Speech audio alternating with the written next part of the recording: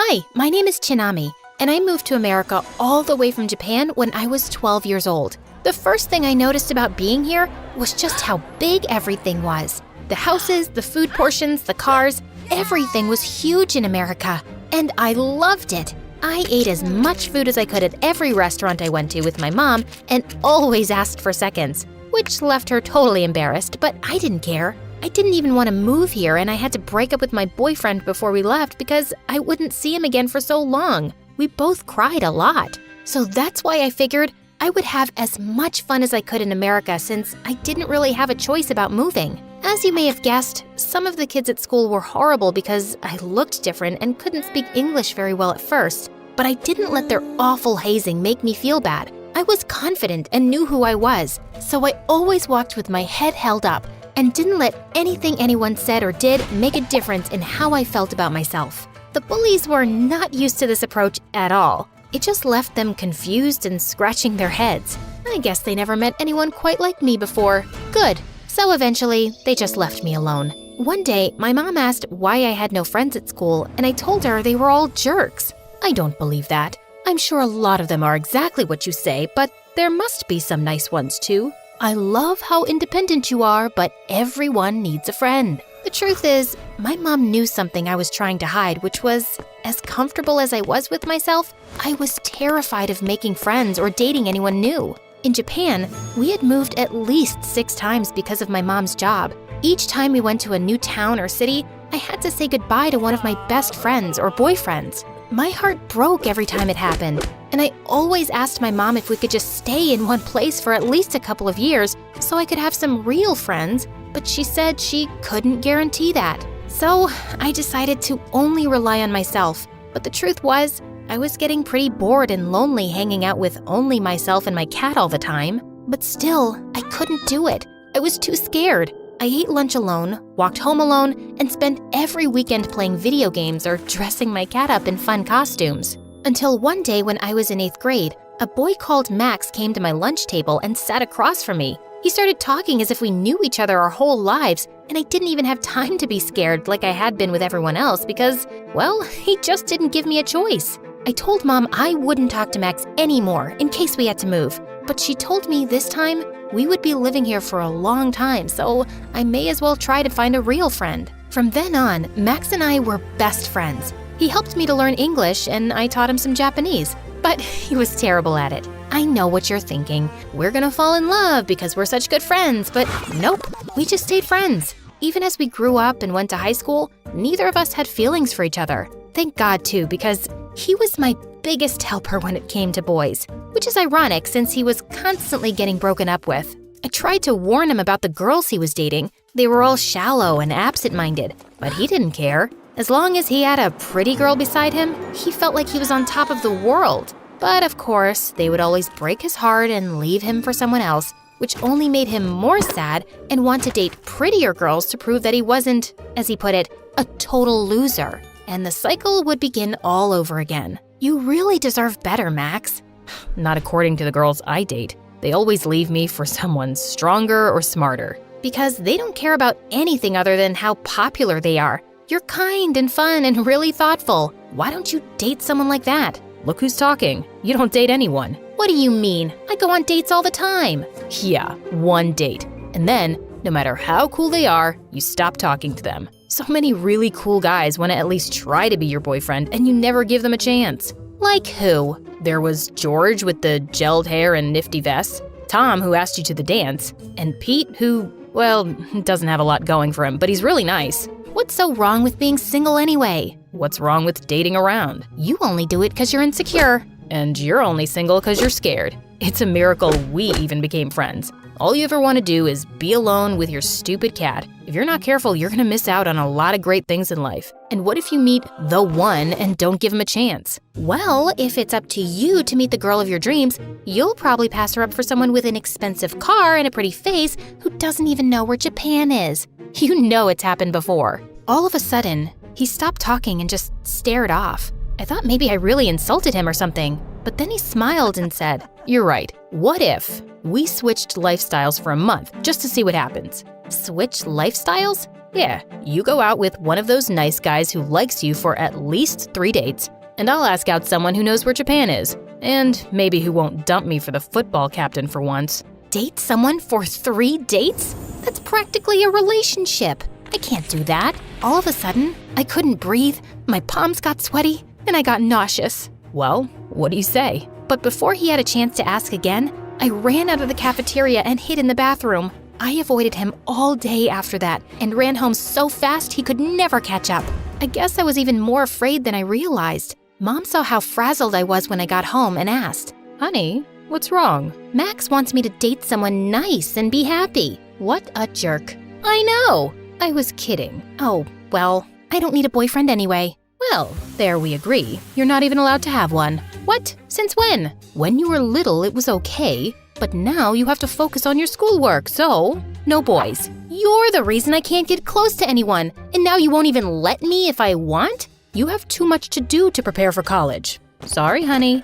I ran to Max's house right away and told him I was in. What changed? You freaked out earlier. My mom said I couldn't. Ah, yeah, that makes sense. So, you aren't too scared anymore? You mean, what if I fall in love only to have to move again and maybe it just doesn't work out and I'm left broken and hollow and sad and crying like every other time I ever got close to anyone? Yeah.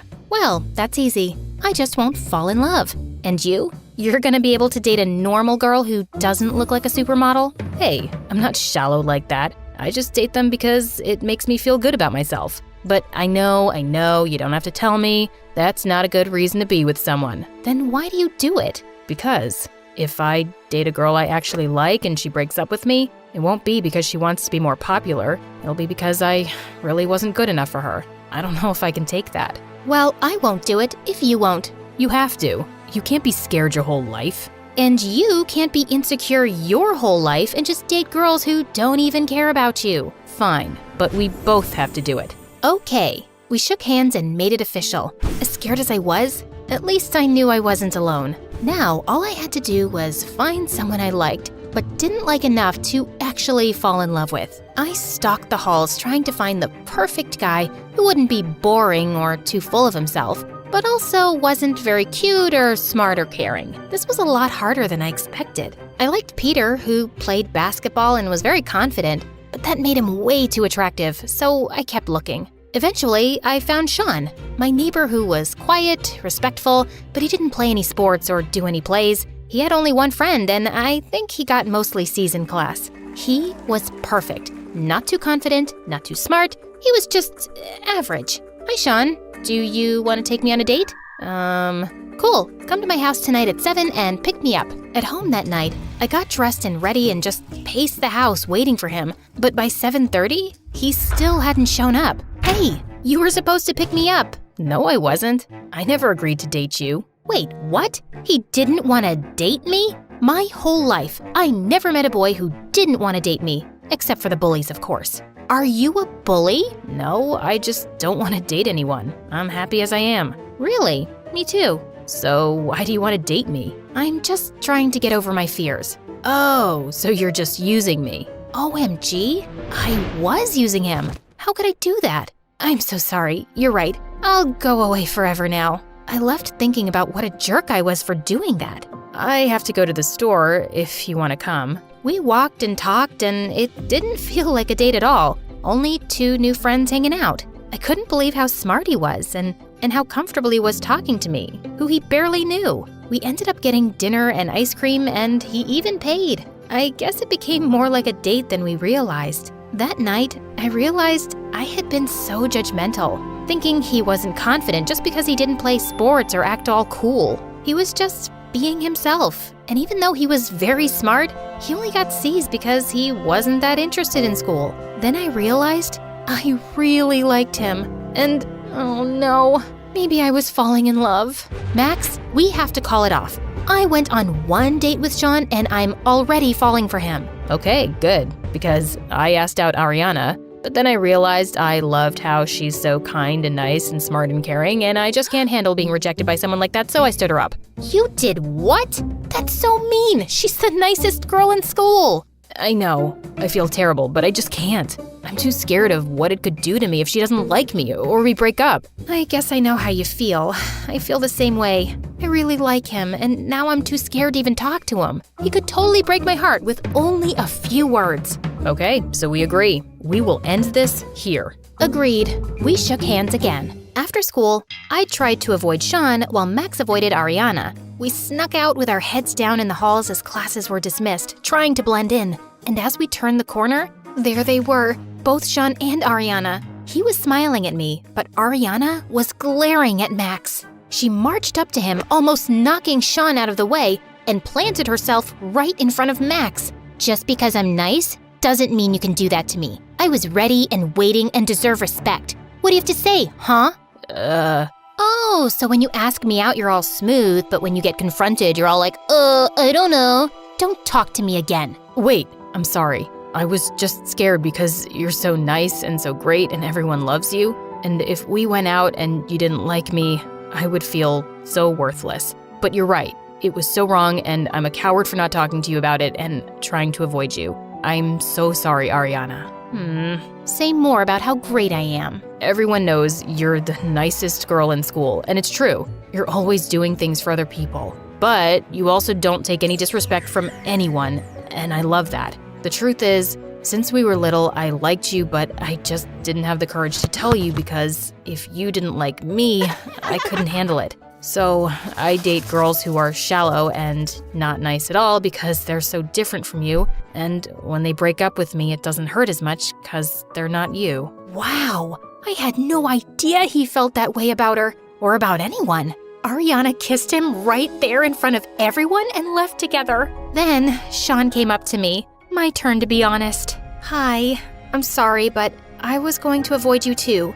I know now I was just scared. Of me? Of myself, and how I don't think I'm strong enough to handle it if I fall in love with you and it doesn't work out. How do you think people become strong? They take risks, and when they get hurt, they learn and grow. I can't promise we'll be happy forever, but I can tell you I like you and I had fun, and I think that's enough to try. He took my hand and we left together. I don't know what's gonna happen. Maybe Sean and I will be together forever, or maybe I'll have to move again and lose the only guy I ever really loved. And maybe Ariana will end things with Max and break his heart. But what I do know is that just because some things end doesn't mean they weren't important and that it didn't mean anything. I can't control what happens, only how I feel and what I choose to do with it. And I will never again let fear stop me from doing what I want or being with someone I love. Because whatever happens, this is my life, and I will choose to live it.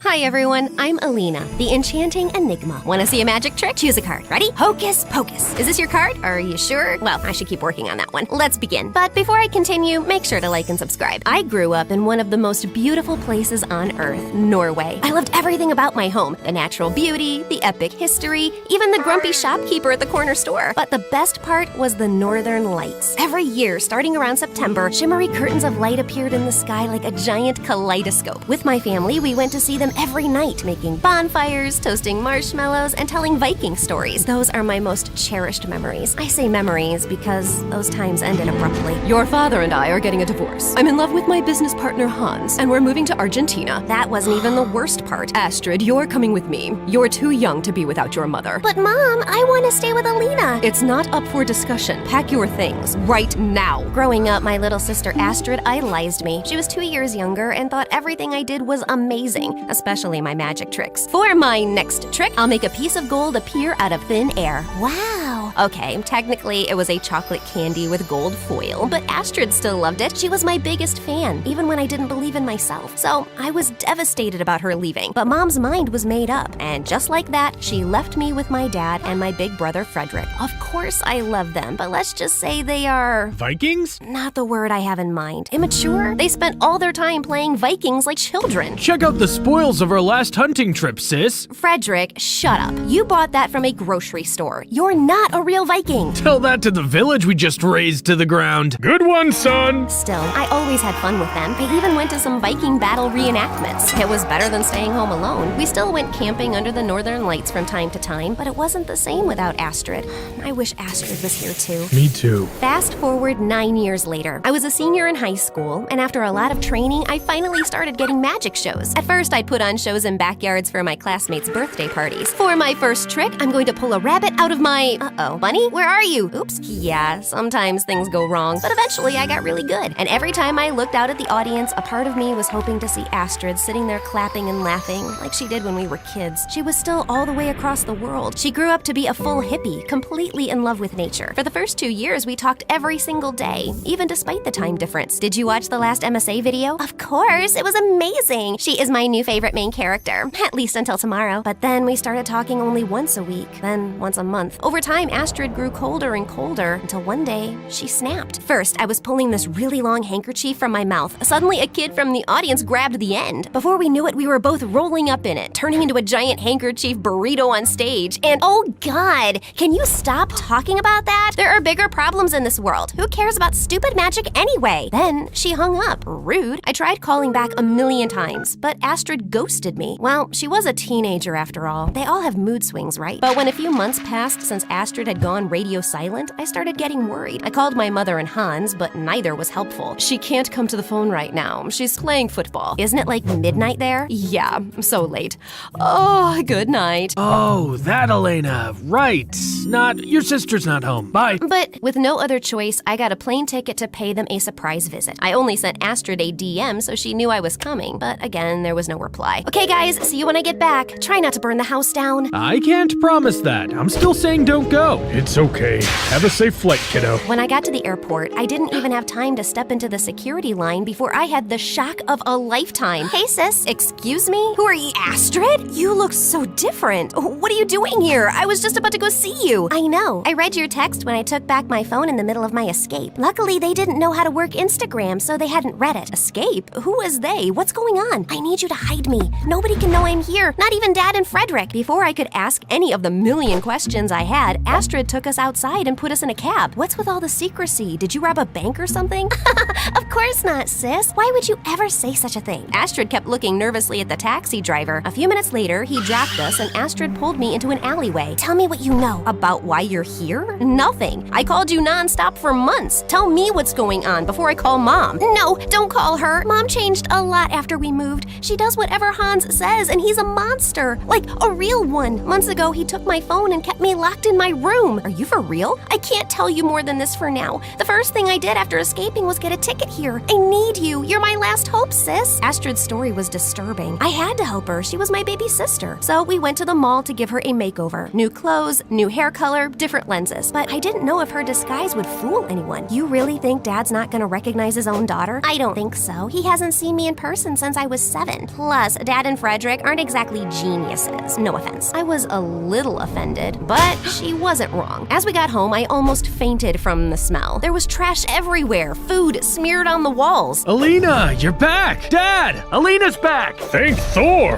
What the heck happened here? I've only been gone a few hours. I told you we'd be lost without you. Who's your friend? Dad looked at Astrid in confusion. You remind me of someone. Probably some international superstar or model. I get that a lot. Frederick, Dad, this is Ruby. Love your place. Thanks, Ruby. You're a gem. Good one, Dad. I rolled my eyes and pulled Astrid upstairs. Then my phone rang. It's Mom. Please, sis, you can't tell her I'm here. I picked up the phone, and when Mom asked me if I'd heard from Astrid, I denied it. Your sister is in serious trouble. Please tell me if you hear from her. Before I could say anything, she snatched the phone from my hand. Dear customer, your coverage is currently out of range. Please try again later. I felt weird, but I shrugged it off, and later I talked to my dad about Ruby staying with us for a little while. Dad was so happy I hadn't gone to Argentina that he agreed right away. Thanks, Alina, you're a lifesaver. Hey, I can book some magic show for tomorrow. You know, I'm a really big hit here, so you can come. Actually, I wanted to check out this new environmental facility nearby. Oh, okay, I guess we can do that. When we got there, it was just like a normal, boring factory site. But then Astrid broke a window, opened its latch, and started crawling in. What are you doing? Breaking in? Hush! Either come with me or shut up and stay here quietly. Feeling totally weirded out, I reluctantly followed her as she moved down the corridors. When she reached the office, she started going through the drawers drawers and took several documents. Astrid, this is illegal. Don't worry, I know the owner. Then she grabbed some spray paint from her bag and started painting the walls. She wrote something in really big, sloppy letters. Dentures? It says destroyers. Oh, right. Oh, what? Just then, sirens wailed in the distance. Run! I thought you said you knew the owner. I do. He's my arch nemesis. What? I never said we were friends. We raced out of there as fast as we could and make it home without being caught. Why would you do something like that? Will you tell me what's going on? Can't. And don't be so uptight, sis. It was just a little fun. Thankfully, the next few days were less crazy. Astrid still avoided coming to my magic shows. She was really busy with her plan, but every time I asked about it, she would change the subject or run off who knows where. I decided to find out the truth, so I started going through her things. In her purse, there were some huge piles of cash. There must be a logical explanation. Maybe she subscribed to MSA and won their amazing weekly prize of $10,000, right? What? You haven't subscribed yet? What are you waiting for? Remember that this only works on YouTube, not on other low-end platforms such as TikTok.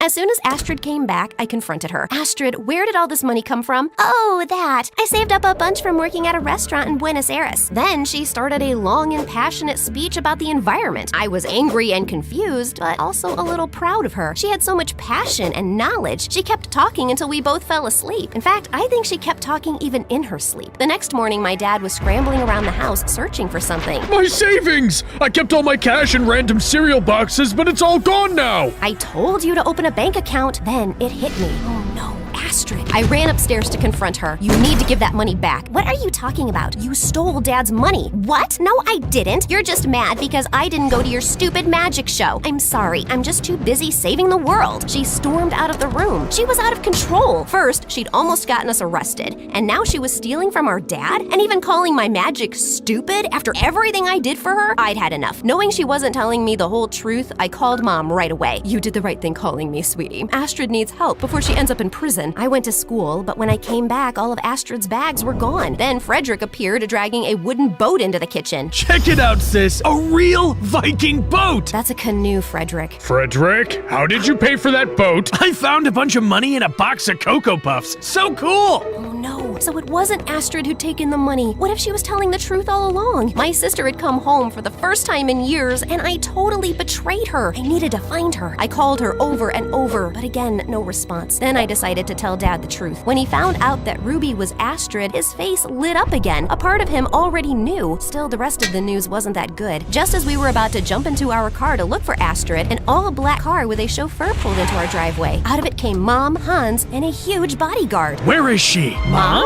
We need to find your sister right away. She stole my money from me, and she vandalized my construction project. I knew you helped her, Alina. If you don't help me find her, you are gonna end up in jail, just like your idiot sister. Don't you dare talk to my child like that! Dad tackled Hans, but then the huge bodyguard came for us. Frederick let out a Viking war cry and lunged at him. Soon our front yard became the scene of a fierce battle. But don't panic, we have a weapon up our sleeve, my magic. As Dad and Frederick were trying to beat the bodyguard, I decided to catch Hans. So I grabbed my magician coat and hat, and with a wave, cards flew straight at Hans's face like little arrows. Then I threw my rabbit at Hans, who is quite a fierce little biter. Then I pulled out my handkerchief, magically turned it into a rope, and then managed to tie up Hans with it. Just then, help arrived. But it wasn't the regular police, it was some kind of secret service. And they immediately arrested Hans and Mom. Turns out their new factory that Astrid had broken into was located in a zone and used certain chemicals that could lead to an environmental disaster. They had falsified the safety tests and all the permits. When Astrid found out, she tried to go public, and that's why they were keeping her locked in her room. After escaping, she came here to collect more evidence before presenting the story to the authorities, who quickly located the people responsible. Yep, my mom and Hans. However, Astrid was still nowhere to be found. She was gone. About a year later, I had my biggest magic show yet, and I nailed it. Towards the end of it, I dedicated the show to Astrid. My sister is my favorite person in the world, and I miss her. Wherever she is, I hope she knows how proud of her I am, because she grew up to be this amazing, brave person. And after the show, I went to my favorite viewing spot to see the Northern Lights, since it was the season for them. I kind of felt closer to Astrid in this spot too,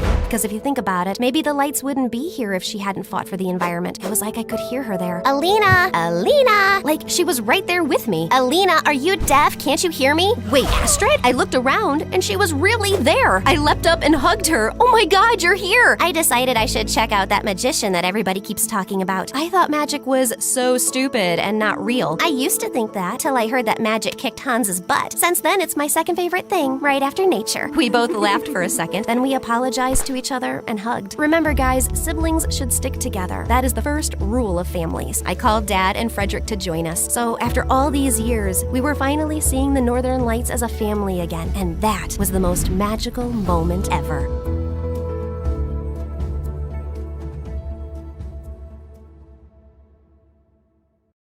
The heir of that painting is a young, charming millionaire, and you will get to know him. You need to earn his trust completely, so he lets you into his life and his home. Then, when the time is right, you'll steal the painting from a high-security vault inside his house and bring it back to me. Do y'all remember Eric? You know, the guy Meredith and I were fighting over the night Mom went into a coma? The guy who was so hot he made boiling water look cool? The guy whose smile shone brighter than the sun and whose eyes were deeper than the Amazon rainforest? The guy who... He looks familiar. Oh my god, I've kissed this guy once. Yeah, the guy who stole my heart the minute I saw him. And then Meredith kissed him. Do you girls know him? Not super well, but I'd rate him number 8 on my list of good kissers. And I've kissed tons of people, so that's pretty high. Oh, Pierre, you really gotta see his brothers. They look like... Ugly old girls, I know. I know everything about him, but how well does he know you? He and his family lived in our neighborhood only for a month, and that was years ago. I don't think he'd recognize me now. Yeah, she's not that memorable. You're all still going in disguise. We have to convince him that you're just a stranger who has randomly bumped into him with no agenda. Also, he must believe you're very rich, so he doesn't think you're a gold digger. From Pierre, we learned that Eric's mom had passed away at his birth, and his dad had remarried a woman years later who already had children of her own, the quadruplets. The world makes sense again. Thank you. Eric's maternal grandmother recently left the painting to him in her will. His father is a big business tycoon, so they always have security at the mansion. But the painting is even harder to access. The only way you'll make it in and out of there is if you're welcomed into their home. I couldn't believe that of all the millionaires in the world, I had to pretend to like Eric, make him fall for me, and then rob him blind. And how was he even better looking now? Over the next few days, I took on the identity of Christina Delafour, a wealthy socialite with a law degree who lived in a beautiful apartment in a posh area and wore only designer brands. Wow, this Givenchy coat is stunning. It's Givenchy, you moron. Okay, geez. Also, Pierre, can't someone do a background check on me and easily find out that I did not graduate from Harvard and that I don't have parents who made a fortune out of selling toilets in India and now live there? If anyone runs a check, they'll find all this information to be accurate. I've made sure of it, and no one is interested in the law or toilets. So they won't ask you many questions. Now, show me how to walk in heels like a rich lady. Fine. Meredith, pass me the Jackie Chim Chews. Oh my god, they'll know you're fake in a second. I was joking. Relax. I've hung out with enough rich people to pick up a few things. I got this. And then, a week later, I was inserted into Eric's life. We talked over coffee for an hour, and I thought it was going really well. But when it was time to part ways, he didn't ask for my number and just left. Ugh, I'd failed to capture his interest. I'd have to plan another encounter without seeming suspicious. As I was walking away distracted, I ran straight into a garbage can and stubbed my toe hard.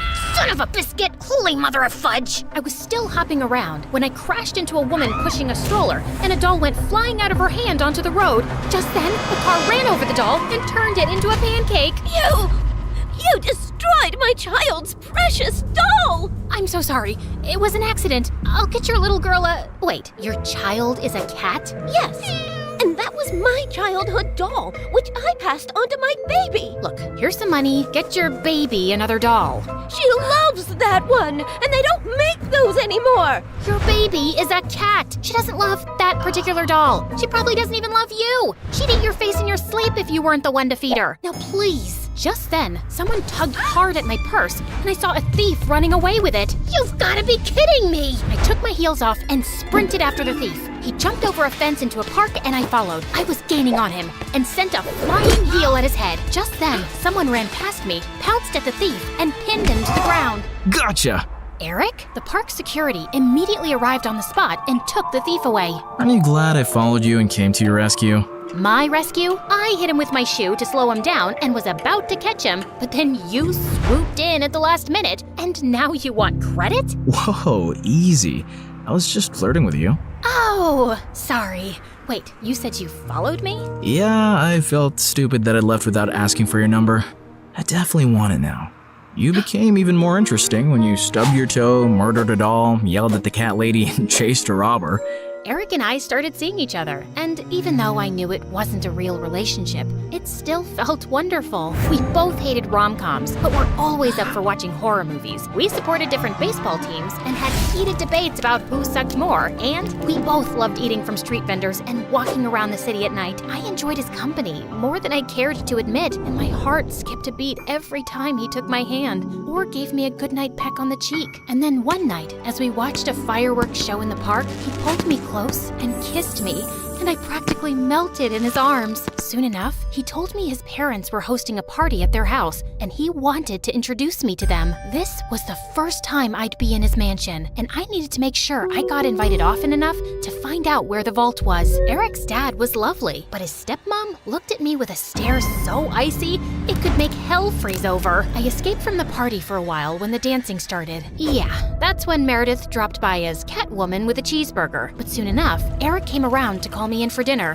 where the quadruplets also joined us. So, Eric told us your parents sell toilets in India. Yeah. It's a great business because everyone needs a toilet, right? And you know the population of India. Multiply that with toilets and you have a fortune. What is the population of India? Well, I don't have an exact figure. It's just a lot of people. Suddenly, I had a queasy feeling in my stomach. Didn't you get made fun of as a kid? If you were in my school, you'd be called the toilet princess. Grabber queen. Duchess of poop. Guys, cut it out. You're not in high school anymore. Wait a second. Have we ever met before? What? No, I really don't think so. Oh God, why was my stomach churning? You know I'm really good with faces, and you remind me a lot of this girl we met in a neighborhood in Connecticut years ago. Guys, remember? She had a twin sister. Oh yeah, I remember those twins vaguely. The blonde one was prettier, right? Dang it! Has to be someone else. I'm an only child, and I've always lived in Boston until I moved here. Yeah, Eric told us you're a lawyer from Harvard. So who's the baddest person you put behind bars? Not that kind of lawyer. I'm actually an environmental lawyer. I was really feeling sick now. Maybe it was that burger I ate? Like you have trees as clients? What do they pay you with? Leaves? Hey, why are you turning green? You love trees so much that you're becoming one? You guys stop. You're not even that funny. No, look at her. She's green. I think I'm gonna hurl. Eric called a doctor immediately, who said I had food poisoning. He gave me some medicines, and Eric insisted I stay over for the night in one of their guest rooms. I fell asleep immediately and woke up a few hours later feeling thirsty. As I made my way down to the kitchen, I realized I had the perfect opportunity to try finding the vault. Just then, I heard some low voices from some room, and I slowly crept up to find Eric's stepmom talking to one of the bodyguards in the library. Were you able to figure out how to unlock the vault? There's no way. I've tried everything for weeks. I only have to use a tiny explosive device to destroy the lock. The vault is all the way up in the attic. No one will hear a thing. But we have to steal a painting the day after tomorrow while your husband and Eric are away on business. Are you ready for this? And then he pulled Eric's stepmom into his arms. I can't wait to run away with you, James. I'm so tired of seeing you secretly, and I am completely ready. As the two locked lips, I turned around and tiptoed away as fast as I could. Okay, so the vault was in the attic, the lock could only be destroyed with an explosive device, and I couldn't let Eric's cheating stepmom and traitorous bodyguard run away with it. The next morning, when Eric came to check on me, I decided to tell him the truth for once. Eric, I have something really difficult to tell you. I got up last night to get some water, and I heard your stepmom and this bodyguard James talking. They were talking late at night? Yeah. Do you have some vault in this house with some painting inside? How do you know that? That's what they were talking about, breaking in and stealing the painting. They're planning to do it the day after tomorrow, and your stepmom said something about running away with James. I saw them kiss. I'm so sorry. I wish I hadn't. No, I'm glad you did. This is gonna be a huge blow for Dad. But it would have been much worse if we'd found out everything afterwards. Thank you for telling me. And please, keep all this to yourself. I know I can trust you. Eric kissed me gently before walking away, and 2 days later, when the bodyguard and Eric's stepmom were about to escape with the painting, police officers immediately arrested them. This is fantastic. They might link the museum robbery to the bodyguard and stepmom too, and assume the painting is now safe. So it'll be easier for you to steal. Good job, mon chéri. I knew you was a smart twin. After Pierre left, I sank into my armchair, but then I noticed Meredith staring at me. What? You should be happy, but you don't look happy. What's up? Nothing. I just can't wait for this job to be over. You can steal the painting soon, right? You know exactly what to do, and Eric trusts you. By the way, have you two kissed? I've been dating him for 2 months. Of course we've kissed. We text every day and you never mentioned it. I didn't know I had to. So, how is it? It's fine. It's whatever. It's like kissing anyone. My memory's a bit fuzzy, but you know I've kissed him. You never let me forget. And I definitely wouldn't call it a whatever kind of kiss. Yeah, okay. It's nice. It's good. Nice? Good? Oh, wow. Don't make me jealous with all the passion. Okay, you want to know what kissing Eric is like? It's like flying through space, like a meteor that explodes into 1,000 stars, and then jumping into really cold water that makes you feel alive all over, and then feeling warm and tingly down to your toes, like having hot chocolate next to a fireplace on a snowy winter night. So, I'm guessing it's better than kissing the pillow you used to practice on? I did not! Shut up! You're in love with him, aren't you? I was about to snap at her again, but then I just sighed. Yes, I am. The night of the heist arrived, and I felt sick to my stomach, but I just wanted to get it over with. Eric's dad was away, and Eric was holding an important shareholders dinner with which most of the household staff was busy. I'd volunteered to host the dinner with him, and got ready to leave before their meeting started. Thanks for your help tonight. You're the best. Oh, it was nothing. Don't thank me. So, I'll see you tomorrow at our coffee shop? It's a date. As Eric walked away, my heart felt like it was breaking into a million pieces. This was the last time I'd ever see him again. I gulped down my tears, and instead of leaving, I sneaked up unnoticed to the attic. Inside, I found a heavy metal door to a vault. I took out the tiny explosive device Pierre had given me, placed it on the lock, and activated it. In a few seconds, there was a tiny pop and a sizzling sound. Then, I heard the lock click open. I walked into a tiny, dark vault and found the painting under a glass case. Praying to every god that no alarms would go off, I lifted the case carefully, put the painting in my bag, and started sprinting down the stairs. But just as I'd reached the second floor landing, one of the Ninja Turtles blocked my way. What are you doing? Hey, bro! You know when I stayed over a few weeks ago? I dropped a necklace, and I was looking for that guest room, and I got lost. But it's fine. I'll just get new earrings. See you later. He suddenly grabbed my bag and pulled out the painting. Do you think I'm a moron? A moron? You? No way! Sorry, which one are you? Michelangelo. Okay, no one has time for that. Now listen, Mike. You're definitely the smartest of your brothers, and just a tiny bit better looking than all of them too. We're identical. That's what they want you to believe, but I know you're better. I think you and I can strike a deal, okay?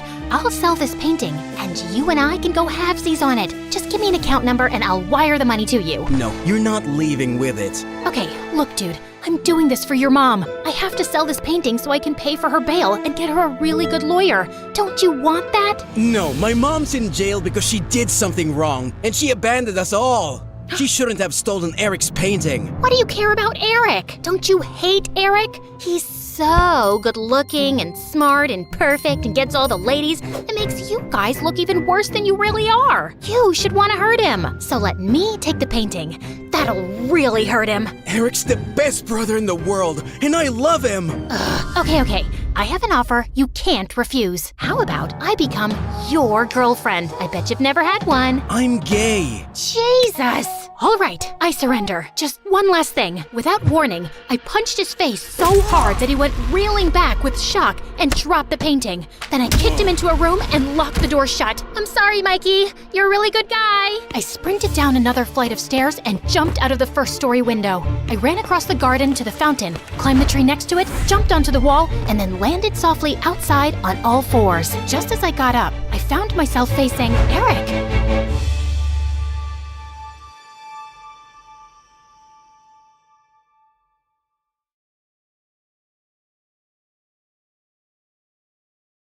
Hi, my name is Isabella, and I live in Paris. Please like and subscribe. I lived with my mom, who was an amazing seamstress and worked at a fashion house. She would often take me to work with her, and I loved wrapping different fabrics around myself and posing like a supermodel. So, you want to be a model or a designer? Because you're killing it with that catwalk. Can I be both? Of course you can, sweetheart. You can be anything you want. Mom and I weren't your regular mother-daughter duo. We were best friends.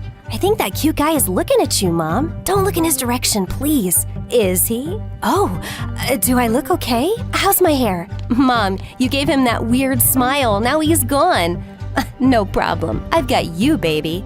Yep, that's how we were. Totally each other's pals. Life was good until one day the fashion house where Mom worked laid off all their workers. And things took a turn for the worse when our landlord gave us an eviction notice soon after. In these awful times, Mom had no choice but to turn for help to her half-sister Amy. Mom had always told me they'd never gotten along, so I'd never met her before. But when we got to her house, I saw that my aunt lived in a huge mansion, and the welcome she gave us was totally unexpected. Oh my God, a single mom, jobless, homeless. I feel so sorry for you, honey.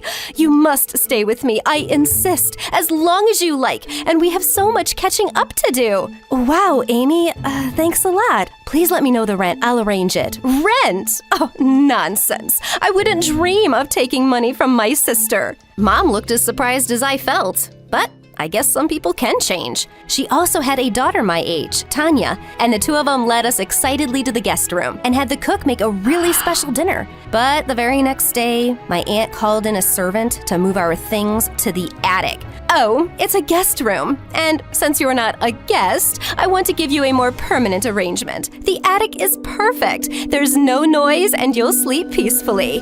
Well, if only she'd let us live peacefully. Tanya and Aunt Amy would keep calling Mom and me for the smallest of tasks. Soon we were doing the dishes, cleaning the mansion, and doing their freaking laundry. And then she even asked Mom to stitch for her. She would bring loads of fabric and I would do some of the designing with Mom while she stitched her dresses. For free, of course. Mom, I hate doing all this. Let's just leave. Sweetheart, I got you into a great school with all my savings and I can't afford rent. Let's try this for this school year. Honestly, I don't mind the chores. Plus, Amy and Tanya are family. No harm doing things for them. Well, I don't like your family. Hey, that's not very nice to say. But, yeah, me neither. And then Mom hit me with a pillow, and we both got into a pillow fight.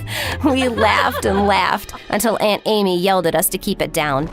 She's always such a buzzkill. Come on, let's sleep in this penthouse of ours. I knew Mom was just trying to be optimistic about the situation. For her sake, I also put on a smile and did everything Tanya, the brat, asked me to do. Isabella, come here. What do you think about this dress? Tell me I look cool, 'cause I totally do. Why on earth would you wear that thing? I stepped into her closet, picked out some clothes, and laid them on her bed. Try this skirt with this blouse. You'll look awesome. Yeah, I would look awesome in a garbage bag, but that's not the point. You clearly don't know anything about fashion, girl. No wonder your mom was laid off. Now get out. What a huge jerk. I left her room, and right then I realized I needed new clothes for school too. We went shopping at a thrift store, and what we saw there was amazing. Mom, this is a Prada dress. Oh my God, it's vintage. The moment I got home, I started working on it and made it something entirely new, and it sure made heads turn on my first day at school. I love what you did with your skirt. Is that Prada? Yes, it is. I just cut the edges to give it that flair. Everyone was giving me compliments, but just then I heard Tanya's voice. Don't be fooled by her looks. She's not who you think she is. Yeah, you got me. I'm a secret agent.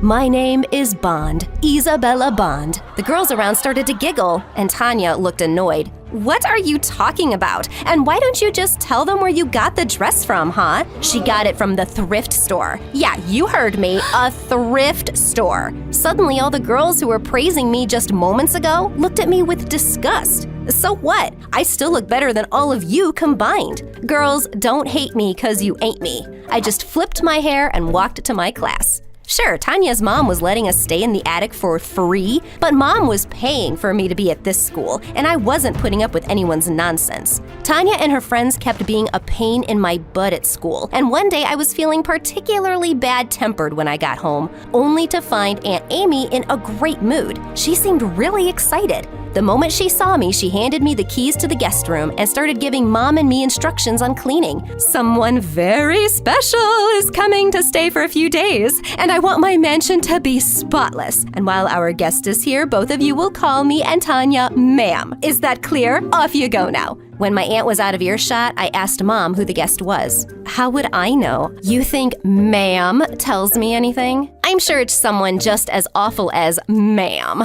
I'd been meaning to go to the guest room for days because the last time I was there, I'd left my sketchbook. But I looked for it everywhere and didn't find it. I was searching for it under the bed when I saw a boy on all fours looking straight at me. Hey, what you doing down there? I was so startled, I hit my head. Holy piece of ouch! Oh, you scared me, man. Who are you? As I came up rubbing my head, I noticed that the boy was my age and really cute.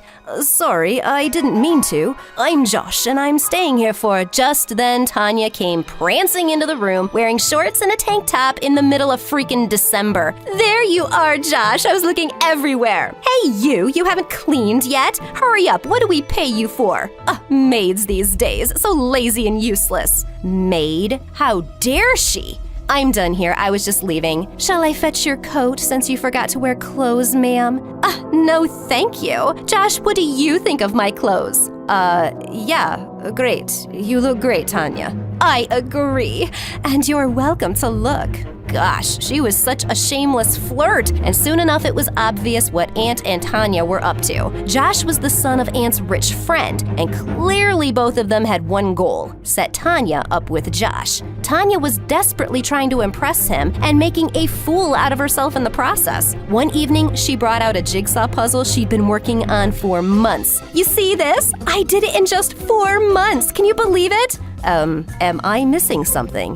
Duh, look, it says 2 to 4 years. I finished it in record-breaking time. I almost burst out laughing. And just then I caught Josh's eye. He was trying really hard not to laugh too.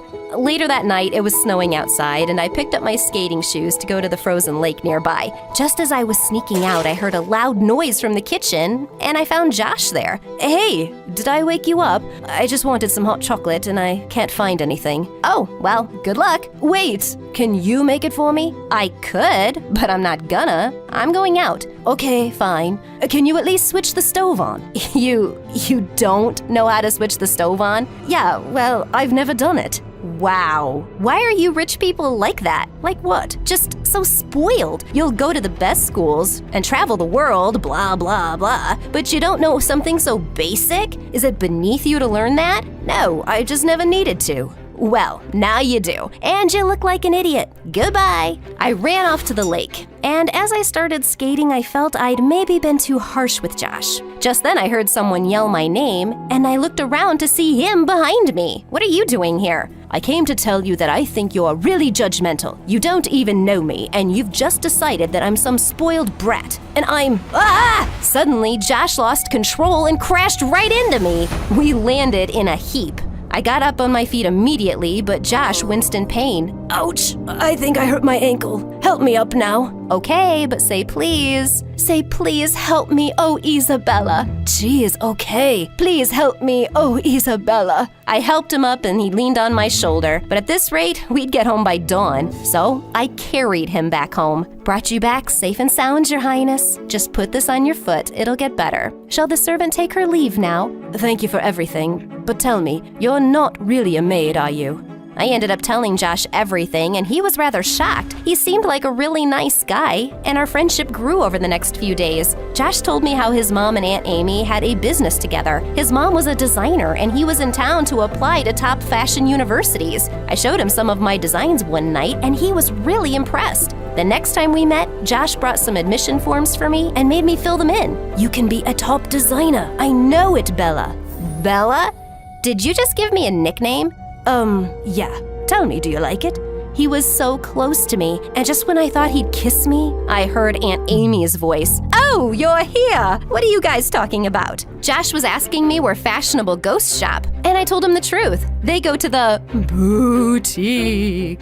Josh started to laugh, and my aunt just glared at me and left. The next day, I took a day off from school and went out with Josh. When I spotted some kids sledding in a park, I had an idea. I borrowed a sled from a kid and made Josh sit with me. And then off we went. "Oh God, please slow down. Just hold on tight. I won't let anything happen to you." Well, we ended up flying off the sled and rolling in the snow. I couldn't stop laughing. And just then, Josh leaned over and looked deep into my eyes. And then he kissed me. And it was the most perfect kiss. Josh left a few days later, and soon after, I received my interview letter from the university. I prepped day and night for it, but on the day, right when I was about to leave, I couldn't find my sketchbook. I had to show my designs at the interview. When I went downstairs, I screamed when I saw Tanya burning my sketchbooks on the stove. No, what are you doing? Oh, you think you can steal my boyfriend and be some big shot designer, huh? Not on my clock. I just lost it. I leapt forward and gave Tanya a much-deserved slap. "How dare you!" Just then, Mom stepped in, looking like an angry lioness. "Zip it, Amy. I've had enough. I've put up with everything, but I will not put up with you or your dumb brat hurting my daughter. And you can do whatever, but one thing is certain. My daughter will be something big one day, and you'll just be jealous morons." That day, Mom and I left that crazy house. I had to go straight to the interview without my portfolio, and I was feeling so nervous. But just minutes before I started, I spotted Josh running to me, and behind him was his mom. "Oh, Josh, you're back. What are you doing here?" "We went to your aunt's house, and you weren't there. I knew you had an interview today, and I needed to show you something." He then showed me an Instagram page, and what shook me was that all the models were wearing dresses I had designed and Mom had stitched.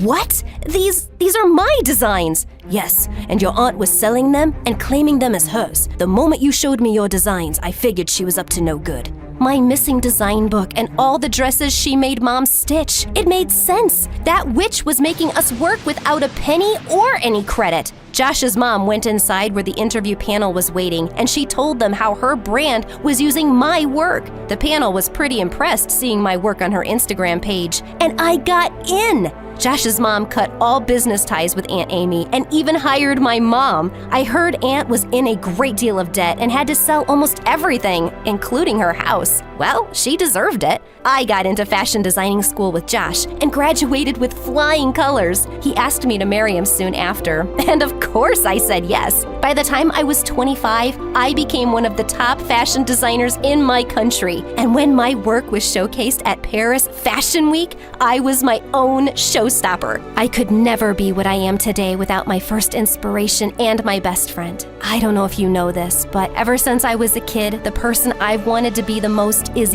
you, Mom. Thank you for everything. I love you.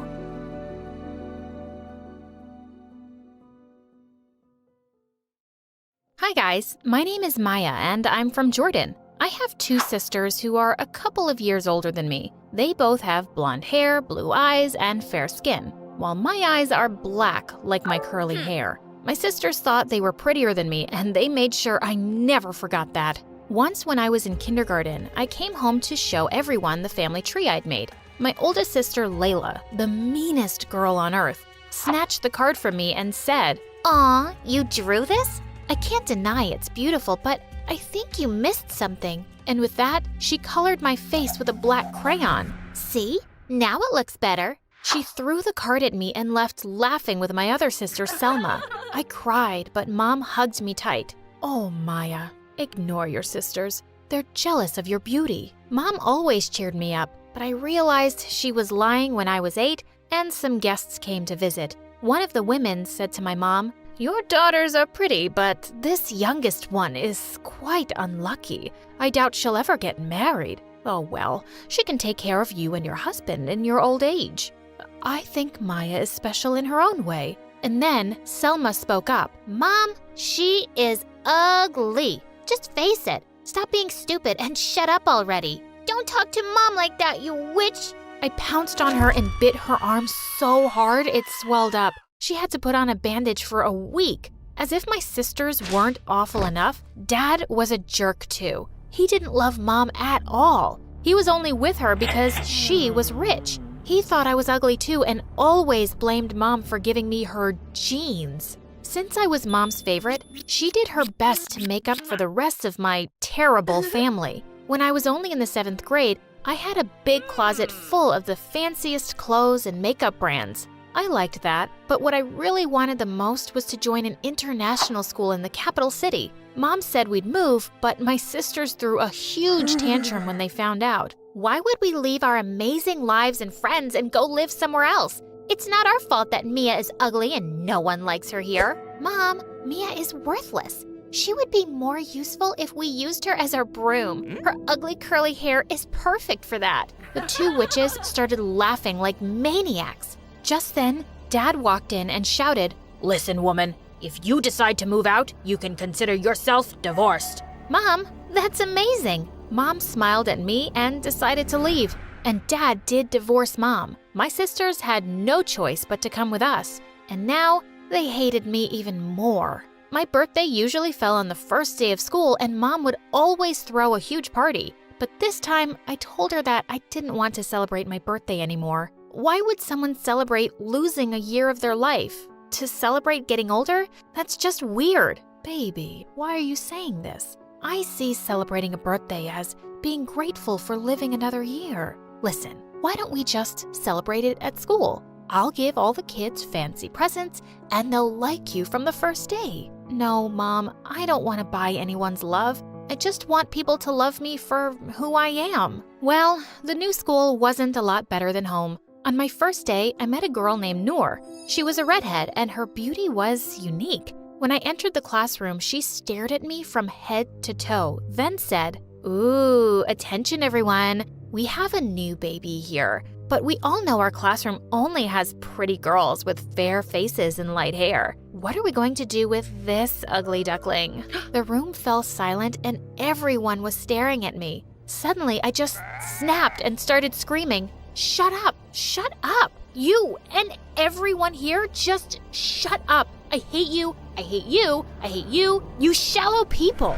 Everyone looked shocked and they started whispering. Just then, my sister showed up from behind me. Oh, excuse her. She's our sister, but she has some issues. We are so sorry for her bad manners. With that, they pushed me aside and introduced themselves to Noor and started taking selfies with her. Ugh, these horrible creatures. It was obvious that this Noor ruled the school, and I knew after my outburst, she wouldn't leave me alone. But to my surprise, she did leave me alone. I was the invisible girl. No one dared to talk to me or sit next to me because they knew Noor would be mad. Things went on like that for weeks, until one day a couple of boys sat next to me at lunch. Hey, listen, I'm speaking on behalf of all the boys in the school. We all think you're very pretty. What? Are you making fun of me? Why would we?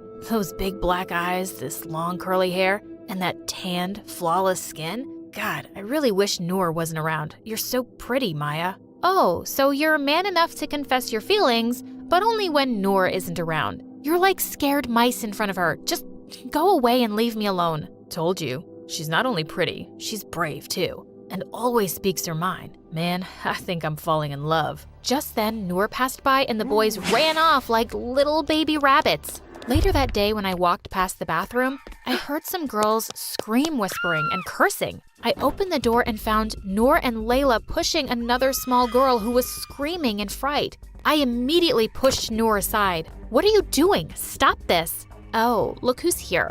And what are you gonna do about it? Touch her again and I will hurt you.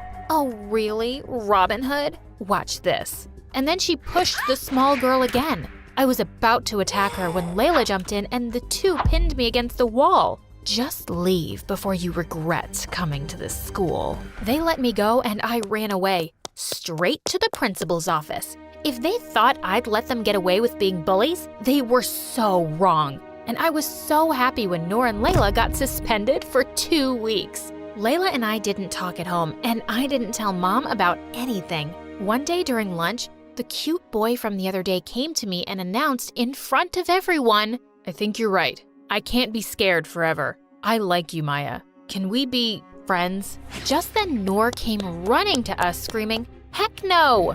Suddenly she attacked me and then she ripped my t-shirt so that everyone could see the burn scars on my stomach. I got these scars when I was 3 and I'd never told a soul about them. Everyone, just look at her. She's a freak. Why would you want to be with someone like her when you could have a perfect girl like me?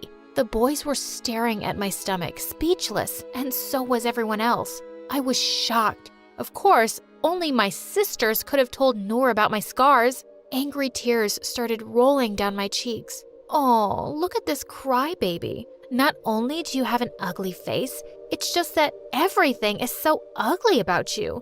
Just stay home and say goodbye to high school. And you, say goodbye to your shiny, smooth, red hair. And with that, I jumped on her and started tearing her hair out. She started screaming and crying until some of the students and teachers pulled me away. The principal demanded that I come to her office, but I pushed her away and ran out of the school. Mom was furious when she heard the whole thing. She said she wanted to come to the school. I said no and tried to convince her to stay home. But the next day, Mom turned up at school. The moment she saw Noor, she started walking towards her angrily to shout at her. But just then, Layla pushed Mom away and she fell on the ground. Don't you dare touch my friend. Instead of coming to school to embarrass yourself, stay home and discipline your little Maya. She's a monster, not a sister. I couldn't take it anymore. I jumped on Layla to attack her. Suddenly, Selma came running too, and I knew I was about to get my butt kicked. But to my shock, she slapped Layla and pushed her away from me. Then she helped Mom get up, and I couldn't believe my eyes. Did Selma just defend me and Mom? That's enough, Layla. I would never choose a stranger over my family, especially a jerk like Noor. She promised to keep Maya's scars a secret, and look what she did yesterday. And that's why I'm ending my stupid friendship with her and you, Layla. Layla looked furious. She took Noor's hand and they both stormed off. Later that evening, I barged into Layla and Selma's room to get something off my chest. I just came here to say, you two have mocked me and bullied me all my life, but to tell my biggest secret to someone like Noor and let her humiliate me in front of everyone, that's really low, even for you. And I'm done with you guys for good. But Maya, I'm on your side. I'm not dumb, Selma. I only know you defended me and Mom because you probably got into some dumb fight with Layla and wanted to tease her. Just then, Selma started to cry and got down on her knees. I swear I've changed. Maya, I've been a mean, jealous jerk. I've always envied you for your beauty and even more for your amazing personality. You're confident, brave, smart, funny, and kind. You're amazing, my little sister. You're amazing. I couldn't believe what I was hearing. Selma was jealous of my beauty?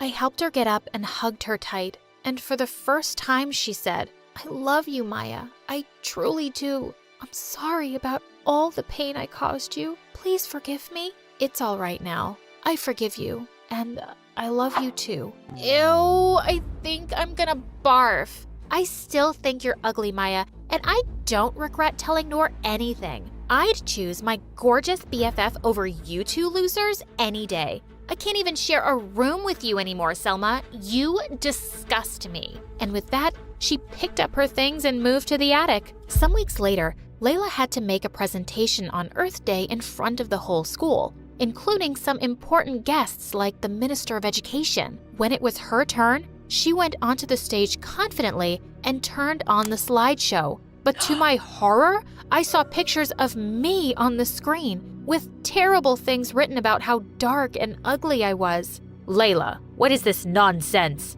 She looked as shocked as I felt.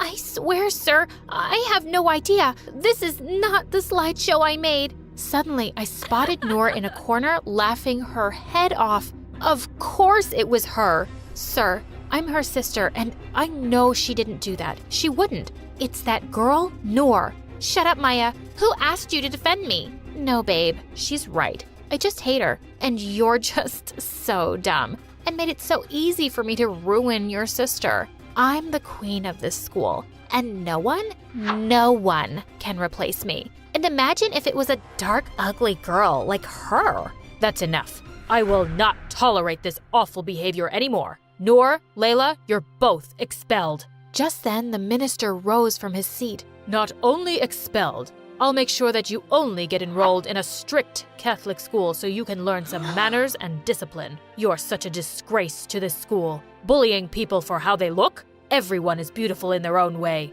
The whole auditorium started to applaud as the two stormed off. By the time we got home, Mom told us that Layla had packed her bags and moved back with Dad. I think Layla and Noor got what they deserved. I won't let anyone manipulate me like they did anymore. I'm beautiful and strong just as I am.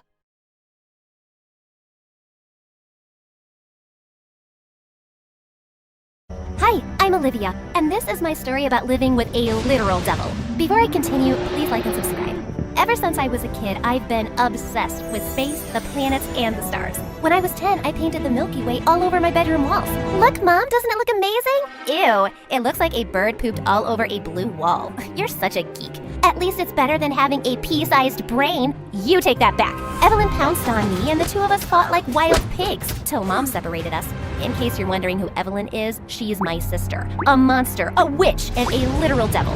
Did I say that already? Even though she's 2 years older, we're in the same class because Evelyn failed the 2nd grade twice, and I never let her forget that. Nor did Dad. He was a world-renowned mathematician and tried his best to make Evelyn smarter, but it was mission impossible. Give me 3 examples of solid, liquid, and gas states. Poop, pee, fart. Nailed it! See what I mean? I, on the other hand, was a brilliant student, always making Dad proud. Evelyn and I never got along, but things got worse when Mom started dragging her off to beauty pageants and acting classes. And at 13, she got the lead on a hit TV show.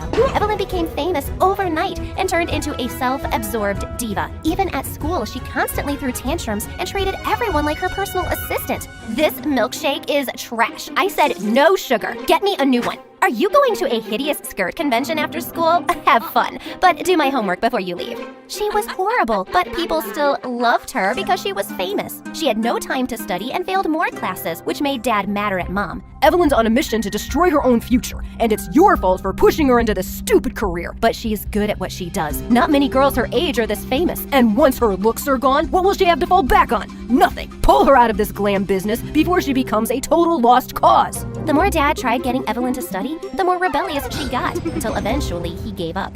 On my 15th birthday, Dad got me a top-of-the-line telescope, and I wanted to test it out immediately, so I rushed to the rooftop. As I was setting it up, I saw someone lurking in the shadows. I immediately picked up a broom lying nearby. Whoever you are, know that I'm armed and I can do some serious damage! Just then a boy my age appeared, and I smacked his face with the broom and he fell down. Who are you? What do you want? I'm Nolan, your new neighbor. I come in peace. I just wanted to watch this meteor shower. Don't you have a roof at your house? The view here is much better. Oh wow, how cool is that telescope? Can I see it? Nolan and I quickly became friends. He was a space nerd like me, not to mention a total hottie. We hung out every day for hours, and maybe I even developed a teeny tiny crush on Nolan. Then one time, Nolan and I were chilling in our front lawn when Evelyn showed up, threw a drink in Nolan's face, and shoved me into the mud. Evelyn, have you lost your mind? Shut up, Quasimodo. My mind is just fine. It's that jerk that's gone crazy. He is blind and dumb as a rock, and I don't like his stupid face. Evelyn ran away, and I was totally confused until Nolan explained. I saw your sister yesterday at the mall. She spoke to me for a bit and then asked me out. She did what? Yeah, but I told her I wasn't interested. I think that's why she's acting out. Evelyn was never pleasant to me, but this time she'd gone too far. I went in to confront her, but Mom stopped me. Sweetie, please. Evelyn told me about how she behaved. She just had a really tough day. Give her a break. She'll be better tomorrow, I promise. Mom shoved a $100 bill in my hand and walked away. And after that day, Evelyn just got worse. Every time Nolan came to visit, Evelyn would interrupt our conversations, spill drinks on our clothes, throw things in our face, and if nothing worked, she'd start screaming the lines from her show. What? I'm giving you guys a private show. Enjoy it. I wanted to slap Evelyn hard, but Mom always threw herself between us and gave me some stupid excuse for Evelyn's behavior. But things really hit the roof when the school year ended, and my parents threw me a huge party for acing my exams. I was getting ready when Evelyn walked in. You should be in jail for wearing that dress. What do you want? To save you from ruining my reputation. Please let me pick something nice for you and fix your hair. And why would I take your help? Because you like Nolan, and you want him to notice you, and I know exactly how you can do that. Okay, you have my attention? Perfect, let's give you a makeover. I was confused by her change in attitude, but she did have good taste, so I went along. She pulled out a curling iron and was working on my hair when suddenly I smelled smoke. I ran a hand through my hair and half of it fell off. Oops, maybe I used too much heat. I screamed, cried, and ran around the room. Mom came running, and when she realized what had happened, she quickly started doing damage control. She cut off the rest of my hair to make it even, but I looked like a walking cone head. I was so embarrassed when I walked down the stairs. Even my dog didn't recognize me.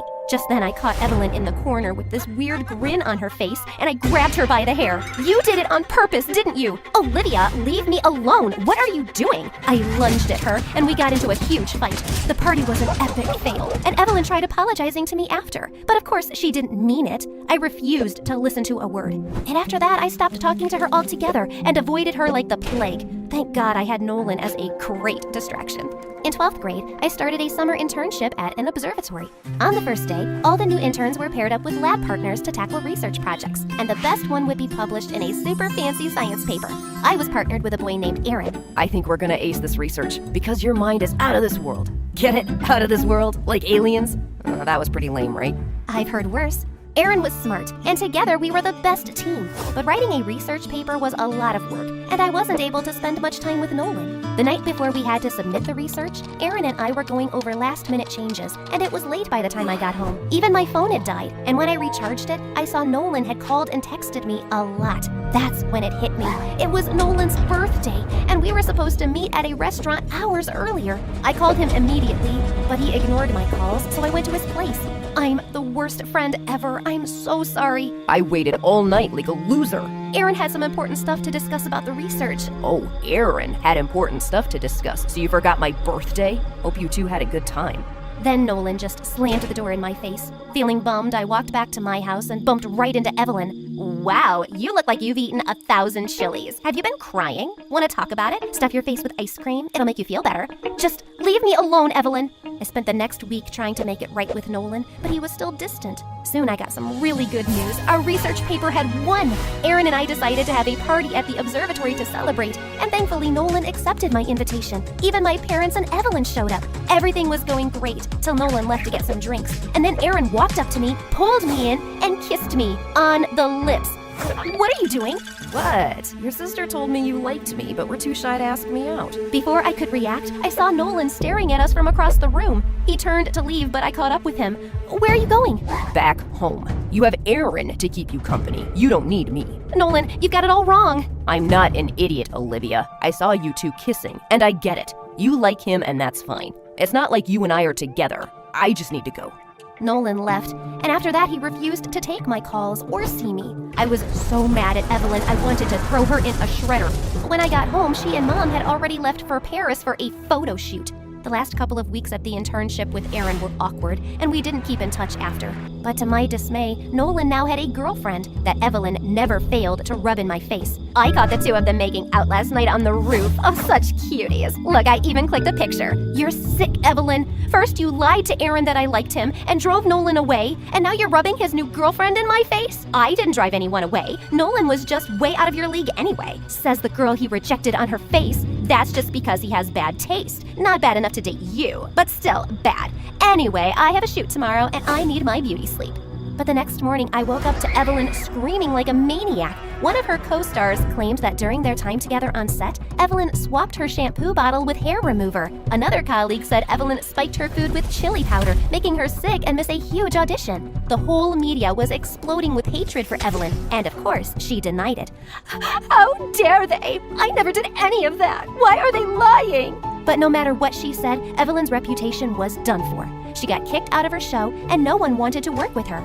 She was devastated and hardly left her room. Even though I knew Evelyn deserved it, I kinda felt bad for her. Then one night, I was walking back home by myself after watching a vampire movie with some friends, when suddenly I heard some rustling behind me. I turned around to look, and I saw a white figure hovering in the air. I panicked and ran for my life and crashed right into Nolan. Ollie, are you okay? A ghost! There's a ghost following me! It's here to skin me alive and drink my blood! You mean that trash bag?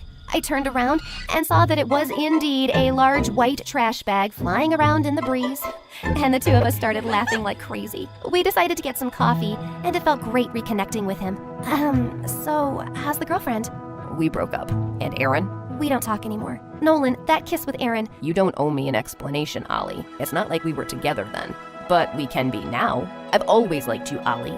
You think we can give us a shot? I think I'd really like that. For our first official date, Nolan made reservations at a really fancy restaurant. My parents were out of town for a wedding, and I'd left Evelyn sulking alone at home. But halfway through dinner, I suddenly got a call from the police. Apparently, someone had broken into our house, smashed things, and attacked Evelyn. Nolan and I rushed and saw her covered in bruises, unconscious. The police then showed us the neighbor's security camera that caught a weird creature running out of our house. Is that An alien? Whoa. We didn't have time to go through every detail and rushed Evelyn to the hospital. Doctors told us that her injuries weren't serious, but she needed rest. But the news that Evelyn was attacked by an alien was spreading like wildfire. After that, a dozen reporters showed up at our house to interview her. How did the alien look? Did he walk or fly? It was an alien? I'm not sure. I can't remember what happened. She's in shock, poor baby. Maybe you guys can come back later. With all these stupid theories floating around, Evelyn's popularity was rising by the minute. She was on all the talk shows and getting interviewed by famous magazines, and Mom accompanied her everywhere. At first, she had said she didn't remember anything, but now she was making up bizarre stories. So this was a big creature, and at first I was really scared. But then I remembered my jujitsu training, and I conquered my fear and fought with that thing. Let me show you. Kaya, hiya! Soon she was being lauded as a hero, and even landed a major role in an alien movie. But I could tell something didn't sound right. Maybe she's telling the truth? You know, there's been news of possible alien sightings around this area for months. And well, I believe in aliens. Kinda. Yeah, me too. But she's literally changed her story 100 times. Her fans might be stupid, but I'm not. I just know she's lying. I decided to do my own investigation and snuck into Evelyn's room. I searched everywhere, but then I found something hidden under a loose floorboard. A box with a baseball bat and an alien costume. Armed with the evidence, I confronted Evelyn. What's this? A bad Halloween costume, why? I found this in your room, Evelyn. You lied to the whole world about getting attacked by an alien, but it was you, wasn't it? Why? Am I supposed to tell you that when I don't know what happened either? Drop the act, or I swear I will go to the paparazzi outside and tell them that you faked the alien attack to get publicity. I turned to leave, but Evelyn grabbed my hand and started crying. I swear I don't know what actually happened that night. I've been having blackouts for years, Ollie, ever since I started acting. I know that it was wrong to lie about this alien attack, but my career was tanking. I saw an opportunity and took it. And if you spill the truth now, my career will be over. And how am I supposed to believe you now, since you've lied about everything else? Because it's the truth. Mom went inside her room and came out with a medical report that mentioned Evelyn had dissociative personality disorder. The report said that Evelyn had created a second persona who was perfect at her job, ruthless to everyone she thought of as competition, and triggered when she felt rejected or sad. What? Since when have you known this? Since Evelyn's co-stars accused her of tampering with her shampoo. I knew something was wrong ever since we started working, but I assumed it was stress. But then this news about her colleagues broke out and she lost all her work. When she pulled off that alien stunt, I realized that this could be an opportunity to regain popularity, so I asked her to lie to the public. I know it was wrong, and I'm sorry. I can't believe you kept this from us, Mom. Why would you do something so horrible? I have always just wanted Evelyn to be successful, and to prove it to your dad that she is as good as you. He always put her down, and that broke her self-confidence. I couldn't let that happen again. But what you did was wrong, Mom. You made my condition worse. Mom kept apologizing, but all of us were furious at her. Evelyn left for rehab soon after, and it took some time, but after therapy and medication, she started to get better. Mom begged and cried for forgiveness, and it took some time, but eventually Dad and I forgave her. Then one evening, Nolan and I were sitting in the park when someone jumped on me from the bushes. Evelyn! Gosh! You scared the crabs out of me! When did you get back from rehab? Just now. And I have to say, I missed your stupid face.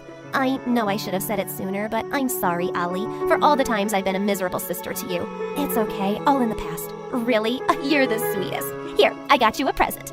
I opened the box she gave me, and a toy clown flew into my face. I chased Evelyn around as Nolan laughed hysterically. Guess some things never change. Hi, my name is Emma, and some people used to call me a spoiled brat. At the time, I didn't have the faintest idea why. I just thought they were jealous and rude. Sure, my dad was the biggest business tycoon in the city, my mother was a socialite, and I just happened to go on shopping sprees every weekend, exclusive parties on private jets, and have maids, servants, a stylist, and a chef. Daddy, I want a pink Porsche with silver sparkles. I can't drive a blue Porsche. It'll clash with my nails. Take it back now. We're so sorry, honey. We'll fix it right away. Jeez, was I that bad? I was worse than a spoiled brat. I was a nightmare. What are you talking about? I'm not spoiled at all. Who are you anyway? Ugh, it doesn't matter. Security, take this trash away. Hi, don't listen to that crazy person. Do you see her clothes and those shoes? Such a disaster. If you want to know the truth, I'm actually very sweet and kind and all that sappy stuff. Plus, I've got 1 million followers on Insta and TikTok that love me. Every year, I take myself on vacation with my own money. Well, technically it's my parents' money, but who cares? What's theirs is mine. And what's mine? Well, that's obviously mine. Anyway, my life was fabulous, like me, but then it fell to pieces. But before I continue, please like and subscribe. It happened during spring break. Every year, I'd go to a new and exciting place to vacation with my friends, and this time, we were heading for Norway, and I couldn't be more excited. Of course, I took my private jet. Sitting next to other people for hours on end would never work. I needed space and privacy to do yoga, try on all my new clothes, lie in my tanning bed, and take a nap. Okay, fine. I admit it, I snore sometimes. Please don't tell anyone. It's so embarrassing. By the time I reached Norway, it was past noon. I'd rented out a private villa for me and my friends who were going to meet me there. I planned to arrive fashionably late, as usual. I put on my sunglasses and headed out of the airport, but as I was walking, I noticed these scary guys following me. I got a little nervous, so I ran outside and saw this amazing Maserati with dark tinted windows parked at the curb. It was the most expensive car around, and it must have been for me. So I hopped inside. A cute boy, a few years older than me, sat in the driver's seat. He stared at me like he was totally confused. Where's your father? Who knows? The boy started to panic. Calm down. Forget about my father. You work for me.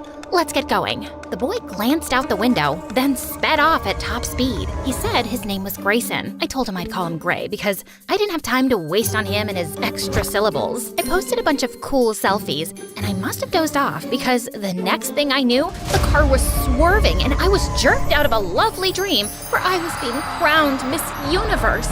What's going on? It's a snowstorm. There's ice all over the road. I can hardly see a thing. Then stop the car. We can't stop the car. They're after us. Who's after us? Your uncle's men. Gray pointed behind us.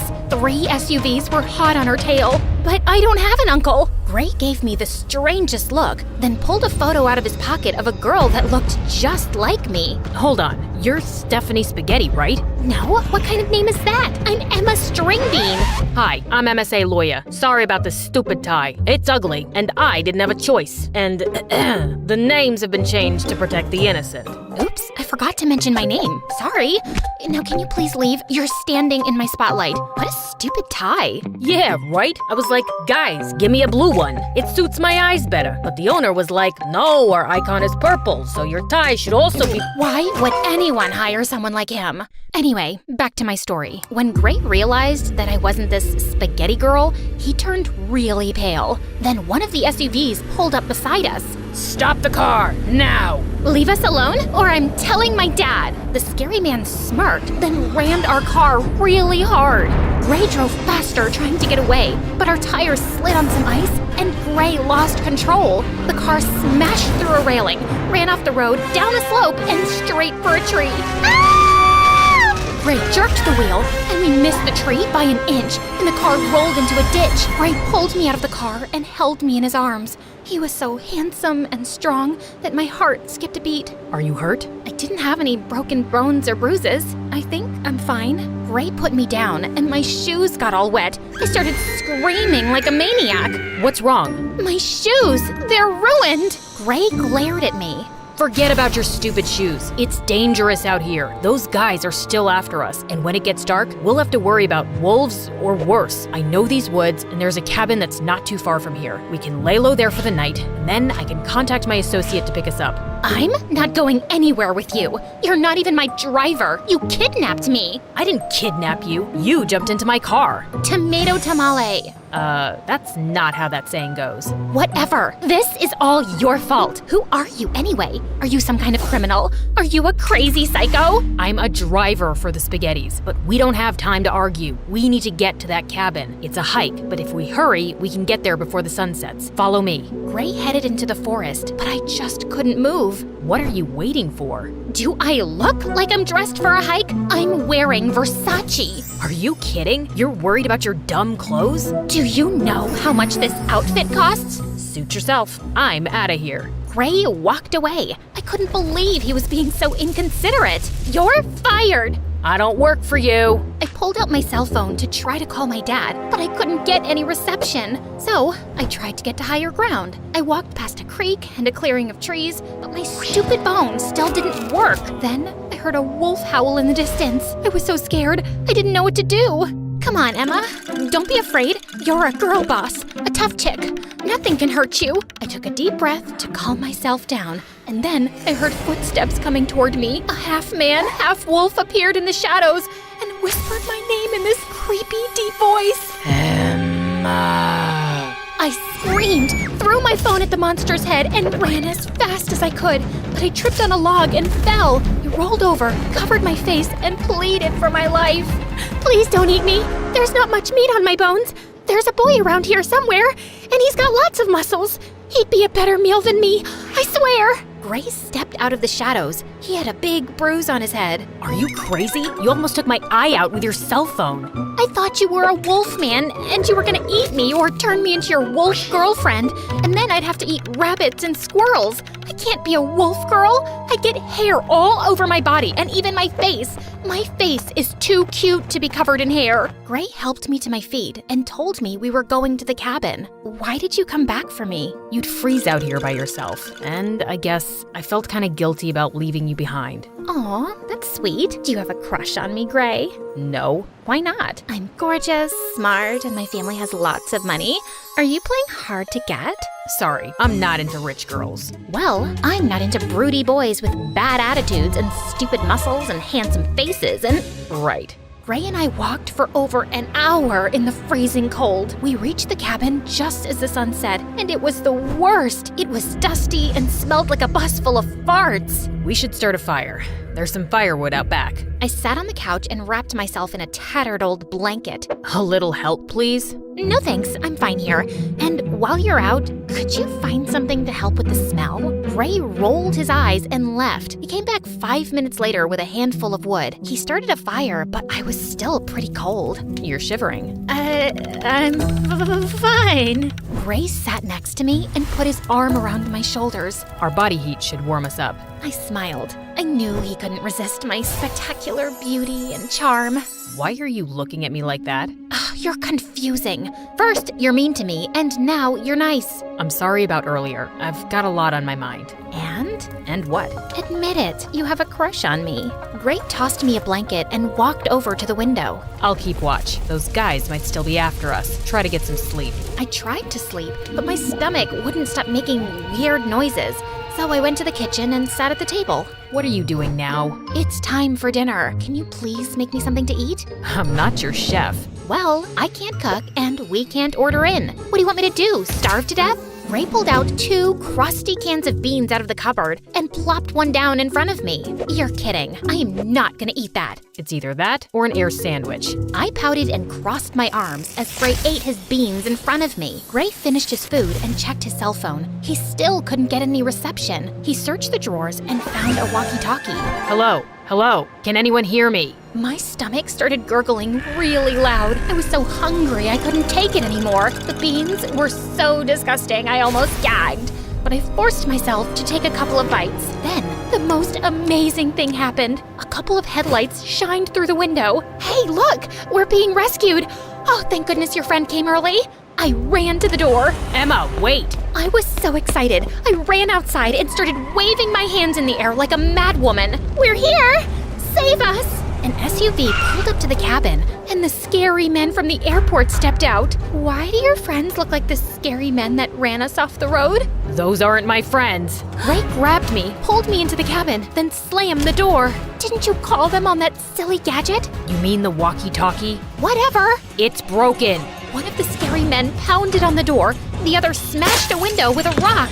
Ray shoved me into a closet. Stay here and don't make a sound. Gray tossed a couple of blankets on my head and closed the closet door. I peeked through a crack in the wood and watched as 3 huge, scary men charged at Gray. Gray grabbed a chair and smashed it over a big guy's head. He punched another guy in the nose and shoved him into the coffee table. Another guy crept up behind Gray, grabbed him from behind, and pinned him to the ground. Where's the girl?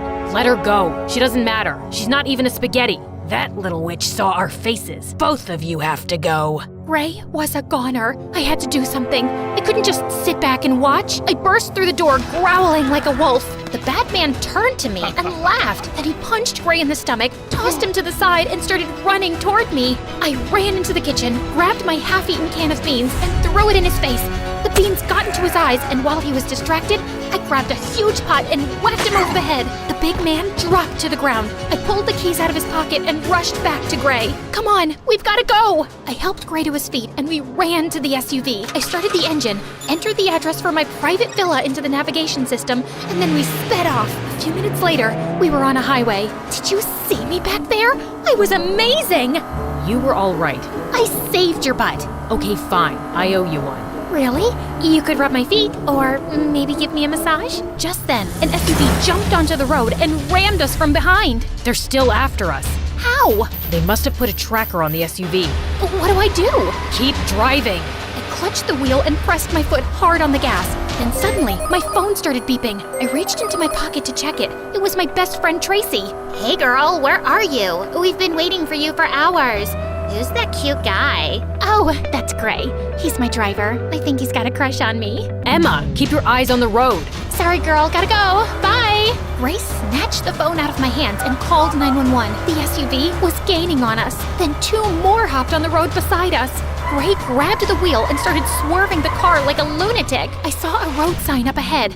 The villa's that way. Gray turned the wheel hard. The SUVs were still hot on her tail. Faster. I'm trying! We raced onto the off-ramp. Then I looked up and saw the craziest thing. There were half a dozen police cars in front of us and a row of spikes in the middle of the road. Stop the car. I slammed my foot on the brakes. The spikes pierced our tires, and we skidded to a stop. The SUVs behind us did the same. The police dragged the scary men out of the SUV and arrested them. Then one of the officers walked up to Gray. Agent Grayson, we're so glad you're safe. What happened to the spaghettis? We intercepted them at the airport and took them into the witness protection program. They're safe because of you. I was shocked. Wait, I thought you were just a driver. I work for the FBI. I've been undercover on the spaghetti case for years. My heart skipped a beat. Gray was a real-life hero.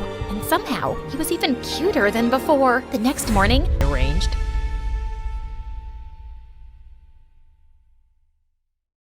Hi, I'm Sunny, and I have a curse to live with. I'm too nice, and I can't say no. Whenever I try, I'm hit by a tsunami of guilt. I feel nauseous, my butt starts sweating, and I have to fix the situation. I just can't stand someone being displeased with me. I know what you're thinking. She's a people pleaser, a pushover. And of course, you're right, but it took me some time to realize that. But before I continue, like and subscribe. Sorry, it's not an order, it's just a request. Please, I never disobeyed my mother. I always shared my lunch at school. I always gave up the swing at the park, and I could never turn down a poor person's request. Like this one time in 10th grade, I was running back home after school when the homeless guy around the corner asked me for a favor. Hey, Sonny, could you hold this shovel for a few minutes? It's really heavy, and I need to run to the soup kitchen before it closes. Sure, no problem. I kept standing there for 2 hours, and he didn't return. Finally, I left the shovel in the homeless guy's corner with an apology note, but later that night, the police turned up at my door to arrest me. Apparently, they'd found my fingerprints all over a murder weapon, a frickin' shovel. It took a while to get my name cleared. Or this one time, I had to go to the bathroom in the mall when I accidentally went into the disabled people stall. When I came out, I was met by a furious woman in a wheelchair. I've been holding my pee for 10 minutes. People like you are what's wrong with society. What? Oh no, this was a mistake. I'm so sorry. I followed her all over the mall begging for forgiveness till she called security and told them I was harassing her. Well, naturally, I followed her home and started showing up at her door every day. Her servants wouldn't let me in, so one day I broke into her house through a window. Please, just say you'll forgive me. I can't live like this anymore. She filed a restraining order that day. I still pay for a plane to go over her house every week and skywrite my apology. In addition to being nice, I'm also a teen model. I know, I'm breaking stereotypes. I've been on the cover of a dozen fashion magazines, and I've walked on many big runways. My career was amazing, till my mom convinced me to fire my agent and hire her instead. Trust me, honey, I'll make you a star. That's nice, Mom, but you have no experience. What does that matter? I'm your mother, and no one will ever have your interests at heart like I do. I was in labor with you for the worst 23 minutes of my life, remember? Right, of course. You can be my agent. I already knew it was a horrible idea. Mom hated people and rubbed everyone the wrong way. She screamed at the photographers and made a makeup artist cry. She even yelled at a famous designer and started mopping the floor with his dress to show him what she really thought of it. Soon, Mom started complaining about our small house in our dingy neighborhood and started making trouble with the loud, ugly neighbors. Her words, not mine. So, I bought a chic new apartment in a posh area. But then, Mom started complaining about her privacy. Sonny, you really are getting in the way. My new boyfriend and I need our space. But you're standing in my room. Maybe you should move. Yeah, I know. It didn't make any sense. I bought the place. I was bringing in the money. I shouldn't be the one to move out. But as always, I gave in. After buying the apartment, money was a bit tight. Luckily, I found a room in a beautiful beach house that I had to share with 3 other models, Sasha, Tracy, and Mika. And I soon discovered that living with models, the drama was always out of control. I mean, what would you expect from girls who eat a cube of cheese, 1 grape, and 2 almonds a day? They're always hangry. That's my seat, you stupid cow. Is your name written on this seat? OMG. Are you wearing my shirt? Is your name written on the shirt? Show me where it is. Can you idiots shut up? If I don't get enough sleep, I look like a raccoon, and then I'll bite like one too. I had to break up almost a dozen cat fights. One day, I cooked us all dinner so we could try to get to know each other. Sasha dreamed of being a pop star. Tracy loved to work out, and Mika was insanely pretty and loved rubbing that in everyone's face. I asked Sasha to sing us one of her songs, and I'd never heard something so horrible in my life. Of course, I still clapped for her, but Mika and Tracy fell off their seats laughing. What's so funny? You sound like a constipated pig. I'd rather put my head up a cow's butt than listen to you. Yeah, stick to modeling. As long as you can. I mean, you're already showing signs of aging. Sasha got so mad that she threw her plate of pasta at Tracy. Tracy ducked and the food landed on Mika's dress, and they started shouting and pulling at each other's hair. I tried to break up the fight, but I slipped on some sauce and fell. Then someone tossed a hair extension onto the stove, and the kitchen caught fire. When the landlord found out, he was furious and banned us from the kitchen. I put up an ad online for a chef, and a ridiculously good-looking candidate named Lance showed up the next day.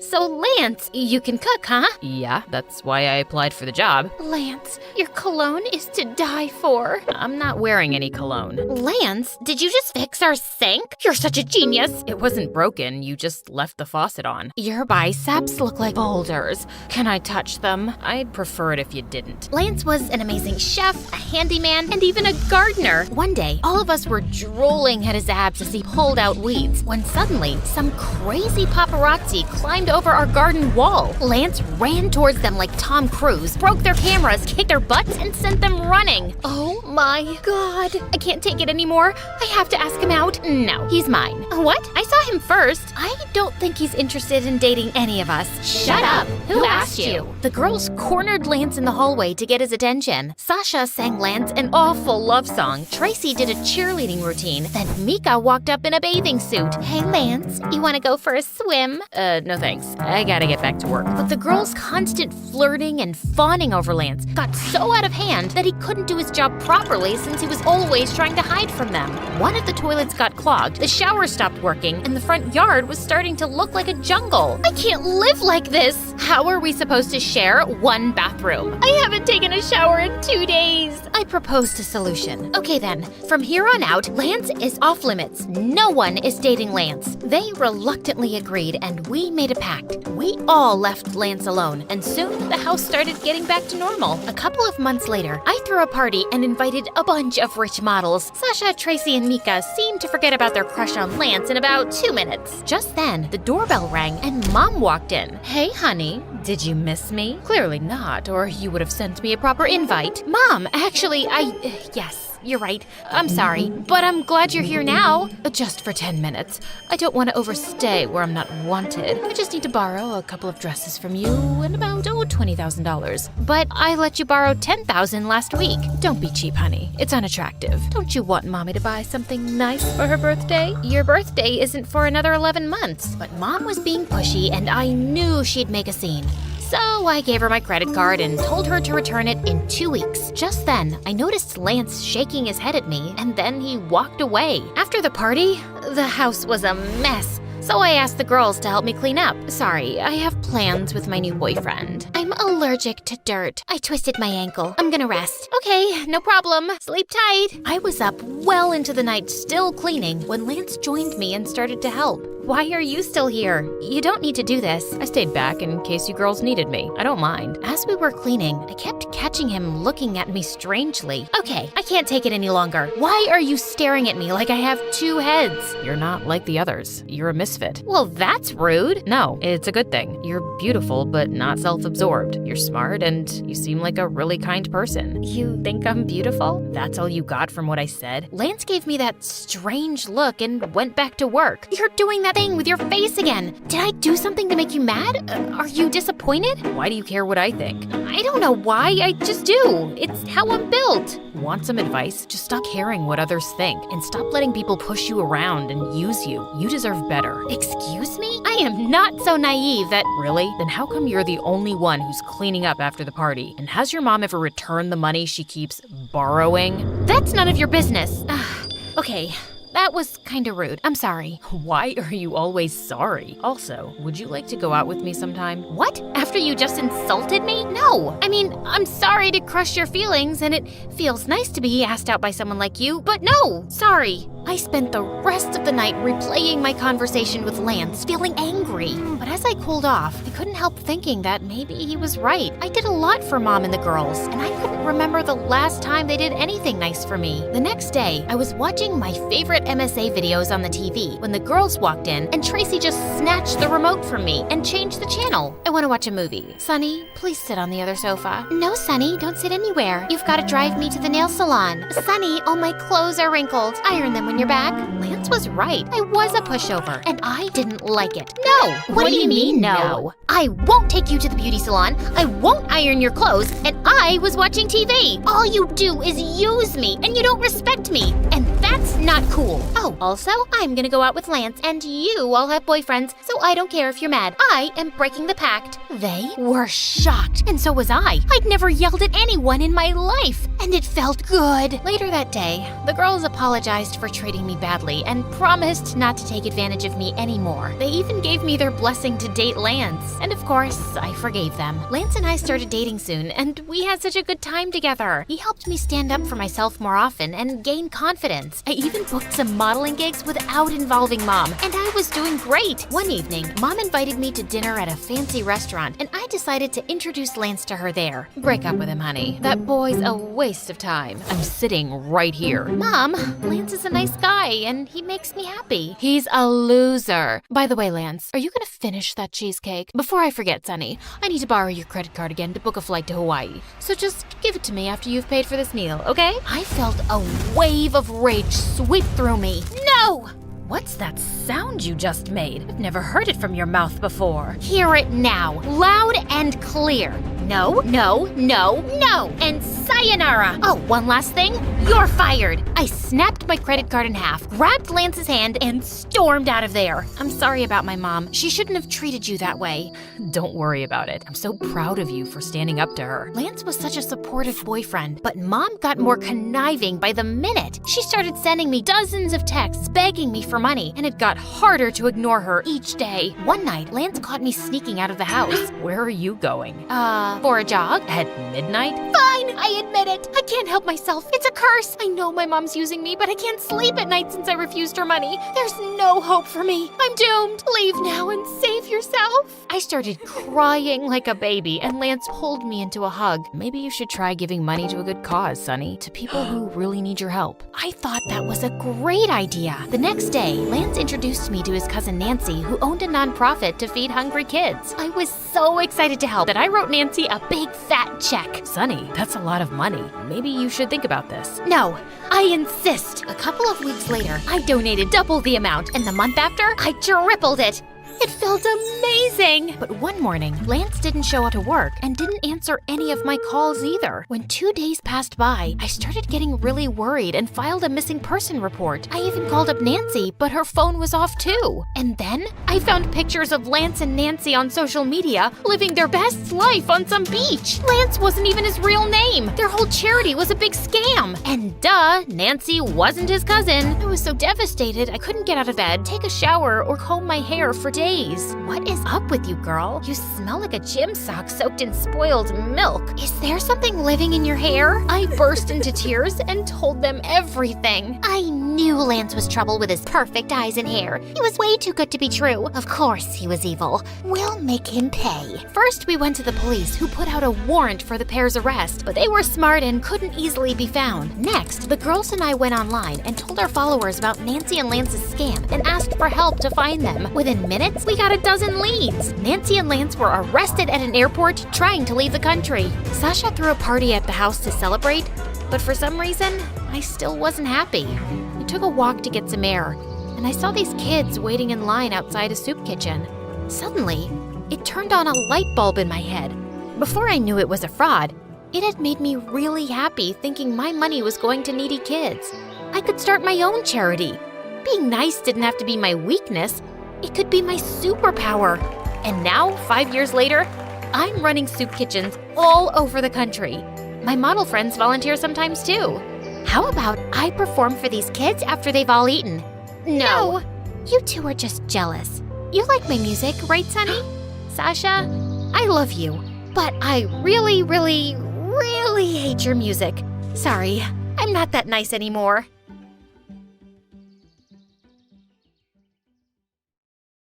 Hi, my name is Benita from Colombia. Please like and subscribe.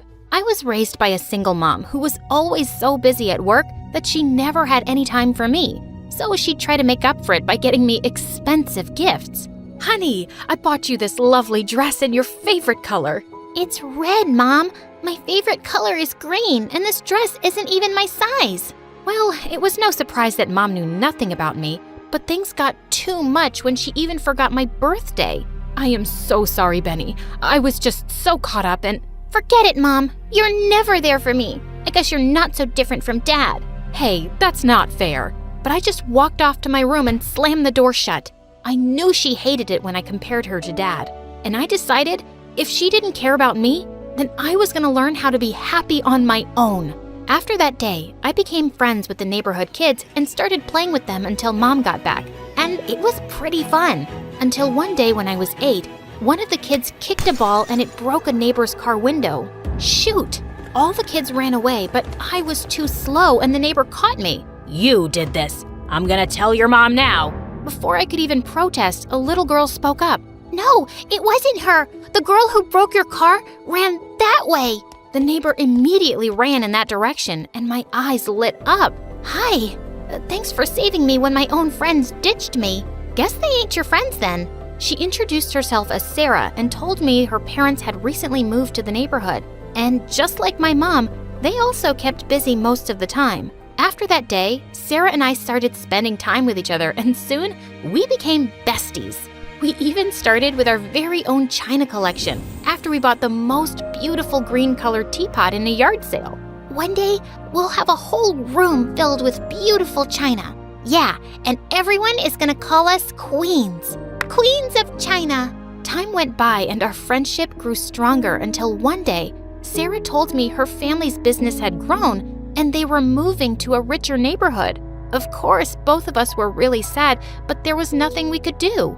But only after a few days, Sarah started acting weird. She'd spend more time with other rich girls at school and avoid me. Hey, remember this really awesome cafe you wanted to go visit? They're giving away free desserts this evening. We should definitely go. The girls behind her started laughing and Sarah joined them. Are you kidding me? Free stuff is for poor people, Benny. Yeah, that's poor people talk. By the way, what does your dad even do? Oh, I'll tell you. None of your business.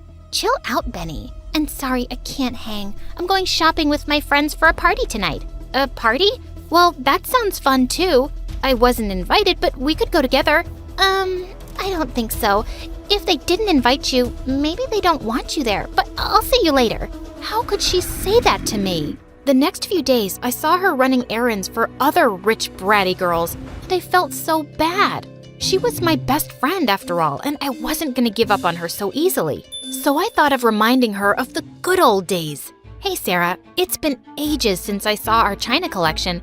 Did you add anything new to it? That collection was trash. After we moved into our new mansion, I threw it away to make space for my new branded stuff. But those were our childhood memories. Come on, Benny, give me a break. It was just childish stuff. We're too grown up for that anyway. And it's not like we're friends anymore. Gosh, that made me so mad that I jumped on her and we both went crashing into the girl standing behind her. And just then some teachers caught us and we got detention for a week. But after this incident, I knew one thing for sure. I was so done with Sarah now, and I was never gonna be friends with anyone ever again. Later in the detention room, I was drawing something when I heard a scary voice from behind me. God, you suck at this, don't you? I turned around and saw a monster. Jeez, you scared the heck out of me. Who are you and what are you doing here? Oh, I'm so sorry. I'm Martha, and I was put in detention on my very first day because I tried to prank some kids. God, she was something. From that day, she'd come and sit in the detention room and talk my ear off all the time. This school is so fancy. Even the detention room is so big. Did you know I'm here on scholarship? I brought a ham sandwich. Want to have lunch with me today? My dad works in a hospital. What does your dad do? Nothing. Why do you talk so much? I'm sorry. I talk a lot when I'm nervous and I don't have any friends here, so I feel a bit left out. Looking at her sad face, I felt bad for being so rude to her. So I told her she could talk to me. But I regretted my decision very soon, because now Martha became my unwanted shadow and followed me everywhere. One time after math class, I tried to avoid her by hiding in the gym, but moments later I heard her voice. There you are. I've been looking for you. Phew, it's like you almost didn't want to be found. God, did she have some kind of tracker on me? Finally, it was the weekend and I was so grateful that I wouldn't have to see Martha for the next 2 days. I was in my room watching my favorite MSA videos when Mom called me. Benny, your friend is here. My friend? I walked downstairs and found Martha in my living room chatting away with Mom. What are you doing here? Don't be rude, Benny. Your friend came to study with you. Yes, you said we could work on the assignment together. Ugh. Mom sent her upstairs with me and Martha kept blabbering about how beautiful my house was. Wow, your mom is so amazing, but where's your dad? He's away on a business trip. Awesome, where to? China. What does he do? Are you here to do homework or interview me? Let's just focus on the assignment, Martha. And surprisingly, she was really good at studies. She helped me finish my assignments quickly and showed me some super cool tricks to solve equations. Over the next few weeks, Martha and I started to get along. She was really cool and I loved how she always made me laugh. Then one time, when we were having lunch together in the cafeteria, Sarah kept staring at us. And then suddenly, she tripped over something and all the food in her tray landed on one of her girlfriends. What the heck? Do you know this dress costs more than your entire net worth? She pushed Sarah down and poured juice all over Sarah's head. The rest of the crowd just stood there laughing and making videos of her, while my blood boiled. But since Sarah made it clear that we weren't friends anymore, I turned away. But Martha stopped me. We should help her, Benny. I saw Sarah's miserable face, and I went ahead and helped her up from the floor while Martha shooed everyone away. After she calmed down, we both left from there. But the next day, Sarah came running to us in tears. Benny, I am so sorry. After you helped me yesterday, I realized you're my only true friend, and I behaved so horribly with you. So please, forgive me and let's be friends again. Nice try, Sarah, but I know you're only here because your old gang dumped you. So no, you ain't welcome here. But Benny, maybe she really is sorry. No, it's all right, Martha.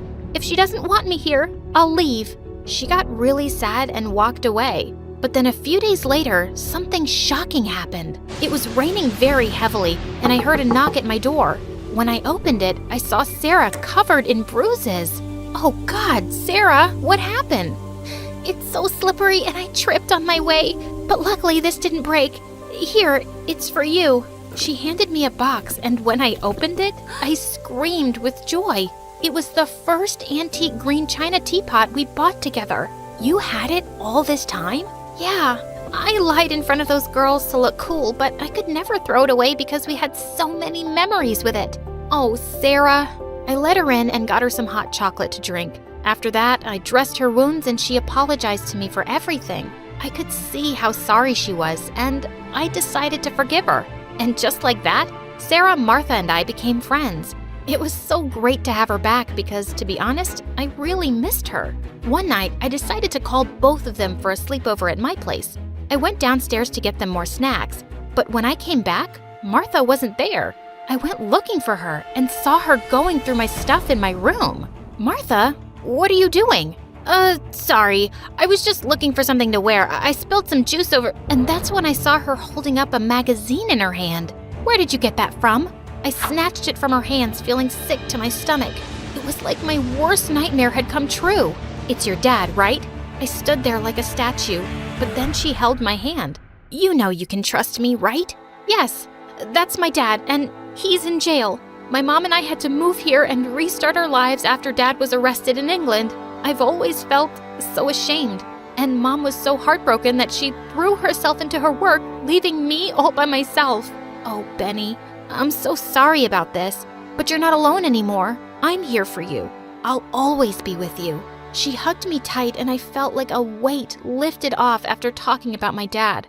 But a week later, I walked into school and everyone kept staring at me like I was some alien. I didn't know why, till I got to my locker and almost had a heart attack. Pictures of Dad and his trial were posted everywhere. Just then, I saw Sarah running towards me. Benny, are you okay? Sarah, did you have something to do with this? What? Don't be ridiculous. I've known since we were kids and I've never told anyone. Why would I do this now? She was right. She had always known, and even when we weren't friends, she had never told anyone. And that's when my heart felt like it stopped beating. Martha. Just when I started to trust her, she did this. I saw Martha skipping happily towards me, and I went ahead and pounced on her. How could you do this, you little snoop? Why would you do this? Benny, wait, what are you... Sarah came in and pulled me away. Let it go, Benny. Don't get upset. The next few days, I didn't go to school, but Sarah came to visit me every day and kept me company. It felt so nice to have her around. She even tried to convince me to give Martha a second chance, but I stood firm. But one night, when she didn't come, I decided to polish the china teapot she brought me. And that's when I noticed it wasn't the china teapot we bought when we were younger. What the heck? Could it be that she lied to me too? I stepped out of the house to get some fresh air. And that's when I noticed two figures arguing. Why are you even here? Benny and I are best friends, and you need to back off. But she needs to know I didn't do it. It was actually you. Yeah, it was me, but there's no way you can prove it, weirdo. So get lost now. What? So she was the one who told everyone about my dad and framed Martha? I went right up to her and slapped her right in the face. Benny, what are you doing here? And why? Drop the act, Sarah. How could you stoop so low? I trusted you. And Sarah suddenly looked like a psycho. You left me no choice.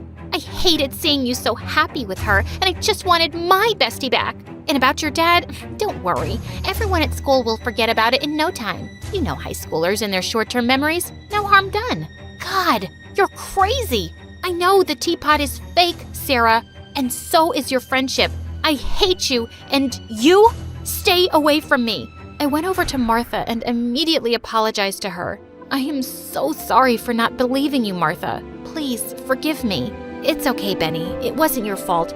I'm the one who asked you to give this crazy witch a chance. Forget about her. Let's go grab some ice cream. But where are we going to get ice cream this late? In my fridge. You're staying the night with me.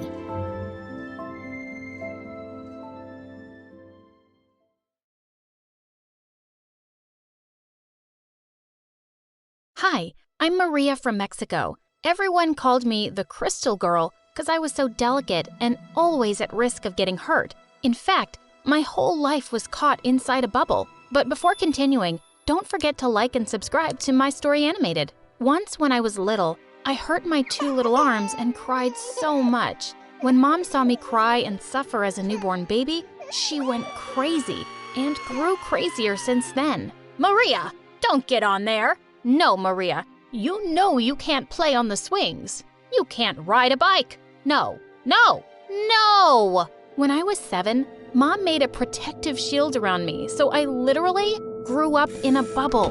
Life was not easy living like that. I never had friends. I never went to birthday parties, movies, the sea, or shopping. My whole world was those 4 walls inside my house.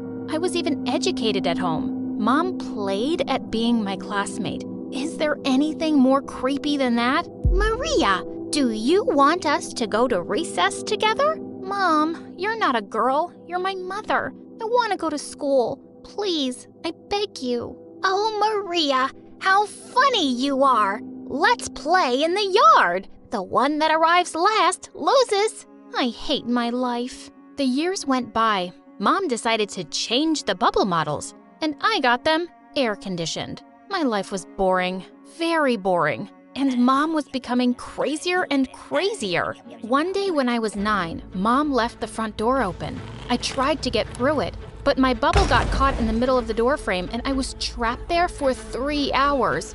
All my neighbors saw me and made fun of me, but something that I had never seen in real life approached. A little puppy. I managed to get my hand out of the bubble and touched it. The puppy drooled at me, and it was the grossest and most exciting thing so far. Of course, Mom punished me. No TV for a whole week. But when I was 12, something unbelievable just happened. Maria, come here. I want to introduce you. Meet Mario, your new friend. We said hello, and Mom gave us a list of things that are forbidden and another list of things that are allowed. But Mom only let us play chess and put together puzzles and watch documentaries of wild animals? Take it or leave. It's okay, Mrs. Lopez. We will be fine. And I was looking at him like an alien. The only person I had ever seen up close was Mom, and she wasn't very pretty. Mario had dark skin and green eyes, and when he spoke, he moved his hands exaggeratedly. He almost spoke with his hands. Mario hadn't seen many people either. Maybe yes, but definitely not one like me. Mario became my best friend. With my mom looking at us all the time, we invented a secret language through chess. Maria, I have to talk with you. Tell me, Mario, I'm in love with you. And I'm in love with you. Are we a couple? We are. Mario and I became inseparable. We communicate telepathically. One day, Mom had a very bad cold. She sneezed, coughed constantly, but thanks to the cough syrup, she fell asleep. Yep, it was my time to get closer to Mario. Psst, Mario, come here. Are you sure? Yes. And this is how I got my first kiss. What do you two think you're doing? Mario Pinto Fresias, get out of here right now! Do you want to spread a plague to my daughter? No, Mom, please. Mrs. Lopez, please, don't hurt me. And so I was locked behind Mom's bars again, and I never saw Mario again. My heart was broken, but Mom didn't care. I became a very quiet teenager. I read the books that Mom bought me. With not many options, I made up a parallel world within mine. When I looked at an illustration in a book, I managed to get inside it with my mind. I was in the jungle. I stroked elephants. I fought with lions. Another day, I flew to the moon. I was an astronaut and I nailed a flag on Mars. One not-so-fun day, I got into a scary story, and I quickly fled from there. Another 2 years passed, and no one came to rescue me. When I turned 16, I managed to convince my mother that I wasn't going to break into 1,000 pieces. My method was not very conventional. Maria Lopez, get down from the top of that table right now! You will get your hand broken. You already know that you are very delicate. I'm not getting off, Mom. I am not made of glass. Enough, Maria. You are punished. I'm sorry, Mom. I'm 16 years old. You can't have me in a bubble anymore. Well, no bubble, but you will take these pills. What pills are those? No questions. You take them. It sounded better than the suffocating bubble, so I agreed to take those remedies. But strangely, I started to feel weak, practically unable to get out of bed. Those days passed me like a nightmare. I was totally scared. I didn't know what would happen to me, and my mom was getting crazier every day. I turned 17 and decided not to take my pills anymore. When Mom brought them, I was lucid enough to start pushing them aside in my mouth. When Mom left, I spit them out and hid them in a jar. I was better without the pills, but I didn't want to hold on anymore. One night, I decided to flee. At the train station, I made a list of all the dreams that I had been waiting to fulfill and that I had only imagined. To travel, parachute, go to a water park, learn to swim and swim in open water, run a karting race, try an exotic food, make friends, take revenge on Mom, fall in love, write a book. All these dreams looked impossible as I had nothing but myself and my bag. To travel, I needed money. I started singing on a corner, and with the money I raised, I was able to get away from there. I danced in the rain, I made friends, I could feel what it feels like to be alive. At last, the jail was over. One day I climbed a cliff, and when I was there, so high up, feeling that I could breathe freely, I thought of Mom and all that she made me miss by not leaving her house. I told myself I was never gonna let anyone lock me up again. And of course, I fell in love. Jose, the guitarist, had olive skin and the most beautiful honey-colored eyes. We spent a month together and he was a great traveling companion. I didn't want to tie myself to anything or anyone, but Jose couldn't understand, and he left. I had my list of dreams to fulfill, and that was all I had in mind. I traveled and traveled, did things that thrilled me. When I ran a go-kart race, sadly, I had an accident, and I broke down.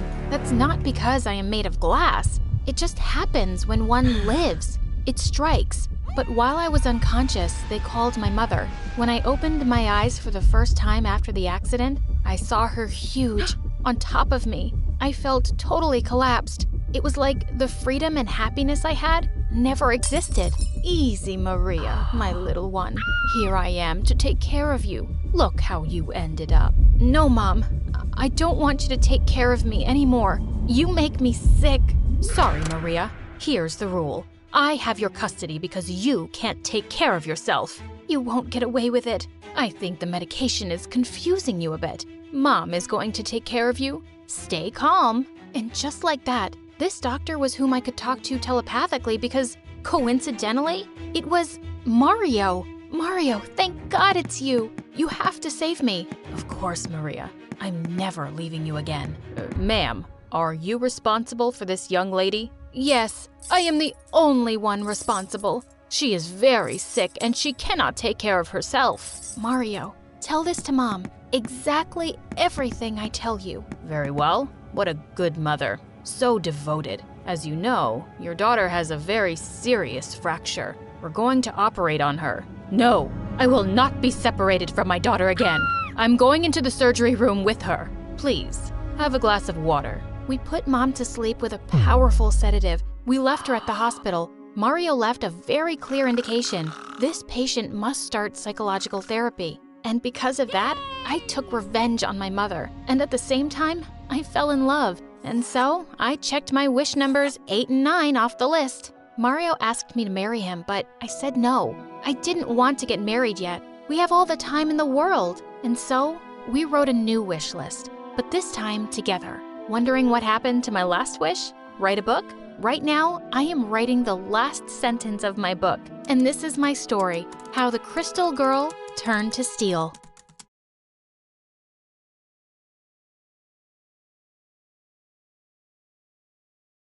Move it, weirdo! I heard as I was pushed out of the line. I turned around angrily. Of course, Christina. I glared at her and said, "Or what, you'll bite me?" She laughed and said, "Hell no! All I need to do is show you a mirror!" At the mention of the word mirror, my knees began to shake and I turned red. I hated my weird condition. I was horribly, horribly terrified of mirrors. But before I could reply, Mark rushed up to me and hugged me. He said, "Happy 16th birthday, babe!" Christina started to laugh and said, "Happy? Your parents were so happy they just dumped you in a stupid orphanage." Hi, my name is Sarah, and I'm going to tell you about how I went from a poor orphan to a rich heiress. Anger rose in me. She was sort of right. Of all the kids here, I was the only one who didn't know her parents. Everyone else had someone or something. Even Mark's mom had left him a picture of herself, though he never really knew her. Mark turned to her and said, "You want a piece of me, Christina?" She smiled at him and said, "I most certainly do, Mark." I said, "Shut your trap. and dragged Mark away, saying, I have to show you something. In my dorm, I showed him my most precious possession and said, Miss Stacy gave this to me this morning. She said when I was left here, this was the only thing I had. Miss Stacy was the principal's assistant, and she'd hidden it away in case someone stole it. Now that I was 16, I could take care of it. Mark said it was lovely and looked expensive. I said, I'd much rather have a picture of my parents. I just wanted to know who they were. He jumped to his feet and said, I've got an idea. Meet me in the basement after lockup and bring this along. Then he was gone. At dinner that night, Christina put on her nice clothes and her sickeningly sweet smile as we all headed to the dining hall. She rushed to the principal's usual spot and cleaned the seat for him just as he was about to sit down. She then ran to grab his meal from the pantry. His meals always looked the most delicious. We, on the other hand, only got watery porridge. He then gave half of his steak to Christina and loudly said, This girl here is the only one worthy of treats. We all rolled our eyes. Thankfully, dinner ended, and I went to the basement. In the dark, Mark put his hand over my mouth and said, Shh! He led me to the door and pushed it open. Suddenly, we were out on the main road. I asked him what he was trying to do, and he said he knew a jeweler who could trace old jewelry back to its owners. I couldn't believe my ears and I hugged him. He said, It's my birthday present to you, babe. At the jeweler's, though, the assistant kept telling us to leave. Suddenly, a door at the back opened and a man stepped in. He asked the assistant who we were. I rushed over to him and said, Please help me. Can you trace the original owner of this? The jeweler led us to his office. The minute I stepped in, I almost screamed. There were mirrors everywhere. Mark immediately pulled me in a bear hug and told the jeweler to cover them. Then he held my hand and said, I'm here, babe. I'll look after you. He asked the jeweler to hurry up. After examining it for a while, he told me that it was a precious antique, but he had no idea who it belonged to. My last hope of finding out something about my family seemed dead already. I was devastated, but Mark tried his best to console me as we headed back to the orphanage. As soon as we got back to the basement, a pair of eyes glared at us in the dark. And where have you been?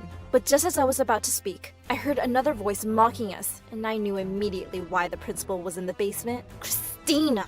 She said, See, sir, I told you they were gone. Then to my horror, she told him that she'd heard me talking about some necklace. He demanded to see it and tried to take it from me, but I told him Miss Stacy knew it was mine. The principal was furious. He decided to give the two of us a week of detention.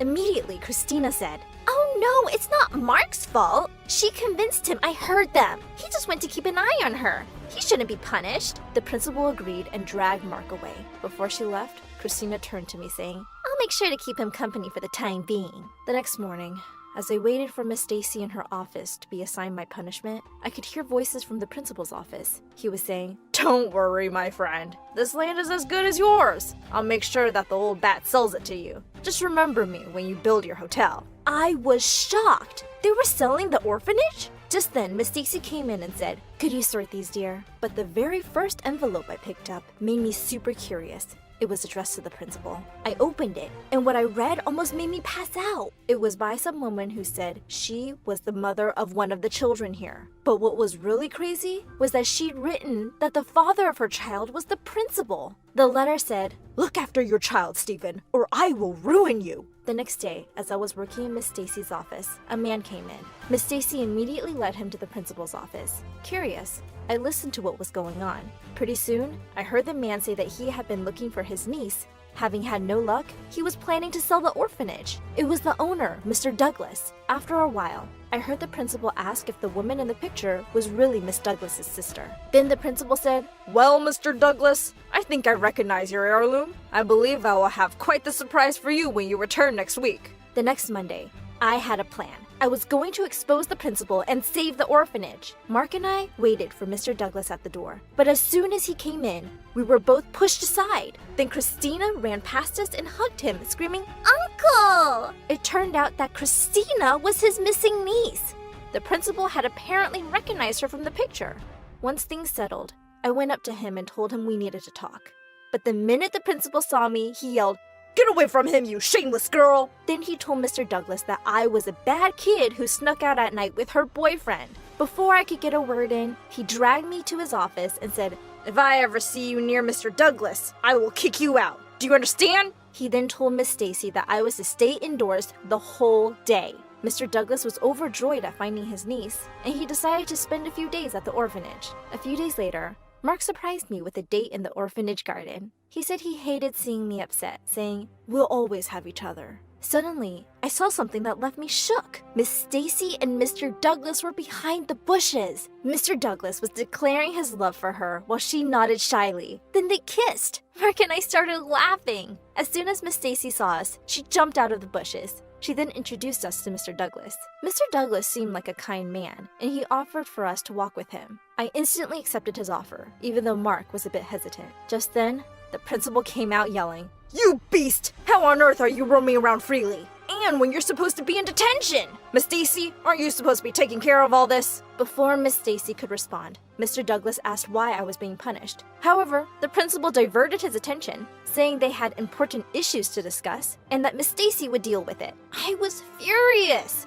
The principal couldn't even look at me without thinking of a punishment. I literally couldn't have a few happy hours, let alone a happy life. The next few days, I went around trying to avoid the principal and hung out with Mark until one day, Christina decided to barge in again. Christina said, "Come with me, Mark. I'll get my uncle to adopt you too." Against my better judgment, I begged Christina to plead with her uncle not to sell the orphanage. She simply laughed at me and told me that she didn't care what happened to the rest of us. Just then, Mr. Douglas said, "Don't say that, sweetie." Christina jumped and started giggling. "Oh, I was just joking, Uncle."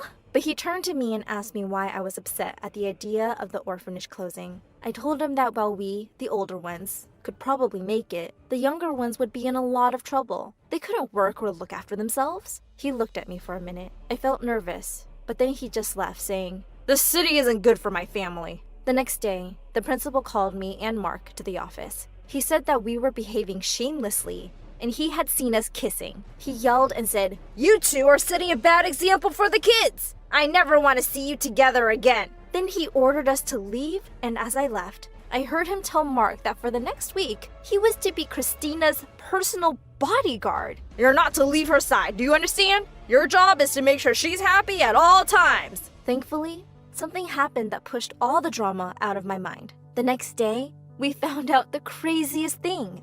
Mr. Douglas had proposed to Miss Stacy. They were having a party to celebrate, and Miss Stacy insisted on having it in the orphanage. For a week, we did nothing but prepare for the party. A few times, Mark would sneak away from Christina, but she would immediately find him, like some bloodthirsty hound. One day, I was sitting in the storeroom. The storeroom had numerous mirrors, and the principal had said I couldn't leave until they all were clean. I couldn't believe he had assigned me this, even though he knew how absolutely terrified I would be. Suddenly, someone grabbed my arm. I screamed, but then I saw it was Mark. It felt like I hadn't seen him in forever.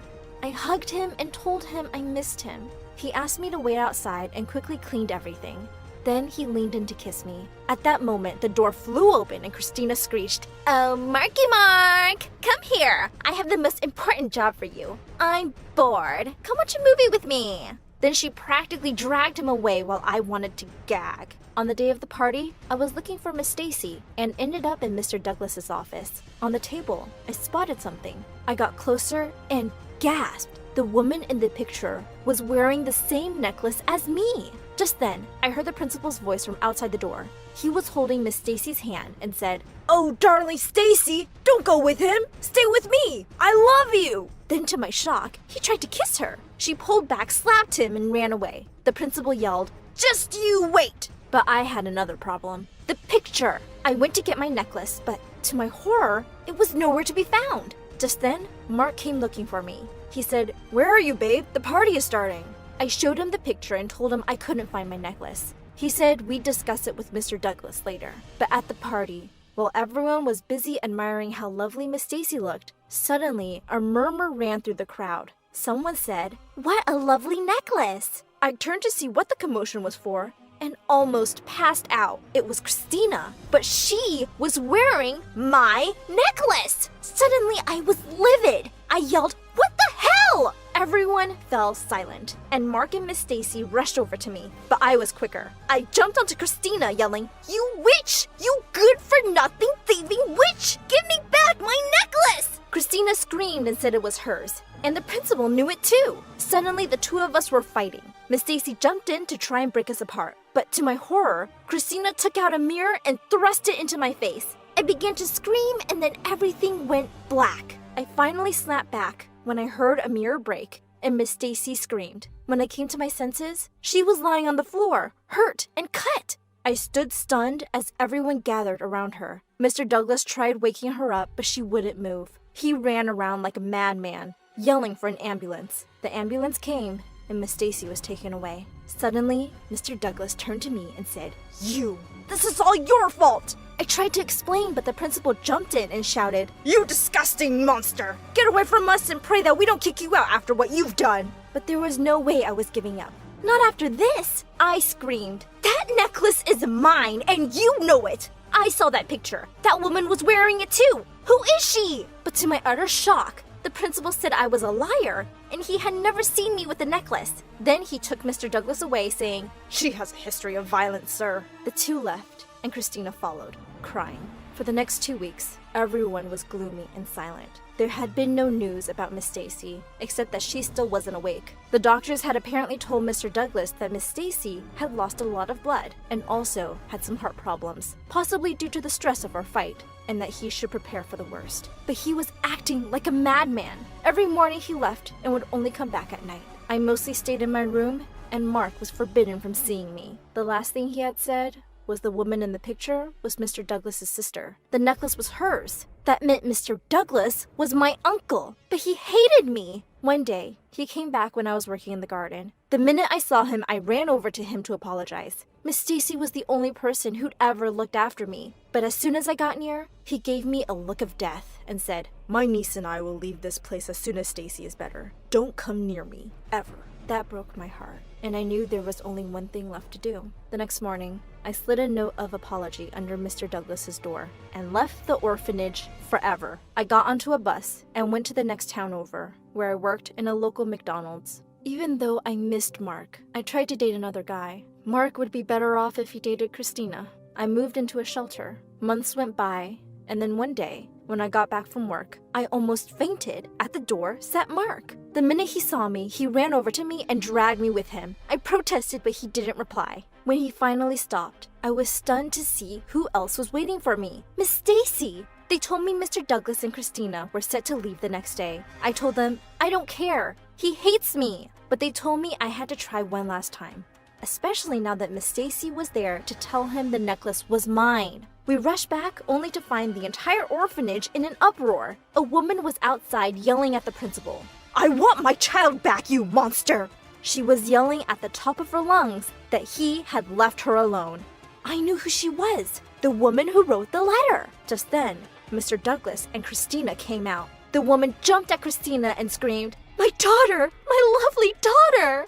Mr. Douglas looked shocked and said she must have been mistaken. Then he stopped. He had seen Miss Stacy, and tears welled up in his eyes at the sight of her. He rushed to her and she said, "Sarah is your niece!" Mr. Douglas looked absolutely lost, and as Miss Stacy told him that she had indeed given me the necklace, and that, on the night of the party, she thought she had seen the principal put something in her glass, but she wasn't sure. But now she knew. She had been ill because of him, not because of me. She said, "After I found out he had stolen Sarah's necklace and I confronted him, he tried to kiss me and asked me to be a part of his plan. When I refused, he knew I was a threat. That woman really must be Christina's mother." Well, after that, things sorted out quite quickly. Mark and I started dating again. I told my uncle about the principal's call I overheard, and he kicked the father-daughter duo out. Even though I was still terrified of mirrors, I started to feel safe. My uncle even decided that we would stay there and look after the orphanage with Miss Stacy, who, by the way, I now call Aunt Stacy.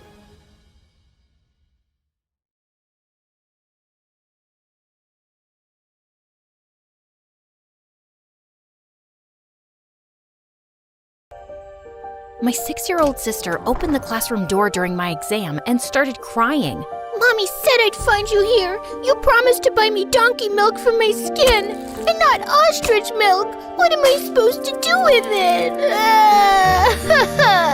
The teacher ran to calm her down, and while she was hugging her, my sister handed me a paper that had my essay written on it. Okay, I feel better now. I hope you fail your exam. Writing an essay about whether manufacturers should be responsible for the effects of the chemicals used in their products was harder than giving birth, I swear. 5 minutes later, I submitted the essay, and when the teacher left, my classmate said, "Who is that girl? You don't even have a sister, or even a mom.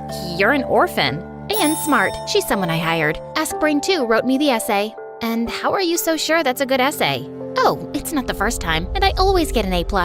In a matter of hours, I was the most popular girl in school, and kids started asking me for all types of advice on which apps could help give them an edge. Is there an app to get someone to fall in love with me? What about an app that could make me $1 million? That's when I got a brilliant idea. I could start making my own apps. How much are you willing to pay? Oh, by the way, my name's Paige, and I live with a family of gangsters. Before I continue my success story, please like and subscribe. Technically, we're not really a family. That 6-year-old girl I hired, her name is Spot. Yeah, weird, I know. Me, Spot, and my best friend Felix met in an orphanage. I'm the smart one. Like Einstein smart, but when I was younger, I was really small for my age, so the other kids used to pick on me. Hey, Shrimp McNugget, get out of my way! They'd push me down in the playground and take all my toys. I quickly figured out that I needed some muscle. That's when I found Felix. Felix was dumb as dirt, but strong as an ox. So we made an arrangement. I taught him everything I knew, and he took care of the bullies. A few years later, some stupid family wanted to adopt me, but they refused to take Felix. There was no way we were gonna let them separate us, so I came up with a plan. I found this really old couple online. I mean, like dinosaur old. They lived in this huge house and had a bunch of money. They would have been the perfect parents, except... What's that you say, honey? You want a mop? No, I want you to adopt us. How is the crop? Oh, it's doing well, dear. Thanks for asking. Have a good day. It was so frustrating. That night, me and Felix snuck into a science lab, and Spot was our lookout. I borrowed a few things to make a supersonic hearing aid and added a couple more features, like super hearing and super strength, that I knew those old people would like. Hey, try this. Wow, I can hear. What was that? That's a bird. What's that smell? I farted. Sorry. Look, honey, I can walk and run and jump. I can pick up this car.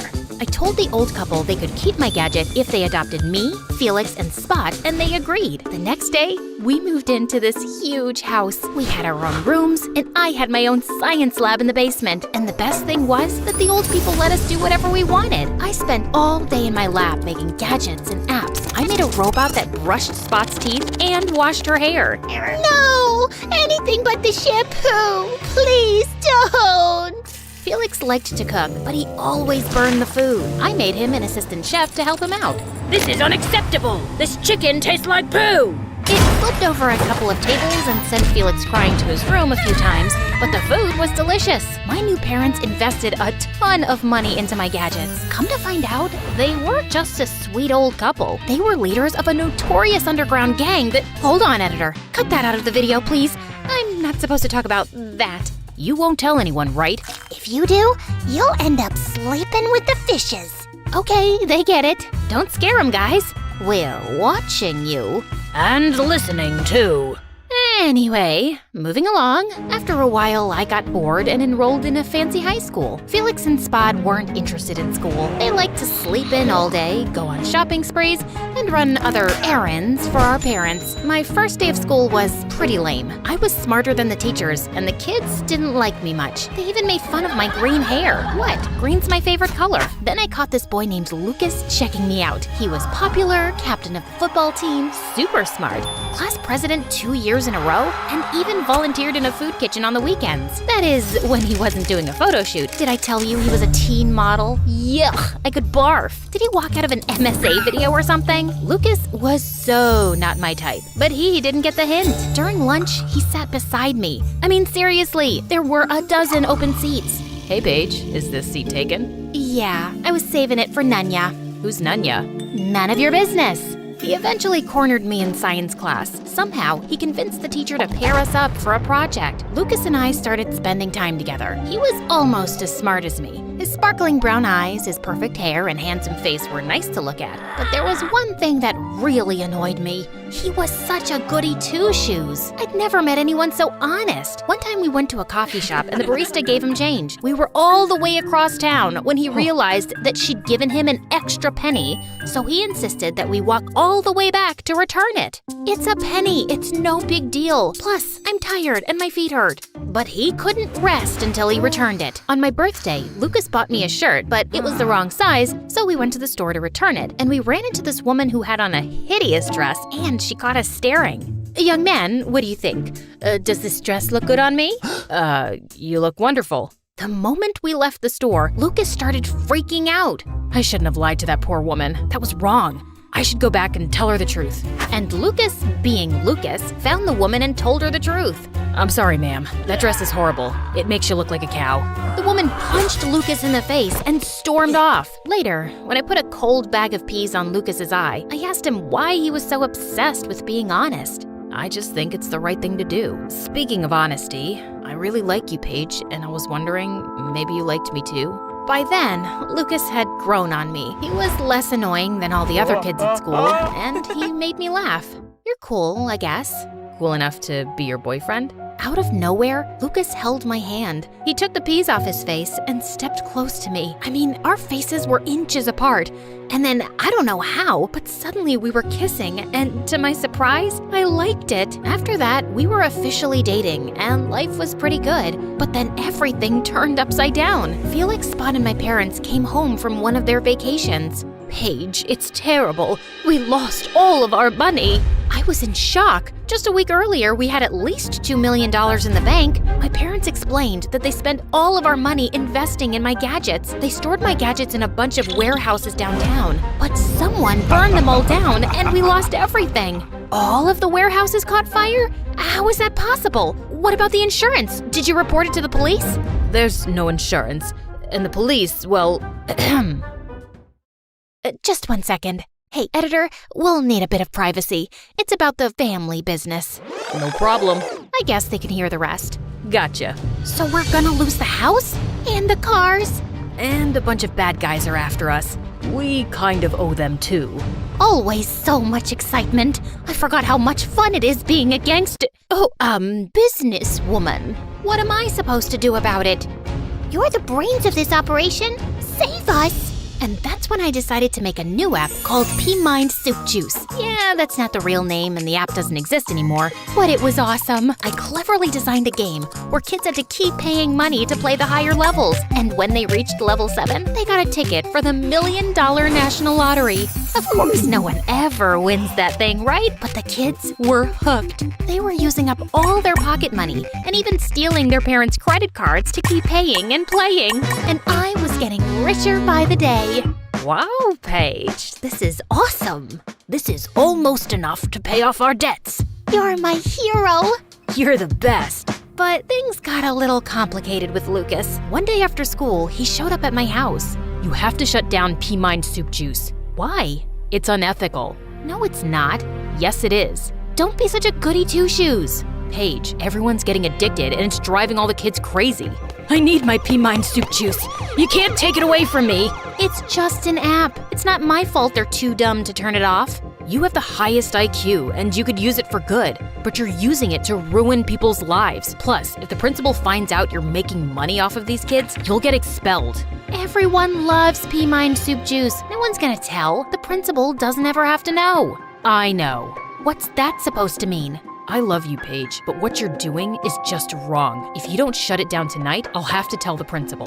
I tried to convince Lucas to change his mind, but he just stormed off. And to make matters worse, I caught Felix and Spot listening from the upstairs window. And that's when the war between Lucas and my family began. We can take care of him for you. I can punch him in the nose. I can hit him with a rock. He'll never remember a thing. Or I can bake him a special pie. No, you're not doing any of that. Lucas is my boyfriend, and I think I love him. Love? Yuck. He's not even your type. Oh, honey, that boy doesn't love you. He wants to rat you out. You'll get suspended, and he won't stop there. He'll try to bring this whole family down. Believe me, we know. I told my family I'd take care of it. The last thing I wanted was Lucas hurt. I went over to Lucas's house, and his parents' car wasn't in the driveway, so he was all alone. I tapped on the window to wake him up and accidentally broke the glass. Help! Help! Intruder! He was so scared. It could have been because I had a mask covering my face, but it was really cold outside. And what else are you supposed to wear when you're climbing into someone's window at night? I mean, duh, it's practically a uniform. Lucas grabbed a fly swatter and started waving it around. Lucas, it's me. What the heck are you doing climbing through my window at midnight? I needed to talk. Please don't tell the principal about pea mine soup juice. I've made my decision, Paige. My family needs it to pay our bills. Can't your parents borrow the money from their friends? What about their savings? That's easy for you to say. Your family's rich with dozens of rich friends. Then the craziest thing happened. I spotted Felix's robot chef in Lucas's driveway, and it started pounding on the door. What is that?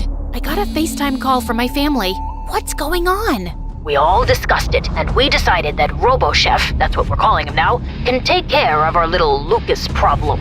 What do you mean, take care of? Then RoboChef broke down the front door. Ooh, that's loud. What's that noise, honey? It's RoboChef. Oh my, get out of there. My phone lost its signal, and then RoboChef smashed through a couple of walls, then charged up the stairs. We have to go, now. I grabbed Lucas. We climbed out of the window and hopped on my bike. I rode as fast as I could. RoboChef was on our tail. What is that thing? It's a robot I made. Can you turn it off? RoboChef, shut down. RoboChef, slice and dice. It's gone crazy. What do we do? I had to think fast, and then I remembered. I had an emergency remote in my bedroom drawer that could shut RoboChef down. Hold on. Lucas held tight as I turned a corner. My heart pounded and my legs throbbed as I rode faster and faster. Then, the worst thing happened. My front tire hit a rock, and Lucas and I flipped over. I sprained my ankle, and Lucas scraped his knee really bad. Lucas held me in his arms as the crazy robot drew closer. This is it. He's gonna turn us into Lucas and Paige puree. A Luke Cage or a Pecos? What are you talking about? It's our names combined, like a couple's name. We never got to choose one. You know, like Benifer, Kimye, and Brangelina. Shut up! I've got a better idea. Lucas pulled me close and kissed me. Then he climbed to his feet and glared at the robot. Come on, you stupid robot. Let me introduce you to my little friends. Lucas showed the robot his fists, and the robot couldn't stop laughing as it marched towards us. I knew we were gonna be goners, but out of nowhere, my family appeared. Get away from my sister, you crazy bot. Spot threw a rock at the robot's head. Felix body slammed it and then gave it the people's elbow. My mom smashed a pie in its face, and my dad picked it up and threw it so far that it landed in a trash heap a couple of miles away. My dad still had his super strength, by the way. My family was impressed that Lucas had risked his life to save me. And Lucas was so thankful that my family saved both of us that he decided not to tell the principal about pea mine soup juice. I won't tell, but you still have to shut it down. But what about my family? They still need money. I have an idea. My family met with Lucas's dad, and after he saw the footage of them kicking that robot's butt, he hired my family to run security for his company. After a couple of years, my family made so much money that they started their own security business and started traveling the world protecting celebrities and famous politicians. As for me and Lucas, I agreed to shut down pea mine soup juice and live an honest life.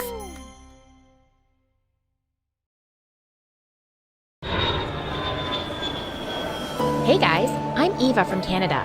Please like and subscribe, and you might just get that new present you've been wanting. As you can see, I was born with a birthmark on my face that covered my right eye. Though it sometimes caused others to stop and stare, which made me feel insecure, the one person who always made sure those feelings didn't stay around too long was my cousin Anna. My dad brought her home to live with us on my 8th birthday. Don't worry, I got you, Anna. You can stay in my room, share all my toys. Oh, please don't be sad. Oh, Eva, you're the kindest. Thank you so much. And thank you so much, Uncle. I was happy to have Anna with me. Soon, we started going to school. She was shy, but I introduced her to everyone, and my friends were a little too thrilled to see her. Whoa, is she really your cousin? She is way too pretty. If she were my cousin, I would feel jealous. I know, right? Anna's the best. I did put on a smile, but I'm not gonna lie. It did sting a bit when my friends were going all gaga for Anna. But it was true. She looked like a movie star. That day when I got home from school, I decided to put on some makeup to cover up my birthmark, and even tried to dress and style my hair like Anna's. But Anna saw me. She told me that my birthmark was cool. It made me unique and special, and that it was like a little star shining on my face. Anna was the sister I'd always wanted. We truly loved each other and had so much fun together. She was smart and helped me with my studies, while I showed her how to make social media accounts. Can you believe she didn't even have Instagram or TikTok? What do I do with this? Which rock are you under? Jeez, you upload your cute pics. But why? Well, that's what Instagram's for, to share the moments of your life with others. Everyone has it. Seems like allowing people to invade my privacy. But I'll try it out, just for you. Of course, I would grow to regret ever having done that, but I couldn't have known it at the time. When I was in 8th grade, Dad's friend's son Parker came to live with us from Paris for a couple of weeks for his mom's treatment. The moment I saw him, I may have developed a teeny tiny crush. Oh my God, he was too cute with his glasses, just like Harry Potter. Parker seemed kinda uptight, no doubt due to all the stress he was under. His mom was in the hospital and all. As I sat near him one day, he scooted further away. I thought it was funny and was trying to make him laugh, so I did it again. He fell off the couch. I am so sorry. Please, don't mind me. Still silent? Cat got your tongue? Look, I lost. 'Cause of you. Oh, sorry. Late at night, I got up to get some water, and I bumped into Parker, who was still playing some game on his phone. Dude, it's like 12 a.m. No wonder you have glasses. I just couldn't sleep. I have a cure for that. Come on, follow me. I took Parker to the kitchen to make him some hot chocolate. Slowly, he opened up to me. I was surprised by how chatty he was. I could feel this connection between us, and I found myself really liking him. One day, Anna, Parker, and I were in the garden, and Parker was looking kinda down, obviously missing his mom. I could see that he was getting a bit emotional, so I tried to think of something to lighten the mood. Hey, let's play a game. And let's see who hangs upside down from the tree and for how long, and... Oh, no. Okay, how about a bubble making competition? Right then, I tripped over a rock, and thank God Parker caught me before I fell. My heart was fluttering. Then the gum popped and splattered all over his face and glasses. I wanted to help him clean it up, but before I had the chance... Here, let me help you. Anna took off Parker's glasses and started wiping them down, and he just stood there and stared at her. I just couldn't help but feel a bit jealous. Parker stayed with us for 2 weeks while his mom recovered, and I got pretty attached to him. I was glad his mom was okay, but it was kind of sad to see him go. I missed our talks. One day when I was studying with Anna, I saw unread messages from Parker on Anna's Instagram account, the one I had made for her and she never used. Well, I knew Anna was obviously not interested in replying to him, so I decided to chat with him from her account. And then I made an account like hers to talk to him. I mean, it wasn't like we would be seeing Parker anytime soon anyway, right? I just thought it would be fun to get to know him more. And I was right. We talked about everything under the sun. But the more we talked, the more I realized we had a lot in common. We both loved Chinese food and taking pictures of nature. He even told me the story about his first breakup in kindergarten. And I told him my secret, how I was afraid of heights. I think I was falling in love, but I couldn't even tell him because he thought I was Anna. One day, as Anna and I were hanging out, I got a message from Parker that absolutely rocked me. He was coming to town and would be staying at our place. OMG, this was gonna be mad. I was up all night and decided that I'd tell him the truth when I met him. But once he arrived, he had his eyes only on Anna. Someone got handsome. Whoa, was he always this huggy? Why is he talking to me like he's known me forever? How would I know? I just got a fist bump. I had managed to make the guy I loved fall in love with the one person I was always jealous of. Parker was totally head over heels for Anna, and she seemed to be liking the attention. But still, I held on to a tiny bit of hope that maybe, if I told him the truth, he'd feel something for me too. I tried so many times to tell him, but every time I was about to, I'd chicken out and my heart would sink. Just a week later, I was displaying my photography in an art gallery, and Parker, Anna, and Dad were also there. Wow, The angles, the lighting, everything's perfect. Eva, you're a pro. And I thought Anna loved photography. Ah, she does. I learned everything from her. Oh, okay. Eva, I need to ask you something. I need to tell you something. Oh, go ahead. No, it's okay. You go ahead. I chickened out again. I want to buy one of these photos from you.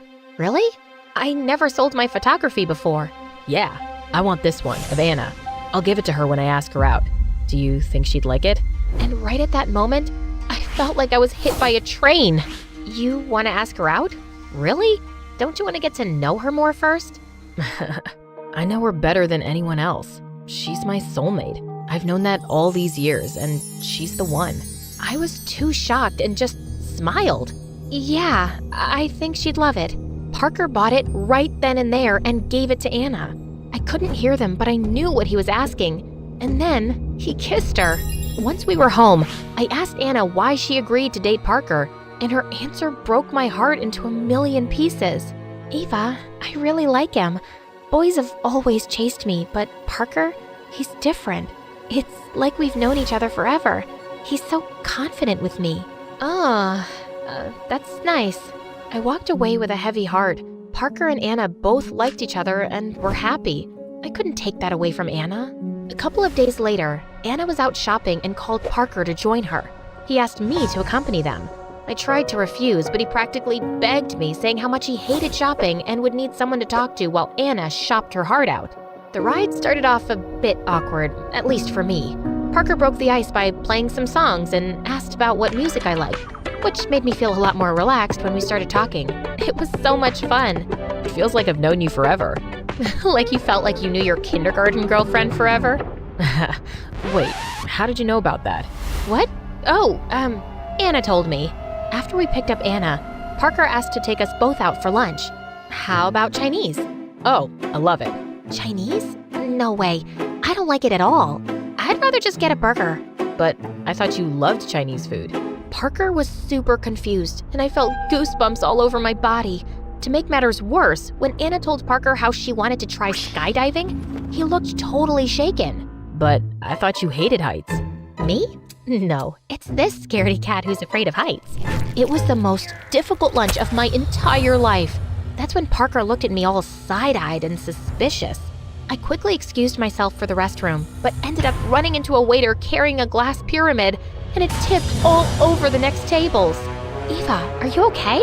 Yeah, sorry, just in a rush to pee. I felt so embarrassed. And Parker stayed quiet the whole time, even on the ride home. As soon as we were back, I hurried out and hid in my room. And then I realized I had left my phone in his car. I ran outside. Anna had already gone in, but Parker was still in his car. He was looking at my phone. Oh no. I had my doubts, but now I know. How could you, Eva? I thought Anna and I had a real connection. It was all a lie. Here I was thinking Anna was my soulmate. Parker, I know I messed up, but I was afraid that you wouldn't like me. You were always too busy looking at Anna to pay attention to me anyway.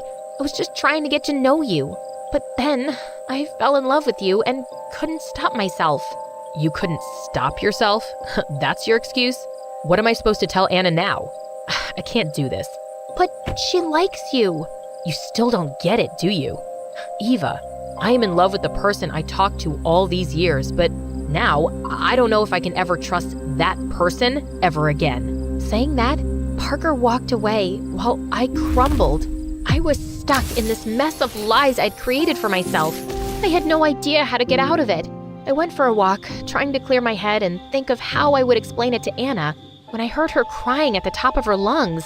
I rushed to her and saw that she'd smashed her phone. No one ever did this to me. That jerk.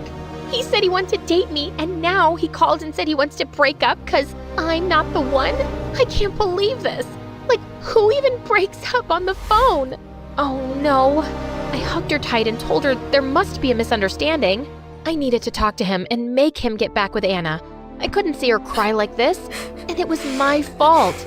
But when I called him, he never replied, and a few days later, I learned he had gone back to Paris. Anna was devastated, and I knew the right thing would have been for me to tell her the truth, but I didn't have the courage, and the guilt was eating me up inside. Over the next few weeks, I did everything I could to help her get over the breakup. I took her out for laser tag, bowling, mini golf, and even on a short trip to Hawaii. We had the most amazing time ever. And on our last day in Hawaii, as I was looking at the setting sun, Anna came and sat next to me. You are the best sister ever. I'm so lucky to have you. No, I'm not, Anna. There's something I need to tell you.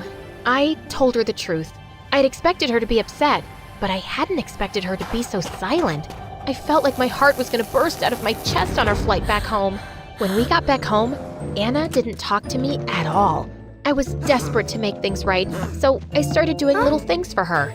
I made her favorite chocolate chip cookies, gave her notes telling her how sorry I was, even made her a scrapbook of all our childhood memories, but nothing seemed to work. I was starting to feel hopeless. One day, I was in my room when Anna suddenly barged in. If you want me to forgive you, you have to go skydiving with me. Skydiving? You know I'm terrified of heights. I need proof that you're actually sorry. Anyone can make cookies, Eva. This would show me you really care. Wait, okay, I'll go. When we got on the plane, I felt like I would black out, but I was willing to push myself to make up for my betrayal. When it was time, Anna grabbed my hand. I closed my eyes, and we both jumped together. The feeling was peace. At first I was scared, but then I felt calm, and once we landed, I looked over at Anna and she smiled back at me. Without a word, I ran over and hugged her tightly. I am so sorry, Anna. Eva, I know how insecure you are when it comes to boys, and since I was always being chased by them, I realized I don't know how you must have felt, even though you are beautiful. I can't believe I ruined what you and Parker had.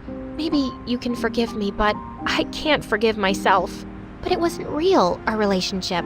I only thought it was. I'm not mad at you for that anymore. But I will be mad at you if you keep doubting yourself. I talked to Parker and decided he's right. I'm not the one. He's back in town today, but he's leaving in an hour. Go, tell him how you really feel. Really? I got an Uber and rushed to the airport. I couldn't get past security without a ticket, so I bought one. There goes all my savings. After looking for him everywhere, I saw him sitting on a bench looking at his phone. I went and sat next to him, and he scooted over without looking at me. Just like the first time we met. Hey, excuse me. Oh, Eva, it's you. Yep, it's me, Eva, the girl who just jumped out of a plane to prove how sorry she really was, and the girl who really, really likes you, but was too insecure to be herself. Anna actually made you skydive, and you did it? Of course I did. She's basically my sister. And for you, I would go anywhere.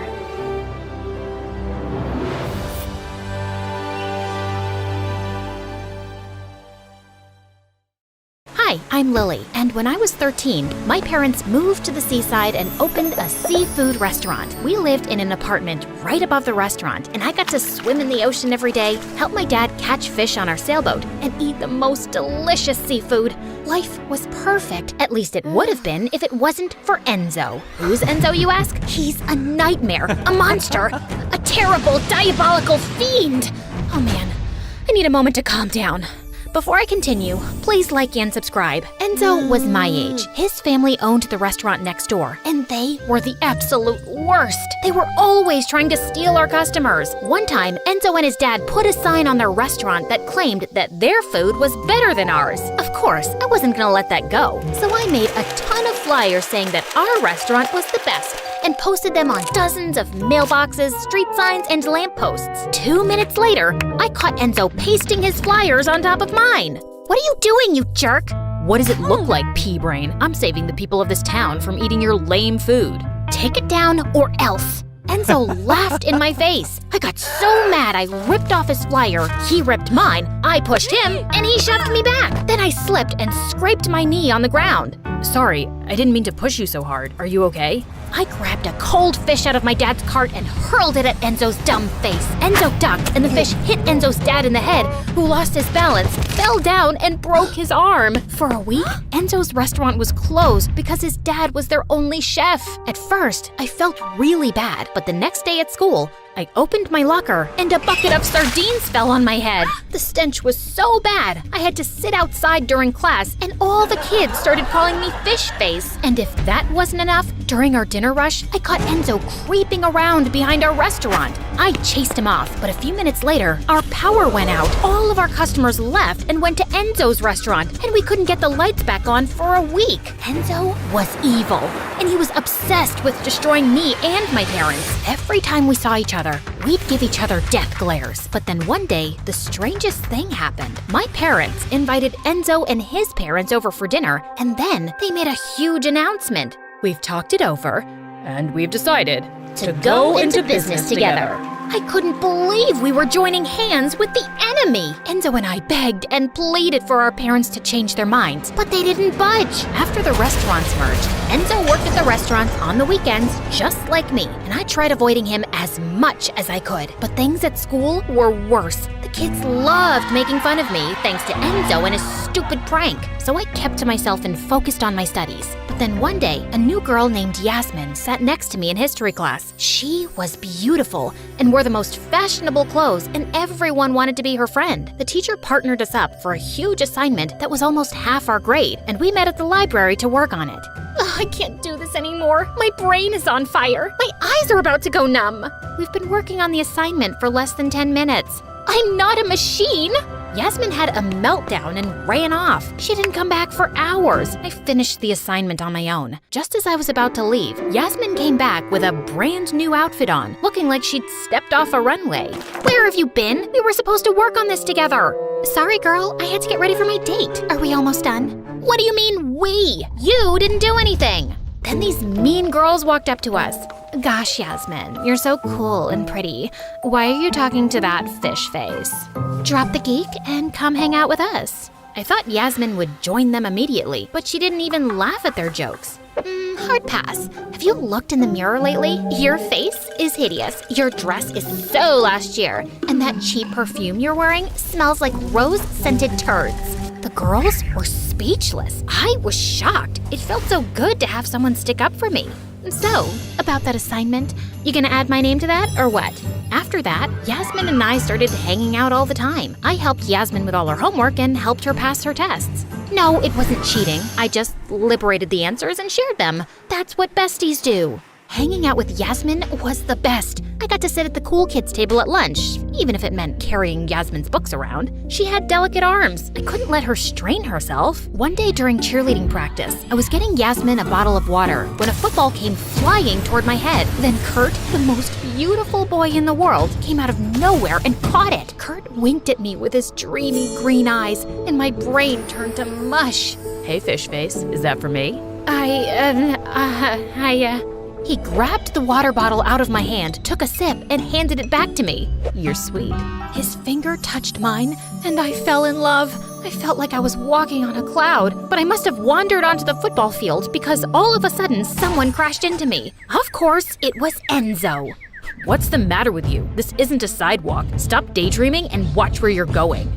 You watch where I'm going. Trust you to ruin everything. Are you having PMS? You're having PMS, jerk! Later that day, I saw Kurt in the hallway surrounded by a dozen beautiful rich girls. My heart sank. He was totally out of my league. That night, I looked up into the stars and made a wish to be pretty and rich just so that I could have a chance with Kurt. The next morning, my life turned upside down. This huge celebrity had eaten at our restaurant and posted an amazing review online. That night, people were lined up outside our doors. Within 2 weeks, our restaurant became one of the most popular in the city, and we made a ton of money. Soon enough, my parents bought a new house and gave me a credit card. You've worked so hard, honey. Go buy yourself something nice. Whatever you want. You deserve it.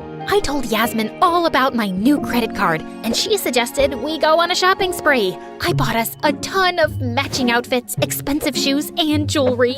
Bestie, I'd love a day at the spa. How about we go tomorrow? Your treat? No problem.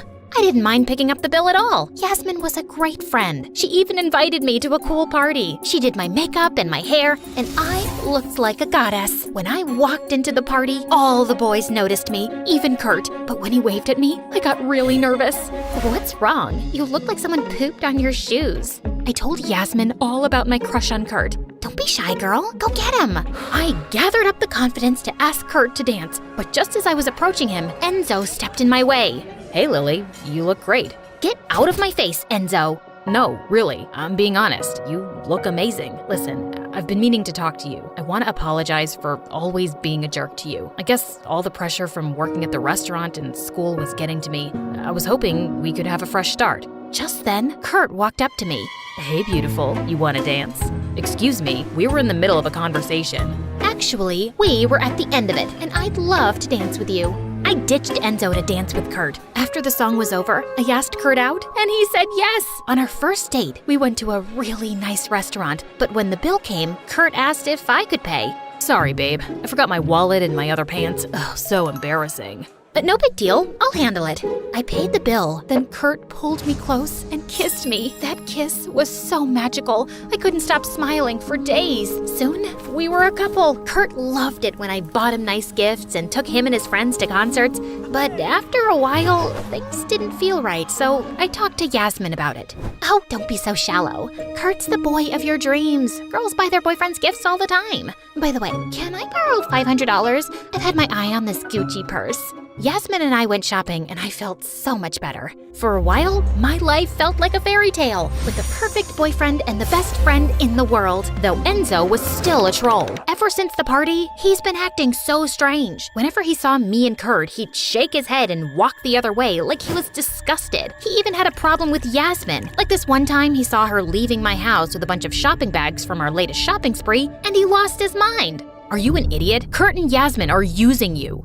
You're wrong. You don't even know them. You're Yasmin's personal ATM. Yasmin's parents cut her allowance. She's accustomed to a certain lifestyle. I can't stand by and watch her suffer. Kurt flirts with every girl on earth. No, he's just a nice, friendly guy. He likes giving hugs. Jeez, you really are a moron. I got so mad I slammed the door in Enzo's face. I refused to let him drag me down. So I decided to avoid him forever. But my plan failed because later that night, Enzo and I had a meeting with our parents. We're opening up 3 new locations. We'll need you two to manage the restaurant while we're away. No problem, whatever you guys need. This is awesome. Enzo and our parents were so excited, but all I could think about was how much I'd miss hanging out with Kurt and Yasmin. Sorry, that won't work for me. I have plans. Well, you'll need to change them. I tried arguing with my parents, but they insisted that I help out or they'd take away my credit card. That would be a nightmare. So I agreed to their terms. I got so busy with school and work that I hardly saw Yasmin and Kurt, and I really missed them. So one day, as I was taking a cash deposit to the bank, I decided to stop at Yasmin's house to say hello. But when I got there, I saw Yasmin and Kurt kissing on the porch. I felt someone had stabbed me in the heart. Suddenly, I lost my balance and fell back into a trash can, which caught Yasmin and Kurt's attention.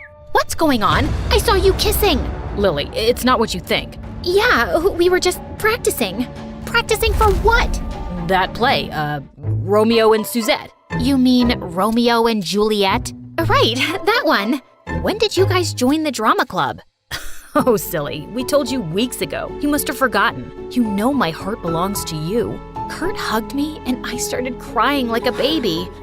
I do.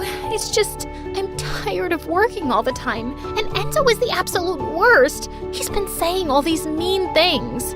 Forget about Enzo. You've got us. Yasmin and Kurt spent the rest of the afternoon cheering me up. They even walked me to the bank. From then on, Kurt and Yasmin joined me at the restaurant to protect me from evil Enzo's mind games. It was really nice to have their support. But one time, Kurt and Yasmin were hanging out with me in the back office as I was doing some accounting when Enzo burst in like a crazy maniac and pulled me to the side. You can't have them in the office. It's for employees only. All our cash is in the safe there. I told you, they can't be trusted. Neither can you. I pushed Enzo aside and walked back into the office. A few weeks later, Kurt and Yasmin stopped hanging out with me. They said it was because they couldn't stand Enzo. Then, the day I was supposed to make the deposit, I opened the safe and the money was gone. I panicked. I searched everywhere for it, but I couldn't find it. I even asked Kurt and Yasmin about it. Are you accusing us of stealing? I thought we were friends.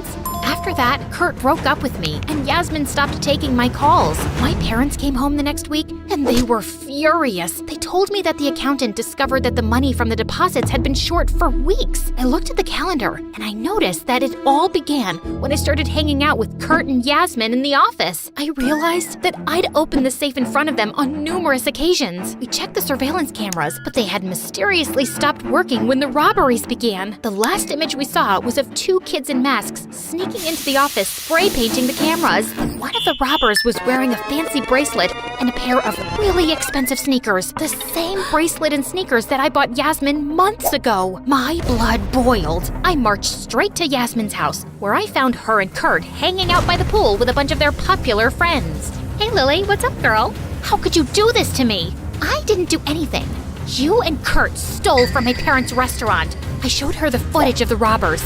Ooh, that girl's got style. She's rocking those shoes and that bracelet. I know it was you. Admit it. I called the police. Hello?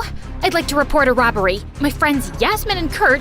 Before I could finish my sentence, Kurt ran away and Yasmin snatched my phone. Yasmin and I fought for the phone like a pair of wildcats.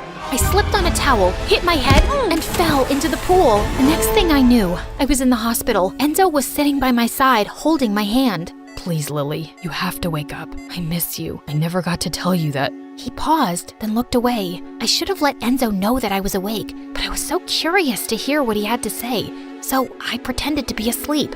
I love you. I was an idiot before. I should have just told you earlier. If I had, then maybe none of this would have happened. Enzo started to cry. I squeezed his hand. It's not your fault. I was the idiot. Then Enzo kissed me, and it was so sweet. As for Yasmin and Kurt, they fled the party after my accident, but they didn't get very far. The police arrested them at a bus stop and hauled them off to jail. Our family's restaurant eventually recovered from the robbery and got 10 times more popular. Enzo and I started dating, and after college, we started to run the business, got married, and lived happily ever after.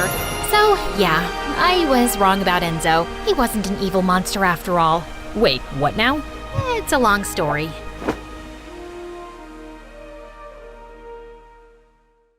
What up, friends? I'm Lavender from Ohio, and ever since I was born, I've been physically attached to my sister Rose. Rose, we're live! Oh yeah, like, subscribe, blah blah blah. Can we go now? I have to pee. Anyway, growing up with a literal human conjoined to me was anything but normal. We had to have clothes made especially for our joint bodies and go to doctor appointments every month for health checkups. Everyone treated Rose and I like we were some kind of magical beings. Once when we were in the 5th grade, this girl came up to us at the playground, squealing. The two-headed creatures from my book are alive! Oh, thank you so much for saving the kingdom! Can I have your autograph? Can you tell me my future? I can give you a mouthful of fist. Rose, what have I told you? Punching children is not polite. Also, it's borderline assault. You're right. I'm sorry. We'll tell you your future, but first, you have to drink a potion to ward off any evil that might come your way. Wait here while we get it for you. It's from a magical fountain called La Toilette. Rose gave the poor girl a bottle of toilet water every day that week until another kid caught her and reported her to the principal. My sister had an awful temper and messed with everyone who pissed her off. Eventually, my parents decided to homeschool us. Then one day when we were 16, our lives took a total 360. Mom and Dad had gone bankrupt and we could barely afford to pay rent. So, Rose and I decided to get jobs to help our parents out. Except there was one problem. Rose's anger problem kept getting us fired from everywhere we worked. Sorry to keep you waiting. Enjoy your buckets of greasy, chemically processed poison. What kind of demon are you? You run a movie theater and you're not showing the new MSA movie? You might as well just murder a kitten. There was only one way I could cope with all the insanity, by talking to my secret online friend, Bryce. We'd met on a video game platform, and every night when Rose went to sleep, we'd talk on the phone for hours. My sister had ruined all my friendships, my school life, and job, but my relationship with Bryce was untouchable. And one day, he gave me some advice to go back to a regular school so I could get to socialize and try to live a normal teenager's life. I just needed to teach Rose how to control her anger issues. So after I convinced my parents to send us back to school, I had a talk with Rose. We're starting 11th grade next month, and we're probably gonna be the only pair of conjoined twins.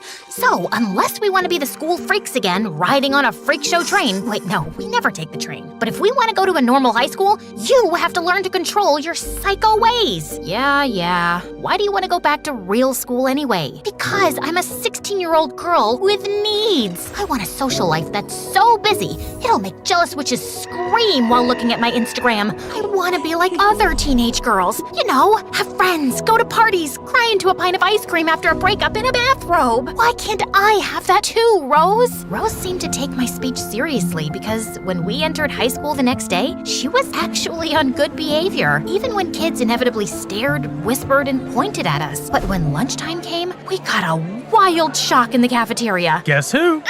A weirdo with freakishly tiny hands. Uh-oh, wrong twin? Holy crud, it was Bryce. I recognized him from his Instagram photos. And boy, was he gorgeous in person. But what was he doing here? I'm so sorry, Lavender. I wanted to surprise you. When you told me the high school you were going to, I asked my parents if I could transfer so we could be in the same class and finally be real-life friends. I really enjoyed talking to you over these past couple years. Also, are my hands that tiny? No. You hesitated. Oh boy, oh boy, oh boy. My BFF was here at my school, and in person, he looked like a Roman god. Stay cool, stay cool. And I actually did. Bryce ended up hanging out with us after school, and it was amazing. Then, towards the end of our evening, we were doing homework when Rose decided to cross-examine my friend. So, Bryce, I find it fascinating that you suddenly transferred to our school just to be closer to my sister, even though you two had never even met in person before. And when I went through your backpack, I found a heart-shaped box of chocolates. How interesting it is that Lavender loves chocolate. Almost 90% of the world population likes chocolate. And what do you mean you went through my backpack? It's a thing I do. I go through everybody's stuff because I have trust issues and I'm convinced everyone's evil at heart. My therapist says it has to do with, okay, this has been a delightful get-together. Bryce, I'll text you later. That night, I tried to go to sleep, but Rose wouldn't shut up about Bryce. She kept saying that he was shady and hiding something and that I should stay away from him. I didn't listen to her at first, but over the next couple of weeks, I wondered if my sister was onto something. While Bryce was handsome and sweet, he acted way different in person than online. He was constantly buying me expensive gifts and was always asking who I was texting and where I was going. It made me uncomfortable sometimes, but it was also flattering to have a gorgeous heartthrob be so into me. Plus, it was awesome for my popularity. So when Bryce eventually asked me out, I said yes. One day, Bryce invited us to dinner at his house so I could meet his parents. He lived in a pretty small apartment, and the furniture looked like it was falling apart, but his parents were really sweet, and everything seemed to be going well, until Bryce invited me to his room afterwards to hang out. That was when Rose pulled me aside. So, how are we gonna do this? Should I accidentally lock that creep in the closet while I search his room? Or maybe there's a way to make him mysteriously fall asleep? Can't you stop acting like a sociopath for one freaking minute? Just let me hang out with my boyfriend in peace. For the next couple hours, Bryce and I had a blast playing video games, checking out his comic books, and having deep conversations. He was so lovely. And more than anything, I wanted Rose to be wrong about him. Finally, Bryce passed out in front of his Xbox controller, and Rose insisted we dig up some dirt on him before leaving. We searched his room for evidence of anything suspicious, but just as we were gonna give up, Rose found a hidden folder, and when she opened it, my heart dropped. It was a restraining order. Well, look at that. Your boyfriend got a restraining order last year for stalking another girl. Everything makes so much sense now. Why a total stranger transferred to your school all of a sudden and immediately asked you out? I knew this guy was a sleazebag. This has to be some kind of mistake. I don't believe Bryce would do something like this. But Rose just told me I was in denial. And the next day, before I could even confront Bryce, she did the unthinkable. She brought a megaphone to school and made a huge announcement in the hallway. Attention, all ladies. You all know Lavender's mega hot boyfriend Bryce, that yummy smoke show you all wish you could date? Well, I have bad news. We discovered last night that Bryce is actually a criminal who got a restraining order for stalking. So consider this a warning before he puts any of you in danger. And for the record, you creep, this is also me telling you to stay away from me and my sister. Bryce just stood there, looking pale with shock, as everyone started staring at him and whispering. So Rose had been right all along. I had been such a naive idiot. I was just about to officially break up with Bryce when suddenly he walked over. How could you do this? Rose, these criminal records aren't what they look like. I've never stalked anyone. Well, according to your files, Yes, it looks like you did, which makes perfect sense since you immediately transferred to the same high school I was going to after I told you the name of it and asked me to be your girlfriend right away. I transferred to your school because I wanted a fresh start. Lavender, listen, I used to get bullied a lot at school. I was shy and awkward and didn't know how to interact with other kids. I also didn't always look like this. At one point, I had a crush on this girl and I tried flirting with her, but she wasn't interested, so I backed off. Though on the last day of school, she dropped this really expensive sweater on the floor and I wanted to bring it back to her. But since I didn't have her number, I followed her home. The second she saw me, she freaked out and accused me of stalking and harassing her before I got the chance to explain myself. Worst of all, my backpack zipper was open, so it looked like I stole her sweater for creepy reasons. It was all a misunderstanding, but I became even more of an outcast at my school after that. Lavender, you were the first friend I ever had, and when you told me you were transferring to a real high school, I just got excited and saw it as an opportunity. And yeah, I kind of had a crush on you, and I know I went over the top with the expensive gifts and stuff, but I never meant to make you uncomfortable. I just have never been good at talking to girls I like. I was speechless as Bryce told me all this. I had no idea he had suffered so much. I just threw my arms around him and started apologizing, begging him not to transfer schools again. But it was too late. Rose had already ruined his life here, even though she had just been trying to protect me. I was certain Bryce was going to break up with me. Days went by, and he didn't call or text or anything. Come on, how many times do I have to apologize? I know. We'll watch MSA together, but on YouTube, not on TikTok. I'm not letting you turn your brain to mush, sis. Thankfully, a few days later, Bryce came by and decided to give me a second chance since the criminal record drama hadn't been my fault. I thought everything was gonna work out, except it didn't. I couldn't hang out with my boyfriend for 2 seconds without him and Rose fighting. Bryce accused her of messing with his life. Rose argued that she'd just been trying to protect me, and there was a lot of name-calling. You're just jealous because Lavender can get a boyfriend and you can't. Maybe it's because of your awful personality, or the fact that you chew your food like a horse. At least I don't have biceps that look like photoshopped soccer balls. Seriously? Looking at your muscles gives me a stroke. Lavender, get up so I can make an important announcement. Who's that ugly dummy that my crazy sister loves? His hair's kinda crummy, his weird biceps hurt my tummy. He's little baby Satan from above. Enough with your freaking public announcements. Yeah, Rose's tabletop rap got us kicked out of the restaurant, and that night, after our movie date, Bryce and I had a difficult talk. I don't know how much longer I can do this. I'm not happy in this relationship anymore because of your sister. Why does she have to be so— Look, the two of us have been through a lot. Being conjoined twins and all, I've always been able to be positive and keep my head up, but Rose took the trauma much harder. Bryce, if you really love me, you have to learn to love my sister too, because she's literally part of me. Lavender, I'm sorry, but as long as she's here, I can't be with you. We're over. And just like that, Bryce broke up with me. I was devastated. Once again, Rose had unintentionally ruined my relationship and my happiness, and I felt nothing but anger towards her. Then, several months later, things got worse. Rose and I started having serious health issues, and the doctors didn't know what to do. My parents had always been too scared to let us get the separation surgery, but as time passed, it was looking like we didn't have much of a choice. We had to take a risk. We were sitting in the hospital room an hour before our surgery when suddenly Rose started to cry. I immediately asked her what was wrong, but she was almost too upset to speak. Lavender, I am so sorry about everything I've done to you. For making Bryce leave you, for getting us kicked out of places because of my anger problems. You turned out so normal, while I turned out to be such a freaking train wreck. Rose, don't cry.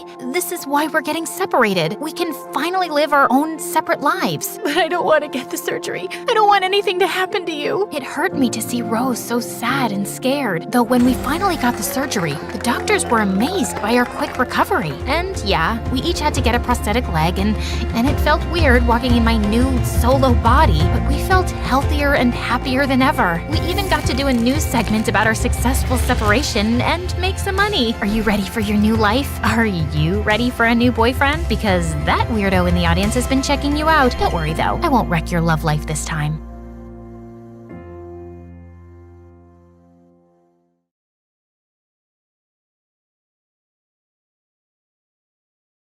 You know those stories about the sons and daughters of famous people?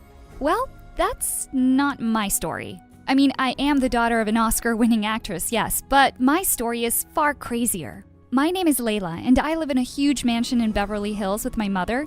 It had always been just the two of us. I never knew my dad, and Mom never spoke of him. I didn't have siblings because Mom said pregnancy ruined her perfect body once, and there was no way on earth she would let that happen again. But Mom was delighted to have me. You see, I had my perks. I was a beautiful baby, so much that by the time I was 3, Mom had me cast hundreds of ads and made sure my face was everywhere. Magazines, TV commercials, formula, even diapers. But I didn't care much for it.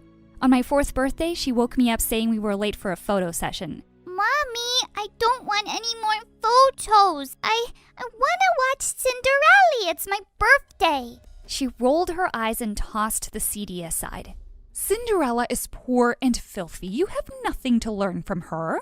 We did not watch Cinderella. But while Mom was super proud that I had started my career so early, I just thought feeling lucky was a pretty crummy feeling. I was always tired and so bored. We were always traveling, and Mom only paid attention to me to explain how important beauty creams and lotions were. Once I asked her to read me a bedtime story, and she laughed and tossed the book aside and said, "Oh, sweetie, stories are for dumb, ugly kids. You need to know how much more important it is to start using this lotion early." I wasn't even 5 yet. Mom decided that I should be homeschooled since my schedule was tight and there was no room for school. But by the time I was just 6 years old, I started to try to learn about creams and beauty processes because when I didn't, Mom stopped talking to me and ignored me. The first time I tried a DIY face mask, my mother was thrilled. She picked me up and swirled me, saying, "I knew you weren't dumb."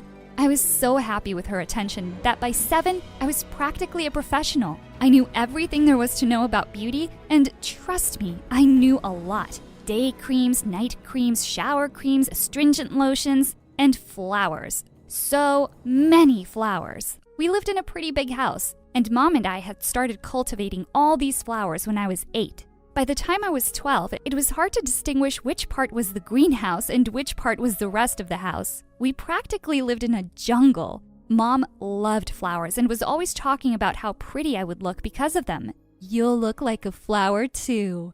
I was so curious that I tried to add some flowers to my plate, and to be honest, it didn't taste bad.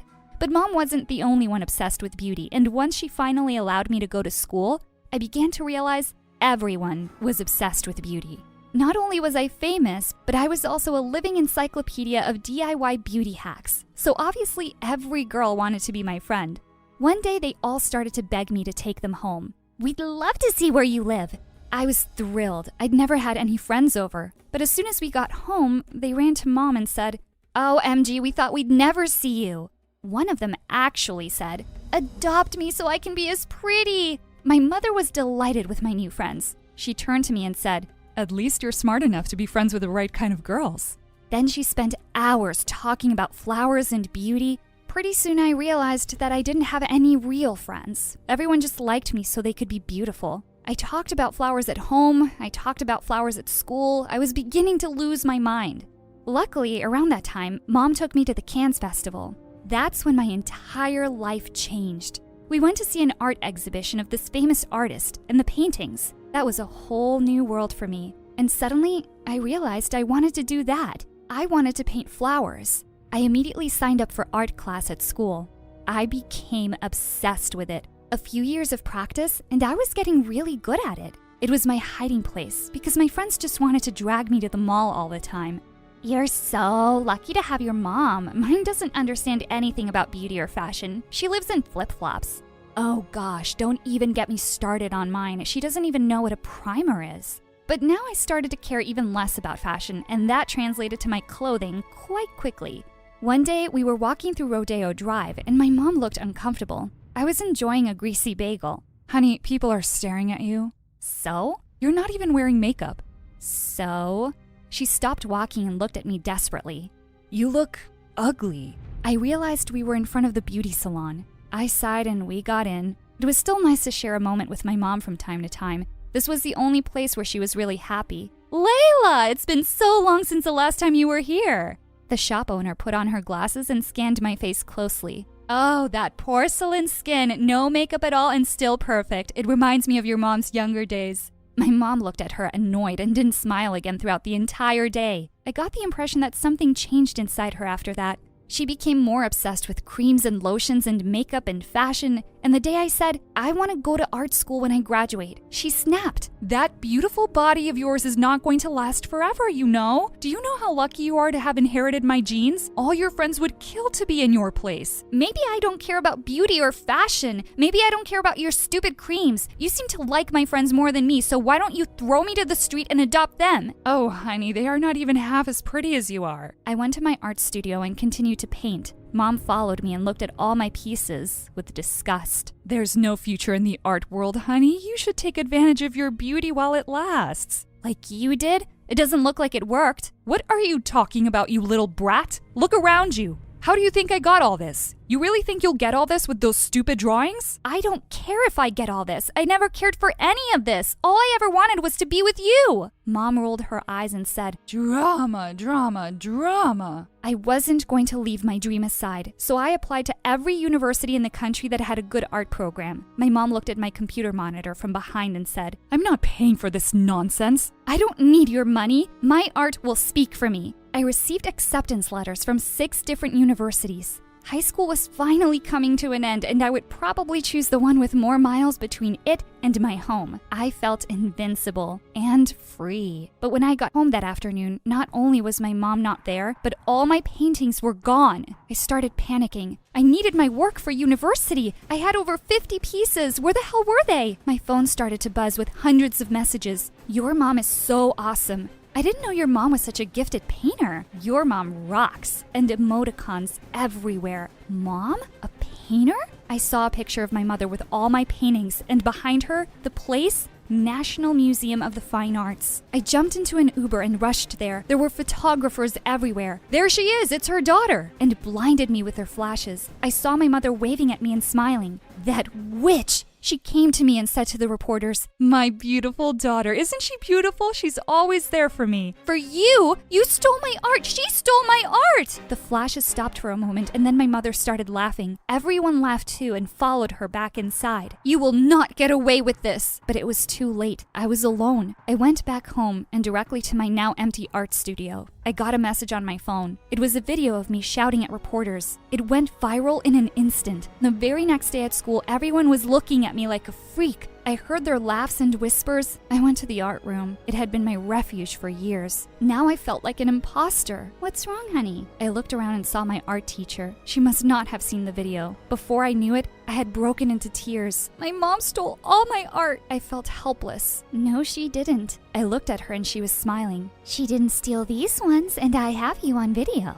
What? I always film my students. It's for academic purposes. She handed me a tape with a smile. I looked at it for a moment. I was so angry I thought of taking it directly to the news. But then I thought of my mother. This would ruin her. This is your art, your life. Don't let anyone take that away from you. Fight for it. And so I did. I went to the news and gave them the tape and explained everything. And that too went viral. And it did ruin my mother. I didn't want to see her again, but I had no choice. I went home and saw her sitting in the dark. But that woman wasn't my mother. The container was the same, but her spirit was gone. I felt awful. She looked at me and said, You did the right thing. She had tears in her eyes. Huh? I got scared. What? You're leaving for college. You have your whole life ahead of you. I'm so proud of you, but I don't know how to live without you. I got scared. Oh, Mom. I hugged her. I'm not going anywhere. I already decided to go to USC. It's 10 minutes away. Okay, yes, that was a lie. The night after she stole my work, I wanted to go as far away from her as possible, but then I realized I don't need to leave her to paint. I can do that from anywhere. I was happy on my first day of college. USC was huge. Some people knew who my mother was, but nobody knew me, and that was okay. A few months later, I did my first art exhibition, and it was a huge success. I sold all my paintings, and my mom was there for me. She stole a few flashes, but I was happy to know that now we could share time without any makeup or fashion involved.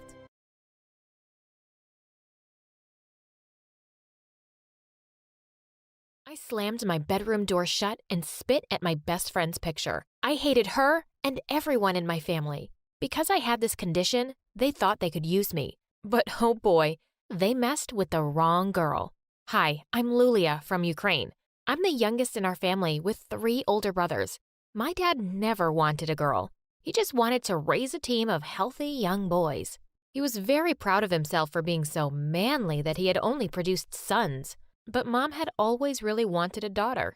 When she gave birth to me, he glared down at my tiny red face and said to my mom, "So, you finally did it, huh? I swear, if she isn't pretty, you're really gonna pay for it." My mom did everything to take really good care of me and make me pretty. Once she came to me and said, "Listen, you're not allowed to eat junk food ever." And she snatched the candy from my hand. When she left, I opened the lower drawer and took another candy.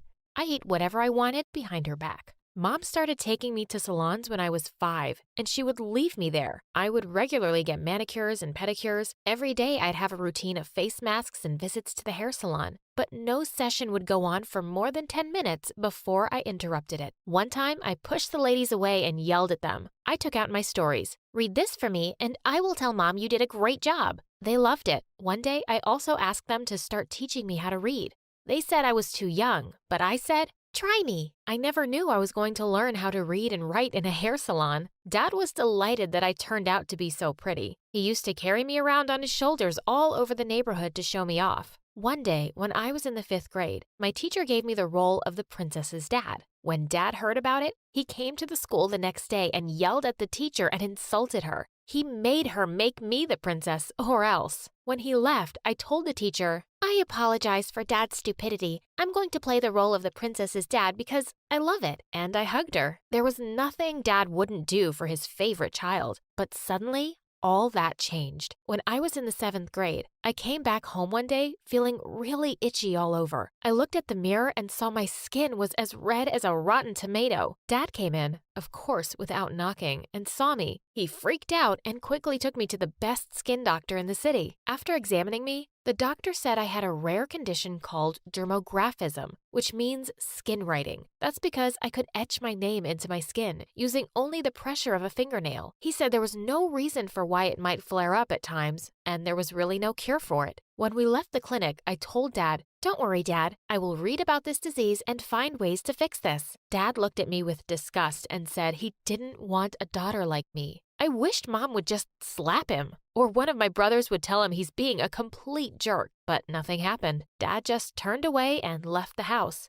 Why was Dad a terrible piece of ugh?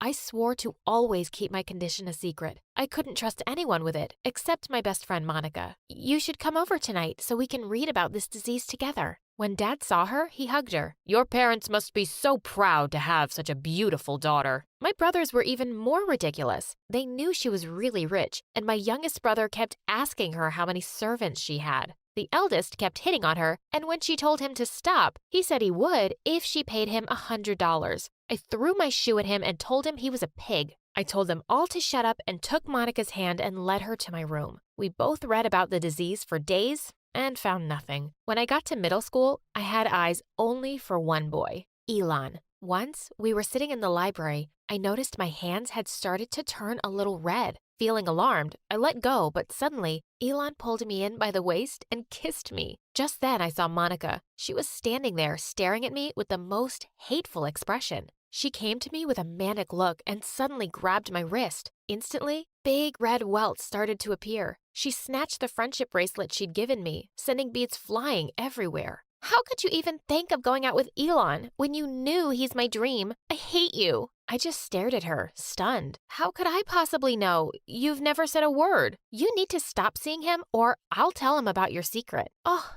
how could she?" I said, "Fine, I will stop seeing him." She instantly smiled and hugged me tight, like a psycho. Of course, I wasn't going to stop seeing Elon. Monica wasn't the boss of me. I started dating him in secret. In the school hallways, I would simply walk past him like he didn't exist. But we would meet up outside later every day, and I was fast falling in love. One day, Elon and I decided to skip gym class and meet at the big tree in the schoolyard. Elon had just pulled me in for a kiss when I felt someone drag me away by my shirt. I turned around to see Monica, and this time, she just went insane. She kept shouting, "Liar, liar," as she pinched and poked my arms. Thick red rashes were popping up like crazy all over my skin.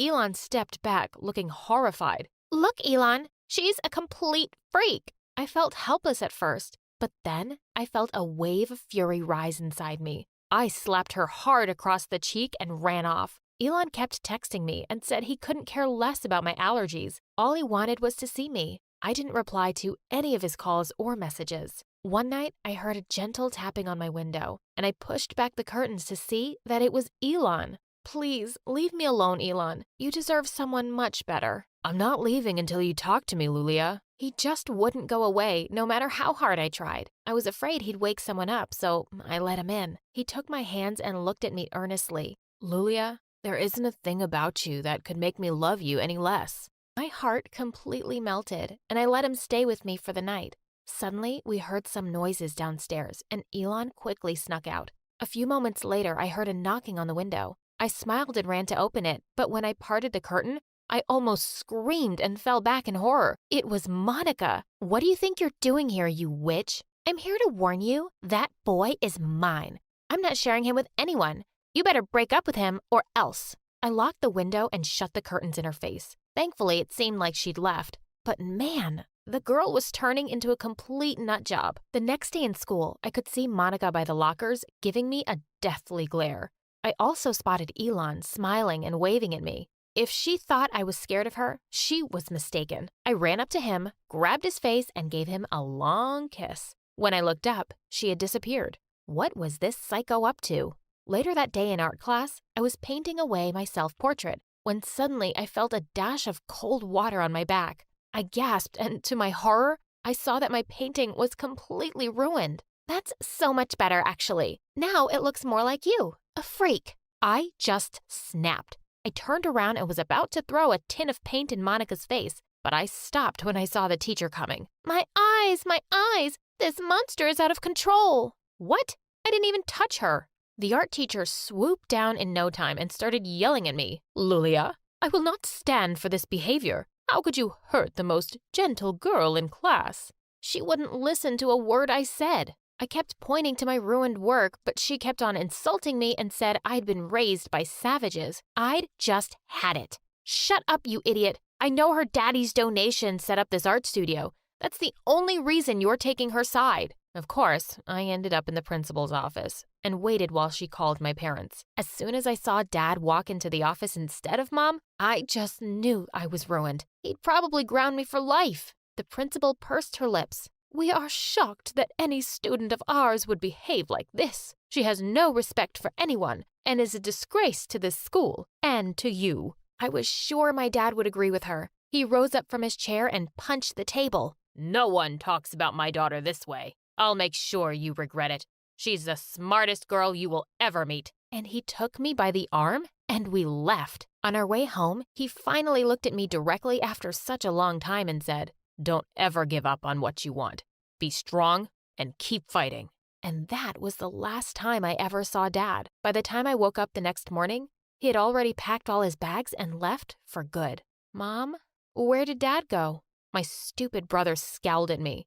You finally drove him away. It's your stupid condition that made him so depressed. He couldn't handle having a broken daughter anymore. Mom banged her glass on the table. Shut up and stop treating your sister that way. All you men are jerks. He left because he's in love with a rich woman who's 15 years older than him. I was stunned. Dad was so confusing. I never really understood him at all. Mom started dating a new man and looked happier than I'd ever seen her. She was making an effort to look good, and I was happy for her. But my brothers weren't happy about it. 2 of them left the house, and the youngest stayed because he was still in school. I didn't miss Dad all that much, really. But his last words were stuck in my head. I kept going out with Elon openly, and Monica stayed out of my way since that day. When I got to high school, though, my condition got much worse. My allergy would flare up at any time. People started to notice and would point or whisper, so I started wearing long-sleeve shirts and pants to hide my skin. One day, Elon came up to me beaming. Hey babe, you're coming over to dinner tonight. My place. I can't wait for my parents to meet you. I told him I wasn't sure if I was ready, but eventually I agreed. The minute I stepped into his house, his mom's face froze mid-smile, and she looked at me like I was a demon. Elon, what's that on her neck and arms? She's disgusting. What a rude woman she was. Mom, what is wrong with you?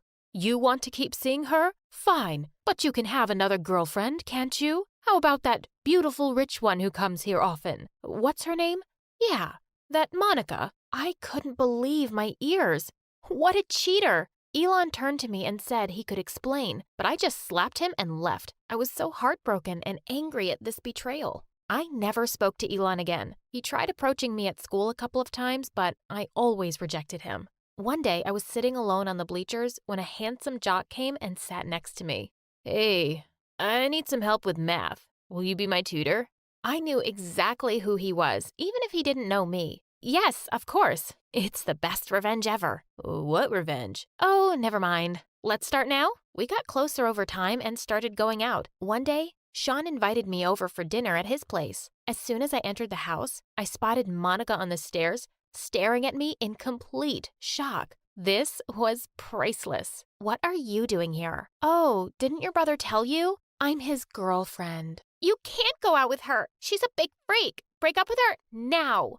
Luckily, Sean's parents walked in just then and seemed horrified by Monica's behavior. Her dad told her to shut up and go to her room. She stormed off in a rage. Sean's parents were so lovely. I had no idea how they'd raised a witch like Monica, but I decided to try and mend things with her and went to her room after dinner. Monica was lying on the bed and didn't even turn around to look at me. I sat down and said, "Look, Monica, you and I used to be best friends once. Can we just start over? I forgive you for everything you did to me." "Who asked for your forgiveness?" And in a flash, she'd turned to pounce on me like a wildcat. Before she could hurt me, Sean barged in and pulled her away from me. "Thank you for saving me from your crazy sister." And I started kissing him, just to make Monica angry. She screamed in anger and left her own room. Weeks passed and I graduated from high school with honors. I'd never meant to fall in love with Sean, but I had over this time we'd been dating. One day, my youngest brother came to me and asked me to ask Sean for money. What? I won't do that. I'm not a gold digger, you moron. We got into an argument for an hour until he tried to attack me. I threw a plate at him, but it missed his face by inches. "Fine, I know what I'm going to do." The next day, Sean called me to tell me that my brother was caught last night trying to steal Sean's car. Oh my God, that was so embarrassing. He told me he wasn't going to send him to jail for me. When my brother came home, I yelled at him. He said that he'd had enough of me and Mom, and he left to live with Dad. Whatever. At least I had Sean. We were headed to different colleges, and we promised that we would make a long-distance relationship work. But almost as soon as I left, it got really difficult to get a hold of him. He'd mostly reject my calls and say he was busy, but I could see from his Instagram account that he was partying hard. Then he wouldn't even reply to my messages for weeks. When he finally did, it was to say that he wanted to break up with me because long distance was too hard. Plus, he thought that me and my family were weird and crazy. What a jerk. I was pretty sure he'd found some bimbo. I stopped dating for a whole year and would turn down any offers by guys to go out. I wanted to do well at university so I could make something of myself. One day, I walked into a lecture hall and I couldn't believe my eyes. I never thought I'd ever see him again. It was Elon. He came and sat beside me and said he deserved one chance to explain himself. He said that he never loved Monica, and she kept stalking him and showing up at his place, but he'd always rejected her. He'd wanted to try talking to me again, but by then I was seeing Sean. We started dating once more, and Elon decided to tell his parents. He called his mom, and she went berserk over the phone. I could hear her shouting, "There is no way you can ever bring that girl to my home." "Fine, Mom. Then I guess I won't ever be coming home too." And with that, he hung up. After a year of dating, we got married. There was no one at the ceremony except the two of us, and we didn't care. We didn't need anyone ruining our happiness. 4 months after the wedding, I called up Mom to tell her I was married and was pregnant. She seemed delighted for me, but said she was too busy with her new husband to come see me. Elon and I were blessed with a lovely baby girl, Anastasia, and we are making sure that we teach her to always love herself. Charlie turned around to see Maddie, and his heart skipped a beat. What happened while I was gone? Since when did you girls start mingling with nobodies like him? Suddenly, Charlie walked over to Maddie, and he pulled her close. There you are.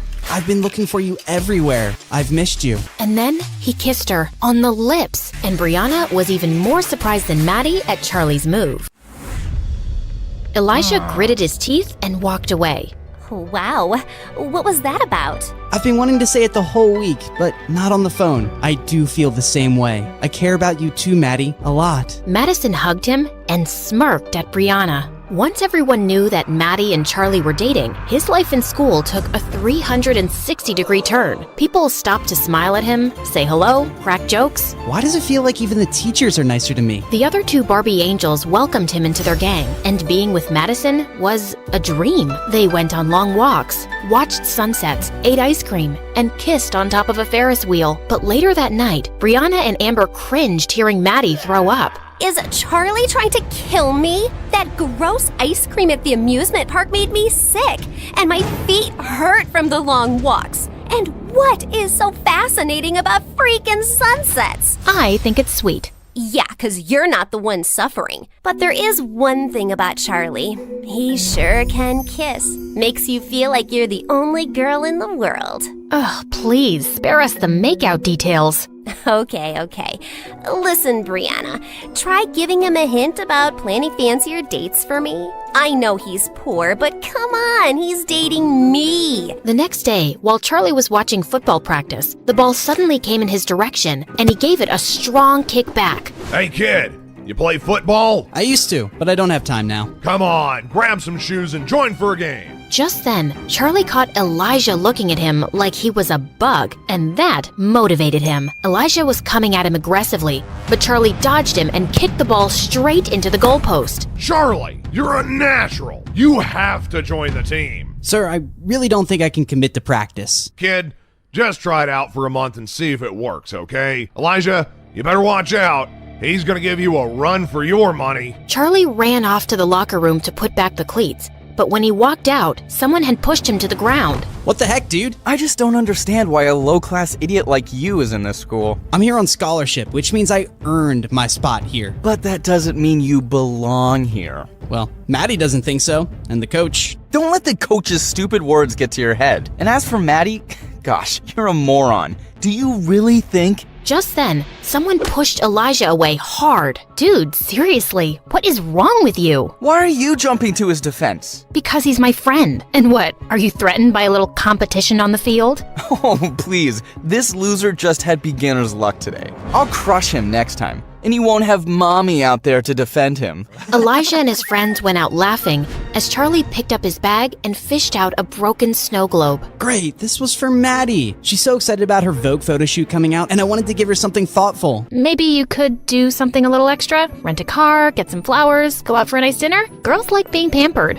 Wow, yeah, that sounds nice. Thanks, Brianna. Also for saving my butt. Also for calling me your friend. You're welcome.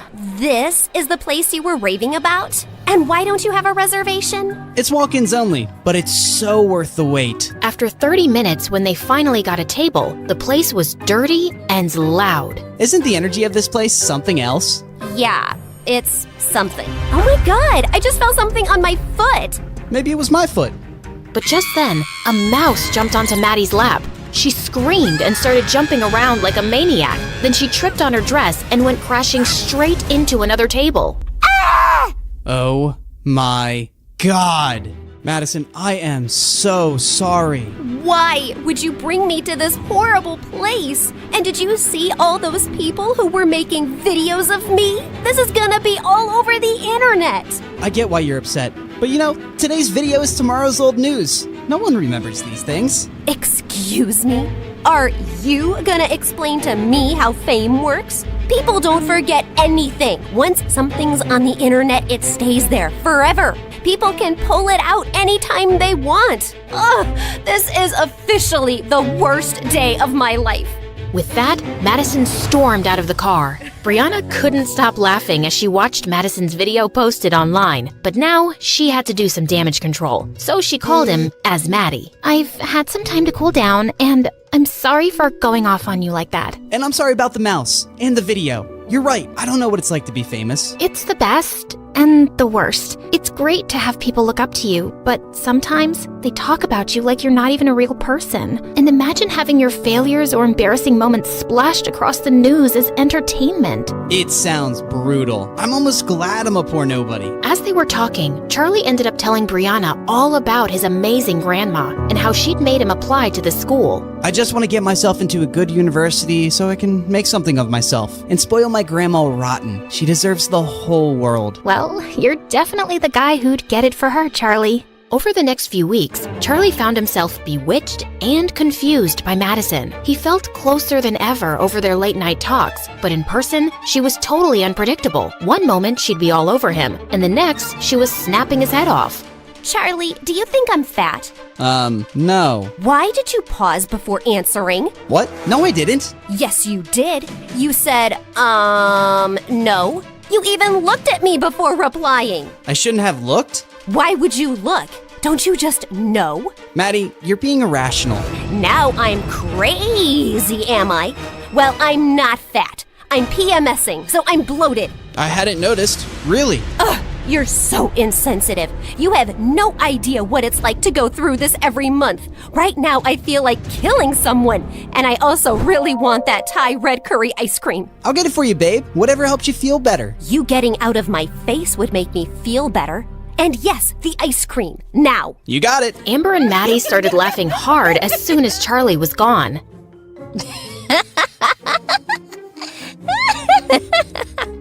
I really hope he gets a few tubs of that ice cream. Sounds delicious. I'm pretty sure there's no Thai red curry ice cream, but let's see what he does. Anyway, for Christmas, my parents and I are going to our ski resort as usual, and I'm inviting you girls with your parents. Should I invite Charlie? You have to, right? He's your boyfriend. Yeah. And at least 3 of my exes will be there. And I'd rather not show up single, but I'm gonna have to give Charlie a makeover before I take him.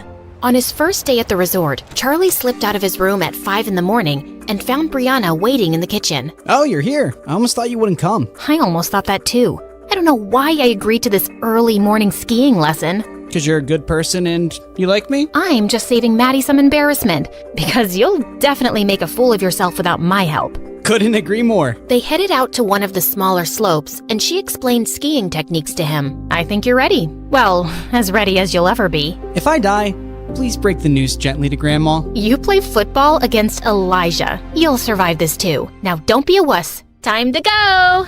Brianna whizzed down the slope, and the cold wind in her face made her feel alive. She turned around to look at Charlie, who looked like a baby goat learning to walk. Charlie, just loosen up! Come on, I'm racing you down to the end!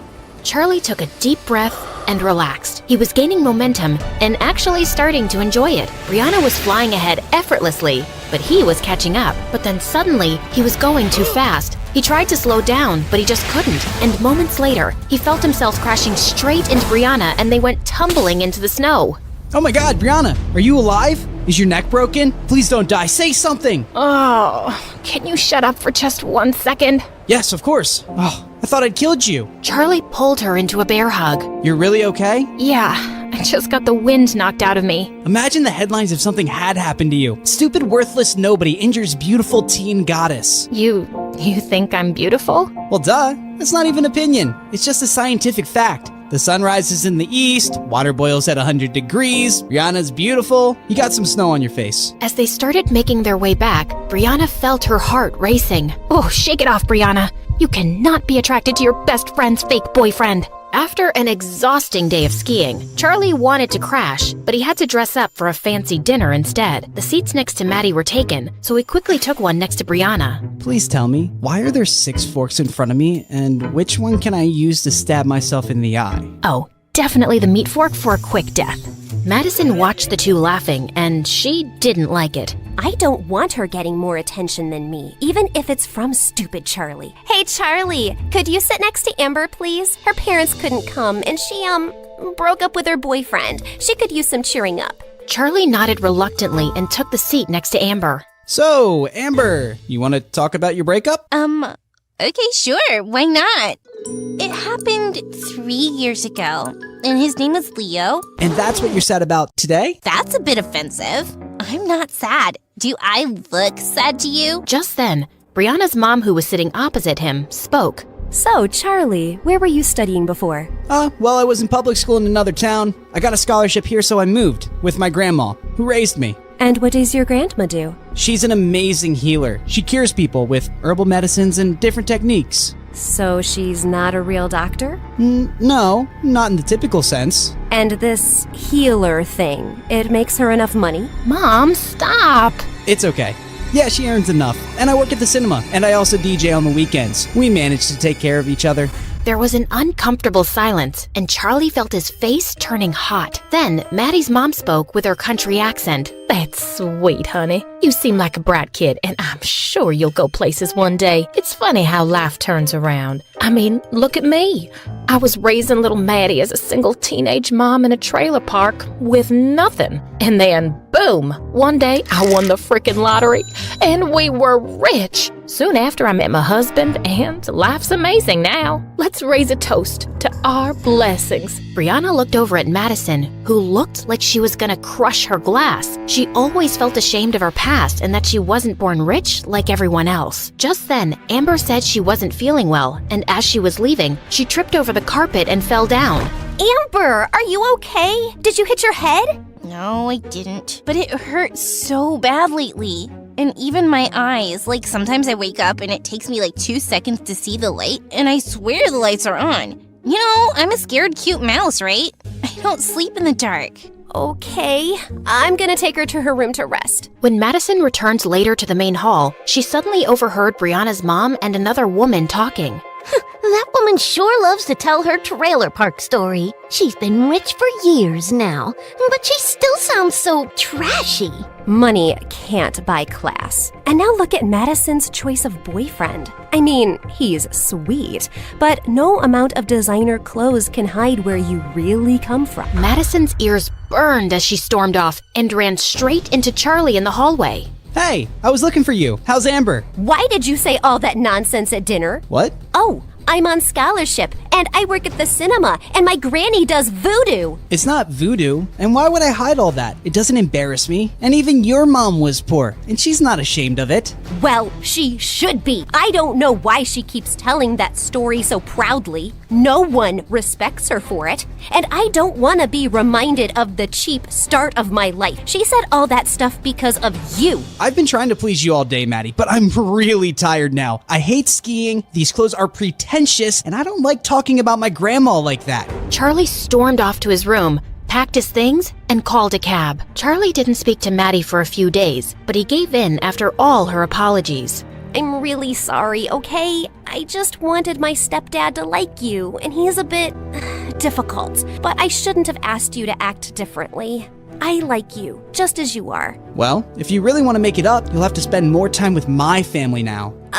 Of course. I volunteer at the community center for old people and take grandma there every Saturday. You should come. Can't wait. Madison had begged Brianna and Amber to accompany her. Eek. Oh, this place smells like disease and something rotten. Shut up, Maddie, and just act normal. After they'd all met, Charlie asked Maddie to help him set up a game of musical chairs, while Brianna joined his grandma. I'm so glad to meet you girls. Charlie was certain he wouldn't make any friends at his new school. You've raised a pretty nice guy. Oh, trust me, I didn't do much. That kid was born with a heart of gold. Once when he was 8, he came home saying he'd lost his bicycle somewhere, and I was so mad. Well, a week later, I found him 3 streets down, teaching a little girl how to ride that bicycle. He told me that she'd lost her brother recently, and the cycle made her happy. She needed it more than he did. That's what he said. At 8. He's always been special. Later that night, Brianna's heart felt heavy when she got Charlie's text. Thanks for today, Maddie. It meant the world to me, and I love you. I love you too, Charlie. The next day, when Brianna showed Maddie the text, she was ecstatic. Finally, the 3 golden words.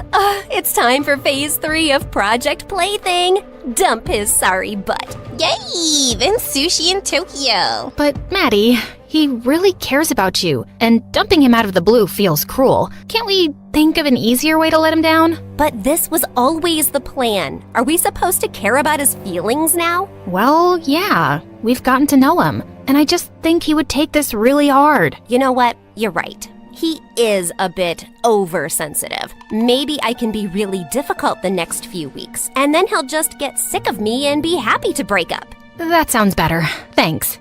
After Brianna walked away, Madison turned to Amber. Who does she suddenly think she is? Mother Teresa? I'm tired of Charlie, and I want to pay him back for the times he was rude to me. I have the perfect plan to dump that loser. But don't say anything to Brianna, okay? Oh, I love it when we have secrets. Just the 2 of us. 3 days later, it was Madison's birthday, and she was having a big party in a dance club with Charlie as DJ. Then suddenly, she climbed onto a table with a mic. May I have everyone's attention, please? I have something to say to our resident DJ. Everyone fell silent, and Brianna suddenly had a horrible feeling. As you all know, I've turned 17 today, and I just want to start this year fresh.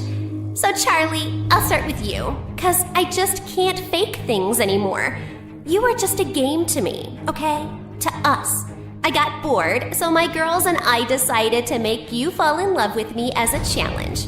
Actually, Brianna was the one who brought you to my attention. It's been fun messing around with you, but it's just made me realize that dating below my league isn't for me.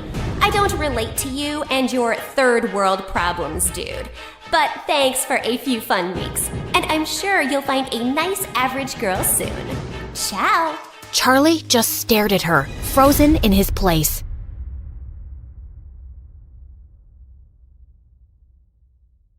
I looked over my shoulder, making sure no one was around.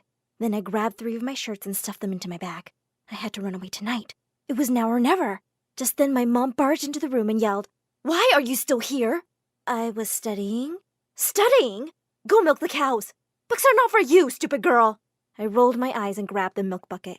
Hi, I'm Amara from Greece. I was all set up to run away from my village to escape a terrible fate, when I suddenly got an opportunity that changed my life forever. But before I continue, click like and subscribe. The next day in class, our teacher barged in and wrote a question on the board.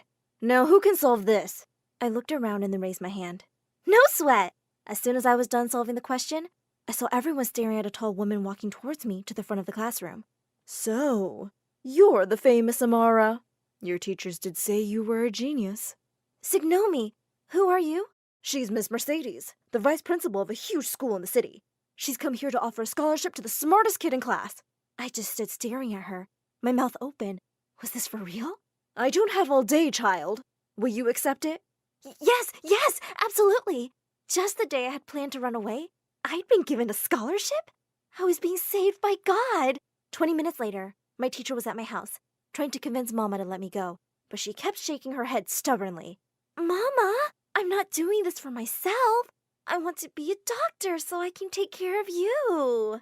For a minute, I thought she might actually give in, but then she started to scream. I've told you! Your place is here. What will you do at a school? Then Miss Mercedes took out 50 euros and handed them to Mama. Okay, maybe it's not so bad to go to school. The next day, I was at a train station with my mom, and hundreds of villagers had gathered to bid me goodbye. I tearfully hugged Mama, and she spat at me 3 times for good luck. Ftoo, ftoo, ftoo.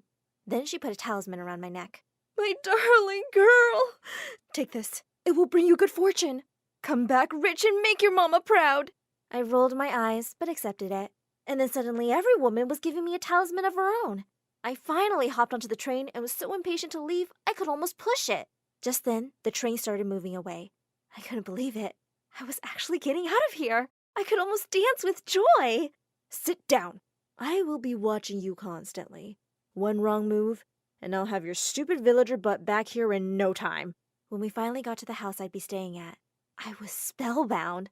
Lots of servants were waiting for us outside. At the front was a man with kind eyes. Oh, I'd seen guys like him in movies. You must be the butler. Please take my bag.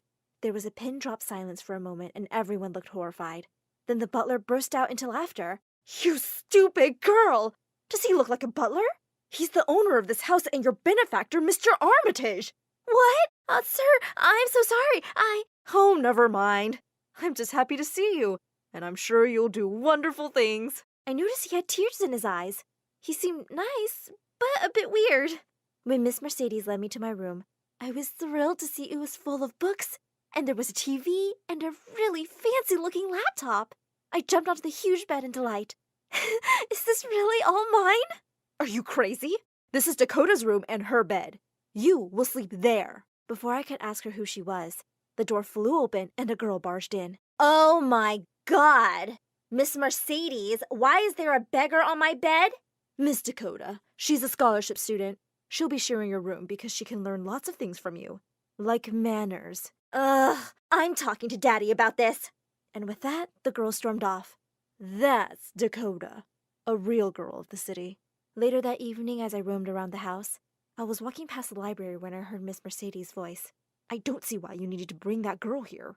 We have so many other smart kids in our school. I've told you, I have my reasons. I held my breath as I listened closer. I wanted to know why he'd chosen me. Just then someone whispered in my ear and I nearly screamed. Are they talking about something interesting? There was a handsome boy next to me, with his ear pressed to the door. I quickly walked off and he followed me, introducing himself as Gavin, Miss Mercedes' son. He said he and his mom lived here. Are you a new maid? Do I look like a maid to you? Oh, I'm sorry. Save it, city boy. You're all alike. Proud city people. I joined school after a couple of days, and I was so excited. When the first math lesson was about to start, a girl whispered to me, Psst, you can tell me if you don't understand stuff. I'll help you. I was about to thank her when she continued, I'm sure the only math you know is counting cows. Why were these people such jerks? Just then, the teacher walked in and started writing a word problem on the board. There are 85 people in a warehouse. Some of them had turned into zombies, some are still alive. If the ratio of zombies to humans is 2 to 3, how many zombies are there? Seriously? This was so easy. My pet goat could solve this. But I was shocked to see that everyone in class was just staring blankly. I quietly said, 34. The teacher turned to me. What did you say? I believe the correct answer is 34 zombies. He immediately sat down on his desk and started working out the problem. 10 minutes later, he looked up at me in complete shock. It is 34! How did you do that so fast? And before I knew it, I was being rushed off to the principal's office and the maths teacher was insisting that I was a genius and should be bumped up a grade. That night, Mr. Armitage couldn't stop raving over dinner about how smart I was, and I could see that both Miss Mercedes and Dakota were not happy. A few days later, Miss Mercedes came to me and dumped a pile of dirty clothes on me. You lazy girl. From now on, you'll be doing the laundry. I picked up the clothes and walked to the laundry room. The washing machine with all its buttons was making me feel so nervous. I never used one. But then I told myself, you're Amara. You can do anything. I held my breath and pressed one button. Nothing. Another. Nothing again. A third, and the machine began to roar. Foam and water shot out, and I screamed as I tried to stop it. Then I heard someone laughing. I turned to find Gavin leaning against the wall. What are you looking at? Nothing at all. I was just wondering why they brought you here. But for now, you just need to know that you're pretty cute. Move aside. I'll show you. And he unloaded the first batch of laundry. As he unloaded the first batch of laundry, he said, and that's how it's done. He wiped a soap bubble off my nose, and my heart skipped a beat. He was looking right into my eyes. Wait, was he about to kiss me? Just when his face was just inches away from mine, Dakota burst into the room, and she looked crazy mad. What do you think you're doing, village witch? You live under my roof, and this is how you repay me? By stealing my boyfriend? Dakota, we're not dating. Oh, are you dating her then? Maybe I am. It's none of your business. She screamed and stomped out of the room. Before Gavin could say anything else, I ran out of there. I really didn't need all this drama. The next few days, I tried to avoid Gavin, and Dakota pretended like I didn't even exist. But then one morning, as I was getting ready for school, she threw something on my bed. It was an iPhone. Daddy wanted you to have my old one, so whatever. If you have questions, ask Siri. Who's Siri? A girl at school? Dakota turned to me. No, but she's a nerd like you, and you guys will get along really well. Here's her address. You can meet her there. After school that day, I decided to pay Siri a visit. I followed the directions and was confused when I ended up in the creepy parking garage of an abandoned mall. I immediately decided to leave, but just then, someone put a hand on my shoulder. What you doing here, kid? Did the cops send you? I turned around in horror to see 3 huge men behind me. I tried to make a dash for it, but I tripped over something and fell. Ow! Are you hurt, little girl? You will be if you don't step away from her this minute. From behind the goons stepped out Gavin and some police officers. As the police took them away, he helped me walk to the car. Later at home, Mr. Armitage was extremely distressed. It's so lucky Gavin tracked your phone's location when you didn't come home. But why would you go to such a place, child? I guess I just got lost. I was only looking for Siri at the address Dakota gave me. Everyone suddenly froze and looked at me like I was crazy. Then Mr. Armitage turned to Dakota and started shouting at her. I can't believe you would play such a horrible prank. You put Amara's life in danger. But Dad, I didn't think she was stupid enough to actually go. Not another word. I'm really disappointed in you. Just go to your room. Dakota burst into tears and ran away. Gavin helped me to the guest bedroom and gave me a goodnight kiss on the cheek. Just as I was drifting off to sleep, I suddenly sat up in bed, startled. There was a shadowy figure standing in the doorway. It was Miss Mercedes, staring right at me. Amara, You listen to me very carefully. Stay away from my Gavin. He's supposed to be with a rich girl like Dakota. If you want to keep your little secret, you won't mess with me. And with that, she walked away. I was horrified. Could she really know? I couldn't sleep. Later that night, I got up to get water when I saw a light coming from the study. I peeked in to see Mr. Armitage at his desk, looking worried. He spotted me at the door and told me to come in. When I asked him if something was wrong, he sighed. I don't know why we're making losses. It's just all a mess. Mind if I take a look? He looked really surprised, but nodded. As I started to go through the accounts, I began spotting some problems and gave him a few suggestions to fix them. He looked stunned. Oh, wow! What a gifted young girl you are! I can't wait for you to be part of my company one day. Wait, me? A part of his company? That would be such a dream. Listen, Amara, I'm going away on a business trip, but once I'm back, there's something really important I have to talk to you about. You should go to bed now. But I woke up the next morning to the most horrible news. We found out that Mr. Armitage had been in a bad car accident on his way to the airport. We rushed to the hospital and waited for hours for the doctors to give us some news. Dakota couldn't stop crying, and I put my arm around her. The doctors finally told us that he'd suffered head trauma, but was conscious now. Dakota went rushing to him. Daddy! And she hugged him and cried on his chest. He stroked her hair and said he was just fine. He smiled at everyone, and then his gaze fell on me. And who was this young lady? We all looked at him in shock. It's me, Mr. Armitage. Amara. He looked confused. I'm so sorry, but you're not familiar to me at all. When we told this to the doctor, he said that it was possible the head trauma had made him lose his short-term memory, and he couldn't remember recent events. There was no way to know for sure if it would come back. I was devastated that he didn't even remember me anymore, and now I would never even know what he wanted to talk to me about. A few days after Mr. Armitage had been moved back home, Miss Mercedes walked into the dining room and dumped a bag on the floor. It was my bag. I've made a decision. I'm sending you back to your village, Amara. Mr. Armitage doesn't even know who you are anymore, so I don't see any point of keeping you here. I stared at her in horror. Oh my god, I couldn't go back.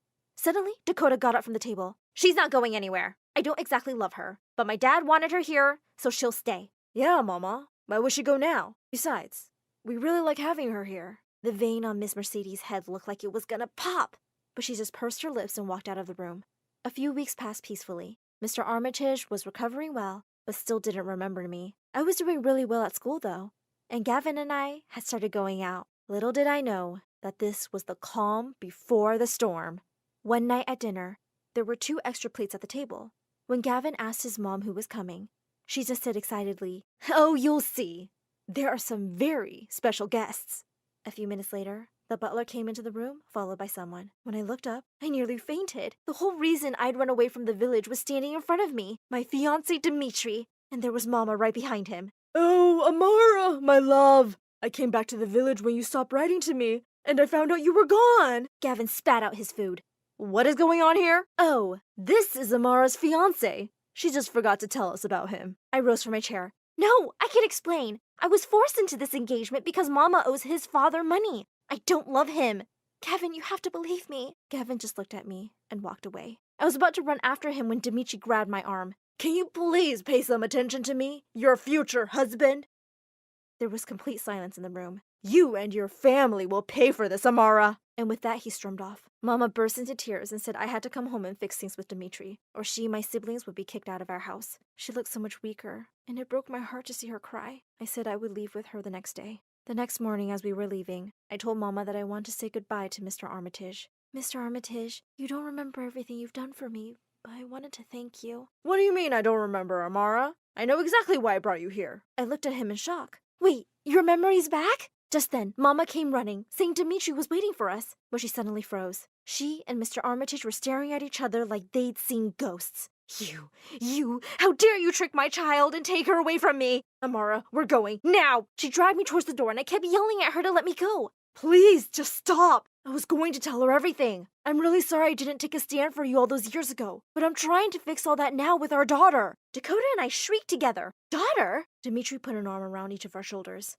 Huh, you're sisters? That's so cute. I can't wait to get married to Amara and have daughters of my own. Get your filthy hands off my daughters! After he and Gavin kicked Dimitri out, Mr. Armitage walked over to Mom. Please, give me another chance. For our daughter's sake. She's not your daughter. Her father left us a few years ago. You men are all the same. Mr. Armitage looked stunned. Then he looked at me and said, "Oh, she's not? Well, yeah, okay. Actually, that doesn't matter. I think she's an amazing girl, and I would like her to stay. I can send her to the best school and university, and pay for your treatments. I'll even pay off your debts." For a second, Mom looked shocked, and then she jumped at him and hugged him. "My darling, I miss you so much." Well, long story short, Mom did give him another chance. He paid off our debt, and Mama and my siblings moved to the city too for her treatment. Dakota and I are kind of friends now, although she did kick me out of her room. And most importantly, Mr. Armitage fired Miss Mercedes after he found out she'd try to get rid of me. She and Gavin moved out, but he refused to stop seeing me. So he's still my boyfriend. Who'd have thought things would turn around so much for a poor village girl?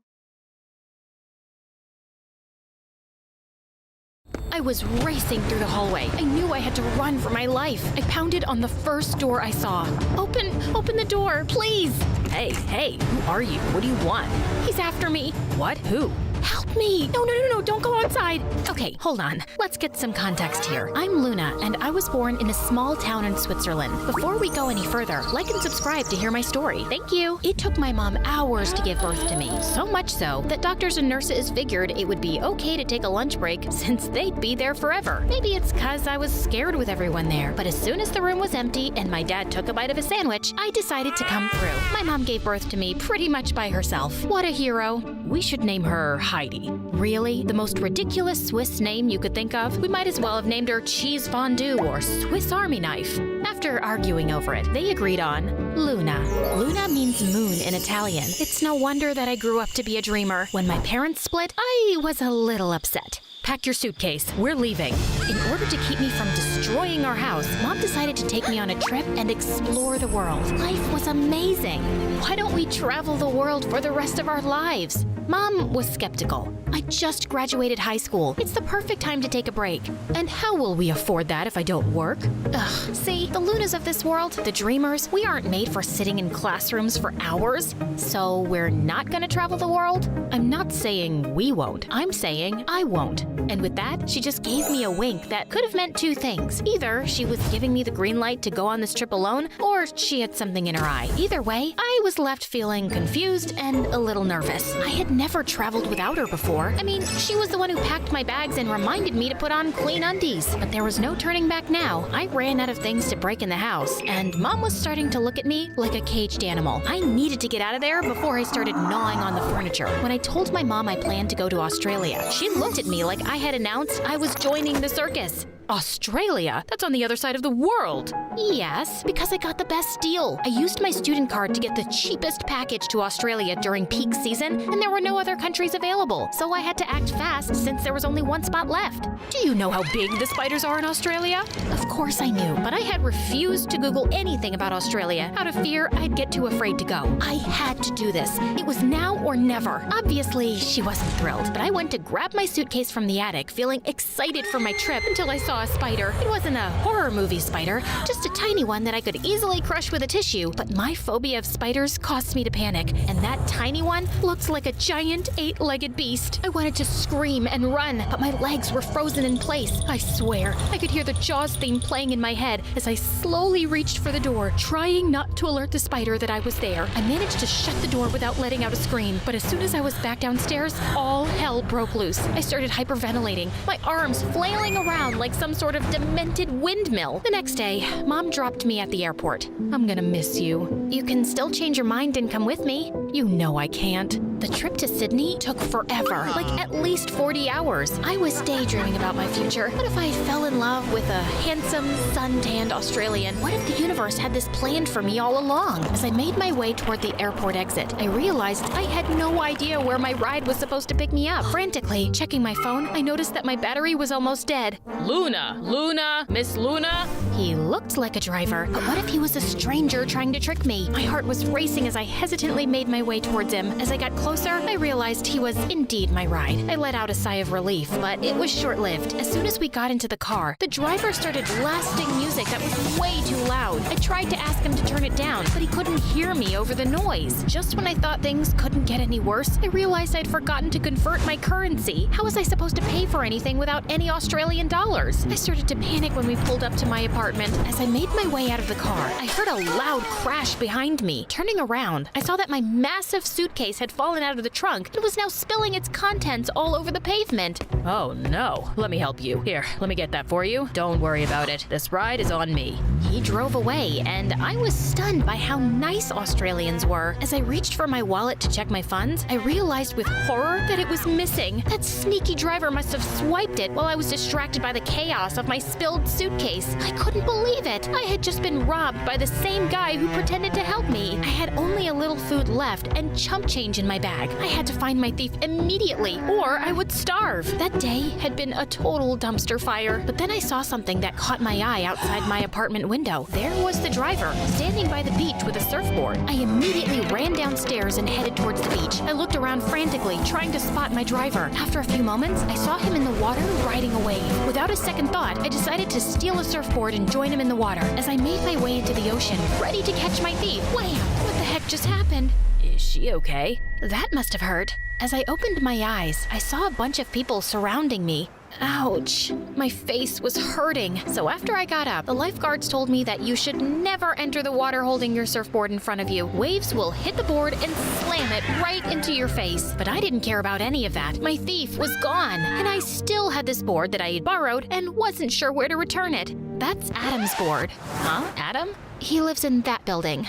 The girl was pointing at my apartment complex. Great. I grabbed the surfboard and headed back to my building. If I mentioned that my apartment was located on the 40th floor, the surfboard didn't even fit in the elevator. So I walked up 40 floors with the heavy board to make it back home. The next day, I woke up sore, but ready to find my thief and, well, give this Adam guy his surfboard back. I grabbed the board and headed for the elevator. I wasn't going near those stairs again. The surfboard would most certainly survive the fall, right? I shoved the board through the window and let it fall. I mean, who was gonna notice?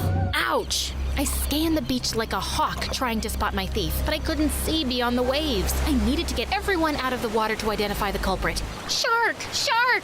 Everyone came running out of the water in a frenzy, but as soon as they realized there was no danger, they looked at me like I was the crazy one. And the worst part, the thief was nowhere to be seen. That night, I decided to make myself a fondue. Yeah, kinda gross to have melted cheese in the summer, but I was missing home. As I was about to finish melting the cheese on the stove, my fire alarm started screaming at me. I immediately grabbed a towel and hurriedly waved it under the fire alarm. It was useless. This thing wouldn't stop. Suddenly, there was a loud thud. Was someone here with me? I was racing through the hallway. I knew I had to run for my life. I opened the first door I saw. Hey, who are you and what are you doing in my apartment? He's after me. What? Who? Help me! No, don't go outside. Wow, he was so cute that I almost forgot about my fire alarm that was blasting in the background and the fact that someone was after me. Fire, alarm, stranger, apartment. My neighbor was kind enough to check every closet and corner. No one was there. He also fixed my fire alarm. And by helping me fix it, I mean that he literally tore it off my ceiling. I just hoped that the building wouldn't catch on fire while I was asleep because I no longer had a fire alarm. Thank you so much. You saved me. Happy to help. I'm here for anything you need. I'm Adam, by the way. Luna, like the moon. I love it. Wait, are you the Adam? Oh, wow. You're the thief. Well, wait a minute. I didn't steal it. I borrowed it to go after my thief. He smiled and winked. Was he not believing me, or was he flirting? Well, I didn't have time for this. I had a thief to catch. I called the driver's company, but they were as helpful as a chocolate teapot. I walked out of my apartment, hoping I'd find him at the beach again, and almost stepped on something, a small box of chocolate. It had a note on it. When I opened it, it said, "Welcome, Luna." Aw, obviously this was from Adam. And Celia? So, my handsome neighbor had a girlfriend. Clearly, he wasn't flirting with me and thought my thief story was a lie. I laid in bed that night, exhausted and annoyed, wishing for a good night's sleep. But that didn't happen. I woke up around 3 a.m. that night. Something felt off. I was sure I wasn't alone, but with a quick look around my small studio, I saw no one. Then why did it feel like I was being watched? As I looked at my ceiling, I saw it. The spider. I'm talking a big, hairy, 8-legged nightmare that could have easily passed for a small dog. How did it end up in my apartment on the 40th floor? I won't admit it, but I was tearing up. I needed help, but who could I call at 3 a.m.? Mom. With the time difference, it was daytime for her. I immediately FaceTimed her. Hey, honey. Mom, there's a monster in my apartment. As I looked up at my ceiling, it was gone. Without thinking for a second, I jumped up and looked around. Where was it? Was I dreaming? Are you okay, honey? Mom, there's a huge spider. Remember what I always tell you. The spider is probably more afraid of you than you are of it. Ah, behind find you. It must have fallen behind my bed somehow. I swear that at that moment, the spider gave me a judgmental look. Don't you dust behind your bed? Mom, what do I do? I aim the phone toward the spider to show my mom. Stop zooming in. I'm not. This thing is huge. I felt a wave of panic wash over me. My heart started racing, and my palms began to sweat. Mom, I can't do anything by myself. I'm useless alone. Someone stole my wallet, and now there's a huge spider, and I can't achieve anything without you. That's not true, Luna. When Dad left, I thought I was never going to be able to do anything alone, but I was able to. I survived. You can make it through anything. And just then, the screen went black. My phone died at the worst time. The spider was still there, and I was alone. I grabbed the nearest object I could find, which happened to be a travel guide. But as I raised it up to strike the spider,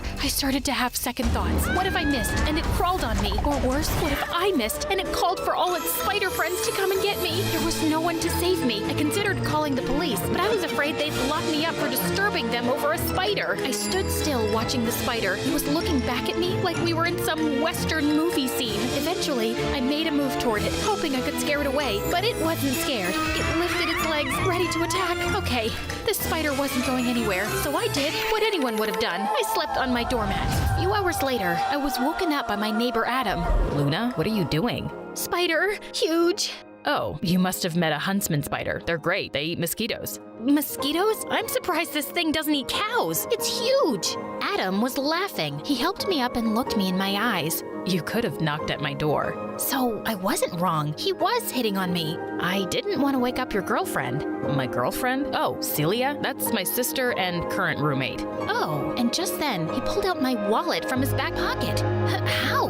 My dad owns the building. I told him about what happened with your driver, and he mentioned that a tenant found a wallet on the floor outside. It must have fallen when you walked out of the car. I suddenly felt terribly embarrassed. I was running after my driver, thinking he stole my wallet, when in reality, he truly was a kind local who gave me a ride for free and helped me with my suitcase. Adam gave me one of his perfect smiles. Want to go surfing? As the universe was handing me my wallet back and a handsome Australian, I felt compelled to decline. I think I'm good. I'm gonna pack my stuff and go home. He was surprised, but nodded respectfully. I packed in record speed to avoid another encounter with Dracula Spider and headed for the airport. As much as I appreciated Adam's gesture of returning my wallet, going surfing with him sounded like a disaster waiting to happen. I mean, the guy lived in his dad's building. Talk about dependent behavior. It was like looking in a mirror and realizing I needed to stop relying on my mom so much. The truth is that ever since Dad left, I was running away from my problems by traveling. But if I ever wanted to grow up to be an independent adult, I needed to confront my fears head on, even if it meant facing spiders the size of cars. For the first time in my life, I felt like I was able to weave my way out of this tangled web of fear, and it felt good. I was going back home, and I'm not running away from my problems ever again.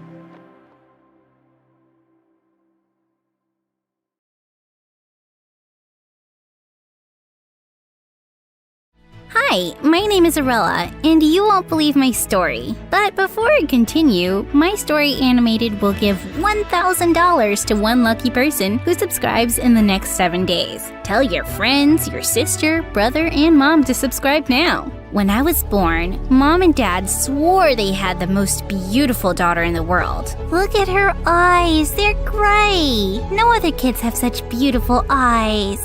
And her hair is great too. She's so unique. She looks like an angel. That's how I got my name, Arella, which means angel in Hebrew. All my life, people went crazy over the way I looked. It was hard for me to go anywhere without people staring at me or complimenting my unique features. But it also made me a big target for bullies. Once in the 2nd grade, a girl came up to me in class and began to pull at my hair. My big sister said that your hair is a wig. Take it off and let me play with it. I smacked her hand away. Your sister must be stupid then because it's not a wig. Nuh-uh, you take that back. She's not stupid. Just then, she began to attack me. I held her off as best as I could, and thankfully a teacher came and separated us. We do not fight in this class. Go to the naughty corner and don't come out until you're ready to apologize. She never did. When I was in the 6th grade, my parents signed me up to a local modeling agency, and I got a job on my very first day. The recruiters freaked out over my look and said that I would be a big star. The only problem was that I had absolutely no desire to be a model. I hated that people always stared at me for looking so different. Heck, even I didn't understand why I looked the way I did. One afternoon, we were doing a shoot outside for a new water toy, and after 30 minutes, my skin turned as red as a tomato. Within an hour, I had very bad sunburns all over my face and neck, so my parents rushed me to the emergency room. Oh, please, you have to save her beautiful face. The hospital staff helped me, and soon I was feeling a lot better. But my doctor insisted on doing some small tests on me. And that's when we learned that I had a condition called achromasia. It was a genetic disorder that caused my body not to make any color pigments. That's why my eyes and hair color were gray.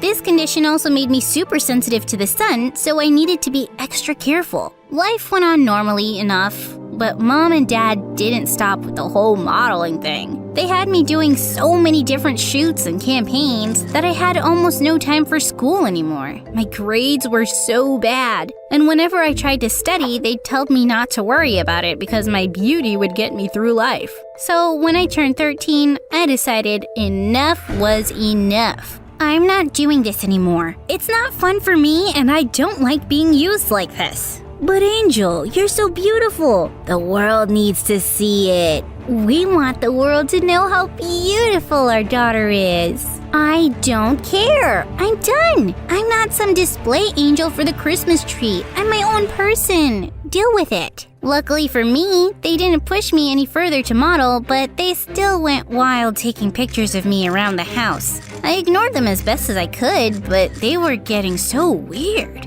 In the 10th grade, I was transferred to a much larger school outside of our town because our local high school was full, and I was excited for the change. When I arrived, I was amazed at how fancy it was, and all the kids seemed to be very rich too. I really didn't feel like I fit in here, but I was determined to make the best of it. As I headed to my locker, a door next to me swung open and almost hit me smack in the face. Whoa, I'm so sorry. I don't understand why they make these stupid doors open out instead of in. Are you okay? Standing in front of me was the most beautiful guy I'd ever seen in my life. He had pitch black hair and piercing blue eyes. I'm fine. You're new here, right? I'm Kevin. Nice to meet you. Meet to nice you too. Arella, my name is. Oh my god, end me now, please. Kevin frowned for a second, then smiled. How about I give you the grand tour? This place can be a little hard to navigate at first. I'd really like that, thanks. But just as we'd started, the bell rang for class, and he asked me to meet him in the playground at recess so we could continue. With that, he ran off and I made my way to class. Wow, this boy was hot. But I needed to get myself together. He's just another person, Arella. I was having a really great first day at school, and my favorite part was the home economics class. It was so fun, and we made a souffle on our first day. At recess, I made my way to the playground and spotted Kevin by the fountain. Hey, I made you an extra one as a thanks for the tour. Kevin turned around and frowned at me. That looks disgusting. Ouch. It's not my best work, but I promise it tastes amazing. I'd rather eat my own tongue. Why is this vampire bothering me? I couldn't believe my ears. If you just pretended to be nice to me only to insult me in front of your friends, you should know this vampire has teeth. With that, I dumped the dessert all over his head and stormed off. What an absolute jerk. The next day, I tried my best to keep my head down. Most of the students were very nice, but some just stared at me the whole time. People in my old school had gotten used to how I looked by now, so this felt really awkward. I headed to math class when suddenly I bumped into Kevin. He grabbed me by the shoulders to steady me, but I pulled away from him, angry all over again. Easy there. I've been looking for you. Well, you found me. Now get lost. Wait, what? What's wrong? Did I do something? Did I hit you so hard with my souffle that you lost your memory now? Just leave me alone. I rushed into class and angrily slammed my book on the desk. What a total nutcase. The class went on as normal until the announcement box went off. This is a message for Arella from the senior class president, Kevin. Arella, I know you're upset with me, but I can explain. Ask anyone around school about me. I'm not some jerk. What the freaking turkey was happening right now? Okay, this is going to sound crazy, but that wasn't me yesterday. I have a twin brother, Sean. That's who you spoke to yesterday. Sean, if you're listening, I hate you. Arella, please forgive me. How about that chore? The kids in class began to cheer and I wanted to throw myself out the window. Even though I was so embarrassed, it was pretty cute too. After class was over, Kevin waited for me outside and I felt my skin burn again. I can't believe you did that. You're crazy. I had to do something to convince you. Just then, a total copy of Kevin strolled toward us. He winked at me. Hey, Snowflake. I see Kevin here let the cat out of the bag. Too bad. I had such fun planned for us. Stop being a moron, Sean. I'm just introducing myself to our friend here, bro. Chill. I'm his friend. Meow. Sean winked at me again and walked away. Your brother is something. Are you sure he's not adopted? Kevin burst out laughing and took me on the tour he promised. He was sweet and charming, and I liked spending time with him, especially since I discovered he was as obsessed with MSA as I was. We could discuss the latest episode we watched on YouTube for hours. I thought things were going nicely, but then in a few days, he kinda got extreme. On Monday, he bought me flowers. On Tuesday, he had the school's choir sing me a song in front of the entire student body. By Wednesday, he'd somehow gotten into my locker and left me a dozen soufflés. Thursday, he had freshmen follow me around the entire day to carry my books. By Friday, I was exhausted. I couldn't understand what on earth was going on. The girls around me seemed to go crazy all over him, but I just found it weird. One afternoon, I saw Kevin looking for me by the gate, so I quickly ducked into the bushes to hide. Got caught in the sun again, eh, Twilight? Great, just what I needed. Sean got down on his knees and sat next to me. Why are you here? Can't you see I'm hiding? Shoo! Look, I know we got off on the wrong foot, but you need to know something. Sean began to play with a piece of my hair, twirling it around his fingers. Kevin is obsessed with you, like majorly. I slapped his hand away. No kidding. Have you seen him this week? You don't get it. The guy's been in love with you since we were like 10. But I just got here. What do you mean? Sean sighed and pulled out his phone. Our parents got us this for our 10th birthday. Look familiar? Oh my god, that's one of the campaigns I did for a water toy. Yes, he's had a crush on you since he first saw this picture. When he saw on Instagram you were coming here, he made it his mission to make you his. What do you mean? I don't have an Instagram. Then what's this? Sean then showed me a verified Instagram account of me. There were posts of me going back years as an influencer. It had over 10 million followers. What the heck? Sean, this isn't mine. I've never seen this before. And why is it all in Japanese? You're a huge influencer in Japan, Lilypad. Are you seriously telling me you had no idea? I mean, I modeled a bit as a teen, but no, I had no idea. Huh, I think you finally got interesting. I had to get out of there. How was I famous in Japan and never knew about this? I rushed to the bus, and the entire ride home I tried to search for the page, but nothing came up on my phone. At home I tried my computer too, and again nothing popped up. I asked Mom if I could use hers, but she said she left it at work. I tossed and turned the whole night. It had to be my parents. They were always taking pictures of me, giving me gifts and asking me what I thought about them. Who else could it be? They were so obsessed with me being a model. They created an Instagram account for me and made sure I'd never find out. These people will do anything to make money, but I needed to find proof of some kind. The next day I snuck to the library to use the computer there, and suddenly the page popped up with no problem. If it isn't my favorite angel cake, what you doing? If it isn't my least favorite moron, get lost and busy. Sean playfully rested his head on my shoulder to peek at the computer screen. Any leads yet, Sherlock? Nothing yet. I can't access it from any of my devices. It's like I'm blocked, and I don't know how to get access. Amateur. Watch this. He took out his laptop and began typing away like some mad person. The next moment, I was logged into the account. The new password is, Sean is devilishly handsome. No spaces. What did you do? I'm an IT god, and I use my special hacking powers to remove the blockers on the account. It was only available in Japan on your settings, but now you have full access. The IP is listed to this address. Is it familiar? That's my address. I knew it! Listen, I'd love to continue this little dance, but Kevin just walked in, so you better run now if you don't want to be proposed to.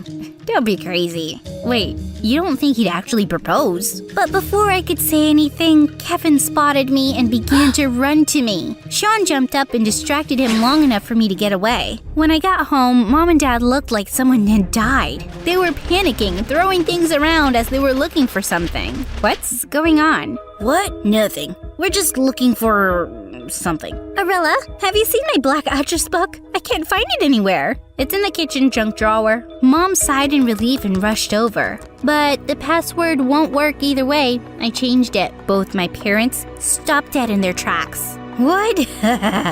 What do you mean, Angel? I changed the password to my Instagram account. You two are locked out. What? How? How did I know? Oh, I just found out. Since you guys had all my devices blocked, how could you do this?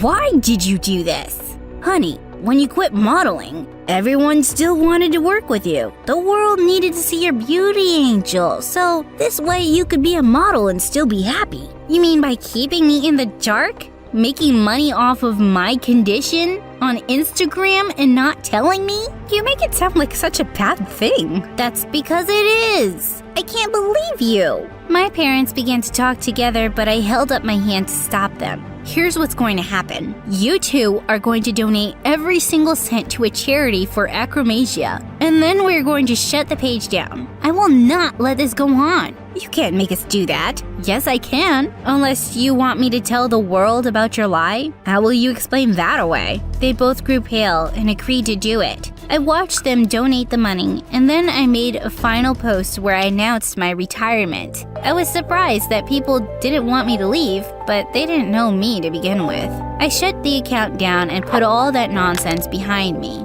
After more weirdness from Kevin, I finally confronted him and told him that I was not interested in him at all. You don't like me?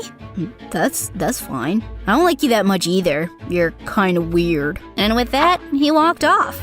Yeah, I was the weird one. Later, as I was walking down the hallway, Sean popped up out of nowhere. Arella, my beautiful snow princess. Please love me. Love me. Nice try, idiot. I can tell you two apart now. Dang. And I was looking forward to creeping you out some more. You know, you act all tough, but I think you might like me. Why else would you be so helpful and kind to me? You take that back. I'm a horrible, yet incredibly handsome jerk. No lovey-dovey nonsense from me. No, sir. Then why are you standing so close right now? You're not exactly moving away either. Yeah, just making it easier for you to kiss me. You know you want to. You didn't kiss my brother, did you? Gosh, no.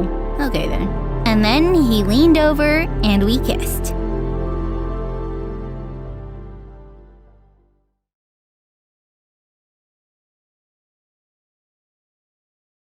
You know that part in a horror movie where you scream at the characters not to go after the monster?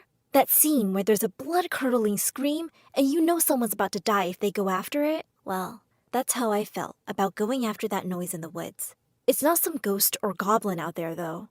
I'm pretty sure it's my mom, who just woke up from a coma. If you're feeling a little lost, you'll want to check out part 1 first. While you're there, don't forget to like these videos and subscribe to My Story Animated to listen to more crazy content. If you don't, you'll see a ghost the next time you look in the mirror. Trust me, you do not want to deal with that. In fact, you would probably scream at the top of your lungs, which is pretty much where you guys left me last time. That scream in the woods was ear-shattering. I fell down and was shaking. My dad and brother went up and decided to go and investigate the screams. I was too scared, so they told me to stay back and wait for them to come home. I sat there under my covers, crying from being so scared and alone. I know it's weird, but I actually felt the urge to call Lisa, even though the last time I saw her was pretty dramatic. I really missed her. When I thought about getting scared and running into my mom's arms, I only saw her. I was surprised when she actually picked up. I told her how scared and horrifying it was. Every shadow seemed like a monster, and I could not calm down. That's when I heard some noises coming from my living room. My dad and brother must be back. I'll hope I can see you soon. You will, she told me. She asked me to keep our conversation secret, and I agreed. I rushed out of my bed downstairs so that I didn't have to be by myself. But, to my horror, I was completely alone. The lights were all turned off. This was scarier than sitting in my room. I walked towards our lamp to try to brighten up the place. I turned on the light and walked over to sit down and wait for everyone to return. Something reached out under the couch and grabbed my ankle, pulling me to the ground. I looked around and saw that it was my mom. I screamed at the top of my lungs and kicked her in the face a few times. She hissed and covered her eyes, and I ran as fast as I could towards the door. You know the old TV show Tom and Jerry? Well, I felt like a little brown mouse being chased around by a giant gray cat. I probably would have found it funny if I wasn't so busy running for my life. Did you know a cheetah can run over 60 miles an hour? Well, it felt like my mom was about to break a world record. Even though I got a head start and my mom was weak, my mom caught up with me in a matter of seconds and pinned me down to the ground. I thought I was going to die. But in that moment, my dad and brother rushed to the scene and pulled her off of me. My dad told me to call the ambulance while he and my brother held her back. With tears in their eyes, they handed her over to the medical professionals who took her away to the psychiatric hospital. My mom was begging to stay, promising that she didn't remember anything, but my dad and brother had witnessed it. My father went to the hospital with her, and my brother just sat there and glared at me. She was literally trying to kill me. How was I still the bad guy here? My brother ran to his room without even saying goodnight, and my dad spent the whole night at the hospital with Mom. I tried to go to sleep, but tossed and turned all night. Every time I shut my eyes, I saw her staring back at me with an evil glint in her eyes. I got up to go to the bathroom and overheard my dad and brother fighting about Mom being in the hospital. My suspicions were confirmed. "This is all Emma's fault," my brother screamed. "We just got Mom back, and now she has to send her back to the hospital all over again?" I wanted to jump out and scream, but I just couldn't gather the strength. Deep down, I knew he was a little right. I ran up to my room and locked my door. I fell into my pillow and sobbed. My dad must have heard me because he was knocking on the door seconds later, but I didn't want to talk to anyone. I was a complete wreck and ignored all of my friends and family. I barely ate meals.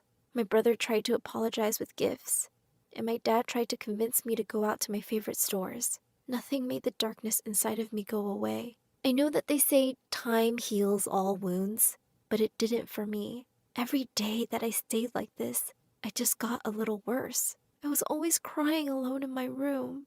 My dreams were even evolving with my horrible state. Even though my mom was far away from me, I was just becoming more afraid of her. She was starting to take over me. I hate to admit it, but I wish she never woke up. The only thing that made me feel anything was talking to Lisa. She even secretly came by when my dad and brother weren't home. I never asked how she knew I was home alone, but maybe I should have. One day in particular, before she came, my dad and brother knocked at my door a couple of weeks after this all happened. He told me that my mom was healthy enough to see people, and even doing quite better. She really wanted to see me, and it would mean a lot if we could all go there as a family. I promised Lisa I would go with them the first day my mom could receive visitors, but I wasn't feeling ready yet. I scoffed and brought up that he and my brother should go alone since that was the only family she wanted. They explained that they were going today no matter what, but I could process it all in my own time. He said they would be back only in a couple of hours, and he was leaving some money for takeout on the counter. Seeing my psychotic mother didn't appeal to me, but ordering a giant pizza to wash my sorrows away, that was my plan for the next few hours. I started walking down the stairs, but froze when I heard a click. This was way too early for them to come home, and I was pretty sure they would not have forgotten anything. Part of me panicked that my mom had somehow broken out of the hospital to attack me. I ducked behind the couch as fast as I could and peeked behind it slowly. I was only able to see that a person had come in with a dark hoodie, sunglasses, and high heels. I recognized it as Lisa. But why was she being so secretive? I was about to go and greet her until I heard something that made my blood run cold. "Yeah, I got in. Are you sure about this?" "Yeah, I'm completely alone. She is receiving visitors today." She? I thought to myself. It was obvious she meant my mom. What wasn't obvious is why she was scared. I followed her quietly like I was a spy, crawling on the ground and keeping myself out of sight. She went right into the bathroom in my parents' room. I decided to jump out and demand the woman leave at once. I startled her, knocking her sunglasses to the ground and things out of her hands. My suspicions were correct. Lisa? She explained that she thought I wasn't home and was just picking up stuff that she had to leave behind. I looked at the ground to see what she was picking up. I reached onto the floor and picked up a little orange medicine bottle and a bunch of loose pills. Your stuff, huh? I asked. Are you poisoning my mom? I told her I knew she was bad, but a murderer? She shook her hands and said she could explain everything. Not poisoning her. I was helping her. I asked what kind of help she was giving. She said it was to be her true self. She told me that she knew my mom back before all of this happened, and she was not the kind and wonderful woman she wanted us all to believe. Lisa didn't want to lose her family to such a monster. So she started to sneak in and add some of these special pills to her medicine bottle. All this time, she had been living in a shed out in the woods. Coincidentally, it was her that screamed in the middle of the night, but only because a raccoon ran into her when she was coming back from breaking into our home. She had been slowly dosing my mom, since right around the time she started to seem to hate me. I told her that it couldn't be true, how my mom had been so sweet and caring until all of that happened. The pills, they made her evil. No, you're wrong. See, these pills are just helping her be more open. She hates you. She wants you dead. Those are her true feelings. These pills only lower inhibition. She said it was better her true colors show now than in a couple of years. I was heartbroken by this response. I yelled at her and accused her of making it up because she was hurt that my dad loved someone else. Deep down, I didn't believe that. Lisa made sense. I guess I would kind of hate me too if I were my mom. Everyone blamed me for what happened. I cried saying I just wanted to be a happy family. And now I have to face my biggest fear, the truth that my own mother wished I was never born. Look, Lisa said, that's all I want to do. Think about how great we had it. You have to admit that things were a lot better before your mom woke up. She placed her hand on my shoulder and took out her wallet. She had a picture of me and her from our last vacation. Don't you miss this? She asked. She may have given birth to you, but I am the closest thing you ever had to a mom. Just stop it! I shouted, dropping to the floor. I feel so guilty even thinking about it. But she was kind of right. Even if my mom wasn't on these pills, she would always secretly hate me. Lisa, on the other hand, had proven time and time again that she loved me. I was left crying on the floor while Lisa slid past me. She handed me a piece of paper with her new number and told me to keep it away from my dad and brother. She then promised me that she would never be back and would never tamper with her pills ever again. But she would leave everything with me, and if I wanted to do it, well, I should give her a call and she would help me out. She had a plan to get our family back together, but it needed both of us to work. I needed to decide the mother I wanted, the one who actually raised me, or the stranger that gave birth to me. I went to flush the pills in the toilet, but something stopped me. I decided to put my mom's bottle back as it was and bring the bag of pills to my room.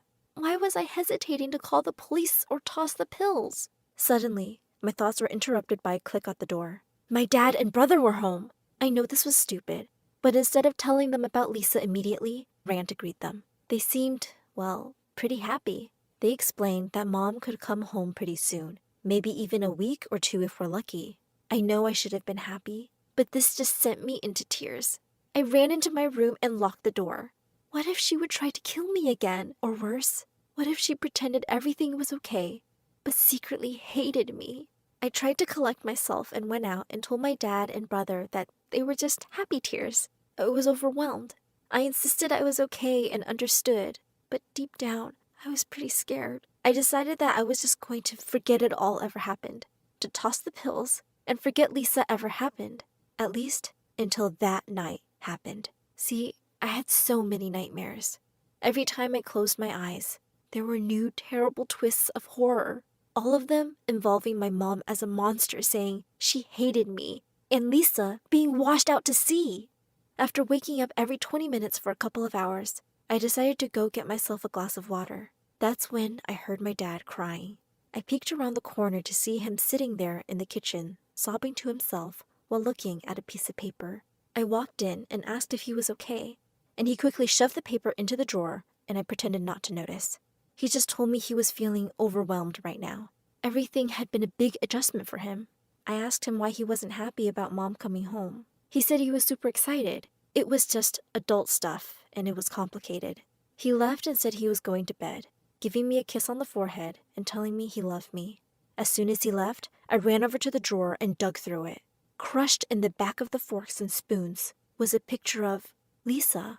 He had been crying over her. He wasn't over her. It sounds harsh, but my mom kind of ruined everything when she woke up. I was so conflicted, but at the same time, I think this sealed the deal. All I ever wanted was my mom back in my life, but she really just hates me. With these pills, I could probably keep her out of my life forever. I don't know if I should tell anyone about Lisa's visit. When I got back to my room, I dug up that little paper Lisa gave me and sent the number a text. We need to talk. Tune in next time to hear what happened. Hey, I'm Iris from Atlanta, and I'm a triplet. Before I continue, please like and subscribe. While Mom was pregnant, she was told by the doctor that she was having twins, but I popped out right after my brother, making 3 of us: Ileana, Isaac, and me. Dad wasn't around for most of our childhood. He was the assistant vice president at a huge music production company and was always busy with some meeting or event. But Mom showered us with love and attention. She would sing upbeat songs in the morning and hum soothing lullabies each night. Plus, she bought us whatever we wanted with Dad's money. One of my earliest memories was when she gifted us with a karaoke machine as kids. The 3 of us sang all the time, and Mom never got annoyed. Encore! Encore! Sometimes she would join in too. She had a great voice. By 8, my siblings and I were called the Turner Threes, and we had some serious musical talents. Ileana could sing just like Mom. Isaac played great riffs on the guitar, and I rocked out on the drums. One day, the live band that was hired to play at our parents' anniversary party canceled at the last minute. Mom suggested we play, and we did. It was awesome. Soon, the Turner Threes were playing at all the family events.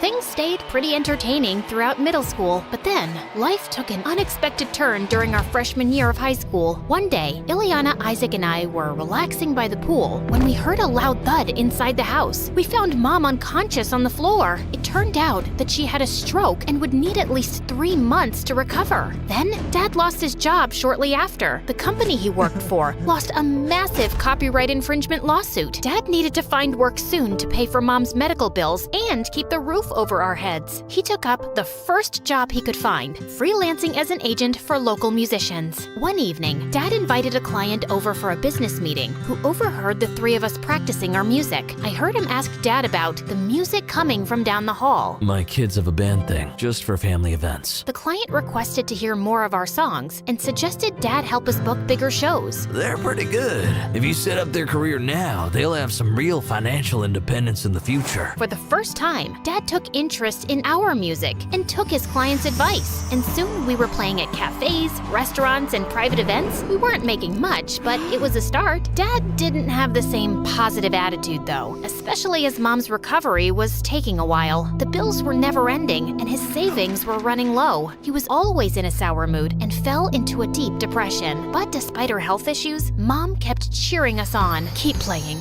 keep sharing your talent. So we stayed consistent. Thankfully, by our junior year of high school, the Turner Threes got more popular. We had enough gigs to keep the house and help Mom medically. But Dad was so depressed that he stopped work altogether. He barely left his man cave. Halfway through the school year, extracurricular activities began taking up a lot of time. Ileana excelled in her studies and joined the AP Physics Club to get a head start on college credit. Isaac was naturally gifted at baseball and became co-captain, and I was one of the best actresses in the theater class. Oh, happy dagger, this is thy sheath. It was getting harder trying to balance school, shows, and home finances, and it seemed like the Turner Threes' differences were splitting us apart. I think you should sing at a higher pitch. Baseball puns? Seriously? I don't need advice from you. This band would be nothing without me. You're not that special, Ileana. I have Mom's voice. What do you have? The arguments were getting ridiculous. Then one day, we got invited to a music competition. First place would get $10,000. I was over the moon, but Ileana, I have a test to study for, and I can't afford to mess up my 4.0 streak for some songs.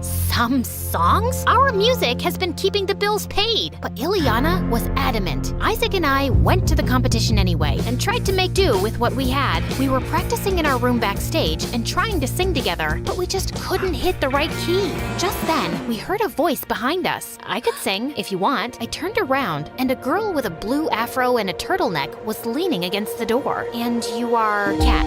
Kat was apparently the only child of the venue owner. I never get to perform, but it sounds like you two could use some extra help. You can't just barge in here and join our band. Maybe she can help, Isaac. Why don't you sing something for us, Kat? Kat opened her mouth to sing, and the voice that came out was horrible. Is this girl serious? I couldn't believe such a hideous voice came from such a gorgeous girl. Let's just say nails on a chalkboard sound better. We're on in 10 minutes, and this is what we've got? I need some air. Frantic, I left the room. The view from the balcony was relaxing. I remembered the melody Mom hummed to us as kids and started to sing along to it to calm down faster. Your voice is good. I turned around and saw Kat walking toward me. You know, you could just sing and this entire problem could be fixed, right? And you don't need to sing with Isaac. He's holding you back. And I could play a simple beat on the drums. I promise. I'm better at drums than singing. I mean, I had trouble trusting her after her horrible audition, but maybe it was the only option we had right now. So we decided to follow Kat's plan. Isaac stayed on the guitar, Kat got on the drums, which she was surprisingly not bad at, and I stepped up in front of the mic. To our surprise, the crowd loved our performance. We got second place with a cash reward of $5,000, which was great. And we were invited back in 3 months for the next showcase. Later, on my way to our backstage room, I found Ileana waiting in the hall. I was so mad to see her there. You're bold to show up here, considering you were willing to let us fail. We're the Turner 2s now, Ileana. I wanted to make her feel bad, but what she said shocked me. Good, you've got that sorted out because I'm leaving the band permanently. What? She explained she wanted to dedicate herself to her studies and the band was taking too much of her time. This pays the bills. What about Mom? A real job with a real degree also pays the bills. I need to focus on college so I can have a better future and also take care of our parents. Both Mom and Dad didn't graduate from college and look where they are now. That's not fair, Ileana. Mom is sick. Education won't stop you from getting sick. Plus, Dad had a good job.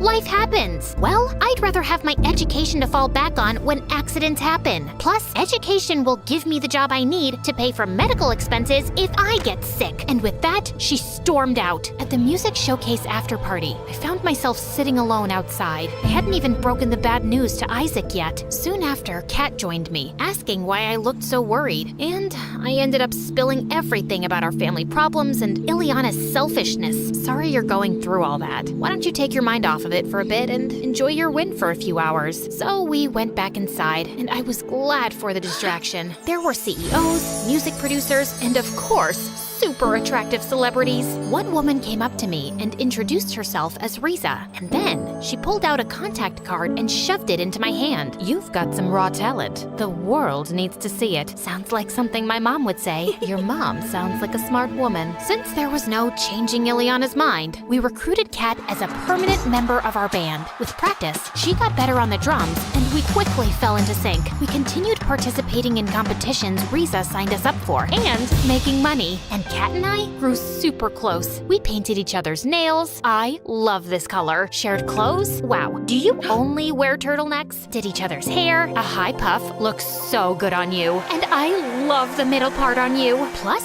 Kat and Mom hit it off. She even met Dad one time and didn't judge how scruffy he looked or acted. But Ileana didn't like her at all. Anytime she saw Kat, she would glare at her from across the room and then go off in the opposite direction. I'd become so annoyed with Ileana that I tried to get Kat to help me prank her. I typed up a fake acceptance letter to a prestigious university and slipped it under her door. Kat didn't approve, but I did it anyway. Ileana was so excited when she saw the letter, it was comical. When I told her it was fake, her happy bubble popped. Honestly, it felt good seeing her get humbled, but Kat was clearly disappointed in me. We were hanging in the kitchen before practice one night when Ileana walked in. Hey, how was it at the library? But Ileana just made her way to her room without even acknowledging Kat, and she kept behaving like that all the time. One day, Kat and I were keeping Mom company at the hospital for her checkup when Ileana randomly showed up. Oh, I didn't expect to see her here. Hey, Ileana. Of course, Ileana pushed past Kat and went straight to Mom. It made things so awkward. Even the nurse looked uncomfortable. Mom, how are you doing? Honey, I think Kat said hi to you. Ileana looked Kat up and down, rolled her eyes, and continued talking to Mom. I was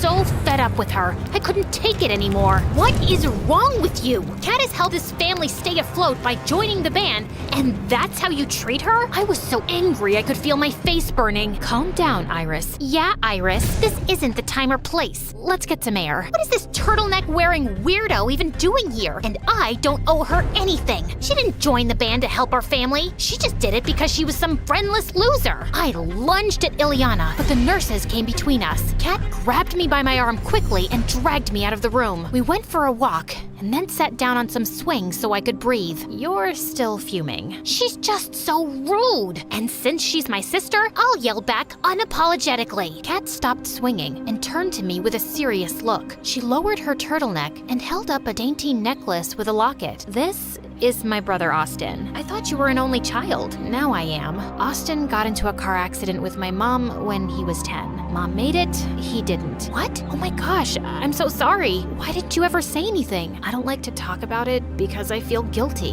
Why? She explained how much she and her brother argued a lot growing up. They would fight over who would use the bathroom first, who would get the biggest slice of cake. Yeah, but that's normal sibling stuff. Before he left the house the morning of the accident, we got into a screaming fest over some video game. The last thing I said to him was that life would be better if he just didn't exist. Kat's eyes started watering. I felt horrible for everything she'd experienced, including the drama with me and Ileana. I've been so focused on being angry and making money, I've let it ruin my relationship with Ileana. The good thing is that you realized arguments aren't always worth it. A few weeks passed, and Mom was recovering well at home. I also asked Risa to help find Dad a job, and she actually got him an interview. Things were looking up, but even though I made an effort to stop arguing with Ileana, we still weren't talking. One evening, Kat, Isaac, and I were heading to a gig when Ileana got home. She walked past us silently, but I told Kat and Isaac to go sit in the car, and I followed her. Wait, can we talk, please? Like normal people? I miss you. Ileana turned around. Tears were streaming down her face. I miss you too, Iris. If singing isn't your passion anymore, it's totally okay. It was wrong of me to be mad at you for that, and I'm sorry. I'm sorry too. I was overwhelmed with school, and then I got really jealous of Kat. Yeah, I don't want to do music anymore, but I felt like I got replaced really quickly. You're my sister. No one can come in the middle of that. Now how about you drop studying for one night and come see us perform? I'd love that.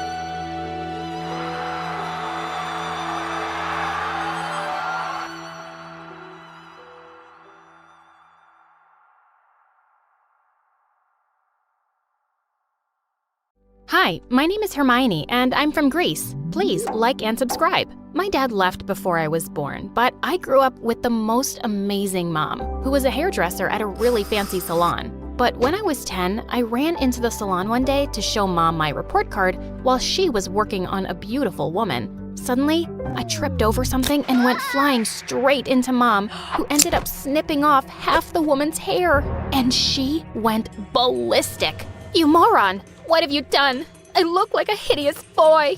Oh, I'll make sure you never work in this town again. And before I knew it, Mom was fired. I was really sorry, but she wouldn't hear it. It was an accident, darling. Don't worry, I'll find another job. But the woman wasn't kidding. Mom couldn't get a job anywhere in town as a hairdresser. And soon enough, we were too broke to even make rent. Then one day, Mom said she'd talk to her older sister and we'd be moving to another town to live with her. I'd never met this aunt before, and when we got to her house, my jaw dropped. Her mansion looked as big as the Parthenon. As a maid let us in, a plump woman dressed in expensive clothes walked into the hall. My aunt! I rushed forward to hug her, but she stopped me. What are you doing? Don't touch me. Just do a curtsy. Who was she? The freaking wife of Zeus? Just then, a pretty girl about my age came running in, and she stomped on my foot. You're ugly. I can't believe you're my cousin. Wow, I had to live with these people now? Of all the rooms in the mansion, Aunt gave me and my mom the dusty old attic to share. And at dinner time, I could feel her eyes on me as I helped myself to more food. She seemed to be the cheapest millionaire ever, but I promised I'd behave well and not cause Mom any trouble. which was easier said than done. My cousin Lydia was a year older than me, and I soon discovered that Aunt was obsessed with making her a model. One day, I found Lydia balancing a pile of books on her head, while her trainer screamed at her to walk straight without dropping them. The very next second, they all came crashing. "Lydia, you have no balance, no grace. How will you be a model? You, skinny girl, come try this." To my surprise, I walked across the room with the books easily. Lydia angrily tried again, and this time, she went crashing into a very expensive vase. "Mom, look what Hermione did!" "What?" Aunt came charging into the room like an angry bull, and no matter how much I protested, she wouldn't hear a word. And she actually took money from Mom to pay for it, which was her 2 months' salary. Gosh, Aunt was such a witch. Soon after, Mom got me enrolled in the same school as Lydia. On the very first day, I'd just sat down at the cafeteria, where she and her friends joined me. "We thought we'd give you company. You've clearly made no friends." "I'm fine, actually." "So, Lydia tells us you're her maid's daughter? It's so amazing that her mom is paying for your school." "What? No, she's not. My mom is..." "Ew, your mom packed you meatballs for lunch? So uncool. We only eat salads." "Well, I guess you have to watch what you're eating." Suddenly, Lydia leapt forward angrily and rubbed my lunch all over my face. "Did you just call me fat? Call me that again, and I will end you." With that, she and her friends walked away. I wanted to kick her butt so bad, but I didn't want to get into trouble. I just tried to keep my head down and focus on my studies. But Lydia and her friends would find some way to bully me.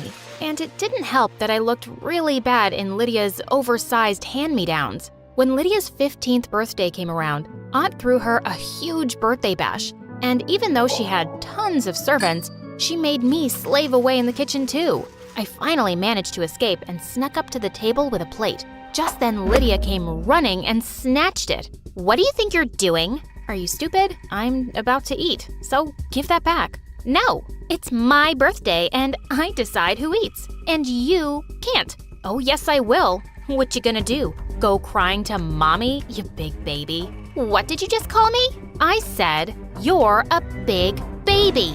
With that, I grabbed a chunk of cake and threw it at her face. She pounced on me and we went crashing straight into the food table. As we threw food at each other, Lydia's friends also joined in and a food fight broke out. When Aunt arrived at the scene, she started screaming like a maniac and all the kids fled, while Lydia burst into tears that her birthday was ruined. And then Aunt turned to me.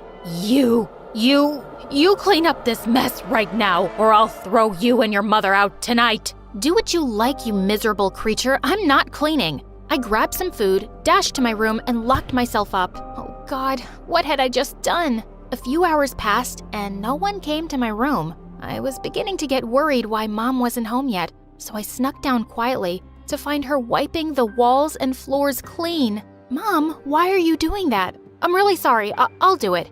"It's okay, Hermione. I feel awful that you have to live here because I can't afford a place. I promise, someday we'll leave, but we can't just yet. You don't have to feel bad about anything. I'll be good. I'll even say sorry to Aunt. But I don't understand how you two are even related. We never got along, even as kids. She always wanted to have everything I had. Now she has so much more, and she's still a witch." We both burst out laughing as we cleaned the mess. I'd put up with anything as long as I had Mom by my side. But after the birthday, Lydia and her friends were being a lot meaner at school. One day during recess, she and her friends started hounding me in the corner. "Hey, Twiggy, you're light as a stick, I'm sure." "Oh, she is. Why don't you go see for yourself?"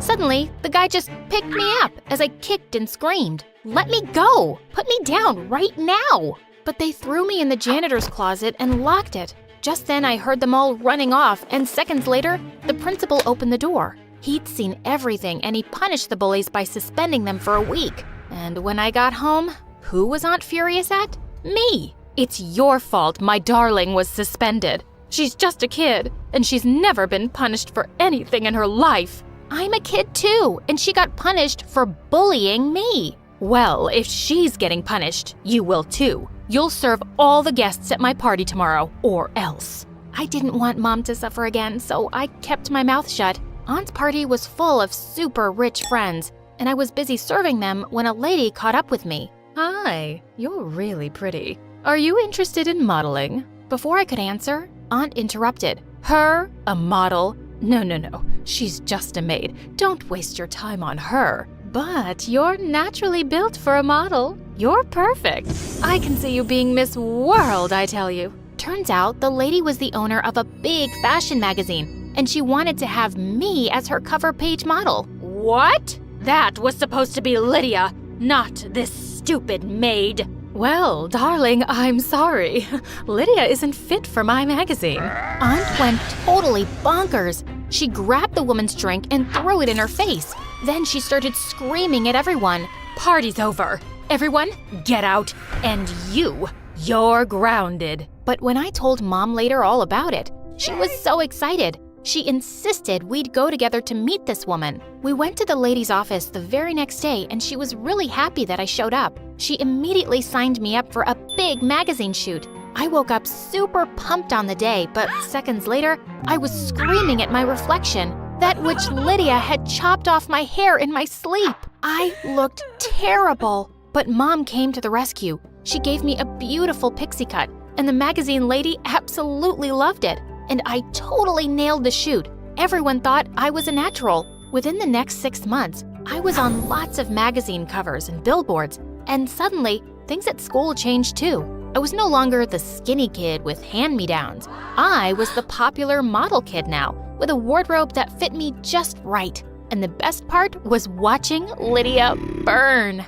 A few weeks later, there was a fashion show at school, and Lydia immediately signed up for it too. On the day of the event, I decided to take a quick shower in the gym before getting ready. But as I stepped out, I saw to my horror that Lydia had gathered all my clothes, and she just grinned at me and she walked out. Oh my God, what was I gonna do without any clothes? I looked around and the only thing I saw were the curtains. I quickly pulled them down and made them into a dress with safety pins, and it didn't look half bad. Lydia looked shocked when I walked down the ramp in my curtain dress and blew her a kiss. When I was announced as the winner, she went insane.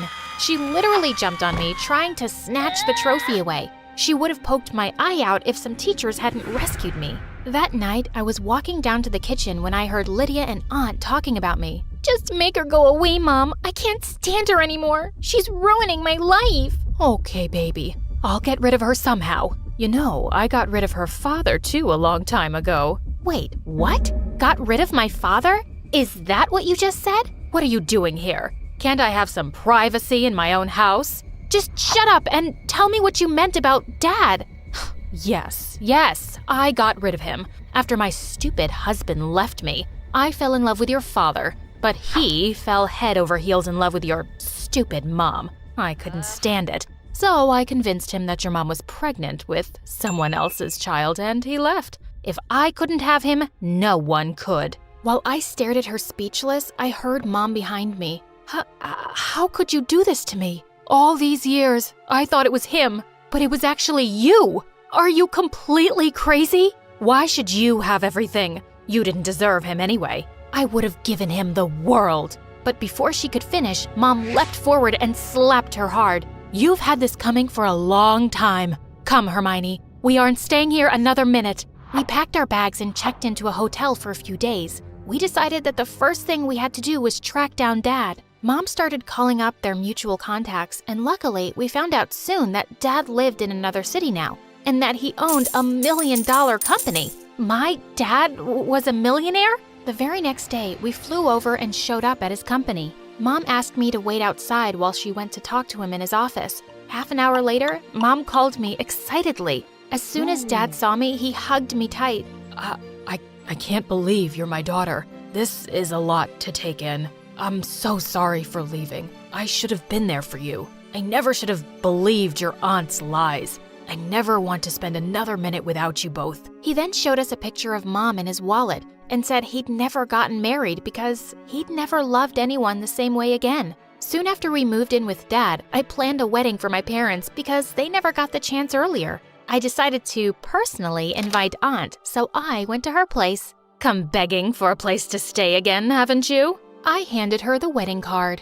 I'm rich enough to buy your house now, but that's not why I'm here. The wedding is next week. You and your daughter can come to witness that true love can't be separated But evil people always end up alone in a big house. You are the best example. I walked out and I never saw her again. I was my mom's bridesmaid at the wedding, and it was the happiest moment of my life to see her get everything she truly deserved. And now I'm living my best life with my family. Hi, I'm Katie from San Francisco. Before I tell you more, please like and subscribe to MSA. My dad is a rich business investor, and Mom was a world-famous fashion model, and I was just like her, only prettier. With my silver locks, blue eyes, and the bone structure of a goddess, people would trip over their shoelaces to see me, and I was insanely popular in school. But at home, my twin brother Robert took the cake. Unlike me, who liked to go out with friends and parties, Robert spent his time at home getting straight A's in school and helping Dad in business, and he never forgot to rub his achievements in my face. It seems dear Dad was so pleased with my assistance in that lucrative deal that he decided to give me the world on a silver platter. And by world, I mean private jet. What are you babbling about? Talk like a normal person. Dad's gifting me a jet. Good. Now use it to find someone who can tolerate you for more than 30 seconds. Oh wait, that's impossible. Say what you want. I know you're jealous. In your dreams, loser. That weekend, I bawled my eyes out in front of Dad to buy me the most expensive pair of shoes, and Robert hated it. He couldn't stop complaining about how I was a good-for-nothing spoiled brat. But it wasn't my fault that I had more sparkling personality than he did. But despite being the definition of perfection, there was one thing I wasn't so good at, being smart. Like this one time, my ex told me that his dad was an indie author, and I agreed to date him because I thought he was half Indian. But later I found out he was fully white. Such a liar. I hate liars, so I broke up with him. I later knew the meaning of the word indie, but whatever. Also, I was really gullible, and people were always taking advantage of me. And this one time, I got a zit a week before my Sweet 16 party, and this girl in my school sold me some kind of magic potion. Apply it twice a day using peacock feathers only. The secret ingredient is sourced from the purest water of River Ganges in India. So always say a big namaste before applying this. Got it. Say namaste and apply it with peacock feathers. Wait, where am I gonna find a peacock? Try the zoo? Of course that girl was lying, and I ended up breaking out worse than ever. I swore never to fall for another trick like this again, but a week later, I was shopping online and ended up falling for a credit card fraud scam. When Dad found out, he was not happy. You take everything for granted, Katie. Look at Robert. He's your age and already helping me with business. Why can't you be more like him?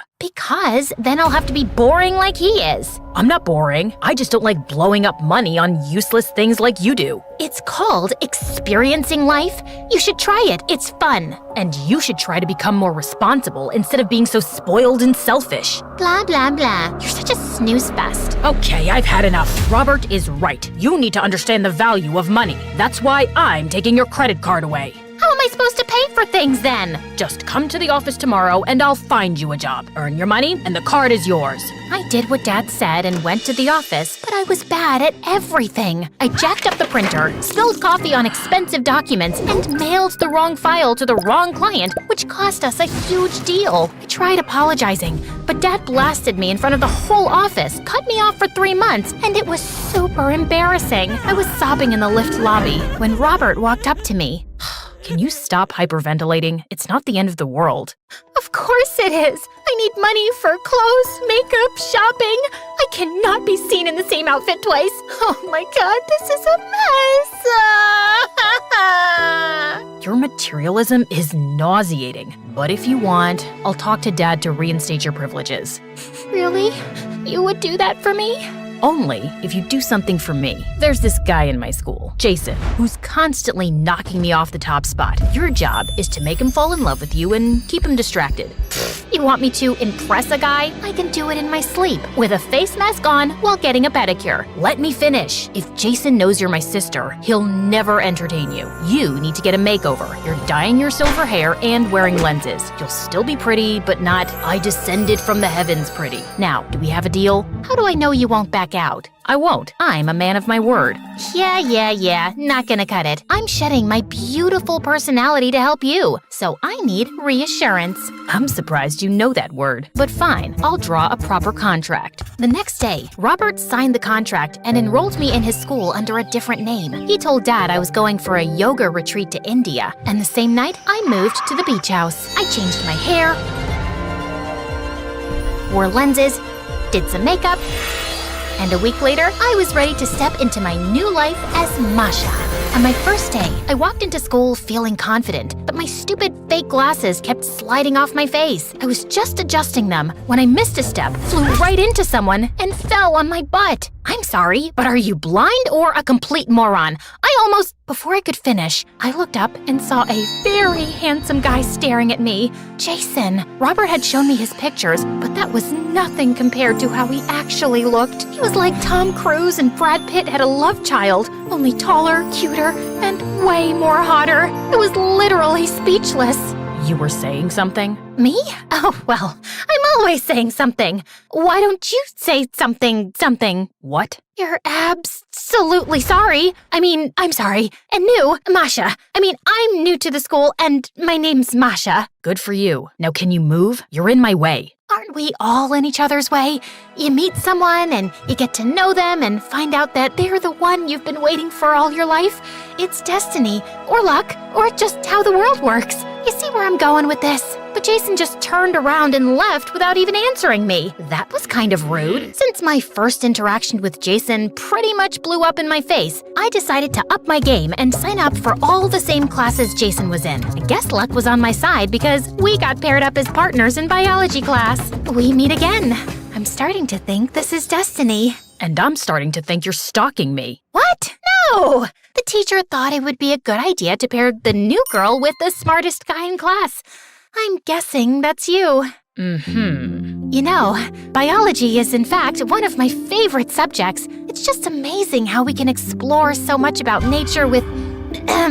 pardon me for asking, but is that a dead cockroach? Yeah, you have a problem? Nope, none at all. I love cockroaches.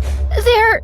Excuse me. And with that, I just rushed out of the class and barfed all over the washroom floor. The janitor gave me the stinkiest eye that day, but I slipped in an extra 100 and I guess he was okay. That night, I stalked Jason on social media and found out that apart from being a genius, he was also a big football fan. So I booked 2 very expensive front row tickets to the latest game, and the next day when I saw Jason, I walked up to him. Can I help you? You tell me. Can you be helped? Are you done being weird? 'Cause I don't like talking to people while I eat. We don't have to talk. I'll just sit here and stare at this, rotten sandwich. What's even in this thing? I can smell cucumbers and maybe that's cheese. Why are you eating this? Can you stop touching my food? Sure.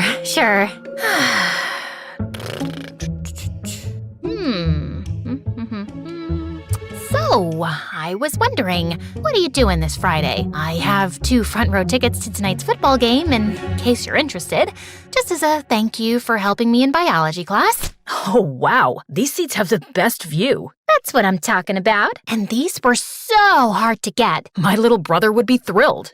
Sorry, what? I think there's some confusion. Thank you, Masha. I hope to see you in biology today. And Jason again got up and left, leaving me completely dumbfounded. What the heck just happened? This was the 3rd time in a row I had made a complete fool of myself in front of Jason. But I wasn't gonna let go that easily. So I swallowed my pride and went to the game anyway. I wore my best outfit and walked straight to Jason's seats when I saw him sitting there with a girl. I felt a pang of jealousy as I marched up to him. Jason looked at me and jumped in shock. Masha, what are you doing here? I came to see if you're having fun with your little brother, but I guess you're having more fun than I'd expected. You lied to me so you could come here to spend time with this pathetic blonde twig? What did you just call me? A pathetic blonde twig. Are you deaf too? Should I call you a deaf blonde twig instead? I'll show you what a blonde twig can do. Saying that, the girl jumped on me, kicked my shin, and bit my arm. I tried to free myself and flapped my hands around like a rabid chicken,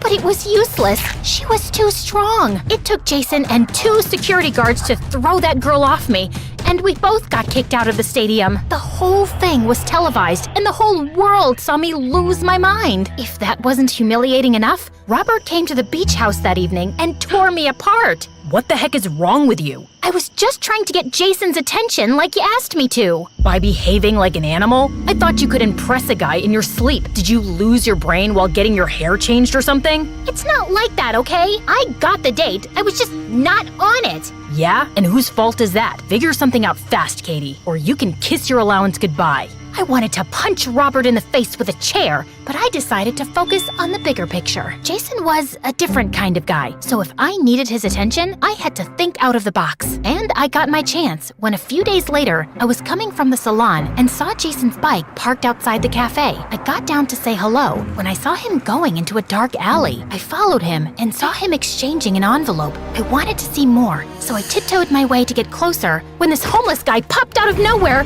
and my soul left my body. Hey, honey, what's a pretty girl like you doing here at this time of the hour? That's none of your business. Oh, but it is. You look fancy.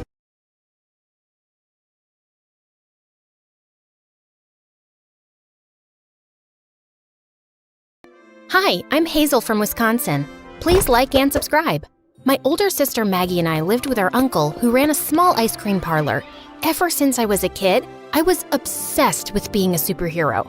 I ran around saving cats from trees or giving free ice cream to poor kids, and I even wore a mask and a cape to look the part. Wow, you're so cool, Hazel. Do you have any superpowers? Oh yeah, I can just sense it when people need my help. Did she tell you that she can fart like a chimpanzee too? No, I don't. Maybe like a rabbit. Whatever, stop embarrassing yourself. You look like a moron. Maggie was 2 years older, and besides being really pretty, she was also the smartest girl in school. Literally everyone in the town adored her, while I was called the crazy kid with superhero syndrome. Some people really appreciated it, but sometimes it blew up in my face. Like this one time in 3rd grade, I was walking down the street with Maggie when we saw a homeless guy. Here, you look like you need it more than me. And what am I supposed to do with this half-eaten bagel? You must be hungry, right? It's such a tough time to be homeless. The guy looked at me confused before throwing the bagel across the street. I'm not homeless, you freak. I just haven't taken a shower. Maggie laughed like a maniac, and the guy kept screaming at me till I apologized. And the next day, everyone at school was making fun of me for it. Thanks to Maggie, I sometimes thought it was time to stop helping people out, but Uncle always encouraged me to keep going. You have a heart of gold, Hazy. Never lose that. Once when I was in 7th grade, Maggie became the youngest girl ever to win the National Math Olympiad. It was a big deal, and loads of people had gathered at the town center where the mayor was giving her an award. I was almost there when I saw an old truck driver struggling to change a tire. Sir, I can help you with that. Oh, thank you, but I can handle this. I insisted, and he asked me to go get some more tools from the back of his truck. But just as I was getting out, my cape got caught in something, and I tripped, pushing bottles of something on the street, and it smelled like friggin' fish sauce. And it was a lot of fish sauce. The smell was unbearable. Within minutes, everyone started running away, and the ceremony was over. And boy, was Maggie pissed. Why are you so annoying? You just had to steal my moment, didn't you? I'm sorry, I didn't mean to. I'm sorry, nyeh, nyeh, nyeh. Every freaking time. Maggie didn't talk to me for days. The fishy smell stuck around for a long time, and I became the butt of more jokes. You know, I have the perfect name for you. Super Stinky. Give it up already, fish sauce. I didn't show it, but those words crushed me. I really thought being heroic was my thing. But I guess at some point it stopped being cute and people thought I was just weird. It was time to be regular, just like everyone else. Years passed and Maggie got busy with her college applications while Uncle tried to save his business. With so many ice cream parlors opening around town, he was facing stiff competition, which seemed to be stressing him out a lot. One time, my uncle got a huge order for a wedding reception, and he looked happy after such a long time. Maggie and I volunteered to help set up the table, and everything was going fine till suddenly the fridge stopped working. It'll take the technician an hour to get here. Everything'll melt by then. Don't worry, Uncle. I got this. Do you even know how to do this? How tough can it be? Besides, Uncle needs my help. Now let me work my magic. I repaired the plug within minutes. But just as I put it back in the socket, there was a slight crackle sound before the whole place blacked out. I'd accidentally caused a short circuit, and the technician told us it'll take at least 10 hours to get the system up and running. Kids howling, bride crying, and people yelling. Everything was a mess. We were thrown out immediately, and my uncle didn't even get paid. On our way back, I could feel him fuming in anger. I'd never seen him like this. I'm sorry, Uncle. I just wanted to help. No one needs your help, Hazel. You're 15. Stop ruining things and start putting your energy into something useful. You could take out the mask and cape again and work as a superhero impersonator. I hear little nerds hire those at birthday parties now. Shut up. I was super bummed at how my uncle scolded me. So after we got home, I slipped outside to walk around the neighborhood. But soon after, I noticed a tall guy fidgeting with a car. It was dark, so I couldn't see his face. And then the alarms went off. Oh my God, he was a thief. Hey, you, stop! Suddenly, he started running, and before I knew it, I was chasing a thief through the city. We finally stopped in front of a restaurant. That's when I noticed that it was Max, my school senior and a star football player. Oh my God. You? Why are you chasing me? Because you were running away. That's because I thought you were some crazy criminal. What? I'm half your size. Why would you think I'm a criminal? Then why were you running after me? Maybe because I thought you were stealing that car. Stealing? That's my car, idiot. And I locked the keys in. Yeah, right. That's what every thief says. Ugh. My mom works at this restaurant, and she has my spare keys. You want to follow me in and verify that, spy girl? I did follow him in, and got super embarrassed to find out he was telling the truth. I ran off feeling like a moron. I had to avoid Max forever now. But the next day at school, he pulled up a chair next to me. What happened to your mask and cape? Excuse me? Oh, that. Yeah, I stopped wearing it a while ago. People thought I looked crazy. Really? I thought it was cool. Apparently, Max was a big fan of comic books. After that day, he started talking to me a lot more, sitting next to me during lunch and walking home from school with me. He was a popular guy and got invited to tons of parties, but he never cared for any of that. He was just a regular guy doing his thing, and I liked that about him. Maybe a little more than I thought. I want to be a comic book illustrator someday, but I don't know if it'll make me any money. I'm so confused. I get it. I just want to help people, but I don't know how yet either. I'll figure it out. Things were good, and finally, I had a friend who didn't think I was weird. And even my uncle looked happier recently. He'd found a rich investor who promised to take his ice cream brand international. He'd even come up with this amazing new ice cream recipe and was excited for us to try it. I was lactose intolerant, but Maggie gobbled up an entire tub. This is amazing, Uncle. You're my first customer. I'll be supplying it at your school for the winter dance, too. That's great! Where did you get the recipe? Oh, I just mixed a few flavors and worked my magic. I wish I could taste just a little. No way. You're allergic. What kind of freak is allergic to ice cream? What do you eat when you break up? Oh wait, you wouldn't know that since you've never dated. Just stick your nose in the ice cream and keep it out of my business. But later that night, I'd just drifted off to sleep when Maggie shook me awake. I don't feel too well. I feel like I'm gonna... We immediately rushed Maggie to the hospital, and it seems like she had some sort of stomach virus. She needed medicines and lots of rest. I took care of Maggie for the entire week. Even though she recovered in a couple of days, she kept acting like I was her servant. What's this? You call this soup? I'd rather drink cat piss. Oh my God, if I don't die of this tummy ache, I'll definitely die of boredom. Hazel, entertain me. Where's that dumb cape of yours? Act like Superman for me. So annoying. Thankfully, I had Max, and he was a huge help.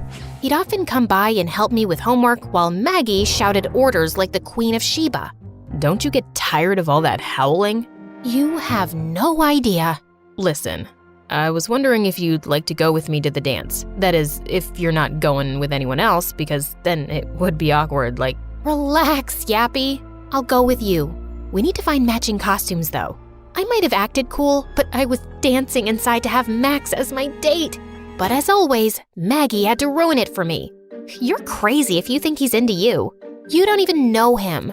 But I know his kind, and I definitely know you. Guys like Max can only date pretty cool girls.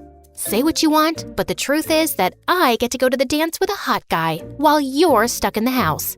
On the day of the dance, I raided Maggie's closet to find her best dress, and I could feel Max's eyes following me the entire time. The dance was great, and Uncle's ice cream stole the show. But the next day, the school was half empty, and Max wasn't picking up my calls either. Apparently, everyone who was at the event had caught a strange stomach virus, and the symptoms matched Maggie's. I went to check up on Max, and he confirmed it. I was fine one moment and started throwing up like crazy the next. Did you eat anything? It was right after the dance. Maybe I had some ice cream, but honestly, I can't remember, and I don't even want to. And that's when it hit me. Could the ice cream be the problem? That was the only common thing in all of this. Maggie got sick right after eating a tub. Why are you looking at me like that? No, sorry. I was just thinking about something else. You get well soon, so we can pick up from where we left. And where was that exactly? I kissed him on the cheek, and he blushed red as a tomato. Then I left to talk to my uncle about my suspicions. I went to the ice cream parlor, which was open, but Uncle wasn't there. Just then, I heard voices coming from the basement. We need to call this batch back right now. So many kids got sick after eating it. Have you lost your mind? I'm the investor, and I say we go ahead. Calling this back and admitting our fault would destroy our reputation. We're not a little shop anymore. We're going big. Don't ruin it. And you still have to pay for your niece's college, no? Think about that. Uncle looked really stressed as the guy left, and as soon as he saw me, his face turned white. What are you doing here? Did you hear everything?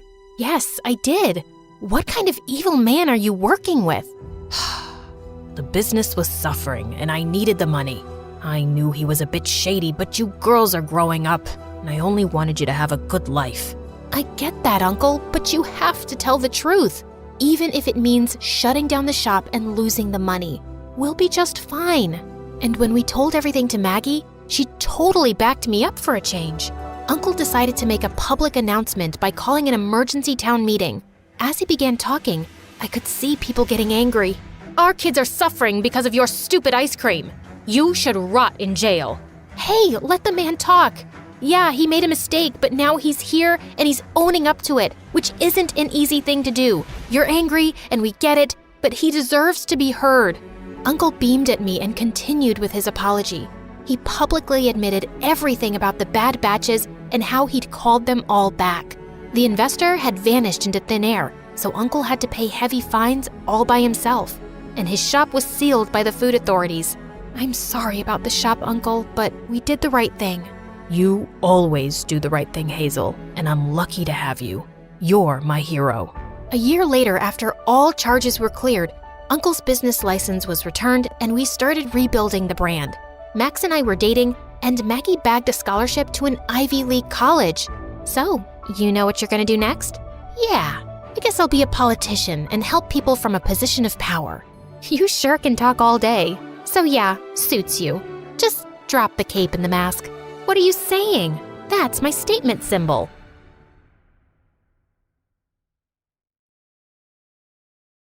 Hello everyone, my name is Rue, and this is my story. Before I continue, please like and subscribe to MSA. I was brought up by a single dad who worked very hard to give me a good life. We didn't have much, but Dad and I had each other and it was enough. Always work hard and success will follow. Got that, little birdie? I'll say yes if you buy me ice cream. Dad and I were close, and we would talk about everything under the sun. Well, everything except Mom. Every time I tried asking Dad about Mom, he would avoid the topic like the plague, and eventually I stopped asking. Growing up, I fell in love with music. It was my dream to become a singer, and at 19, my dream finally came true when I got an invitation to audition for a famous all-girls group, the Masked Minx. These girls were super famous, but no one knew what they looked like because they always performed with a mask on. I was pretty excited, but the only thing was to convince Dad. But I've never been away from you. And you're too young to travel alone. What if you get in some trouble? Then come with me. I wish I could, but I have a work trip coming up. I just know if I had a mom, it would be easier for both of us. She could take me on this trip and you could go to work, Dad. Well, I guess I am that unlucky. No mom, no trips. Sucks, but I know you're doing your best, Dad. Hey, we're very lucky to have each other. I guess I can make some time and take you, but you have to promise that you'll quit bringing up these stories of your mom. I promise. And just like that, Dad and I were on a plane to London. The band had arranged for us to fly first class, and when we finally arrived, I was excited to be welcomed at the airport by a personal chauffeur. Soon after, we reached the hotel where we were staying, and it was also the venue for the auditions. I hugged my dad and entered the audition room, but it was empty. Just then, someone tapped on my shoulder. I turned around and almost passed out. It was a girl, and she had the exact same face as mine, only more polished and prettier. Okay, I know that we have at least 7 people who look exactly like you, but dude, this is beyond freaky. Who are you? Firstly, please don't touch me. I hate being touched. Too many germs. And secondly, I am Ava, and I'm your twin sister. My what? Ava went on to tell me about how we were twins and that our parents separated shortly after we were born. She was raised by our mom, while Dad stayed back in America with me. She was a singer too, but recently she discovered that she had laryngitis and her singing career was basically over. I was the one who sent you the mail and called you here. I have a very important tour coming up, and since I can't sing, I need you to take my place. You'll get a lot of money and I won't lose my contracts. If you do a good job, maybe I can get my friend in the USA to sign you for his record label. Okay, slow down. Can we take a step back? You're one of the masked minks, and you want me to sing for you? That's right. Are you crazy? I just found out I have a twin sister, and my head is already spinning, and I'm so close to having a panic attack. Ooh, 1 second.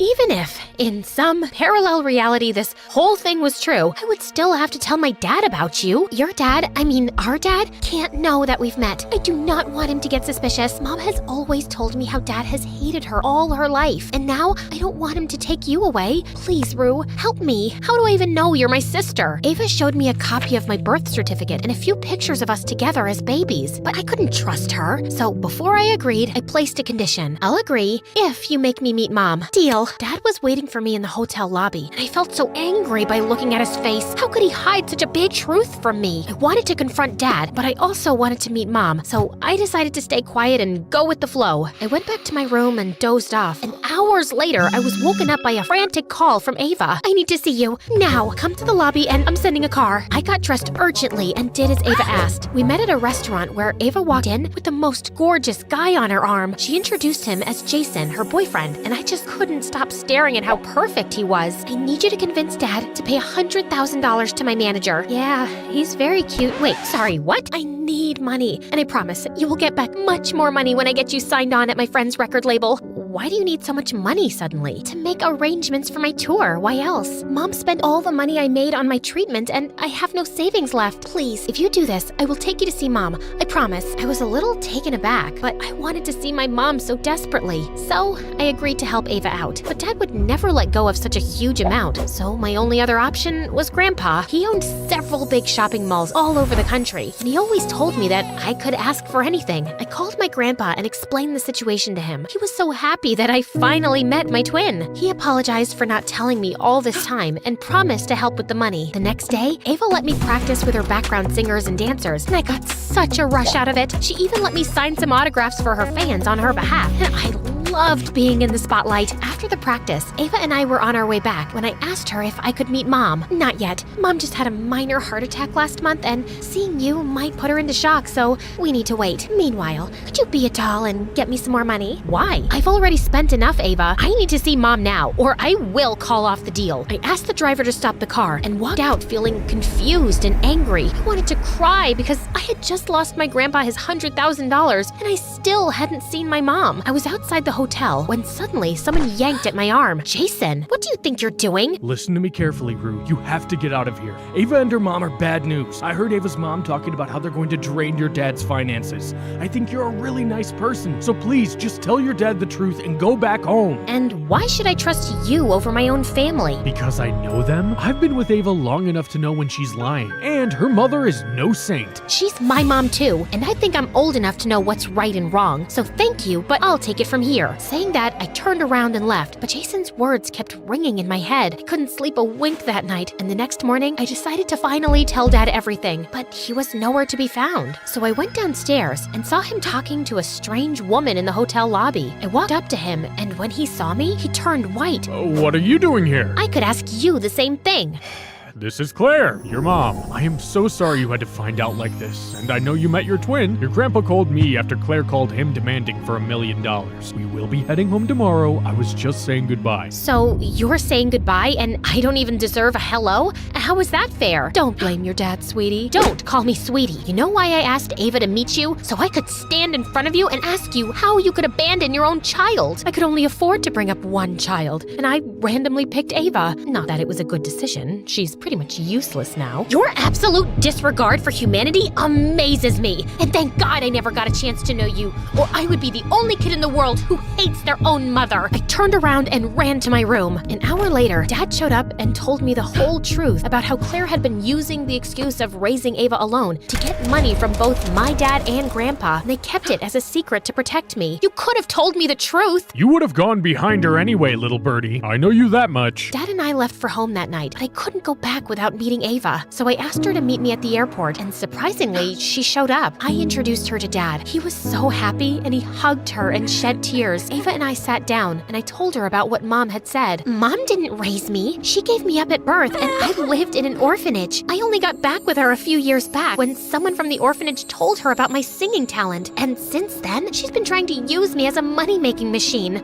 I hate her. Then come with us. Dad and I would love to have you. I would love to, but I can't. I still have so many debts to pay because of Claire. I tried to convince Ava, but she refused. And soon after, Dad and I boarded the flight and left. Weeks passed, but I felt an empty pit in my stomach every time I thought about Ava. She was all alone, fighting my dragon of a mother, and I had to do something to help her, so I turned to Jason for help. I told you, stay away from her. She and her mom are crooks. My mom's using Ava. Please, Jason. She's my sister and your girlfriend. We have to help her out. Okay, this might be a long shot, but what if we do a concert as Ava? It'll be like a face reveal tour. I know a few people who could help us find a band, and we will use social media to spread the word and see where it goes. And what if I'm not that good? I've heard you sing, Rue. You'll be just fine. We spoke to Ava, and she was on board. Jason came down the next week, and we spent days planning every second of the concert. Even my grandpa stepped in to give us a little money. Our posts on social media were very well received, and soon enough, almost all the tickets were sold out. Then one night, I was grabbing coffee when I saw Jason at the same cafe, engrossed in a book. That seems like a heavy read. It's about kids who grew up in an orphanage. I was one of them. I'm sorry, Jason. That must have been tough. It was, but it made me who I am. And besides, I found a great family who loves me and adores me. You learn to find family in unexpected places. Our conversation flowed from there. We talked about our pasts, our dreams, our fears. I shared about the loneliness I felt growing up without a mother, and he spoke of the challenges of growing up without a family at all. I'd never connected with anyone like this before, and it was truly amazing. One night before the performance, I was nervously checking out the stage when Jason slid his hand inside mine. I just hope it works. I'm sure it will. And Rue, it's amazing what you're doing for Ava. Not everyone has this kind of heart. Not everyone gets a second chance with their families either. Trust me, I'm doing this for myself. Jason came forward, gently stroked my cheeks, and I felt my face on fire. And before I could react, he leaned in and kissed me,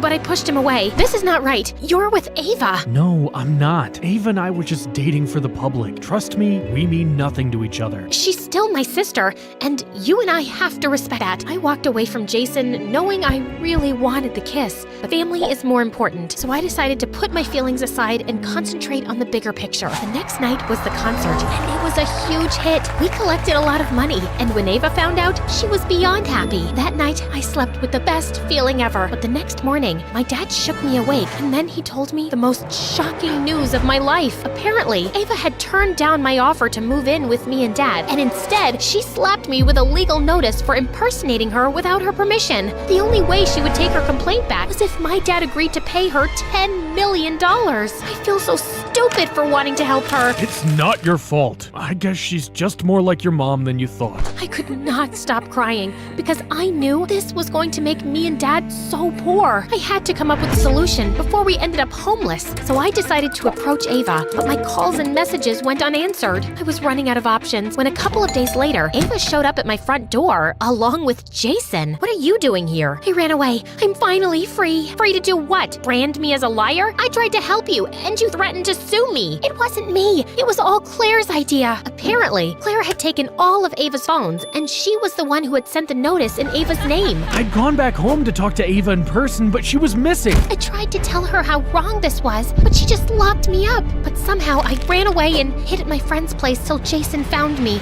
I'm so sorry, Rue. It's okay. All that matters is that now you're here and you're safe. I hugged Ava tight, and the two of us told Dad everything. He got the best lawyers, and with Ava's testimony, Claire landed in jail for exploiting a minor against her will and cheating Dad out of his money. She just called the house one day and begged me to take her back as our mom. I made a mistake. Please forgive me. I'm your mother. You can't send me to jail. Oh, yes, we can. Just like you sent Ava to an orphanage, and just like you abandoned me and my father. Now it's time for payback, and you're gonna get yours. Dang right you will. Soon after Mom went to jail, Ava and I decided to share our story with the world, and it was very well received. We became famous and even launched our music careers. I sang and Ava played the piano. One day as we were done performing, Ava hugged me tight and whispered in my ear, Jason's here to see you. Don't worry, he told me everything about how you both are pigeon heads and were ready to sacrifice your love for me. So, you don't have a problem? No, dummy. I never loved him the way you do. Go on, he's all yours. I was so happy. I rushed backstage and saw Jason waiting for me. Without thinking, I threw my arms around him and pulled him in. I know too much has happened, but I'm ready to move on if you are. I'm 10 steps ahead of you, babe. I learned that sometimes the people related to you can hurt you the most, and you always have to be ready for anything.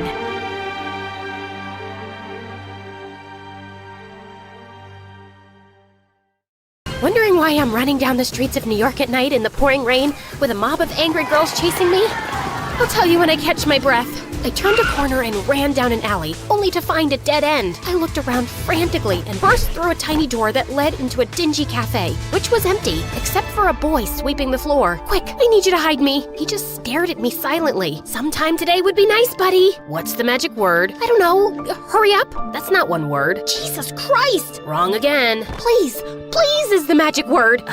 No, it's abracadabra. Okay, I'm guessing you're not from the mafia. You want to look at the menu? I wouldn't order the salmon. It's been smelling weird for weeks. Just hide me, now! The boy shoved me into a tiny broom closet just before the girls chasing me burst in. Did Lana Moon come in here? No one's been in here for 3 days. No, wait, yesterday, a big ugly guy came in and cut his toenails here and left without ordering anything. Does that sound like Lana Moon? You're crazy. Let's go, girls! When I heard the door slam shut, I came out. You really don't know who I am? I figured out your name was Lana Moon, duh. But no. Who are you? Hi everyone, I'm Lana Moon, global sensation and chart-topping singer, but of course you all knew that. I don't know what rock this weirdo's been living under. Before I continue, please like and subscribe. My life wasn't always like this. In fact, growing up, I was a nobody with nothing much. My dad was a math teacher in a public school, and my mom was a maid. She was French and had come to America for a better life, but it hadn't turned out like she'd imagined. Pay attention, Lana, you have to learn fractions. Yes, Lana, it's very useful to know that half your father's miserable salary goes to rent, and 1/3 goes to bills. How much is left for buying us something nice? Do the math and feel disappointed. Algebra is important. This equation can help you calculate the gradient of the slope. Yes, Lana, let's calculate the slope of your life going downhill. And it's a steep slope, baby. Clearly, my parents didn't get along, and even though I loved Dad, I was with Mom on how useless math was. I was actually obsessed with singing, but my parents were either too busy with their jobs or too busy arguing to notice. One day they were fighting when I put my headphones on in my room and started singing a ballad. All by myself, don't wanna be all by myself anymore. As I belted out the high note, I saw my parents in the doorway, their mouths hanging open. That was you? Singing? It was you? No, Celine Dion's hiding under my bed. Oh my god, Celine is here? Dad, of course it was me. You don't get sarcasm, do you? Oh, my baby, you have a gift. You're going to be a singer, a superstar. We'll talk about this after she finishes high school and college. Do you know how many singers fail? I'll run the numbers on the probability of success. Wait, how you say in America? Ah, yes. Shut up, man! Mom took on extra cleaning jobs to pay for a professional vocal coach, and soon she was signing me up for talent shows, open mic nights at cafes, and singing competitions. And then everything changed in the 12th grade when I won a big national competition. I received a huge cash prize, signed up with a talent manager, Chaz, and got a record deal in New York. You're ruining her childhood. How can you make her drop out of high school? She's almost 18. And what good has education done you, huh? I don't support this decision, and I won't be going with you two. Some people are meant to live small lives forever, and you are one of them. But it won't be me or my daughter. I was really sad that Dad didn't support me and our family was breaking up, but I just couldn't let this opportunity slip away. Before I knew it, I was on a crazy roller coaster ride. I was recording songs, singing on TV shows, giving radio interviews, and when my album was released, it topped the music chart and launched my career into the stratosphere overnight. Soon I was touring and singing to sold-out stadiums. Every time I stepped on stage and the crowd roared my name, I had to pinch myself. This was real. I was a star. But it turns out, a roller coaster isn't all that fun if you can't get off. 2 years later, I was getting tired and wanted a break. We've got concerts lined up for the next 3 months. We have TV appearances, brand endorsements. A small break. It's not possible right now. You're on top of the world, Lana, and we have to make sure you stay there. But one night, as I performed for a huge crowd, I found myself singing off-key, and I forgot my lyrics. Then, during my final number, this huge spotlight turned towards me, and suddenly, I couldn't stop blinking. I stumbled backwards in confusion and crashed into a bunch of dancers who crashed into the band. Chaz ran on stage with my bodyguards and whisked me off to a hospital. After a thorough examination, the doctor told us that my excessive blinking was triggered by exhaustion and stress, and I needed rest. Chaz had to cancel my commitments, and I went off to Hawaii for 3 months. One day, as I was sunbathing by the pool with Mom, Chaz came running. Have you seen the music charts lately? You're almost at the bottom. Relax. Have a pina colada. People love me. This is showbiz, Lana. You go from hero to zero in seconds. There's a talented new girl in town, and everyone's talking about how she's gonna be the next big thing. He wasn't kidding. The girl was some exotic foreign beauty who wrote her own lyrics and played 5 different instruments, and America was obsessed. I still had my fans, but my popularity was definitely taking a hit. What do you mean you found another face for your makeup brand? You're Lana Moon's backup singer. Ever heard of a thing called loyalty? Okay then, jump off a cliff. I returned to my work and started recording again. One day after my session, Chaz dragged me off to my dressing room, and I flipped out when I saw who was inside. I'm guessing I don't need to introduce myself. Oh my God, you're Xander, the lead singer for the hottest boy band in the world. Come on, I have a poster of you in my bedroom. And now you're here in the flesh? No, scratch that. It's my mother who has a poster of you in her bedroom. No, wait, that sounds way worse. It's okay. I have a poster of me too. I've heard your songs, Lana. You're very talented. Who? Me? Yes, you. Also, I was wondering if you'd go to dinner with me tomorrow night. She'll be there. I can speak for myself, Chaz.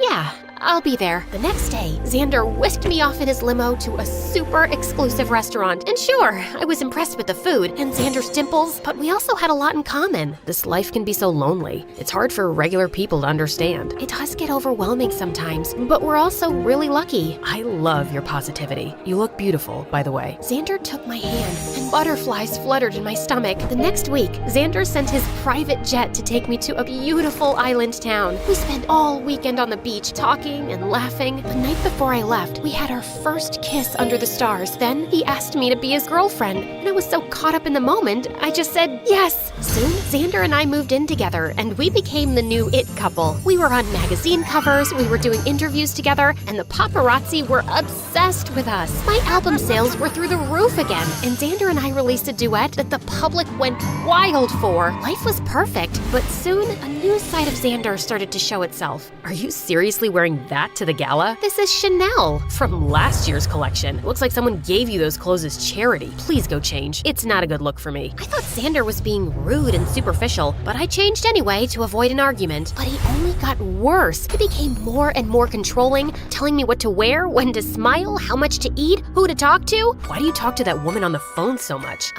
Because she's my mom? How come you don't talk to your family? I ditched all those bottom feeders years ago. All anyone wants from me is money. I honestly felt felt a little bad for him, but I hated his attitude with me. I felt suffocated and like I wasn't my own person anymore. Soon we had an interview on a popular late-night show, and Xander was unbearable. He kept undermining my opinions and interrupting me, or just talked non-stop about himself. As we walked out of the studio, Xander took my hand, but I shook it off. What are you doing? You know the paparazzi is always watching, so smile. Don't tell me what to do, and I'm not going home with you. We're done, Xander. Excuse me? Do you understand what it means to be my girlfriend? There are girls far prettier and more talented than you who are dying to be with me. Jeez, I hate it when your eyes start doing this blinking thing. You look so stupid. Make it stop. I'm having a serious conversation here. No, Xander. This conversation is done, and so are we. As I turned away, he tried to stop me, but I pushed him hard. The paparazzi went crazy around us,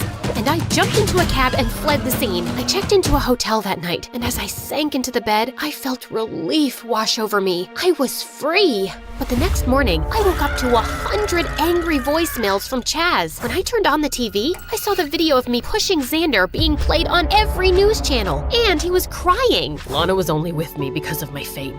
Her manager set us up because her career was tanking. I really fell in love with her, though. I did everything she said, bought her everything she asked for. But after the interview last night, she told me she was seeing someone else. Lana Moon is a cheater, a liar, and a gold digger. That jerk! I checked Twitter and TikTok and found thousands of comments calling for a boycott of my album and tour. I moved back to my own place and released an official statement saying Xander was lying and just couldn't accept the relationship was over. My fans were supportive, but his fangirls were insane. They were camping outside my house, chanting protests and egging my windows. After a week of this nonsense, I slipped out one night, climbing over the back wall. But as I was sipping my favorite latte at a cafe, some of those girls spotted me. It's her. I can't believe you treated Xander that way. You need to apologize to that precious angel. That's when they started chasing me, and I ended up with the crazy boy in the weird cafe. His name was Kenny, and he offered me a dry sweatshirt and a cup of tea. As I told him my story, he was fascinated, especially when he saw Xander's picture. Whoa, you were dating this guy? I don't think I've ever seen someone so proportionate. And those cheekbones, you could grate cheese off of them. Sorry, went off on a tangent. We hate this guy. He's a toxic piece of garbage. Thank you. How come you don't know about all this? I don't have any social media accounts. I'm a theoretical physicist in an advanced level university program, so between that and my multiple jobs, I don't have much time for stupid gossip. Not that your life is stupid. This was really interesting, and it's nice to meet a pop star. It's been nice to meet someone so ordinary. Wait, that came out wrong. No, I'm pretty ordinary, and I'm okay with that. Is it okay if I come hang out here sometimes? I'm always alone here. I could use the company. The noise created by Xander's fans started dying out, and I returned to work. But in the evenings, I started slipping out frequently to the cafe. And even though we were poles apart, I found Kenny the easiest person to talk to. He listened attentively and always gave the best advice. He was smart and funny and even cute, but clearly unaware of it. And he really seemed to love my songs. After I finished the new album, I decided to take a weekend break on an exclusive island resort where no paparazzi would be around. And I invited Kenny. Kenny was loving the resort, but he just wouldn't come into the pool. I could show you some disturbing statistics about how much pool water is actually just pee. There's no one here, and I'm not peeing. There's a lot of life-threatening bacteria in that water that can travel up your nose. You don't know how to swim, do you? Yeah, you caught me. I'm a loser. I'll teach you. I'm an expert. No thanks. Come on, just jump into the pool. I'll catch you. You jump into the pool. I'm already in the pool. Jump at me. You jump at me. I literally had to drag him in and force him to learn. When I thought he was ready, I pushed him towards the deep end. Kenny started flapping around like a crazy duck, but he was actually afloat. Oh my god, I'm swimming. You're doing so well. Keep going. Soon he was swimming around like a clumsy mermaid, and then he circled back to me laughing. Wow, this feels amazing. Thank you. And then suddenly, he kissed me, and I kissed him back. We broke apart and stared at each other. But just then, Xander turned up at the pool. What are you doing here? Are you stalking me? Maybe. Is that a crime? Yeah. When I found out you were coming here with a +1, I had to see for myself. You were cheating on me all along, just as I'd suspected. Why else would you break up with me? 'Cause you've been acting like a jerk for months. So you decided to cheat on me? With skinny, pasty nobody? Hey, that's rude. What do you want, Xander? Just some pictures to prove my claim. I got one of you two kissing. That'll work. You're invading my privacy. I want you to delete it. Sure, after I posted it. What's happening to your eyes, Lana? Is that the first time you're seeing Miss Blinks a lot? Listen, dude, if you don't stop bothering Lana right now, I will punch your face. It won't hurt that much because I'm not that strong, but it'll still be embarrassing for someone like you to get punched by a pasty physicist. Give it your best shot, chicken legs. No one is doing anything. As I stepped forward to stop them, I suddenly slipped on some water and hit my head, and then I blacked out. When I finally came around, I was in a hospital with Chaz and Mom beside me. Oh, my baby, you're awake. Where am I? You were taken to a hospital on the island, but we had you transferred to the city. You've been unconscious for 3 days. We kept the news quiet, though. How are you feeling? I think I'm okay. Then take a look at this. Chaz shoved a phone in my face, and the picture of me kissing Kenny was everywhere. Xander was claiming it was taken by a private investigator while he and I were still together. This isn't true, and that maniac posted this when I could have been in a coma? Who is this boy you're kissing? I'm entitled to some privacy. No, you're not. You're a public figure, Lana, and I'm your manager. I need to know everything about this boy before I decide how to handle this story. He's a nobody, okay? Just an ordinary guy I randomly met. A distraction.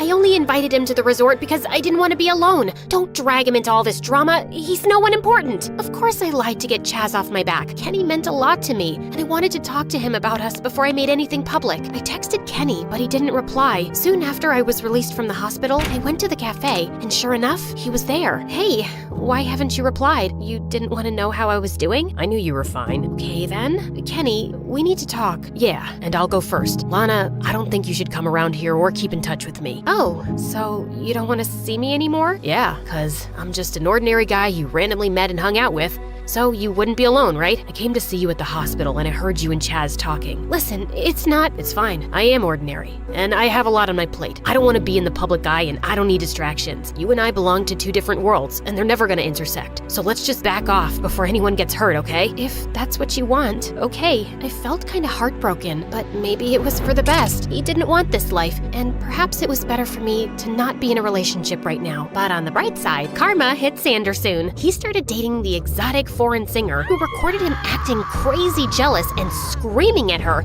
and she made it public. Xander got dropped by his label, and the same fans who'd hated me brought out their pitchforks for him instead. I got a lot of support, and my new album did amazingly well, but my success felt hollow, and I called Dad one day. Maybe you were right all along, and I should have never become a singer. I never said that, Lana. You're very talented, and I never expected you to become a mathematician. I just wanted you to have a balanced life. You should have fought harder to stick around, Dad. I could have used your wisdom. I didn't think you'd listen then, but I am sorry. Do you think I should take a break and finish high school? I think that sounds great, honey. The next day, I publicly announced my career break. Mom didn't protest much because apparently she was getting married to a rich music producer and relocating to France. Chaz went berserk, but I fired him. I was done being pushed around, and I would get back to music when I felt ready. After my high school graduation, I was celebrating with my friends at a cafe that was having an open mic night. I couldn't resist getting up on stage and singing, and it felt great. Just then, I spotted a familiar face smiling at me, and I walked over. Kenny, it's been a while. How are you? Pretty great, actually. I finished the program with flying colors. Of course you did. It's lame in comparison, but I just finished high school. I know.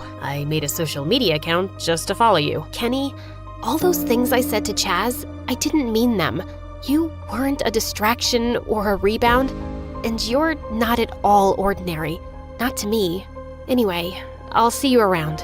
Are you free for dinner? I know this shady cafe that's great if you want to get food poisoning. And good tea.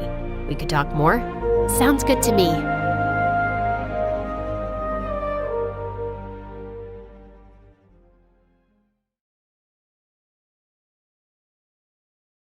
Hi there, my name is Mishka, and for the longest time, I was the only girl in my whole village.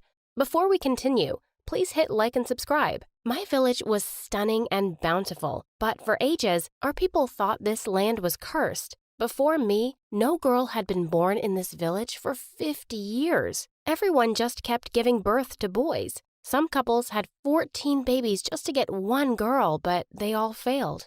The villagers had to find women from other towns, like my mama, to marry their boys. They were beginning to think Mother Nature had abandoned them, when one day, my mother finally gave birth to a baby girl. Me. The whole village wept with joy and relief. The curse is finally lifted. The divine feminine has returned. The day of my birth was declared a holiday, and I became the town's princess. People came to worship me, taking turns to kiss my feet and be blessed with a daughter themselves. I was made to sit on every pregnant woman's lap. They thought my magic would turn the unborn babies into girls. Being a girl wasn't my only talent. I stunned the entire village when I uttered my first word at only 6 months old. By the time I was 4, I could read long paragraphs. The princess is a genius. I was too precious to be sent to school, so expert tutors were brought in from other cities just for me. Shockingly, I was smarter than most of them. One time, my teacher tried to eat a random mushroom growing in the dirt.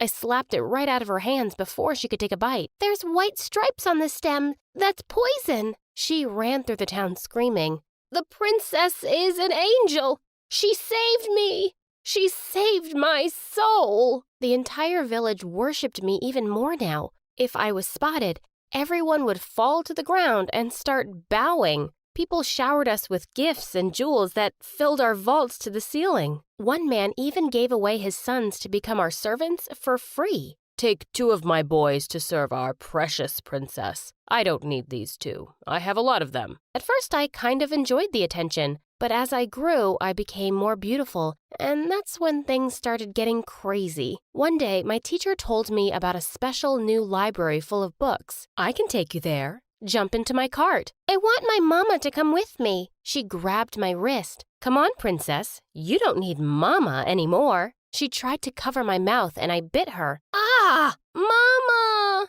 My screams echoed in the mountains, and the villagers jumped on her. "I want the girl for my son. She will give birth to girls. Give her to me." She wasn't the only one losing it. Fights between angry villagers started breaking out in front of my house every day. They were fighting over whose son I would marry. The village was breaking down into chaos. We had to put a stop to this. When I turned 10, the village elders declared that a contest would decide my future engagement. All the boys in town would compete, and I would get to make the final choice when I turned 16. "Mama, this sounds weird." "This is the only way to keep peace in our village, Mishka. Don't worry. We'll be with you the whole way." So, every few days I was dressed and primped to perfection to attend the marriage contest. Archery, hunting, sword fighting, mathematics. There were several levels for the boys to compete in. I was so bored. All I did was sit there and look pretty. I was really starting to wish I was a boy. They got to play games and run free in the village while I was caged like a bird. When I turned 12, I put my foot down.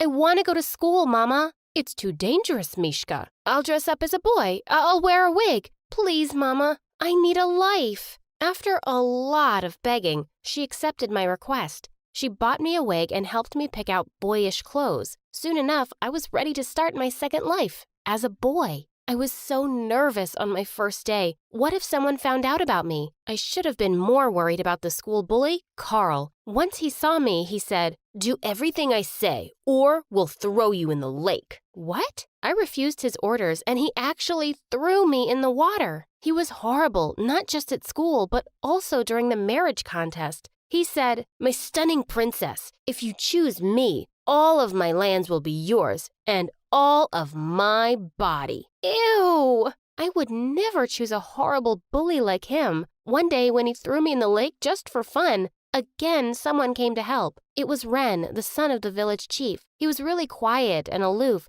and he was the only boy in the town who had refused to participate in the marriage contest. Thank you," I said in my best manly voice as I took his hand. Suddenly he started staring at me like I was a ghost. "Your hair." I touched my head and nearly screamed. My wig was gone. My long hair was loose right in front of Ren. "You're the princess." I ran out of there as fast as I could. I was finally caught. What was I going to do? When I went to the marriage contest the next day, I was literally shaking. Did everyone know my secret already? I was stunned when everything was just normal. No one suspected me or accused me of anything. Had Ren not told anyone? Why would he do that? Not only was Ren keeping my secrets, he started following me around in school to make sure no one would mess with me. I told him I could handle myself, but he'd always say, "I'm the chief's son. It's my job to protect the princess." One day, I just snapped. "I'm not a princess. I'm Mishka. If you're here because you think I'm blessed or something, you can just go away."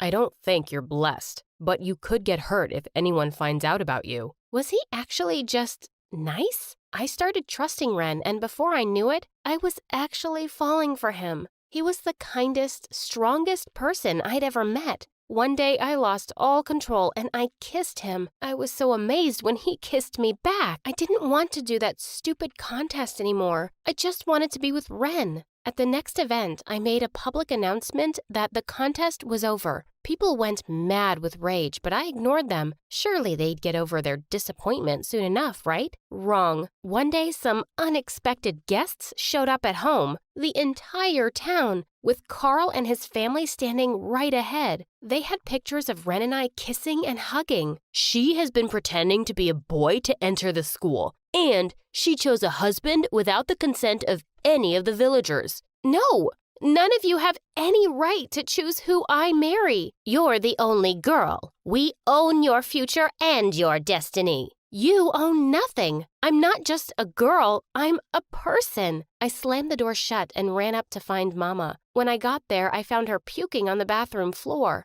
Mishka, I'm pregnant. Holy wow. 9 months later, Mama gave birth to a new baby, another girl. The whole town rejoiced at Kira's birth, and they started worshiping our family even more. I thought another girl would set me free, but Kira being born was one of the worst things ever. As she grew up, Kira learned about our village's history. She realized that if it weren't for me, she would be the only girl in this village. I wish you were never born. Then all of this would be mine. She would lock me in a room every time Ren came over the house. Why should you get the chief's son? It's not fair. Open the door, Kira. Only if you dump him. Kira tried to get rid of me about 100 times a year. Fake jobs out in the city, framing me for theft so I would go to jail. She tried everything. She was my baby sister, and I was never going to go against her, but she had no problem going around the whole village bad-mouthing me. Carl and his family joined her happily. Mishka is a fake. She wasn't even born in this town. People actually believed her lies. My parents got threatening letters asking them to remove the fake princess. One day, Kira broke all her limits. She showed up to her house with a whole crowd of angry people carrying torches who demanded that I leave our village forever. I told them to eat dirt, and my sister tried to drag me out of the house. That's when the rest of the town showed up. What are you doing to our princess? She's a fake. She's adopted. And she needs to leave our village. We saw her being born, you idiot. You're the idiot. Before I knew it, the entire village was at war. People pitched tents in our yards to sleep there so they could protect me the entire day. The chief tried to settle the dispute, but they refused to calm down because Kira would keep riling them up. I will not live with this fake. We need to split the village in half. What? Draw a line through the village. You take one half. I take one, and we never see each other again. No matter what I tried, I couldn't change her mind. It took months of deliberation, but we finally managed to create the line, white chalk that divided our land's resources. I took the people that trusted me and began my own village. We are going to do things differently from now on. We will learn and improve our village. While I took an oath to change things, Kira wanted things just the way they were before. She restarted the marriage contest in her village. She loved being the judge. She could dress like a queen and have men fight over her. While my home stayed the same, Kira built a castle just for herself. She made the boys do it to prove their love. I focused on building schools, playgrounds, and filling up our libraries. One day, a little boy came to me and said, "Princess, I want to see the stars." "Sure you will. I promise." So I bought them a telescope. The princess brought us magic. Wow! My people loved me because my work showed results. They became happier, wealthier, and had more comforts in their life. Unfortunately, things on Kira's side were really bad. One day, Kira chose the same boy twice for a date. The other boys got really mad. If this is really happening, I'm gathering my family to fight your family, and I will bring more people to kick your butt. What did you say? And a war broke out between the families. One time I woke up to the sounds of people screaming. When I ran out, I saw a cloud of smoke on top of Kira's crops. They were burning. If the fire spread, her whole village could go hungry. I moved my people to put out the fire as much as we could, but we had to stop once Kira showed up. Get back to your side. I'm helping you, you idiot. If I ever see you on my side again, I'm throwing you all in jail. She didn't care about the fire one bit. If we don't have crops, we will have fish. She made her villagers fish the lakes dry. By next year, they had totally run out because none of the fish had survived that season. This was a disaster, and her people were the ones suffering while she sat in her castle. I had to do something. I started sending grain and fish to their side secretly. I sent them tools, books, clothes, really anything my village could spare. One day, we were shifting a huge box of bread to the other side when suddenly a dozen people surrounded us with bats and sticks in their hands. I thought I told you to stay away, sister. I'm trying to keep your people alive. You were stupid to do this, Mishka. Now I'm going to throw you in jail and the rest of the village will be mine. We don't think so. Kira's villagers were here. They pushed her men away from us.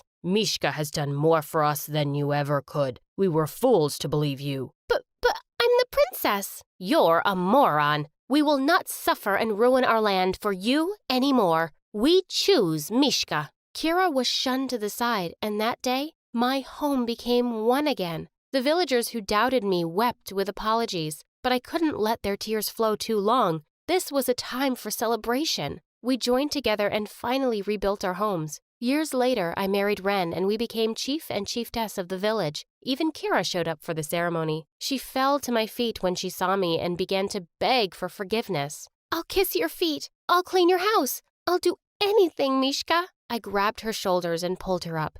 I don't know if I can trust you, Kira, but lucky for you, I believe in second chances. Home will always welcome you back. She began to cry and joined our people in celebrating their new leaders. I finally had full power to improve my home and my family, with true love by my side.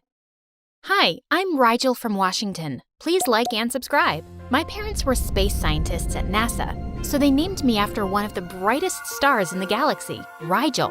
Now, problems started when they expected me to be a star performer at school, too. But there was only one thing that got me starry-eyed, watching anime. But my parents kept pushing me towards space science. Rigel, we got you the latest spaceship Lego set. Come on, let's put it together. I haven't pooped for 3 days, so the gas inside me might explode. I gotta go. Rigel, it's such a clear night. Let me show you some constellations. Some other time, Mom. I have to go walk our goldfish. I darted out of the house faster than a bullet train. When I was in grade 6, my parents had to move to New Jersey for a year for some project. On my first day there, I was in the garden when I saw a girl my age next door. She had long blonde hair and blue eyes, and she was dancing like a ballerina princess on her porch. When the music stopped, I clapped for her. That was beautiful. Thanks. You must be the new neighbor Mom was talking about. Are your parents astronauts? Have they been to the moon? I told her what my parents did, and her eyes widened. So their job is to look at the stars? Do you know how many of them are up there? Of course. There are 20,000 gazillion million stars. Wow, you sound like a genius. Mom says when God forgets to give someone beauty, he makes up for it by giving them brains. Okay, that was kind of insulting. The girl introduced herself as Bianca, and she told me her mom was a model and her dream was to become the best ballerina in the world. We even went to the same school, and I found out Bianca was super popular. She had her own YouTube channel with amazing dance videos and thousands of subscribers. We grew close, and most days after school, she'd hang out at my house, mainly because of Mom's cupcakes. My mom doesn't let me eat sweets. She says I won't be able to dance if I put on weight. No need to listen to your mom, honey. Scientific studies suggest that makeup gets absorbed through the skin and shrinks brain cells. Imagine how tiny your mom's brain must be. Put that cupcake down, Bianca, and tell me something. Did you become a space person because you're ugly and no boy on Earth wanted you? What? I have a husband. And where did you meet him? At work? Exactly. But we don't work in space. Then why do you keep telling people you're a space worker? Liar. Come, Bianca, let's go. Clearly, our moms couldn't stand each other, but that didn't stop Bianca and me from being friends. Once in class, our math teacher, Mrs. Watson, was giving a really boring lecture, so I started sketching her. Suddenly, Bianca grabbed my notebook, scribbled something, and handed it back. She'd made Mrs. Watson's butt bigger and labeled the picture Mrs. Butson. I giggled loudly, and just then, Mrs. Watson walked up and snatched my notebook. Who made this? I did. No, I did. We were both sent to the principal's office, and our moms were called in, and they went crazy. My daughter would never do such a thing. She's an angel. Then why don't you take her to space with you next time? And don't bother coming back. I'm a space scientist, not an astronaut, but a bimbo like you wouldn't understand. Bimbo? As if counting the stars is really a smart job. And at least I'm gorgeous. Your looks could make onions cry. Suddenly, Mom lunged at Bianca's mom and pulled her hair, and her wig came off. She pounced on Mom's face and broke her glasses. The principal had to call 4 teachers to pull them apart. That evening, I was on my way to the market when I heard loud noises coming from Bianca's house. Stop hanging out with that girl. She's a good-for-nothing loser just trying to get you in trouble. No, Mom. Rigel's my best friend. Bianca, you're too innocent. If she was the one who made the sketch, why did she let you take the blame too? Bianca fell silent and I quietly walked away. Why didn't Bianca say she'd drawn something too? I tried to avoid Bianca after that day, but it was hard since she kept following me around like a lost puppy. One day, she was at my place when she saw my bicycle and said no one had ever taught her how to ride one. Well, I can teach you if you want. Woohoo! This is so much fun! Suddenly, Bianca's mom came out running and started shouting. Get off that thing right now. You'll hurt yourself before your big ballet performance next week. And you, stop teaching my daughter stupid things. Riding a bicycle isn't stupid, but you wouldn't understand because when God gives you beauty, He forgets to give you brains. Did you just call me stupid? No, I called you beautiful. Bianca's mom refused to let her go out after that until the day of her ballet performance. But one night, I got a text from Bianca saying she was super bored, so I asked her to sneak out of the window where I was waiting for her with my bike. We both had so much fun taking turns riding it. When it was Bianca's turn, suddenly a car whizzed past her. She lost her balance and went crashing into a lamppost. My parents rushed her to the hospital where the doctor told us she'd broken a bone in her left foot and would probably never be able to dance again. I'm so sorry, Bianca. Get lost, you witch. I won't ever be able to live my dream because of you. Mom was right.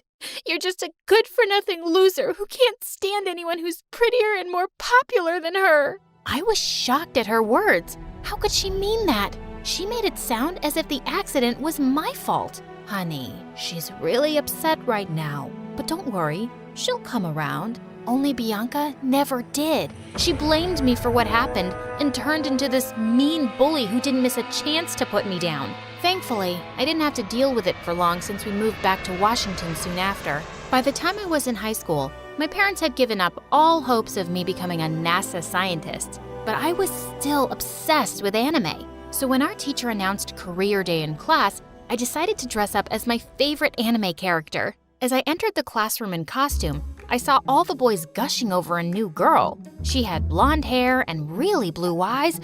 OMG, it was Bianca. I quickly tried to hide my face behind my bag, but Bianca spotted me. Hey, Rigel. Long time no see. Ew, what are you dressed as? A homeless beggar girl?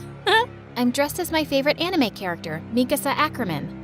So you're still making those weird drawings, huh? As they say, once a loser, always a loser. Bianca became super popular thanks to her stunning looks. All the boys wanted to date her, and all the girls wanted fashion tips from her. And Bianca never failed to rub her popularity in my face. Rigel, 97 guys proposed to me today. Or wait, was it 99? Well, good for you. I bet no one's ever asked you out.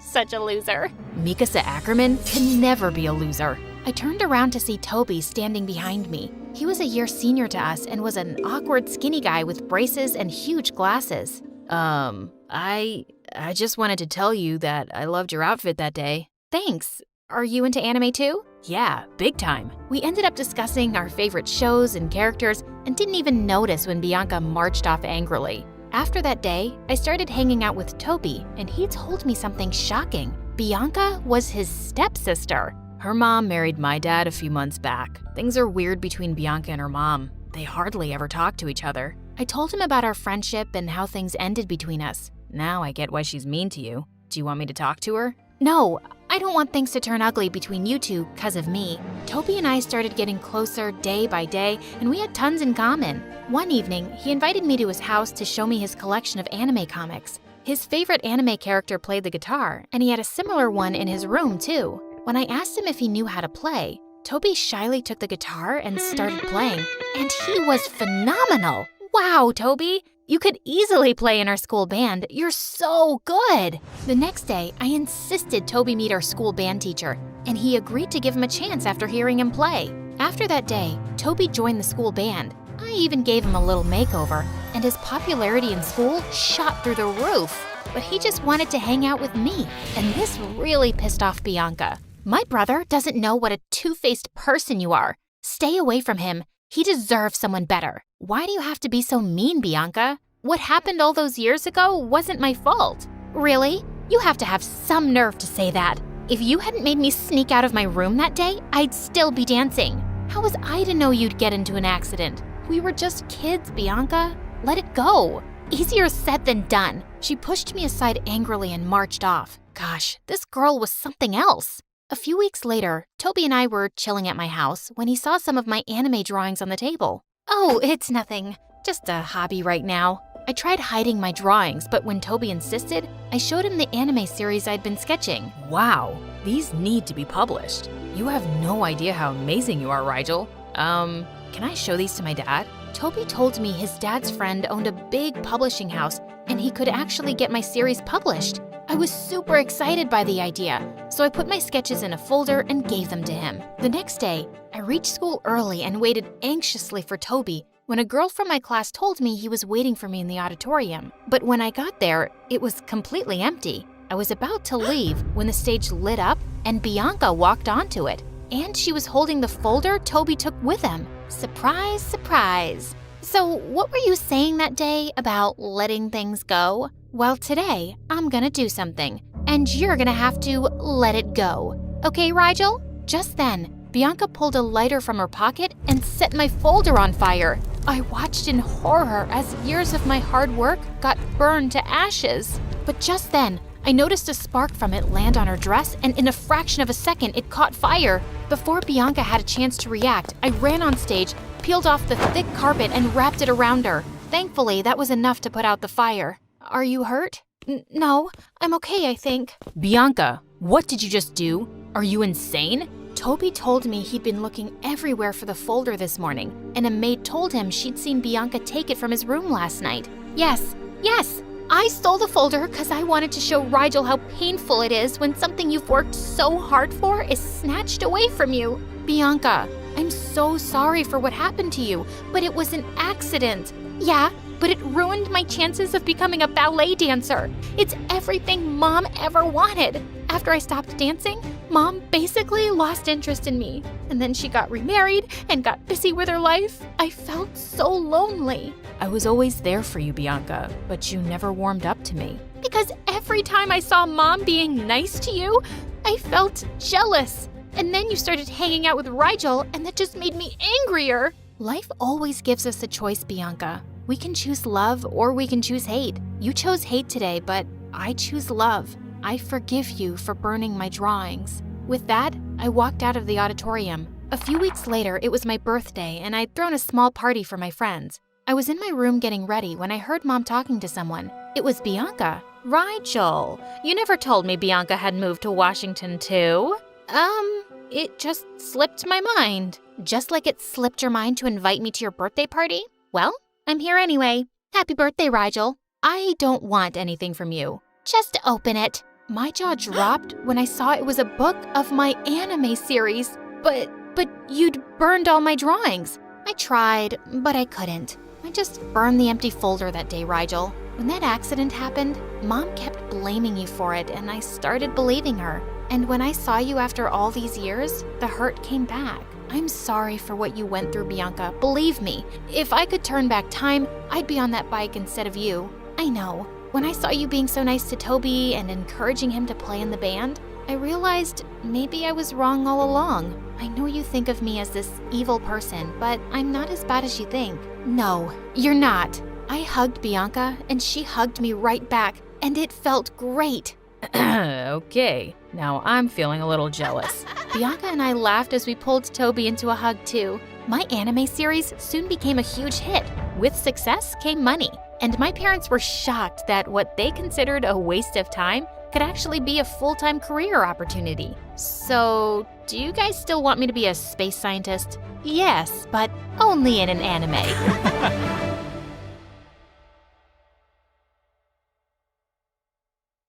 It started off as a dare, but it went too far. I was trapped in a trunk, and there was no way of escaping. They piled more and more luggage on top of the trunk. I beat on the trunk, trying to force it open. I even screamed and shouted, but it was so loud that no one heard me. By the time things quieted down, it was too late. The jet's engines began to rumble. My heart sank. We were getting ready for takeoff. I suddenly regretted this whole idea. Why did I want to meet a millionaire in the first place? Let me explain. My best friend's brother works at the airport. He lets us help out in the special hangars from time to time. We carry luggage and pack the small aircrafts for a bit of money. Today, he told us we were packing a private jet that belonged to a millionaire. I've always dreamed about meeting a millionaire. My friends and I joked around with the idea of hiding in the luggage compartment. Then he dared me to do it. I don't like backing down from a challenge, so I climbed into one of the millionaire's unlocked trunks and hid in there. It was only meant to be for a minute, and then my best friend was called away. Now there was nowhere to go. I felt the aircraft take off, and then I imagined what the police of another country would do when they found me. With nothing else to do and nowhere to go, I calmed down, measured my breathing, and started counting in 1, 2, 3, out 1, 2, 3.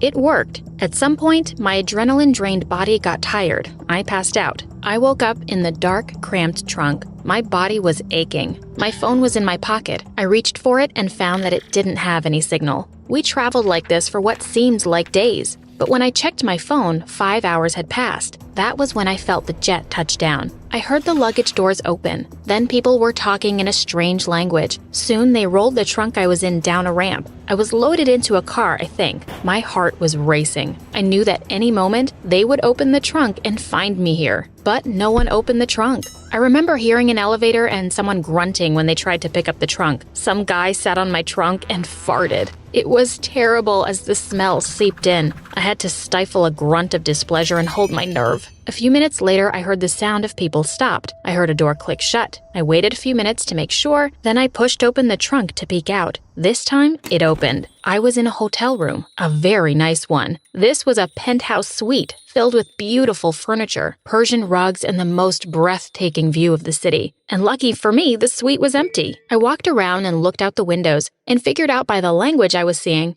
that I was somewhere in France. I found the hotel's Wi-Fi password and logged in. I remembered that my parents would be looking for me soon, so I sent my parents a message. I told them I was going on vacation with my best friend's family. They didn't mind. It was summer vacation and they'd encouraged me to get away for a bit. I called my best friend. He couldn't believe my story. He begged me to tell the millionaire what had happened. I couldn't, though. If I did, my best friend's brother would lose his job. No, I was going to need another plan, and I needed it fast. As a kid, I was always great at playing hide and seek. I knew how to be quiet and steer clear of people. So far, my hiding skills had worked. With a bit of planning, I thought I could keep hiding and have a nice little holiday in the process. I decided to try this out. What did I have to lose? Now that I was in the suite, there was no need to get back into the trunk. I found all the hiding places in each room and was always ready just in case the door opened. I ordered myself room service and charged it to the room. I ate quickly and hid the evidence. I hoped that no one would notice the extra billings. I went through the millionaire's luggage, trying to find out who she was. It was definitely a woman. She had a good fashion sense, but a weird obsession with sweets. Half of her luggage was filled with gummy bears, licorice, and other exotic candy. I wasn't proud of what I did next. I took some money that she'd left in the hotel room. Not to spend it, but to have as a backup plan to get home.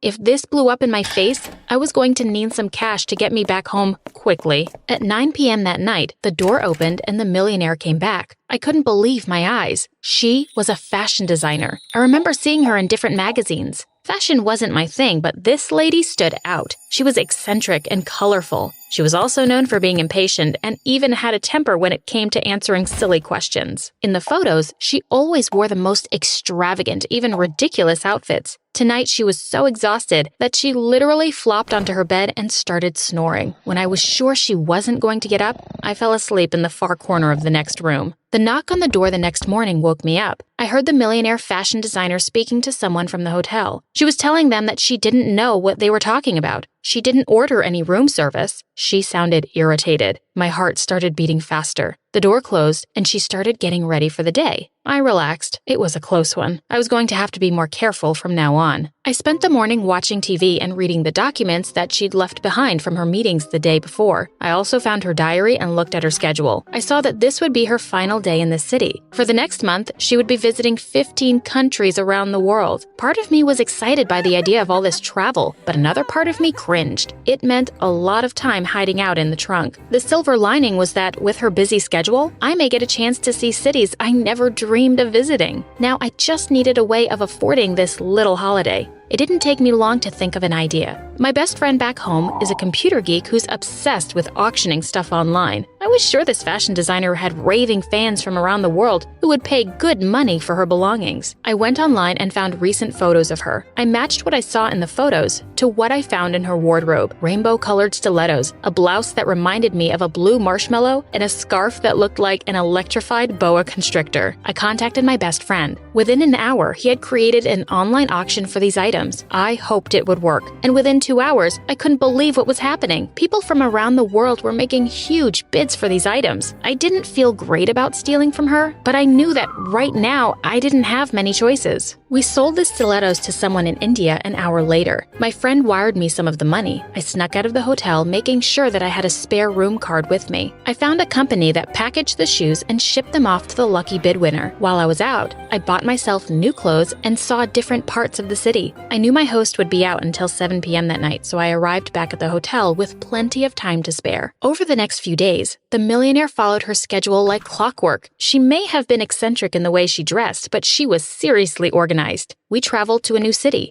The trip was much shorter and my time in the trunk was easier. I wasn't so stressed out this time. I opened the trunk in a new hotel suite. It was just as luxurious. Lucky for me, just as empty. Days passed like this. I snuck out, saw a bit of the city, and got back before the millionaire arrived home. We traveled through 5 famous cities in this way. I was getting used to this routine. Well, I was until the millionaire decided to do something that wasn't in her diary. On a Saturday afternoon, I listened from the closet as she changed her plans. She was going to have a party in her suite, and it was going to start in 30 minutes. I had nowhere to go. I was stuck in this closet. I listened as people flooded into the suite, bringing food, music, and entertainment. The party began. I listened from the closet. It sounded like people were having a good time. I would have fallen asleep like this if I didn't hear the closet door opening. I held my breath. It was the millionaire. She was trying to hang up her coat, but she kept missing the hook inside the door. She giggled as she did this. She was behaving very differently to the way she normally did in her room. She was much more relaxed. I tried to make myself as small as possible, but the coat kept falling. It landed on me. She reached for it and squealed when she touched my hair. I tried not to move, but I couldn't help it. She pulled the coat off me, seeing me hiding in the corner of this tiny closet. I knew that it was over now. My mind raced with what would happen next. Would she send me to jail once she found out I had stolen her items? I was about to apologize to her, to tell her that I was sorry for hiding out and selling her things, when she interrupted me. "My dear, what are you doing in the closet?" she said to me. "Don't be shy. Guests need to mingle." She helped me out of the closet and welcomed me to the party. She told me that there were better places to hide if I didn't want to speak to people, like the balcony because of its view of the city. I noticed the glass of wine in her hand and I felt relieved. The alcohol was making her a lot friendlier, even to someone she'd found in the closet. There must have been 100 people there. I don't think she knew more than 5 of the guests, and she thought that I was one of them. I spent most of the night talking to the millionaire fashion designer. It turns out she was a pretty cool person. We actually had a few things in common. In fact, we were both from the same small town, the home that she grew up in. She told me how boring most of these parties were, but she was really enjoying this one for a change. We spoke about what she planned next in her business and how she'd become so successful. We danced, laughed, and had an amazing time. I met some very interesting people at this party. I also ate a lot of candy, and eventually I fell asleep on the couch. It felt great not having to hide for the first time in almost a month. I woke up the next morning on the couch. There was a cleaning crew tidying up the mess from the night before. Most of the guests had left. Some were still sleeping on the couches in the suite. The millionaire was dressed and getting ready to leave. She saw me and thanked me for the company last night. She told me that the next time she was home, she'd stop by and visit me. She called the reception, and a few minutes later, 5 men were carrying her luggage out of the room. They took everything, including my traveling trunk. I tried to keep cool and smile, but seeing them carrying out my travel trunk made me panic. I shouted for them to stop. The millionaire looked at me strangely. I smiled at her and told her that it looked like something that belonged to me. Then she stopped and turned back to me. She asked me if I had seen anyone wearing a pair of rainbow stilettos. By the way she looked at me, I was sure she knew that I'd taken them. I took a deep breath and shook my head. She paused for a moment and then shrugged. She said it was one of the reasons she didn't like these parties. So many strangers would take little souvenirs home with them. They were her favorite pair of heels. She shook her head and gave me a goodbye wave. I waved back and watched her leave. Standing there in the middle of this empty hotel room, a knot was forming in my stomach. The knot was still there as I walked out of the hotel. I didn't need to sneak around anymore. I felt great about that, but at the same time, my holiday was officially over. The good news was that I wasn't far from home. I was at least on the same continent. I took 4 trains and 3 buses to get back. It took me another week of traveling. Eventually, I arrived. Standing outside my house, I realized how much I actually enjoyed all the traveling. My best friend was relieved to see me. He told me how much money we'd made from auctioning the millionaire's stuff. I couldn't believe it. We were almost millionaires now too. And I had an idea then, one that my best friend liked. About a month later, my doorbell rang. It was the fashion designer. I couldn't believe it. She told me that she remembered me telling her where I lived. She invited me out to lunch. I'll be honest, it was kind of strange to be speaking to her again. Strange because I felt kind of guilty for everything I had done. But at the same time, it was fun. We really got along quite well. She told me about her recent trips and the new clothing line that she was launching. She brought up the rainbow stilettos again, telling me how hard it was to find a good pair of shoes. I tried not to look guilty, but I think it showed. The fashion designer told me about how traveling was becoming more and more of a pain because of all the luggage that she carried around with her.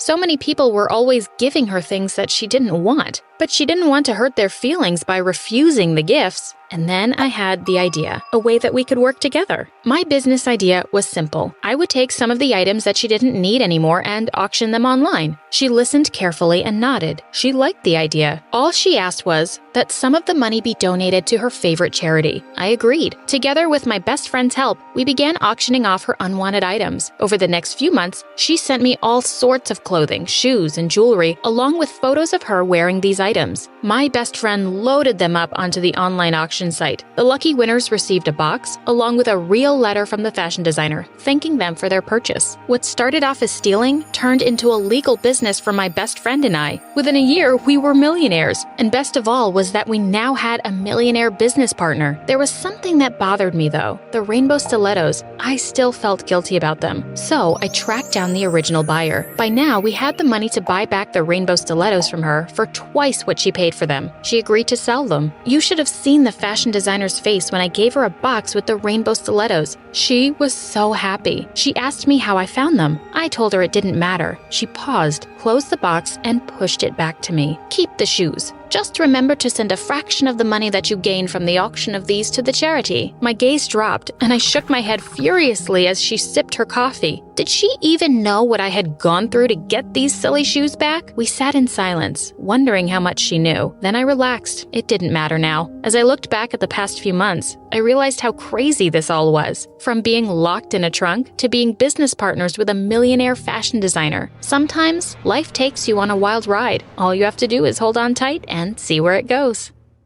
Hey everyone, my name is Eden, and this is my story. The day I was born, the biggest rainbow appeared over the hospital, and my parents thought that I was really special. They always treated me like a princess. Mommy, I want an airplane. And the very next day, my room was full of all the toy airplanes my parents could find. I always felt loved and had everything in the world, but sometimes I couldn't help wishing I had someone to share it all with.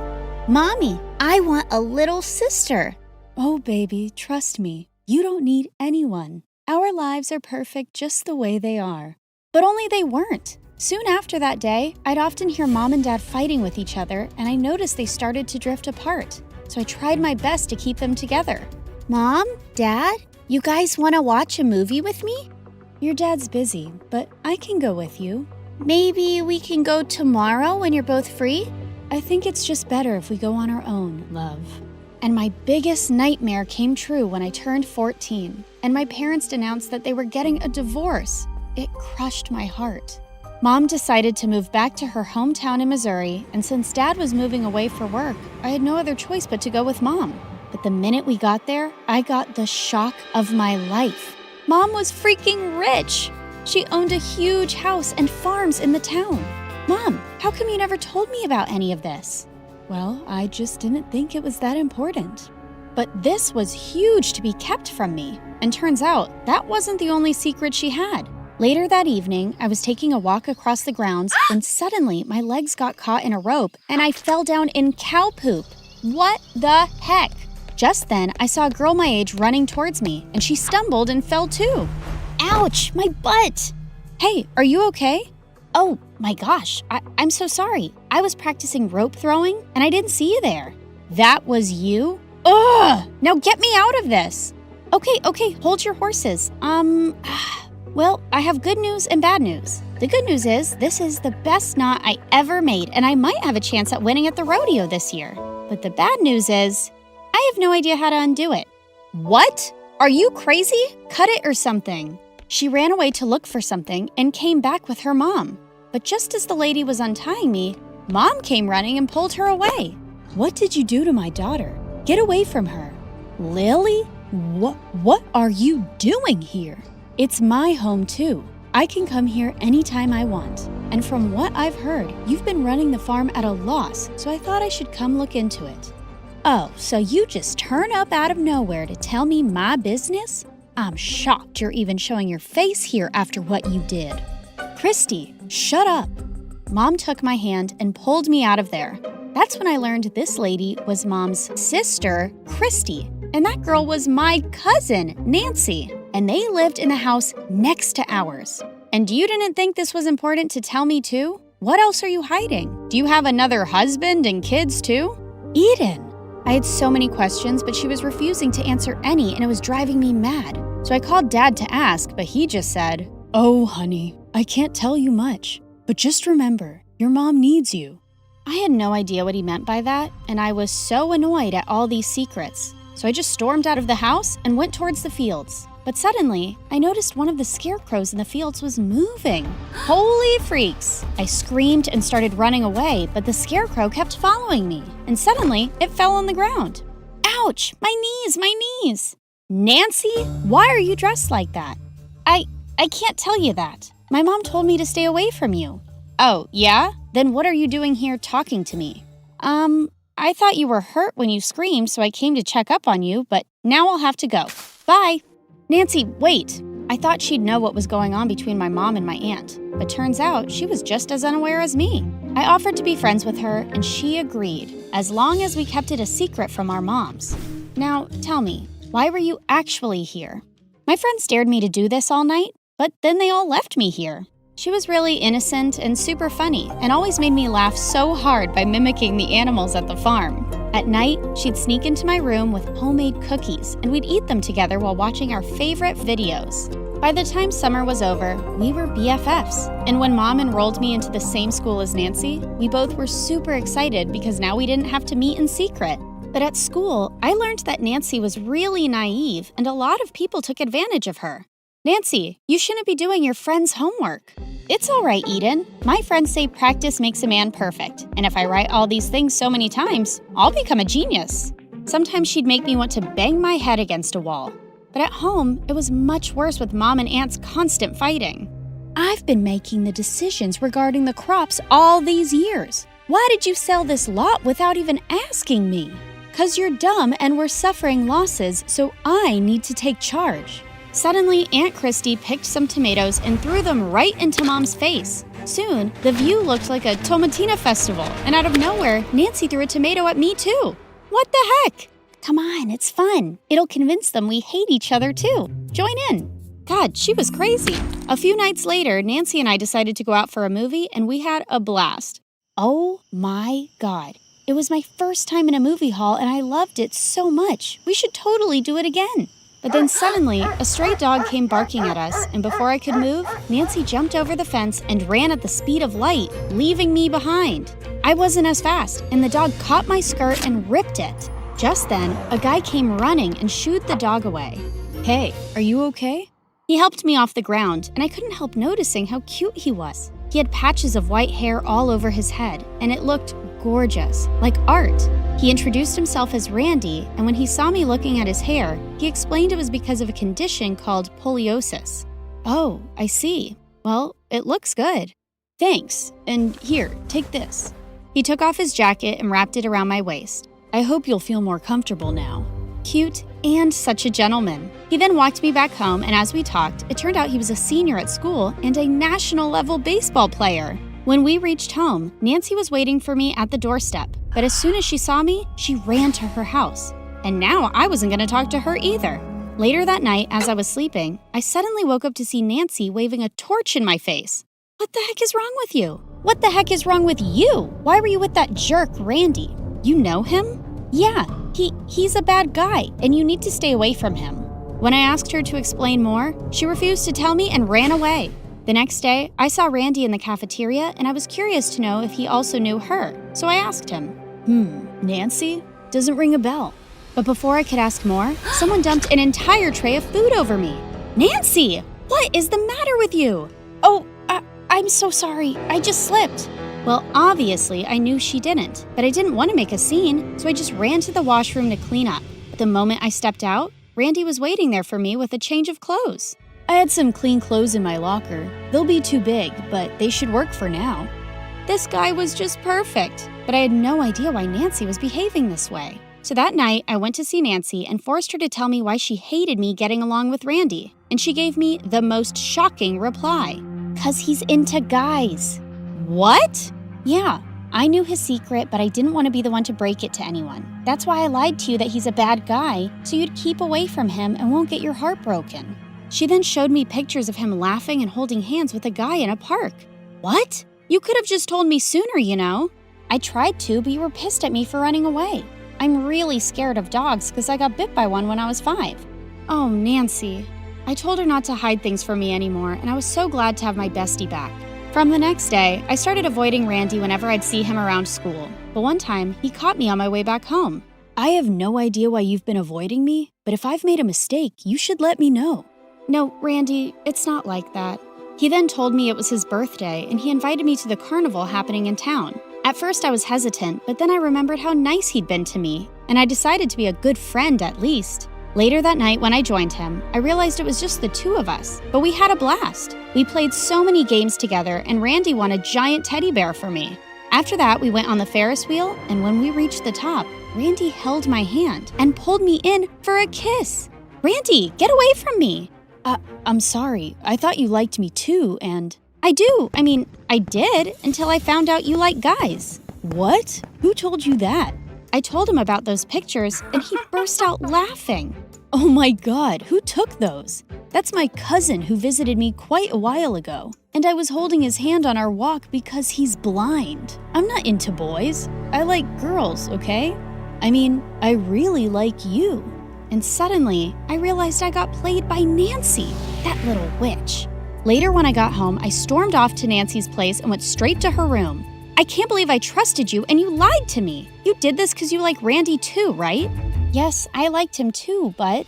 Before she could say more, I jumped onto her and we broke into a wild fight. And soon our moms came running to separate us. Girls, stop it. What's going on? I told Mom all that happened, and Aunt Christy started to laugh hysterically. So, the apple doesn't fall far from the tree, I guess. I knew you'd be just like your mother, stealing boyfriends as usual. What did she mean by that? Mom, please stop it. But Aunt went on to tell us that my dad was originally her boyfriend, but Mom made him fall for her. Their parents asked Mom to dump my dad so the sisters could stop fighting, but instead she ran away with him and never came back. I have apologized to you a million times. I'm sorry I hurt you, but we really loved each other. He was my boyfriend. You had no business loving him, and I'm never forgiving you for that. I watched Mom's eyes fill with tears as Aunt Christy asked us to leave. Later at home, I asked Mom if she regretted marrying Dad. No, I don't regret it at all, sweetie. Your dad gave me the best years of my life, but sometimes good things also come to an end. I just wish it hadn't cost me my family. I was too young and stupid to not consider my sister's feelings. I hugged her tight and comforted her, and the next day, I knew just what to do. I walked up to Nancy's room and told her I was going to stay away from Randy. I don't want a boy coming between us. Oh, Eden, it's all my fault. Like I said, I also liked Randy, but my friend showed me all those pictures and I believed them and thought he's gay, and I've lost feelings for him now. But you threw all your food over me that day. I thought you were jealous. It was a genuine accident, I swear. I'm happy if you guys like each other. Oh my God, my little sister was such an innocent baby. But there was one more pair of sisters that we had to reunite, and I had just the perfect plan for it. I called Dad and told him everything and asked him to come visit us. Thank you so much for coming, Dad. You don't have to thank me, honey. I should have done this sooner and made things easier for your mom. We then walked towards the fields where both our moms were working, and they looked super shocked to see Dad. What are you doing here? I'm here to apologize to you, Christy. I was the one who fell in love with your sister first, and I was the one who broke your heart. So don't resent her so much, and please forgive both of us. Yeah, I'm sorry too, Christy. Really and truly. I could see tears in Aunt's eyes as she hugged Mom, and Nancy and I joined in too. After what felt like a lifetime, I saw Mom and Dad smiling at each other, and it made my heart so full. We should never give up on people we love. They are always worth the fight.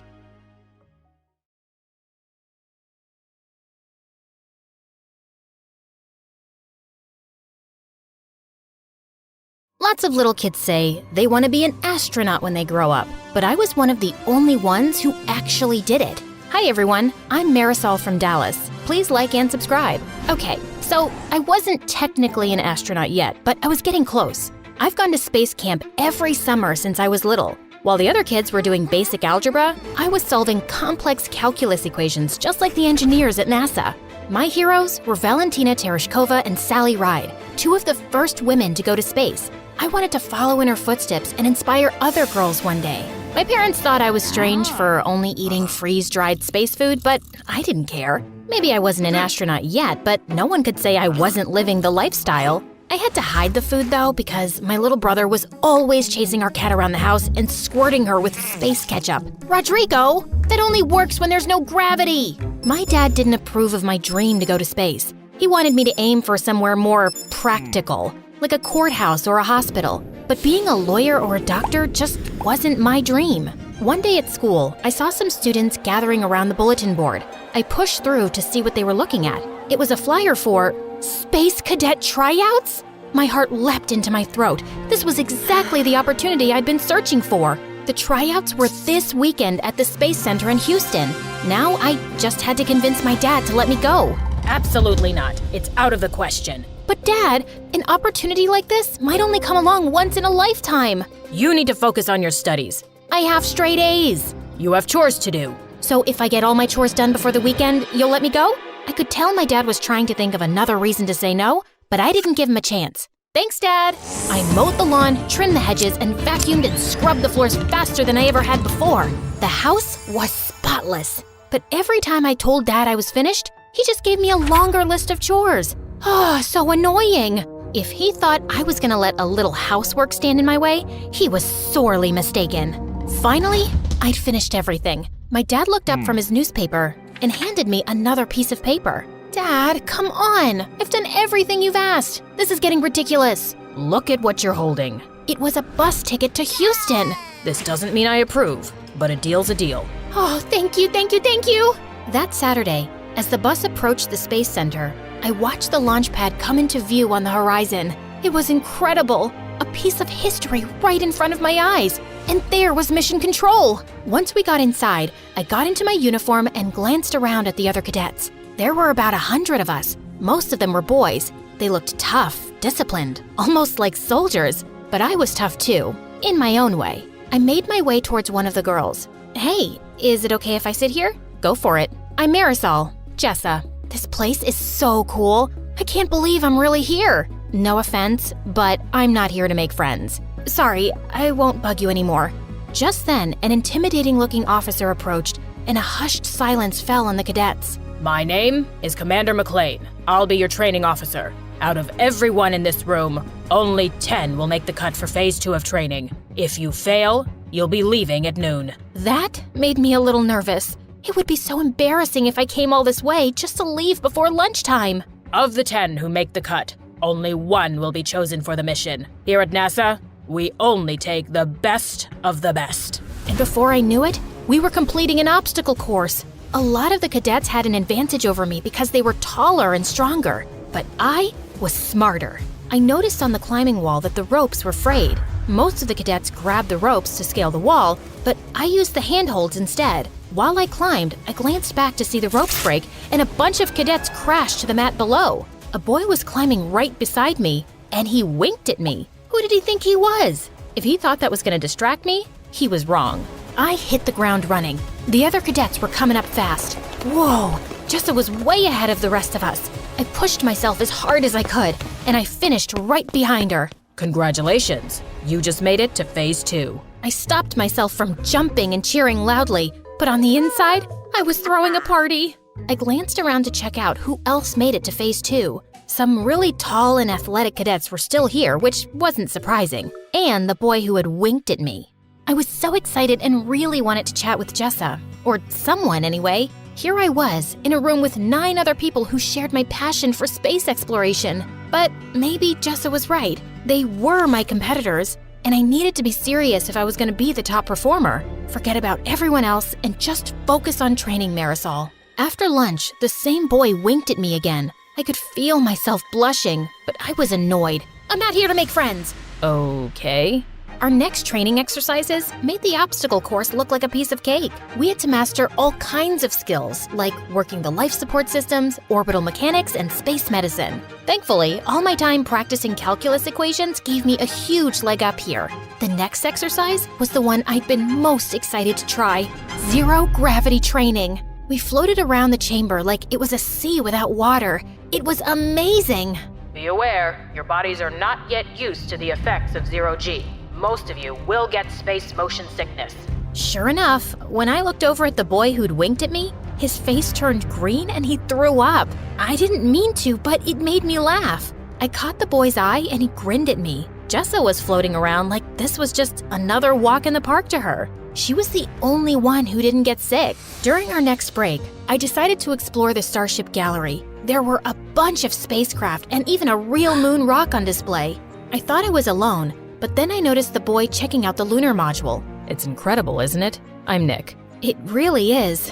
I'm Marisol. It's so wild to actually be here. I've been dreaming of this since I was 2. My bedroom is covered in planets and stars and model rockets.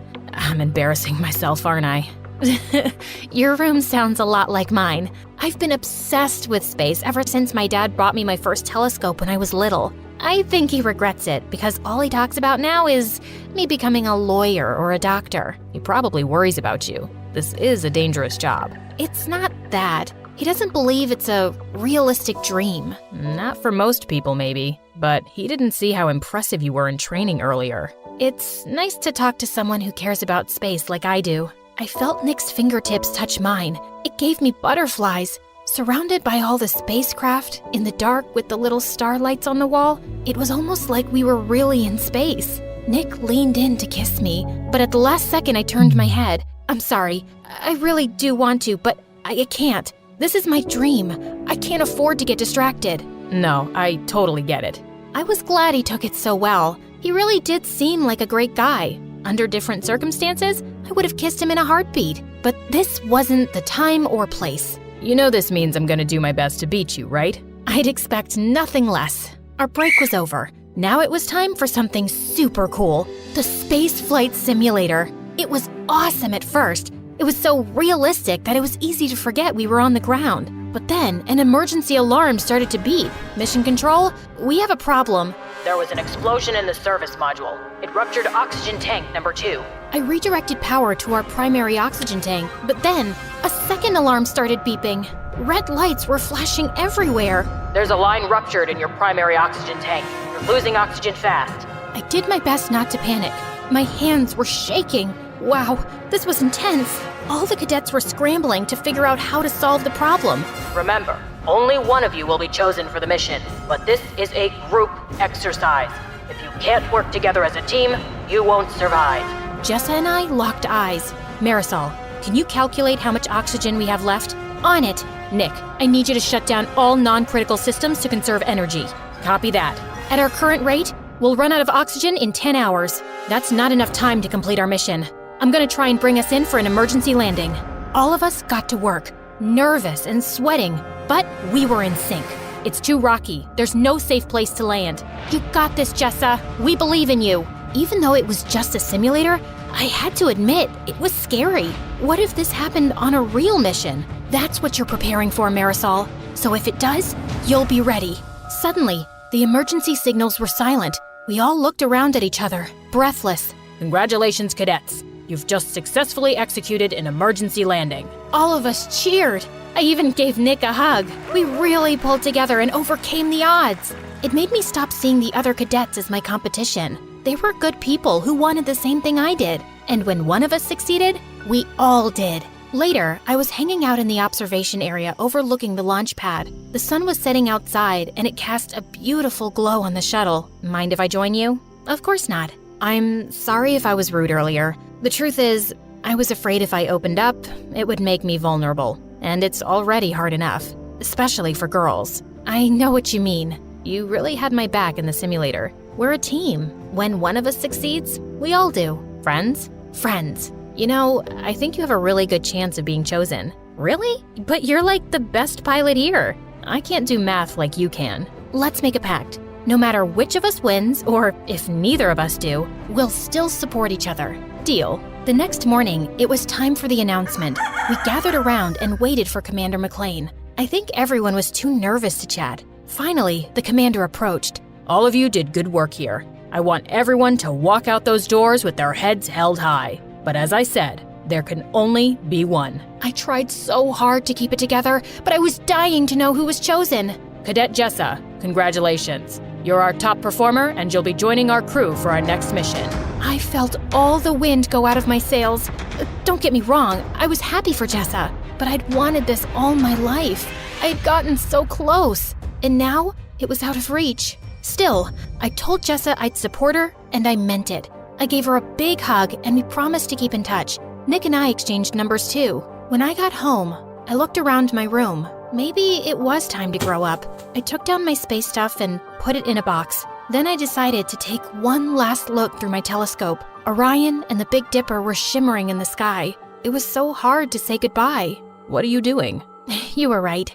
I should find something more realistic. Please, don't say I told you so. Oh, Marisol, I wasn't right. You were. What? Maybe being an astronaut isn't the most realistic goal, but that doesn't mean it's not achievable. This world needs dreamers. If anyone can make it happen, it's you. From that moment on, I never doubted my path again. I was gonna give it my all, no matter what the odds were. And maybe, just maybe, one day I would inspire a little kid, just like my heroes inspired me.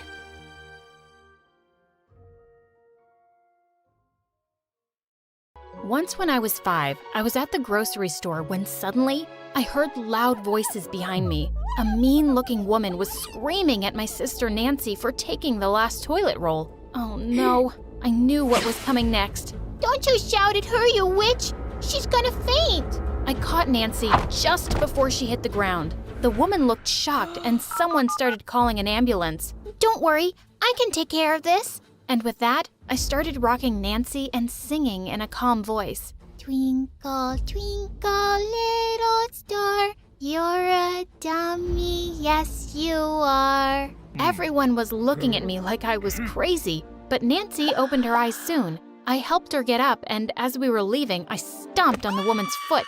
Hi, my name is Mira, and I was born 15 years after my sister Nancy. And ever since I can remember, Nancy's had this crazy problem called cataplexy. Every time she's really angry or stressed, she faints. One time, a bully in the park pushed me off the swing, and as Nancy stepped forward to yell at her, she just fainted on top of her. I couldn't stop laughing as the girl screamed till her parents came to her rescue. Mom worked as a maid, and we were poor, but we were happy together. I was especially close to Nancy because she always had my back, and I had hers. Soon after I'd passed 8th grade, Nancy came home with some great news one day. She'd been hired as a teacher in a private school, and I could attend it for free. I was awestruck on my first day there. Everything and everyone was so fancy. When the bell rang for recess, a girl named Lexi shrieked, OMG, let's go outside. My parents must be here with my birthday present. And she and her minions rudely pushed me aside on their way out. I followed them out of curiosity, and my jaw dropped when I saw a pink sports car drive up and her parents jumped out. But suddenly, Lexi went ballistic. Are you kidding me, Daddy? A Mercedes? My name is freaking Lexi, and I wanted a freaking Lexus with a number plate saying Lexi. Are you guys morons? You're ruining my life. And then she started pulling her dad's hair, and he started crying and apologizing.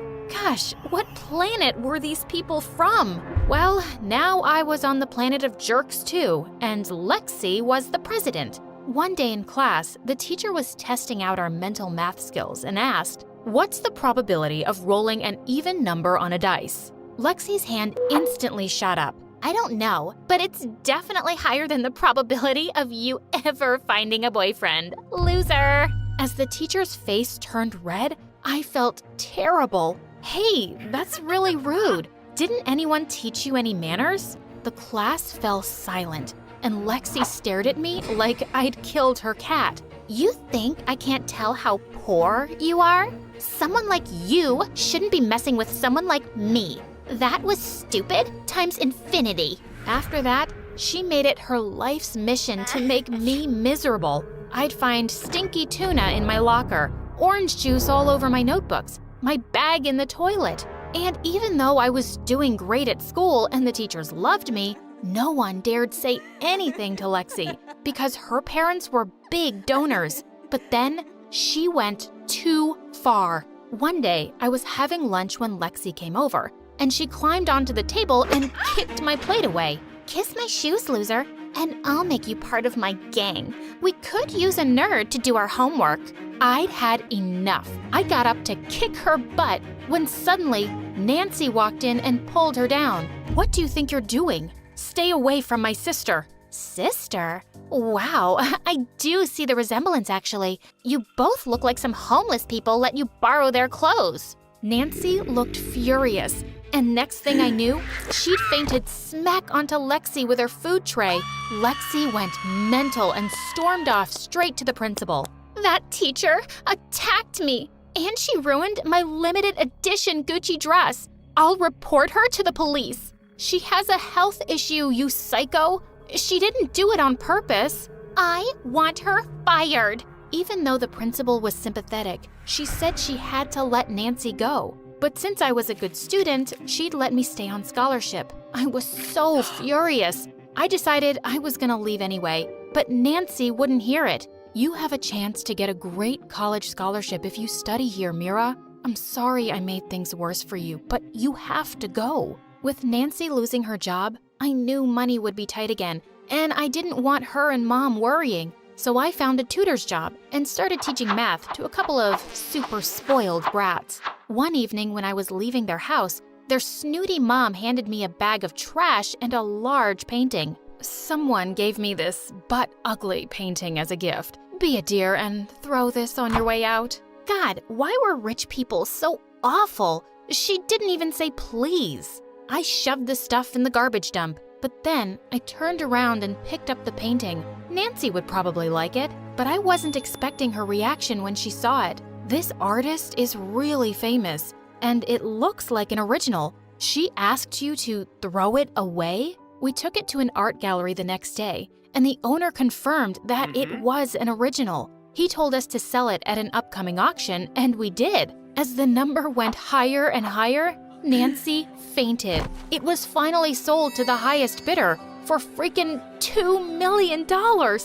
What? We went into complete shock for a minute, and then we started hugging and dancing for joy. We were rich from some rich idiot's trash. And just like that, our lives changed. We moved into a better apartment immediately and decided to spoil ourselves a little. The three of us went on a shopping spree, got spa treatments and makeovers, had a few fancy dinners. We had a blast. And when I walked into school after the weekend, I could instantly feel all eyes on me. As I put my stuff away in the locker, I closed the door to find Lexi standing behind it like a creep. And then I saw we were wearing the exact same outfit. You have to take your clothes off. What? How can you even afford this? And no one is allowed to wear the same clothes to school as me. Now, just take these gym clothes and go change. Lexi, you can bully your friends and parents and teachers to get your way, but it's never going to happen with me.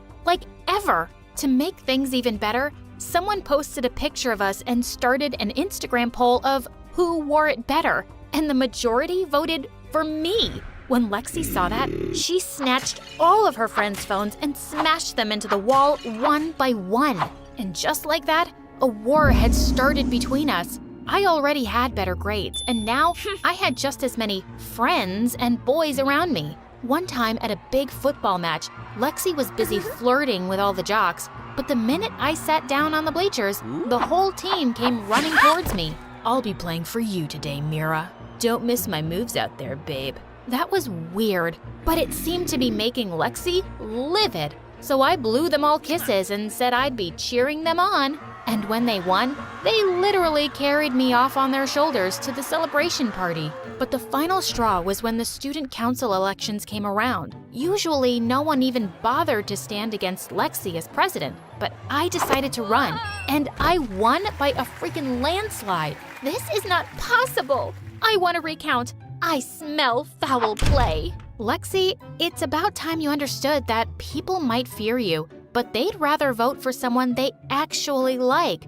and that's not you. I won fair and square, so deal with it. Well, she did deal with it. In a way I didn't see coming. I'd been working for months with my teacher on a math research paper for a university competition. Winning it could get me a full scholarship after high school. So when my teacher called me one evening to say that I'd won first prize, I fell off my chair at the dining table. Mom and Nancy were so proud of me. But when I went to the principal's office to meet the university dean, I was shocked to find Lexi there with her parents. What are you doing here, Lexi? What are you doing here, Mira? I'm here to talk more about the prize and scholarship I just won. I looked around at everyone in shock, and then I just snapped. Oh my God, you mean the scholarship you just bought with mommy and daddy's money? Because you sure as heck aren't smart enough to win anything. Lexi snarled and attacked me, pushed me straight onto the principal's desk. I grabbed a bottle of ink and flung it into her eyes. As the principal screamed and Lexi's parents tried to stop her, she just kicked them. When the grown-ups finally managed to pull us apart, the principal was furious. That's it. I don't care how much you donate, sir. One more incident like this and Lexi will be expelled. And with that, she pushed us all out. As I was about to storm off angrily, I turned to Lexi's parents. You guys have raised a monster. Can't you see she has no respect for anything or anyone? Not even you? You can buy her everything she wants, and she's never going to love you or thank you for it. For the next few days, I pretended like Lexi didn't even exist. And then she didn't come to school for a week. No one was happier than me. But one night, Nancy and I were driving through her neighborhood when we crossed her house, and it seemed pitch dark. Had she left town? I asked Nancy to stop for a minute, and I walked up to the house to look through a window. I found Lexi sitting with her parents on the floor, eating with candles on. There was no furniture. What was going on? I can't even see what garbage I'm eating. How can we not have any electricity? This is what it means to be broke, Lexi. We can't pay for things. Ugh, I hate you, Dad. I can't live like this. I wish I'd never been born to a loser like you. It's not my fault the market crashed. You want me to put you up for adoption? That girl Mira was right. You're awful. I sneaked away from her house, feeling super weird.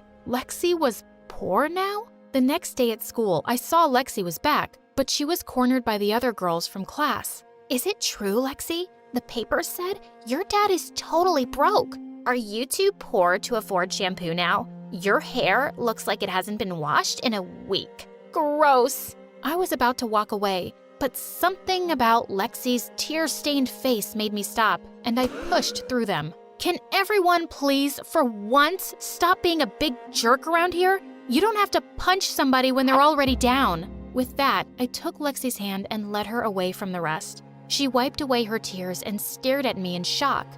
Why did you do that?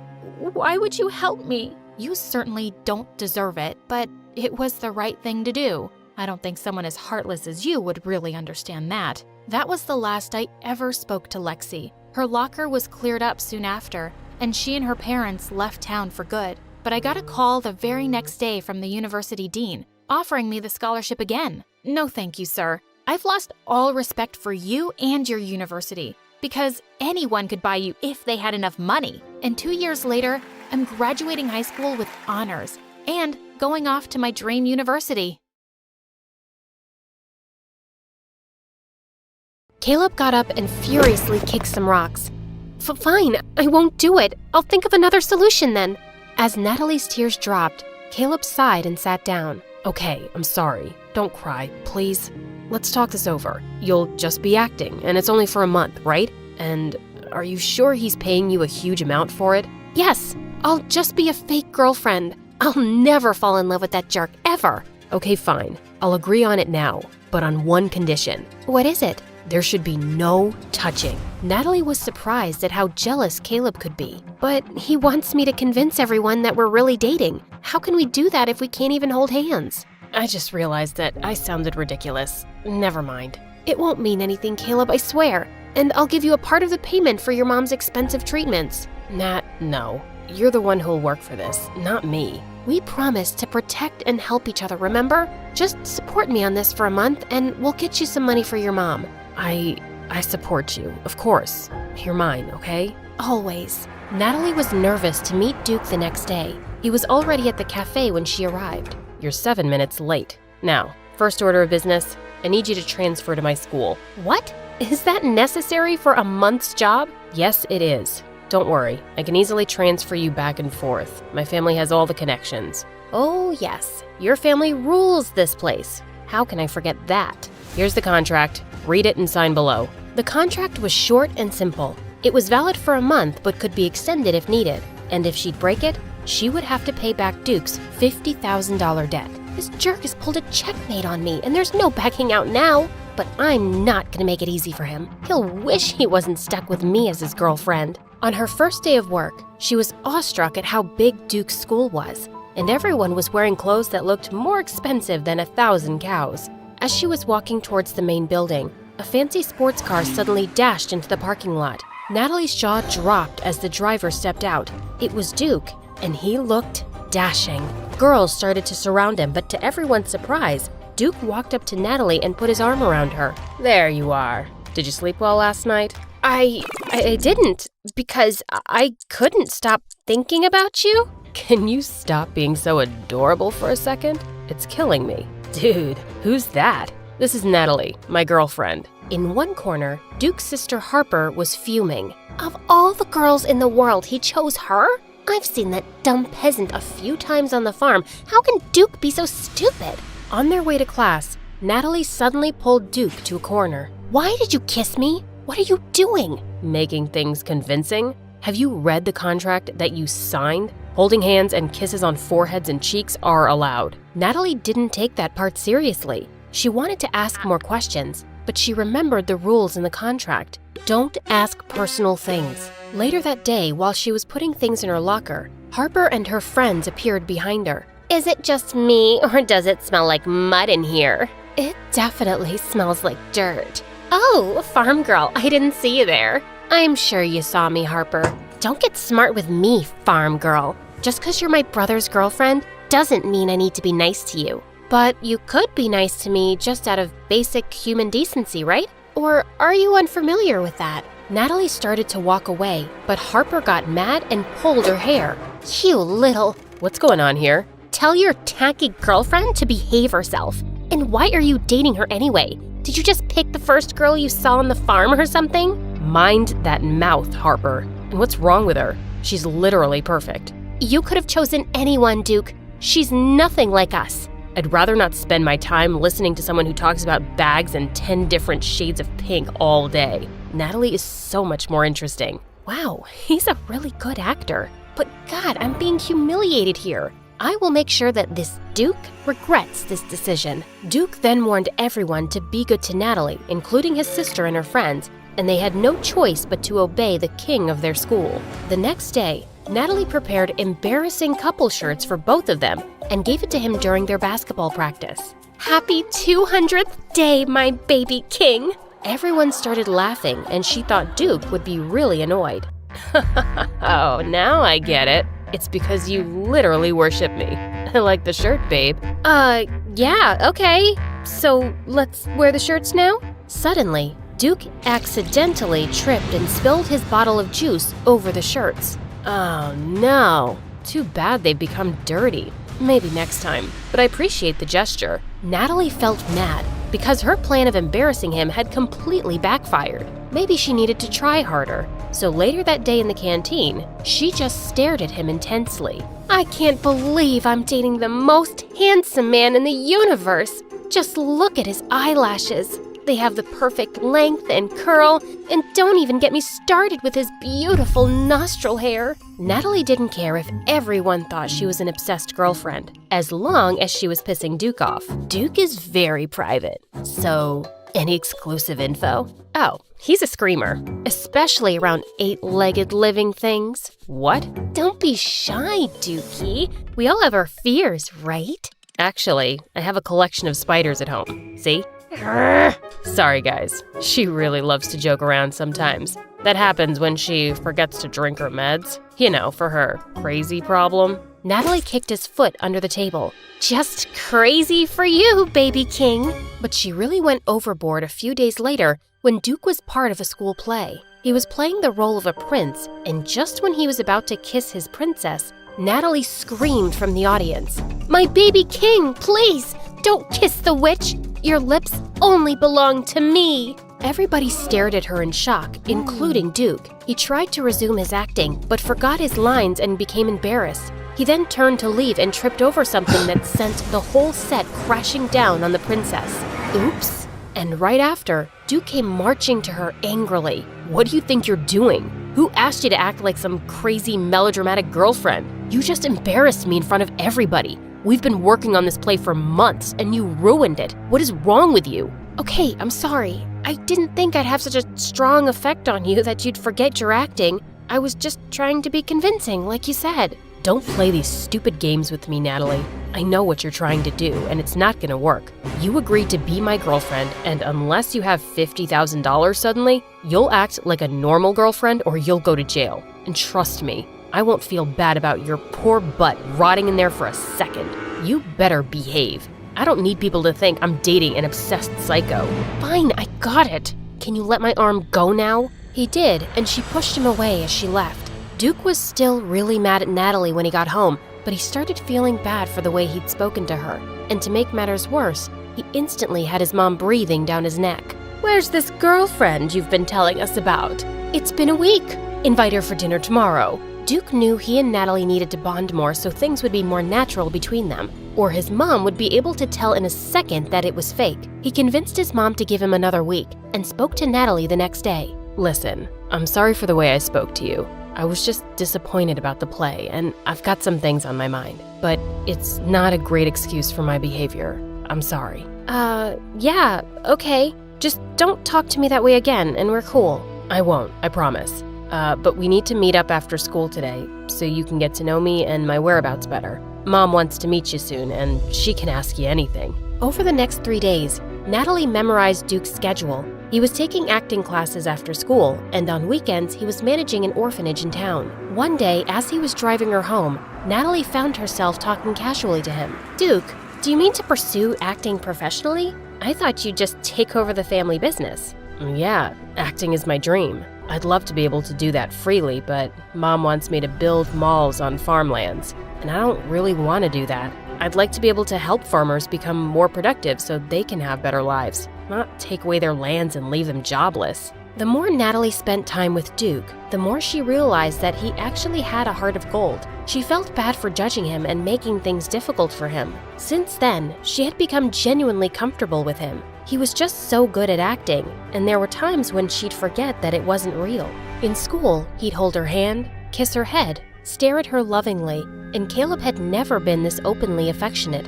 It gave her a funny feeling in her tummy. One day, he even took her to a secret place, an abandoned house that he planned to renovate and give to one of the farmers someday on his retirement. Those weird feelings started bothering her. No, I'm just amazed at his good qualities, but these thoughts mean nothing. After dinner at a restaurant, Duke drove Natalie back to her house, and as she stepped out of his car, she suddenly tripped. But he caught her just in time. Natalie's world stopped when she realized how close their faces were, and her heart was racing. She snapped out of it and immediately pulled away. Sorry about that. I can be clumsy sometimes. Only sometimes.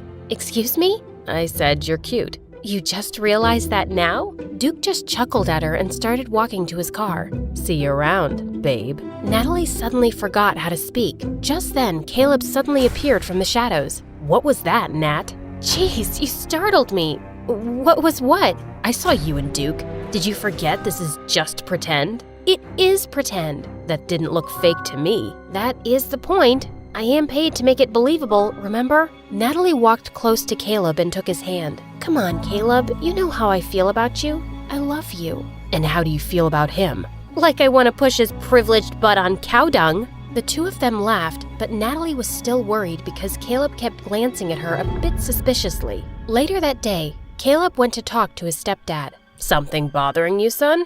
I'm scared, Dad. Nat says she hates Duke, but I can tell she likes him enough to be able to be close to him, even when there's no one around. Well, they are pretending to like each other enough to be convincing. It's just an act. I know, but still, it's Nat, and this is hard for me. Hey, none of that. Their pretend relationship is not forever. Focus on the end goal. A week later, Duke invited Natalie over for dinner with his family. As they stood in front of the door, he noticed how nervous she was, so he reached for her shaking hand and smiled. She felt a lot better instantly, and they walked in. Harper and his parents were all waiting for her in the living room, and they all looked so sophisticated and intimidating, especially Mrs. Harrison. It's a pleasure to finally meet you, darling. You're even more beautiful than the way Duke described you. I heard your mom sells root crops in the market and used to work for one of our ranches. Yes, sir. Oh gosh, I feel sorry for us the way we have such a low-class guest.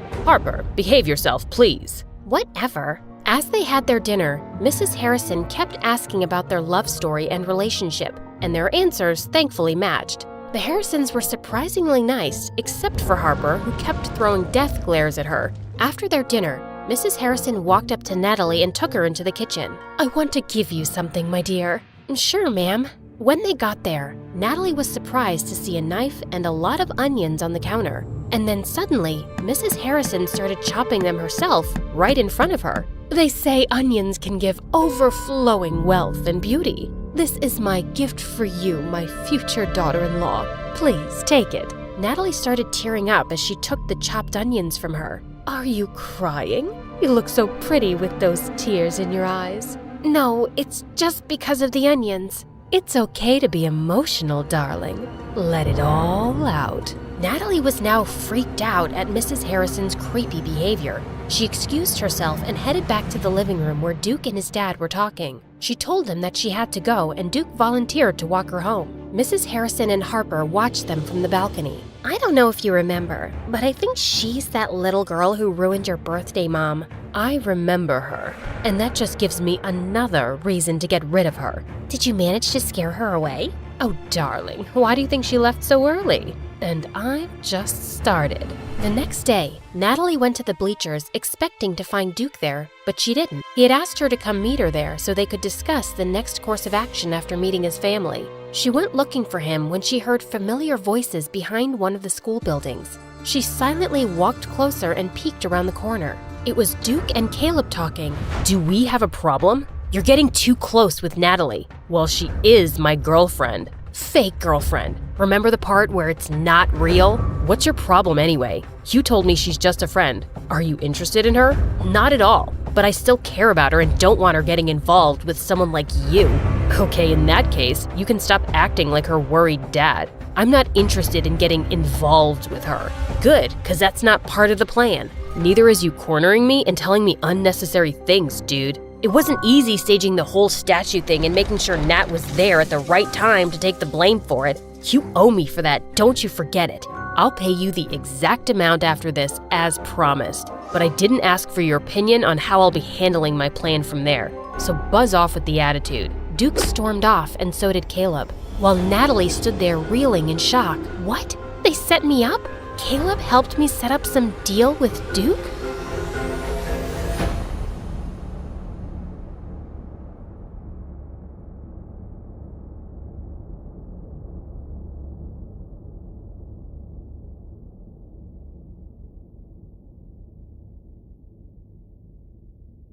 I packed my bag and I ran out of the house.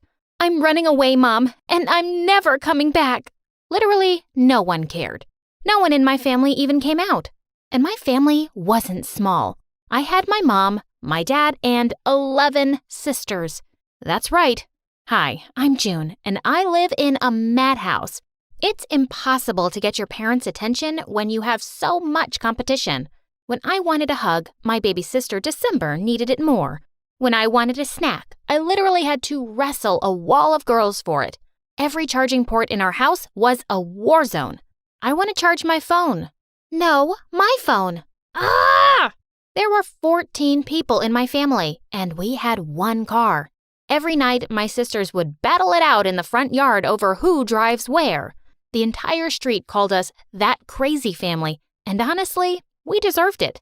With my elder sister's dates and my younger sister's after-school classes, I never got to go anywhere.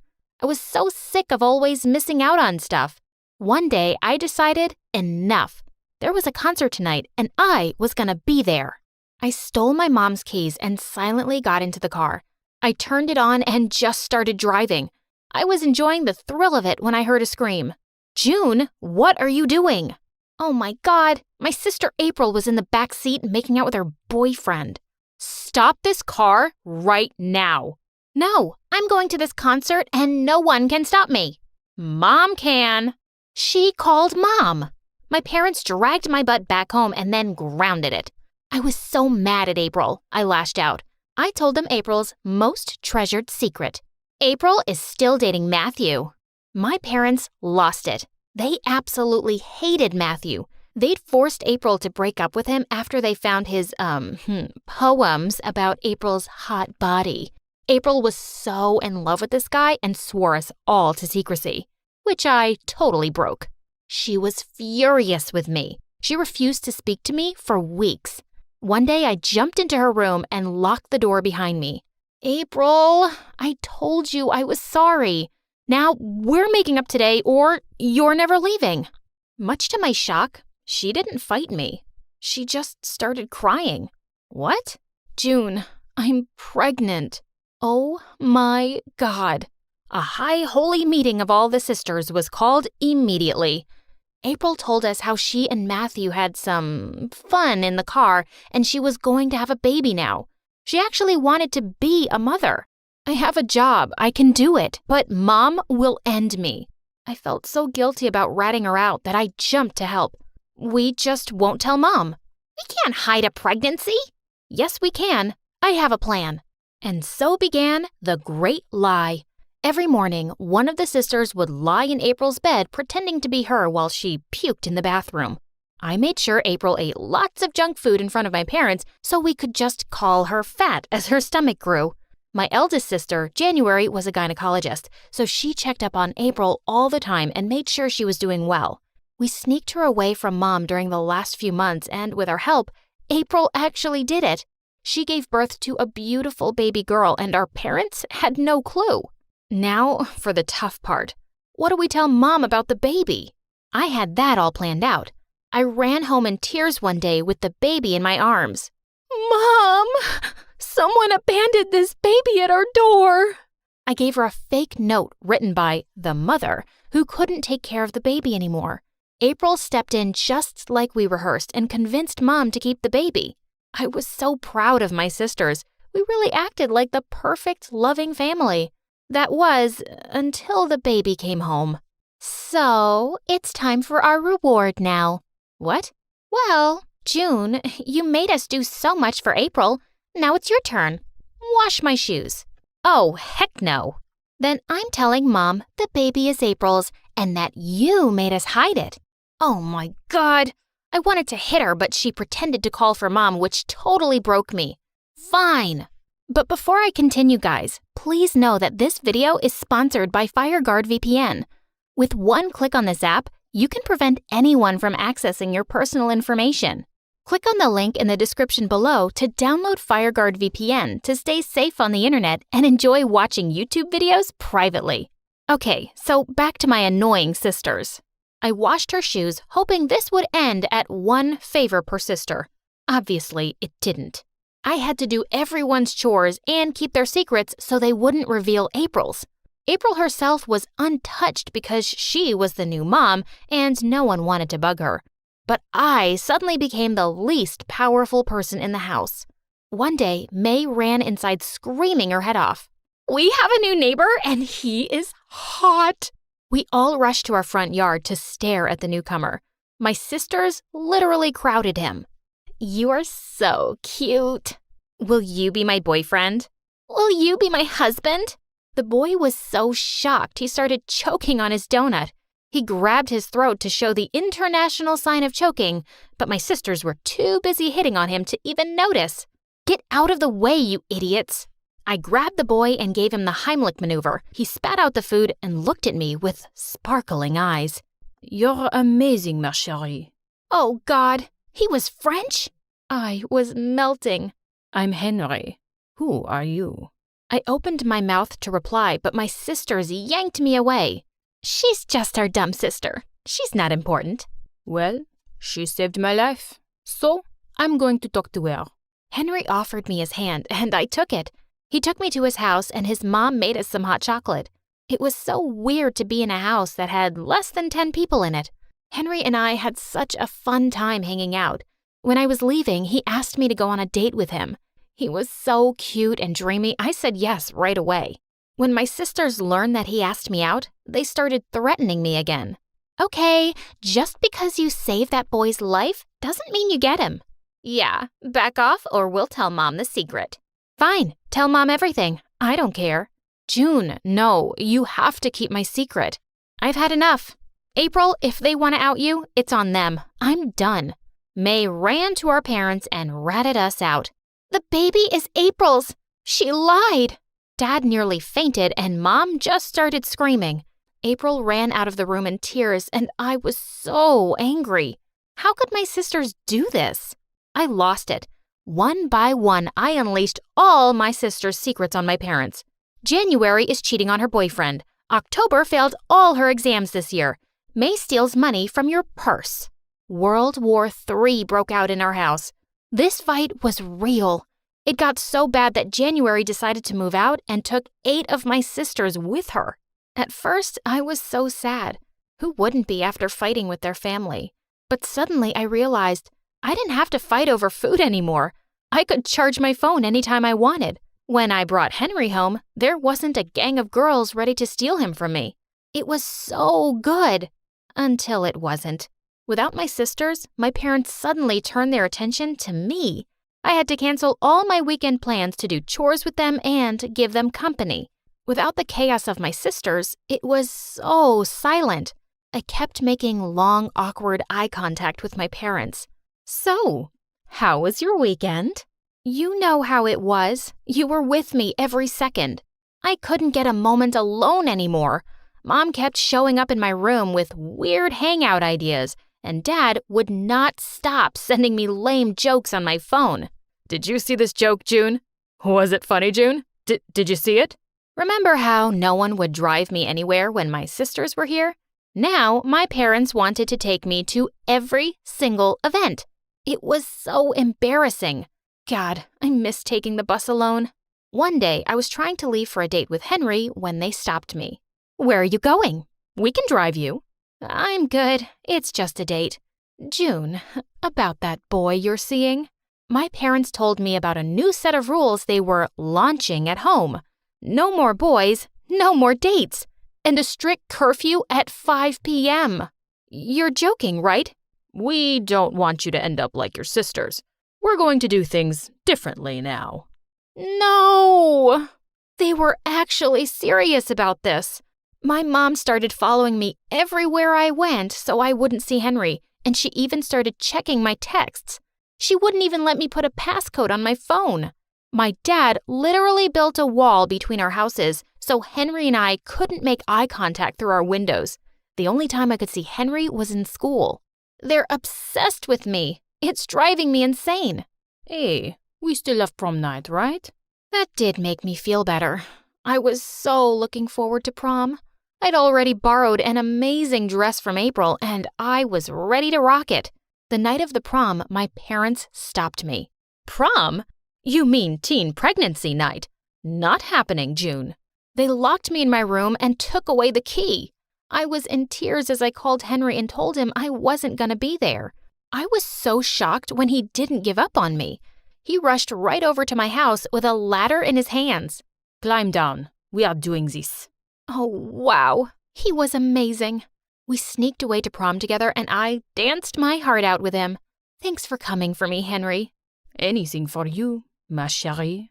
I leaned in to kiss him when I heard a scream. June, you sneaked out? Oh my God, Mom, Dad, get away from that boy. Do you want to get pregnant? The whole school laughed at me as my parents literally tried to drag me away from Henry. This was so humiliating. I pushed them away from me. Enough! You both are crazy. You are the one who is out of control. We were right to transfer you out of this school. You did what? You will be homeschooled from now on. We spoke to your teachers and already gave them the paperwork. No way! They were going to stop me from going to school now? I know it sounds bad, but I will leave my job and stay home with you, June. I'll give you the attention you need every single day. I knew what I was looking at. My parents had gone mental.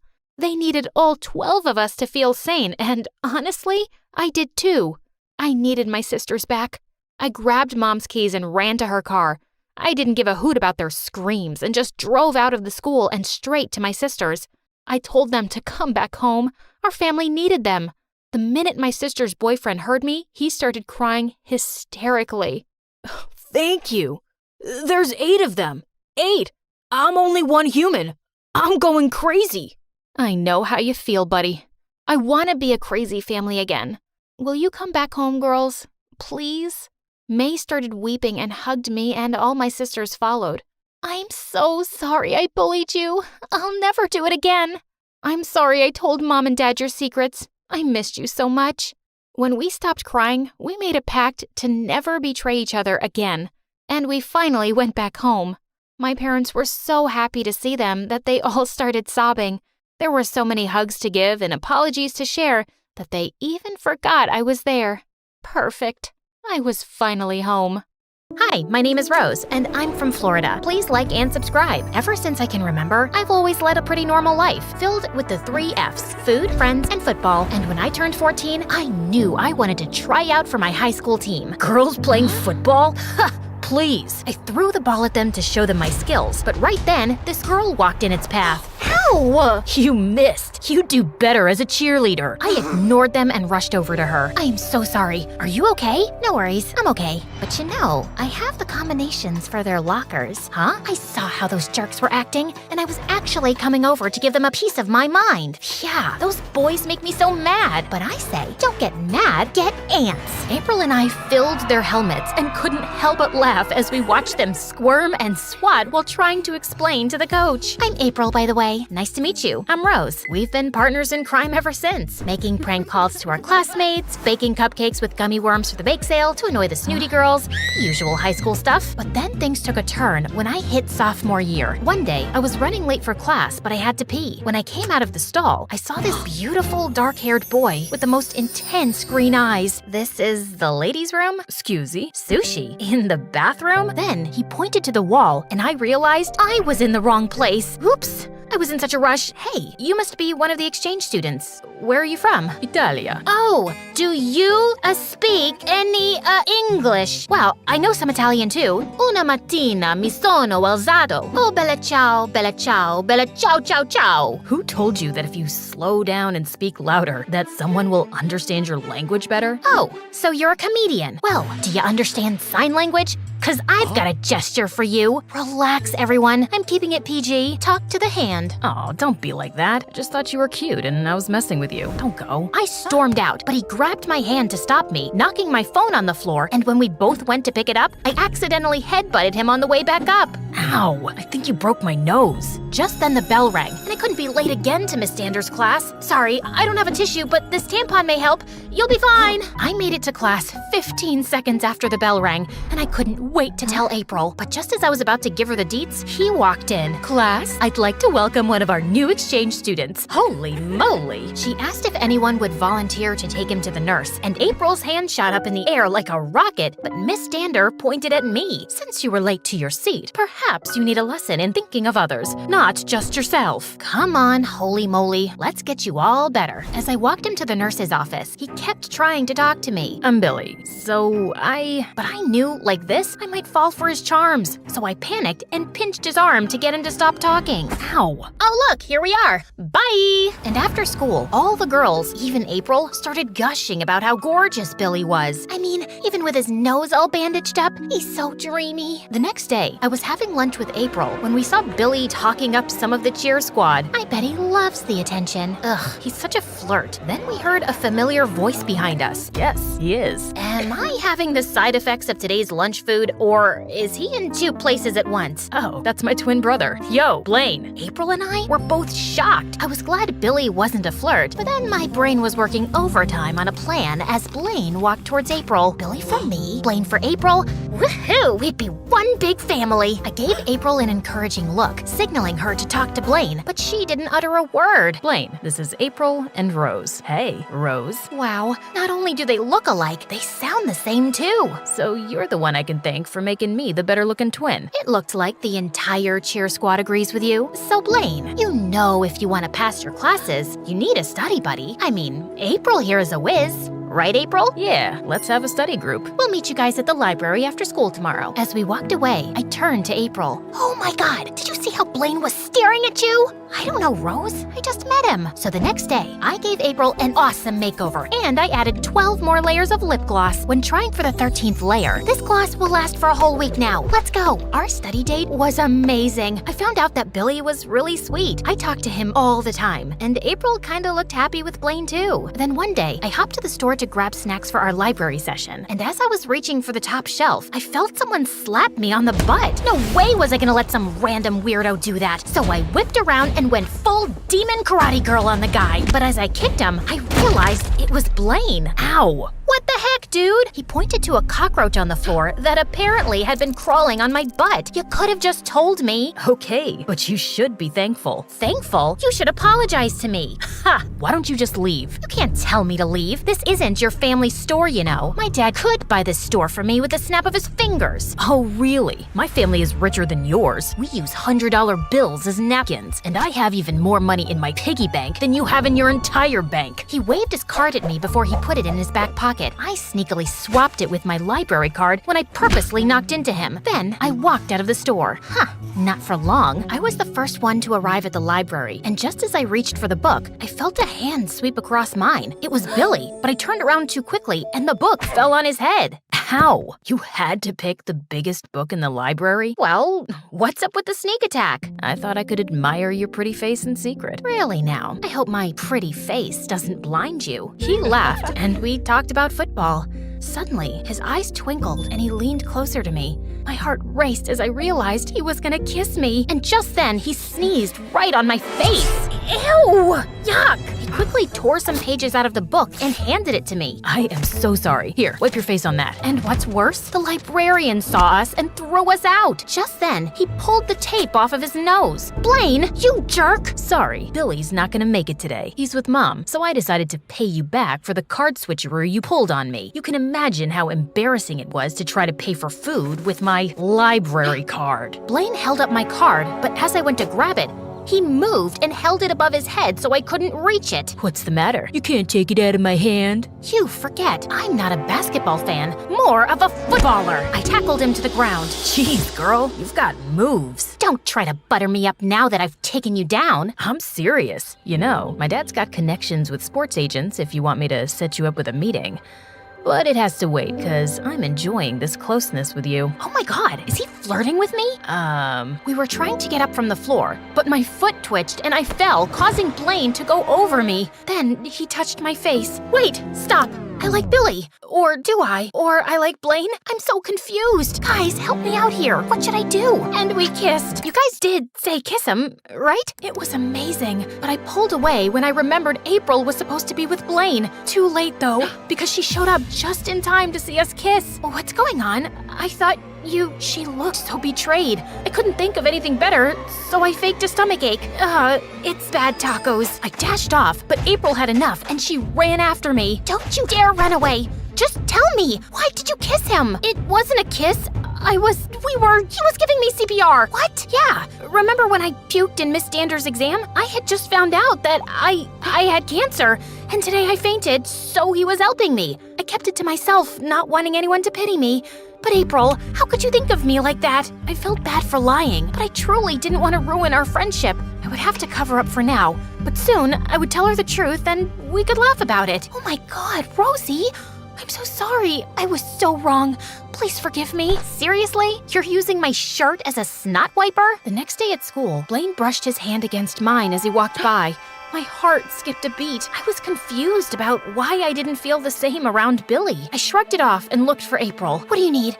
You want to hold my hand? A bottle of water? See, this is why I didn't tell you. I don't want you to treat me any differently. And don't tell anyone either. Okay, you got it, bestie. I have an idea. Why don't we go to my family's cabin by the lake this weekend? We can have a fun slumber party like we used to. Absolutely! That weekend, April picked me up. But when we got to the cabin, I was shocked to see Billy and Blaine were already there. Surprise! I thought now you could have Billy and I'll just hang out with Blaine. I was so on edge around Billy and Blaine. We unpacked our stuff and we were about to make dinner when Billy grabbed the pan. I'll be making a special dinner for someone special tonight. I don't think anyone wants food poisoning, so I'll be making dinner tonight for my special lady. Oh, really? Your special lady? You have no idea what me and Rose have, so you better shut your pie hole or I'll do it for you. April was stunned, and Billy took a tampon out of his pocket and shoved it in Blaine's ear. A tampon? I knew you punched like a girl, but this is a whole other level. Actually, it was a gift from Rose, so I'd like it back.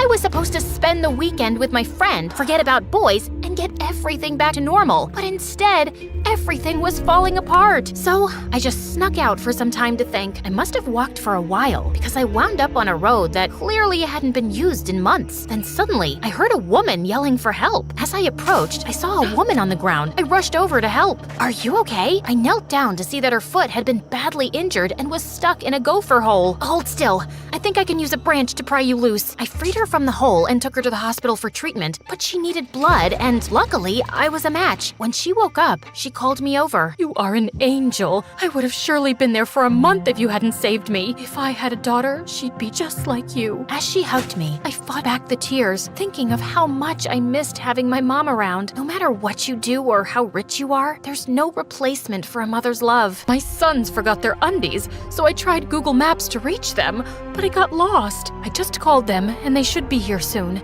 You know, I am so proud that nothing can come between them, and they are always together and take such good care of me. Just then, April, Billy, and Blaine showed up. Mom! Wait, these are your sons? Blaine rushed for medicines, and Billy came to hug me. I was so worried about you. I'm glad you're okay. But as I hugged him, I realized I was looking over his shoulder with my eyes glued to Blaine. It was then I knew that Blaine was the one, and also that I would have to give him up. I whispered in Billy's ear, I care so much about you, both of you, but I need to let you both go. Why? I don't understand. I can't be the reason that anything comes between you two. Someone just reminded me how important family is. Please, tell Blaine for me. My lie got busted when the doctor told them that I gave the blood, and April heard it and looked so disappointed. I couldn't face April, so I ran away and decided to escape to Europe and complete my high school years there, something my dad had always wanted me to do. But before leaving, I sent a long email to April, apologizing for not being the friend she deserved and telling her my true feelings for Blaine. Then, with tears in my eyes, I deleted all the accounts, knowing that I'd never be able to tell Blaine how I felt. It hurts bad, but I thought it was just better for all of us. Years later, I had graduated from medical college and came back home to set up my pediatric practice. I had only been open for a few weeks when Billy and April walked in with their twin baby girls. We heard you were back in town and we needed a good pediatrician. And you thought of me? She gave me a shove so hard that we both started bawling and ended up hugging. Through her tears, she told me how much she'd been missing me. Have you both forgiven me? Of course, Rose. I mean, after all, you're the reason we wound up together. We realized how much we had in common, and love blossomed from there. We sent you a wedding invitation, but never heard back. I had all my mail forwarded to my dad's house. I still haven't gone through any of it, but I'm sorry I missed it. I'm sure it was beautiful. Well, you have an open invitation to come by anytime to look at the wedding album. She'll take any excuse to break that out and show people. We've gone through 3 mailmen. Oh, sweetie. That night, I swung by my dad's old house to go through all the mail and find the invitation. But what I found instead shocked me to my core. Hundreds of letters from Blaine. Once I started reading them, I was so happy. He had been waiting for me and writing to me all these years, telling me how much he loved me. I Googled the return address on the letters and rushed over to his house and banged on the door excitedly. Blaine, I know it's late, but you're not gonna believe I just got all your letters. The door opened and my heart pounded. I went to hug him, but stopped suddenly when I saw a beautiful girl had answered the door. Can I help you? Oh, I'm sorry. I'm Rose.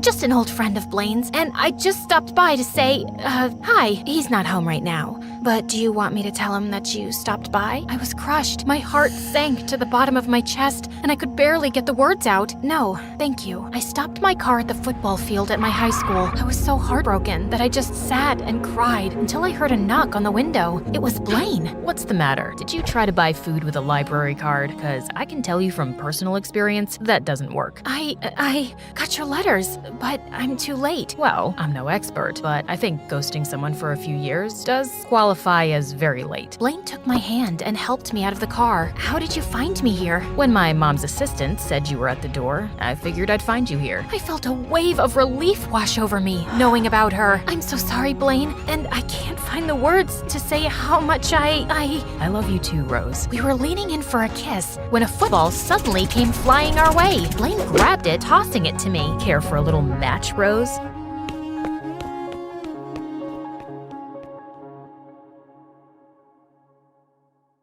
Hi, my name is Taylor and I'm from Miami. Please like and subscribe. I remember being 5 years old and Mom and Dad throwing me the biggest party ever. We were all so happy until Dad got a phone call and his smile changed and stayed that way for a very long time. The company Dad worked for caught fire. From there onwards, our entire lives started going downhill, and sometimes I felt he blamed me. Once when I was 10 and we took a walk through the park, I saw the ice cream truck and ran to it.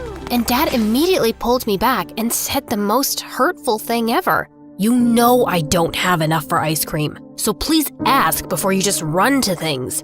We're already in enough debt because of that stupid birthday party we had for you. I stood looking at him with tears in my eyes, and he didn't even care. Then suddenly, this girl tapped me on my shoulder. You can have some of my ice cream. She had the prettiest smile. Thank you so much. You're so sweet. She introduced herself as Lisa and she was new in town. We immediately became best friends, but little did I know that Lisa had a crazy side to her. Once when we were in 5th grade, she stole the answer papers for a big test, and because she was my best friend, the principal called me in for questioning as well. I was so mad at her. Lisa, what you did was wrong. Now everybody thinks I'm a bad kid. I'm so sorry, Taylor. It's just that I really struggle with studying. Please forgive me. Fine, I'll still be your friend on one condition. We study together. We used to study at my house all the time. And then when I was in 7th grade, I asked to see her house for a change. Lisa tried coming up with so many excuses, but I found it strange that she knew everything about my life, but I knew nothing about her life. So, when we were in the 8th grade, I insisted that we study at her house. Her house was average size like mine, but her mom was a monster. When I entered her house, I saw her mom and she was ugly. I couldn't believe she gave birth to a pretty girl like Lisa. No shoes allowed inside the house. Lisa immediately ran down and fetched me, and we ran back up and shut the door. Her room was so neat, like nothing was out of place.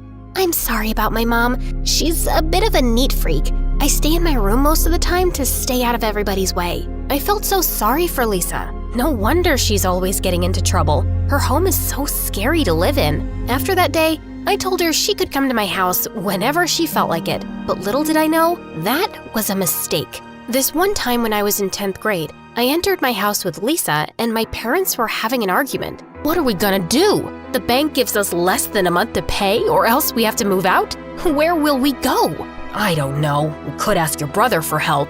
I couldn't handle this, so I ran out of the house with Lisa behind me. Taylor, wait! My mind and heart were racing as I ran through a nearby forest. I froze and Lisa bumped into my back. Shh, we have to hide. There was a boy digging a hole in the ground, so I quickly pulled Lisa and hid behind a big oak tree. What's going on? I don't know. Looks like he's digging a hole. The boy had a hoodie on, so we couldn't see his face. And then we saw him place a big bag in the hole. Lisa kept bumping her head into mine to take a closer look, and then stepped onto a stick, which made the boy look our way. We both held hands tightly with our hearts racing, hoping he didn't see us. He didn't because after a couple of seconds, he left. Okay, we can go now. Let's go see what he put in the hole. Lisa, no.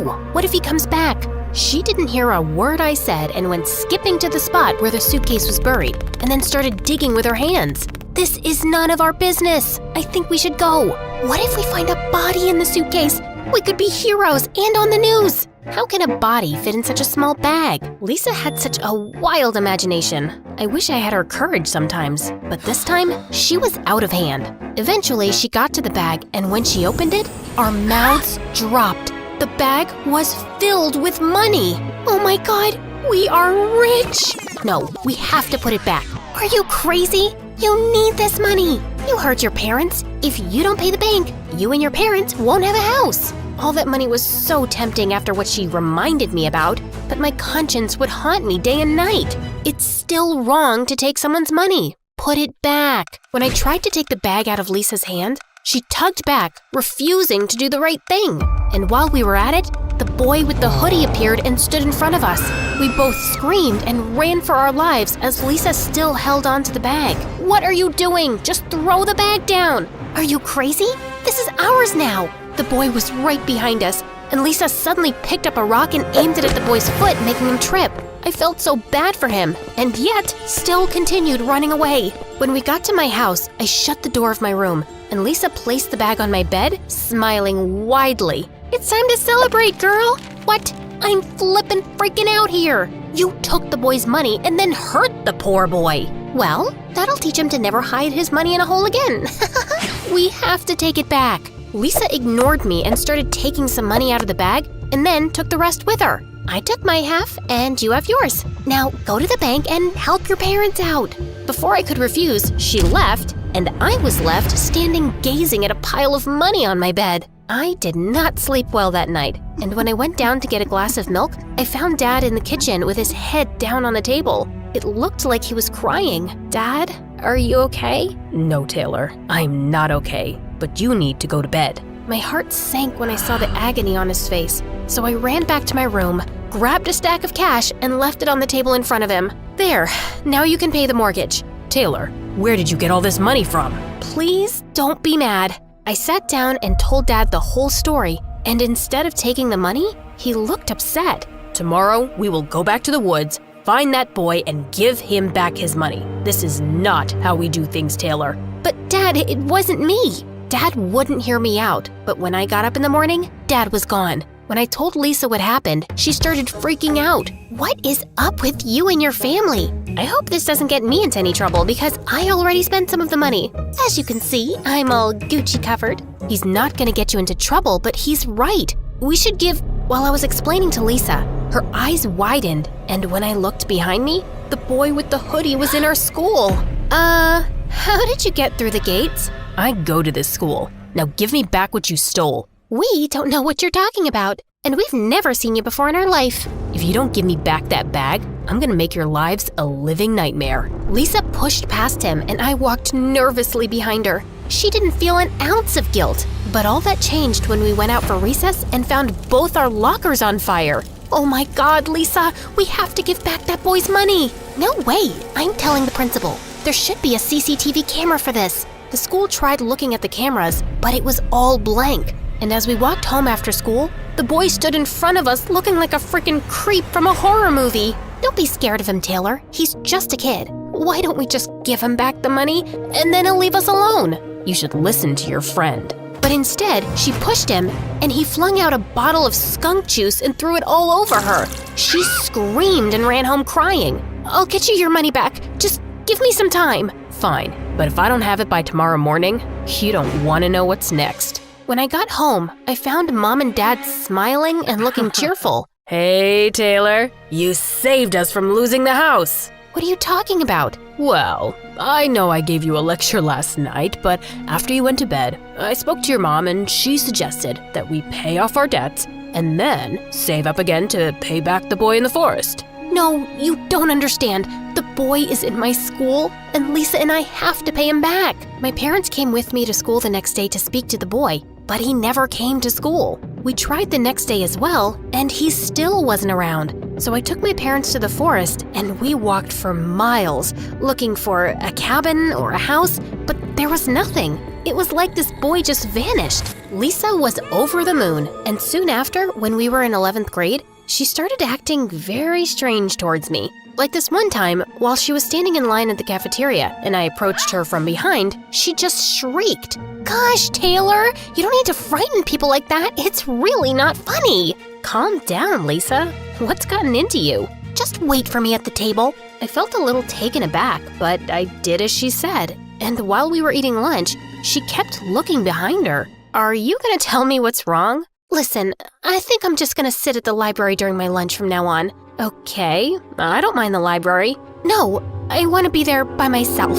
After that, she just got up and left. And when I tried reaching out to her again after school, she just pushed me so hard that I injured my arm. And she didn't even care. I told you to stay away from me. Have you lost your mind or something? My arm is injured. Well, go tell that to someone who cares. Lisa's actions made no sense. I wanted to be angry with her, but we had such a deep history. It was really hard for me to just leave her like that. I managed to get a Band-Aid for my arm, and then I decided to pay Lisa a visit. No matter what was said, I needed to know what was going on. When I got to her house, I was surprised to see her sitting with some boy in her yard. So I hid behind the wall to figure out what was actually going on. Whatever they were talking about made Lisa cry, and then I decided to bravely face them. Hi, Lisa. What's going on? Taylor, I told you to stay away from me. You know I can't do that. You're my best friend. Who's this? The guy she was with turned to me and smiled wickedly. Hi, Taylor. I am Jerry. You're that guy from the forest. I tried looking for you. Yeah, right. Because of you and your friend, my dad fell into a coma because I didn't have the money to pay the doctors. Oh my gosh, I am so sorry. Well, sorry doesn't fix the mess. Are you back for revenge now? Lisa, what did he say to you? Is this the reason you've been pushing me away? I was trying to protect you. He threatened to hurt you if I didn't help him with stealing and shoplifting. I told him we weren't friends anymore, and I had to act like it in case he was watching us. Jerry suddenly grabbed me and Lisa started screaming. Take me instead, please, leave her alone. I'm the one who insisted on taking the money, please. Too late. Now, you will never see your friend again. You better not follow us or tell anyone. I tried to kick him, but he was too strong. He took me to a part of the forest I'd never been to before, and into a neatly built house. If you let me go, I'll try and get back all your money.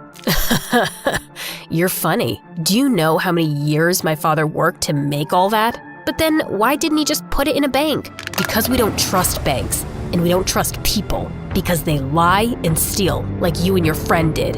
So, what are you gonna do? I'm gonna keep you here, and then ask for a ransom. But my parents are not millionaires. Yeah, but they're richer than your loser friend's parents. And no problem if they're not. They'll just have to sell the house they paid for with my money. Then he started pacing up and down like a mad person. My eyes fell on a long vase. I took a bold step, grabbed the vase and knocked him down. And then I ran as fast as I could. But then he was right behind me. When he eventually caught up to me, I screamed my lungs out, and Lisa came running with the police. My parents hugged me tight, and Dad apologized for everything. Jerry was arrested, and when Lisa and I watched the news later that evening, we found out that Jerry's father was a criminal who robbed banks and the police were looking for a very long time. So he lied to us? His father was not in a coma. It was their plan to get more money. Well, at least they're in prison where they belong. And no more secrets and no more stupidity. Can you do that? Yes for secrets, no for stupidity. Yeah, she might do crazy things, but she always has my back. One good friend is always better than 1,000.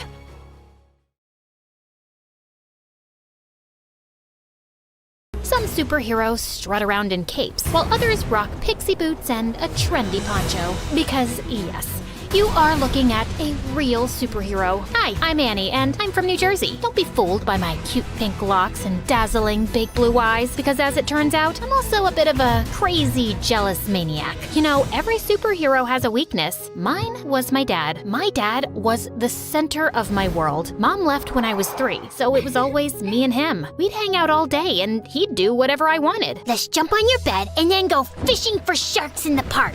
I've just made the bed and it's raining outside, but whatever makes you happy, my angel. My dad was the best. He was my superhero. We did everything together and made a big effort to share each other's interests. For example, he learned the names of all the dogs from Paw Patrol. You're such a Sky. In return, I learned to play chess, which was Dad's favorite game. Kapow! That's a chick and a mate. One time, when I had a high fever, I asked him not to leave my side for 1 minute. I promise, Annie, I never will. And I totally believed him. He even made a pulley system to get the Uber food delivery to my bedroom window without leaving my room. But then, the worst thing happened. A couple of days later, instead of making me breakfast, he grabbed his car keys and let a babysitter in. I must go to work today, Angel Annie. Teresa will look after you. No, Daddy, I'll go with you. I'm sorry, sweetie. I have to go alone. It's for the best. Why? Because we need the money to live. Fine. If you want to leave, you'll have to step over me, and everyone knows that's bad luck. And to my surprise, he actually stepped over me to leave. I hated babysitters and caused as many problems as I could to get my dad to come back. He used to be late for work pretty much every day and had to sneak out during lunch and leave early to take care of me. So you can imagine what happened next. I got fired. Yay! Daddy's at home forever! Yeah! I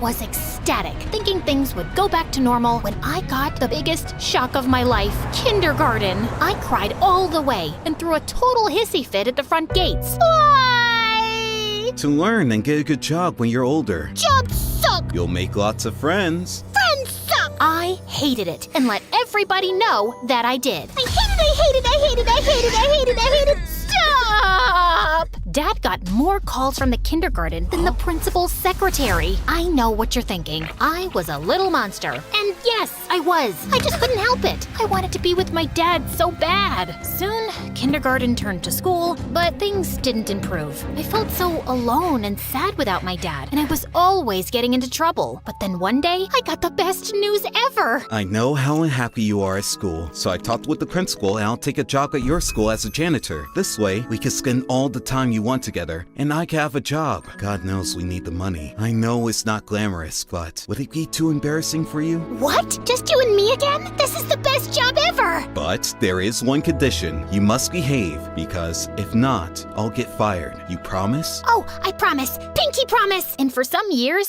things were amazing. We drove to school and worked together, sat together at lunch, and whenever he'd go past my classroom mopping the floor, he'd give me a goofy wave. For the first time, I focused on my schoolwork because I didn't want to mess up our arrangement. Other kids were even inviting me to parties. You should go. Make some friends. Maybe you could come with me? Annie, you must learn to do things without me. Rely on other people. Really? Maybe you're right. I guess I can go for like half an hour. Nah, let's just hang out here and watch TV. But then it all changed. I was supposed to be meeting some peeps at the movies, but then remembered Dad's favorite TV show was on. So I decided to go back home and watch it with him. But when I opened the door, I found that Dad was having dinner with a woman with candles and flowers on the table. Annie, Angel, I wasn't expecting you. This is Fern, my new friend. Hello, Annie. I've heard so much about you. It's great to meet you at last. Funny, I've heard absolutely nothing about you. I was hoping we'd spend some time with Fern, Annie. Three's a crowd. Suddenly, I felt so jealous. Why would he want to spend time with her and not me? Soon, Fern became a permanent fixture at our place. Despite my grumpy face when she was around, she was always super nice to me. Wanna hit the shops? I have the biggest discount card. Maybe you can use it to buy another book on winning over skeptical teenagers. And at school, Dad was always calling her. She even joined us for lunch some days. I tried to do everything to get his attention when they were together. Like the time in the canteen, she'd made us all sandwiches, and I pretended to choke. Poison! But they were too busy staring into each other's eyes to notice. Soon, Fern moved into the house. And even though I kept moving her things around, she was always calm and supportive. You can always talk to me about anything, you know. I'm fine. You and your dad have such a special relationship. I wouldn't want to come between you two. Well, cheers for that. You can rely on me too. I'll always have your best interests at heart. Yikes, is that the time? Gotta run. It felt like Dad was slipping away from me. But at the same time, I was also starting to become independent. During that time, I joined the chess club and quickly showed talent. No doubt thanks to all those games with my dad. I even won the school tournament and got invited to represent the school in an international tournament in Belgium. I knew it was a life-changing trip, but I also knew that my dad's job as a janitor didn't pay much. He would not be able to afford the expenses of such a trip, so I had to decline the offer. I was pretty sad about it, and soon things got even worse. That same afternoon, I got to class, and one of the more popular girls was sitting in my seat, slurping on a milkshake and making fun of me. Look at me, I'm Annie, and I'm so lame because my dad's my BFF. Great, that's really mature. Now move your butt from my seat. Oh no, you better call your personal janitor to clean up this mess. What mess? I shouldn't have asked, as she threw her milkshake on the floor on purpose. This mess? What are you waiting for? You better call Daddy. I jumped on her and tipped the rest of the milkshake over her, and that's when the teacher intervened. I got after-school detention. I was really scared that Dad would find out, but thankfully, he went home after finishing his shift. I was super relieved. But then, on my way out from detention, I heard a weird rustling noise from one of the classrooms. That's odd. Everybody went home already. I thought it was best to get out of there. But suddenly, a man in a ski mask rushed out of a classroom, holding a bag full of the school laptops. Oh no, a thief! I froze in my spot as he spotted me and stopped for a few seconds, then started running down the hallway. As he ran past me, he accidentally hit me with the bag of laptops, and I yelled in pain as I stumbled to the floor. Oh my god, are you okay? I looked up in shock as I recognized that voice. Dad? Suddenly, he dropped the bag and ran down the hallway and out of the school. I tried to follow him, but he was too fast. So I sprinted home, and there he was, Dad, completely out of breath and with the ski mask in his hand. The first thing he told me was to keep my voice down so Fern wouldn't hear. Dad, seriously? Stealing from the school? Are you crazy? Annie, you've got it all wrong. Oh, really? Ski mask? Swag bag? Come on! keep it down, will you? We can't let Fern hear this. Start talking. I did it for you, Annie. Professor Parker told me about the chess tournament and the trip to Belgium. He told me that you turned him down without even telling me. I want the best for you. I don't want you to lose out on something like this because of me. But the moment I saw you, I knew I couldn't go through with it. Now, we can't let the police know. They'll lock me up. If you think about it, no harm was done. Nothing was stolen, so everything's great. Of course, everything wasn't great. While his intentions were sweet, he made a huge mess in school. The principal had reported the attempted robbery to the authorities, and I had to testify in front of the police as the only witness. I couldn't turn in Dad, so I had to lie. I told them that the thief was super short and had green hair. I hoped to keep a low profile about the whole thing, but the next day at school, I was treated like a hero. The girl who saved the school. My hair would have just freezed out in fear. You're like a real superhero now. Yep, I guess that's me. Want to hang out with us and tell us all about it? And oh, let's snap a selfie. I need to boost my feed with some genuine hero vibes. But the worst thing was, since I caught Dad red-handed, he'd become increasingly clingy and hardly left my side. I guess he was scared I'd confess the truth, but it was really annoying. Like when this really cute boy Warren, who I liked but I didn't think had ever noticed me, talked to me. Hey, Annie. I'd love to take you out for a burger. Sorry, she's busy. Dad? Come on, hun. It's lunchtime. The first one to our seat wins the pudding. Sorry, Warren. I'll just have to go now. A burger soon, though. Sure. But soon, I started hanging out with Warren and his new friends all the time, while Dad's excuses to drop by became increasingly awkward and downright embarrassing. I came by to check if you seen my lost, mop. Thought I might have wandered into your classroom. And he'd always pick the worst times to barge in. I think I'm falling for you in a big way. I think we need to clear the air here. Dad! I'd had enough, and on the way home, I thought of ways to let him down gently. But I ended up screaming the truth at him in the driveway. Dad, it's time for a reality check. You can't shadow me forever. How about picking up a hobby that doesn't involve stalking me? You're suffocating me. Then he looked down and rolled his puppy dog eyes. I began to feel very guilty. But then, big news popped up on my phone. A very short man with green hair had been arrested for the school robbery. And it was all because of me. Annie, we must go on the run. No, Dad. You need to confess. Confess to what? And suddenly, we both turned around, and Fern was standing there with the groceries. To not cleaning the bathroom properly. You have never cleaned it properly, Annie. Oh, I think my sock drawer needs some reorganizing. Annie, you can tell me anything. I'll always take your side. You can trust me. I didn't tell Fern. I thought she wouldn't understand. I tried to forget the whole thing, but I felt so guilty. That innocent guy was in jail because of me and my dad, and we needed to set the record straight. But I just couldn't turn my father over to the police. That night, I didn't sleep at all. I was so angry at my dad that the next morning, I skipped breakfast and took the bus to school. But when I got there, I saw him getting into a cop car. Dad! Loads of people were standing around, watching and filming, and I was mortified. I tried to make my way through, but when I reached the police car, it drove away from the school. Then the principal came over and pointed at me. Warren and my friends were shocked. It seems Annie isn't a superhero after all. She was an accomplice to her dad. I've never felt such deep shame. If I had superpowers, I'd have vanished right there or zapped myself to the North Pole. I covered my face, crying, and was ready to run away from there, but a cop caught my arm. Time to face the music and confess. But when I finally told the truth, I felt like a weight had been lifted from my shoulders. They let me off with just a warning since I was a minor, and my dad took full responsibility. Fern came to pick me up, and I was enraged with her. I knew she couldn't be trusted. How could you betray us like that? I must confess that I heard you guys whispering around. I quickly understood what was happening,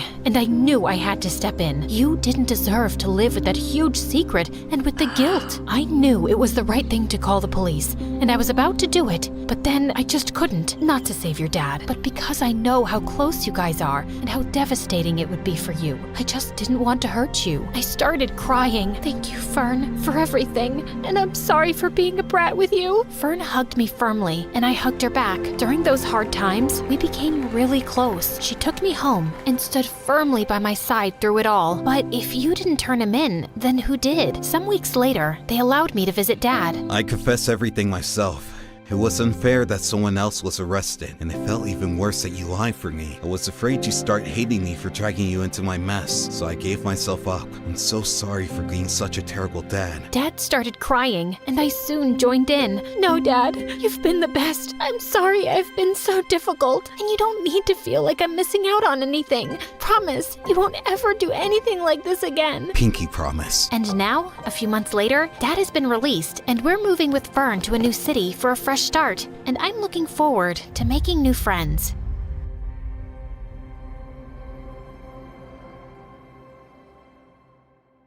All my life, people have told me I must be magic. Hi everyone, I'm Tanya from San Francisco. Please like and subscribe to hear my secret. I have a unique skill that makes me popular with almost everyone I meet. When people come to me for advice, I'm able to help them achieve their goals. Making the varsity soccer team, asking out their crush, acing a big test. Somehow, I was always able to get them what they wanted. In truth, there was no magic to it. I was a good listener and tried to give the best advice I could. It always just seemed to work out. Eventually, it gave me this reputation for being a miracle worker. My friend Elaine thought I should be paid for it. You really should be charging for this. I like helping people. Hey, nothing wrong with getting paid for doing what you like. By the way, my boyfriend loved the birthday gift you suggested. And we're going to the restaurant you recommended later. Try the chocolate cake. Ironically, my own life was kind of a mess. My grades were good, but not great since I was so caught up with everyone else's problems. I didn't have a boyfriend, and in general, my future seemed both uncertain and scary. Not to mention, I had the most embarrassing dad in the world. A few years back, my dad fell in a manhole on the sidewalk and sued the city. He won so much money in the lawsuit that he quit his job in big tech. Now all he does is sit on the couch and watch YouTube videos. You gotta see this video, honey.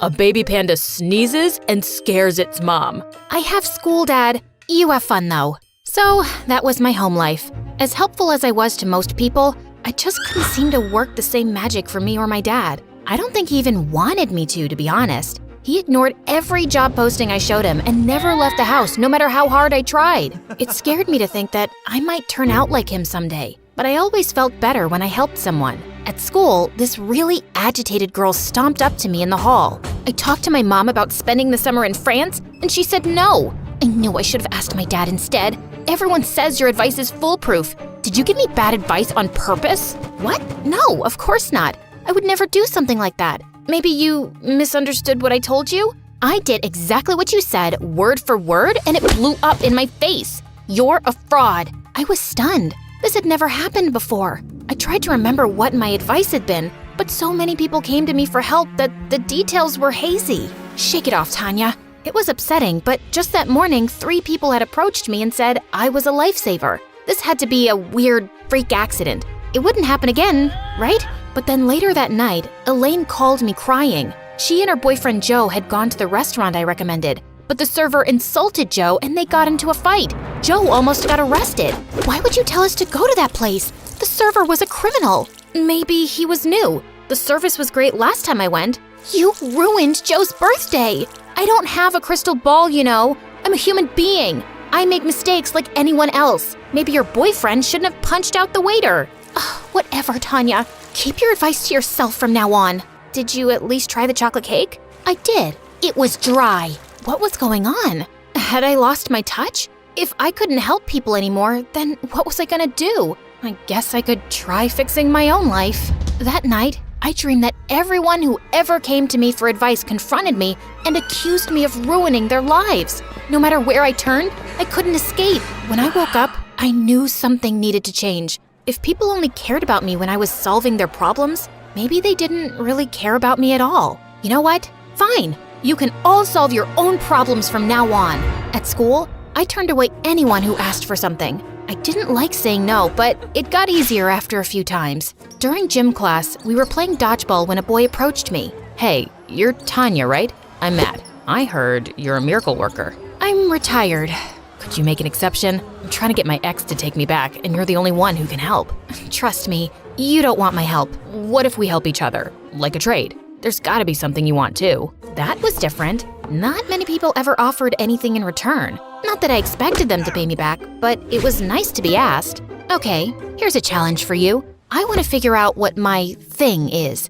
I spend so much time giving everyone else advice that I've never had a chance to figure out my own goals. If you can help me do that, then I'll help you get your ex back. Sounds like a deal to me. Matt and I met after school to get started. So, what do you think I should try first? Send her a dozen roses? Write her a song and play it outside her bedroom window? Do you want her to take you back or file a restraining order?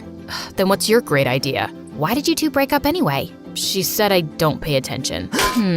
I have some thoughts, but before I tell you, we're focusing on my thing first. Did you come up with any ideas? All I did was smile. Uh-oh, what was I getting myself into? Turns out, Matt had a whole day planned out for us. We explored cool architecture in the city like the Golden Gate Bridge, baked sourdough bread, volunteered at a local animal shelter, and even visited Alcatraz to see what a real prison was like. Matt was patient and a great guide throughout all our adventures. At the end of the day, we stopped at Pier 39 to grab some ice cream. I always loved seeing the sea lions flop around and bark at each other out on the bay. So, what do you think? Architect, baker, veterinarian, prison guard?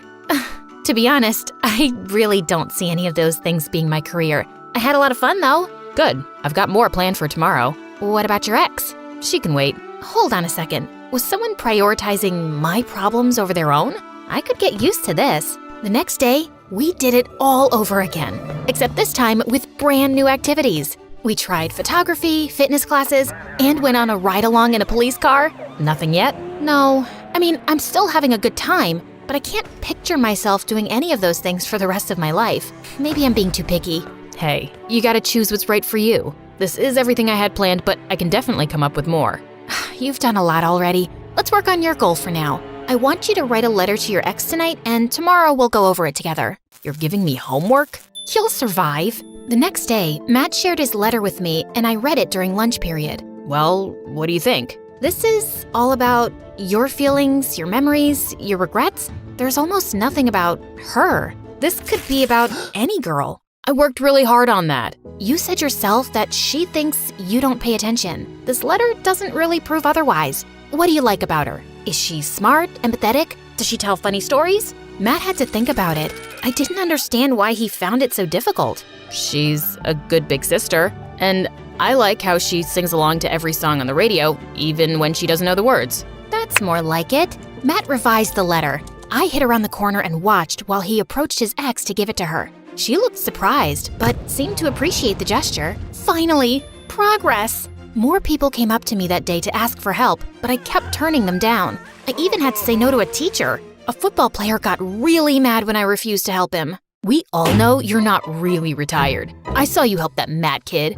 Guess you only help guys you like. Excuse me? Who did this jerk think he was? It's not like that. Matt and I are helping each other. So if I take you on a date, you'll help me too? Suddenly, Matt appeared and shoved the football player into a locker. Speaking of your little boyfriend, I'm not her boyfriend. Apologize to her. Just then, I noticed Matt's ex. She looked at me like I'd stolen her boyfriend or something. I didn't stick around to see what happened next. I needed to get away. I'd never been so embarrassed in my life. Everything was such a mess. My recent advice had all backfired. Matt wasn't any closer to getting his ex back. I was fighting with my best friend, and I still had no clue what I wanted to do with my life. When I got home, my dad was snoring on the couch. For all I knew, he hadn't left that spot all day. Ugh! Before, I could at least feel proud about how many people I'd helped. Now, I didn't even have that. The next day at school, I decided to tell Matt our deal was off. What? But what about our plan? You're gonna let some jerk football player push you around? That's easy for you to say. You're not the one who's being treated like an outcast just for saying no to people. And our plan isn't working anyway. I haven't figured out my future, and you haven't gotten your girlfriend back. I don't care about getting her back. For a second, I almost thought I heard him wrong. Then what's the point of everything we've been doing? I cared at first. I really did miss her, but I realized we broke up for a reason. If you want the truth, I'm having fun and I want to keep spending time with you. I felt so confused. This was too much all at once. Then maybe just ask to hang out like a normal person. I thought you were helping me figure out my future. Tanya, why are you so obsessed with your future? We're in high school. You don't have to figure it all out right now. My dad threw away a great career and now he's a slug. People need a purpose. All I could think about the rest of the day was escaping. We had a big assembly that afternoon and I was considering skipping it and locking myself in my room. But why should I have to leave? They're the one acting like jerks. So in the middle of the assembly, I did something kinda crazy. I stole the mic. Almost every single one of you has come to me for advice. Did I ever say no before? Did I ever ask for anything in return? No. I did my best to help you all because I wanted you to be happy. But the second something goes wrong, or I decide to take some time for myself, what do you all do? You turn on me, talk behind my back, blame me for your problems. Now I know I was just being used. I handed the mic back to the teacher, and she awkwardly cued the cheerleaders to begin their performance. After school, the doorbell rang a bunch of times.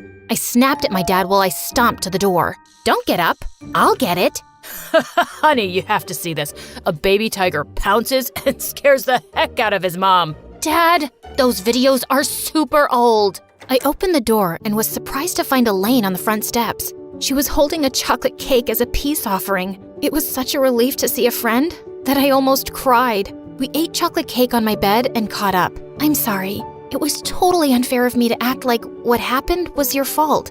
All you've ever done is try to help me. And advice should be a two-way street. I hope you know you can come to me when you're struggling too. Want to see a video of a baby tiger? Maybe I didn't need to run away. I felt stronger with Elaine in my corner. The next day, the football player came up to me again. I tried going around, but he wouldn't let me. Hey, it wasn't cool of me to say those things to you. I'm really sorry. I have to admit, I didn't expect an apology from him. When I got to my locker, something even more surprising happened. It was filled with flowers and about 100 thank you cards. All day, students surprised me with gifts, cards, or sometimes just a hug. I guess my big speech at the assembly had gotten through to people. After school, Matt found me on the bleachers reading some of my cards. You okay? It hasn't been easy lately, but yeah, I'll be okay. I never set out to trick you, you know. When I first asked for help, I thought I wanted my ex back. You helped me realize that we weren't right for each other.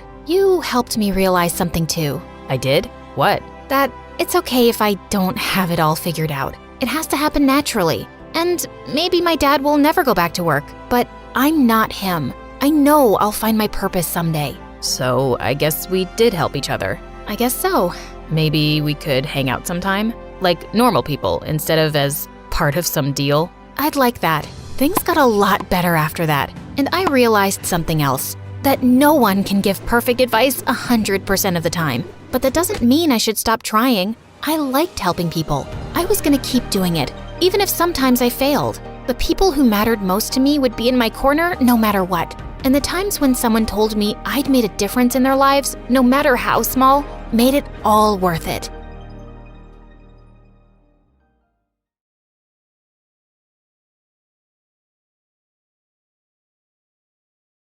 Hi, I'm Megan. Please like and subscribe because My Story Animated will give $1,000 to one lucky person who subscribes in the next 7 days. My American mom met my dad in London when she studied piano at university, and they got married and then had my older sister Susie. They moved back to the States so mom could work on her career, and then had me.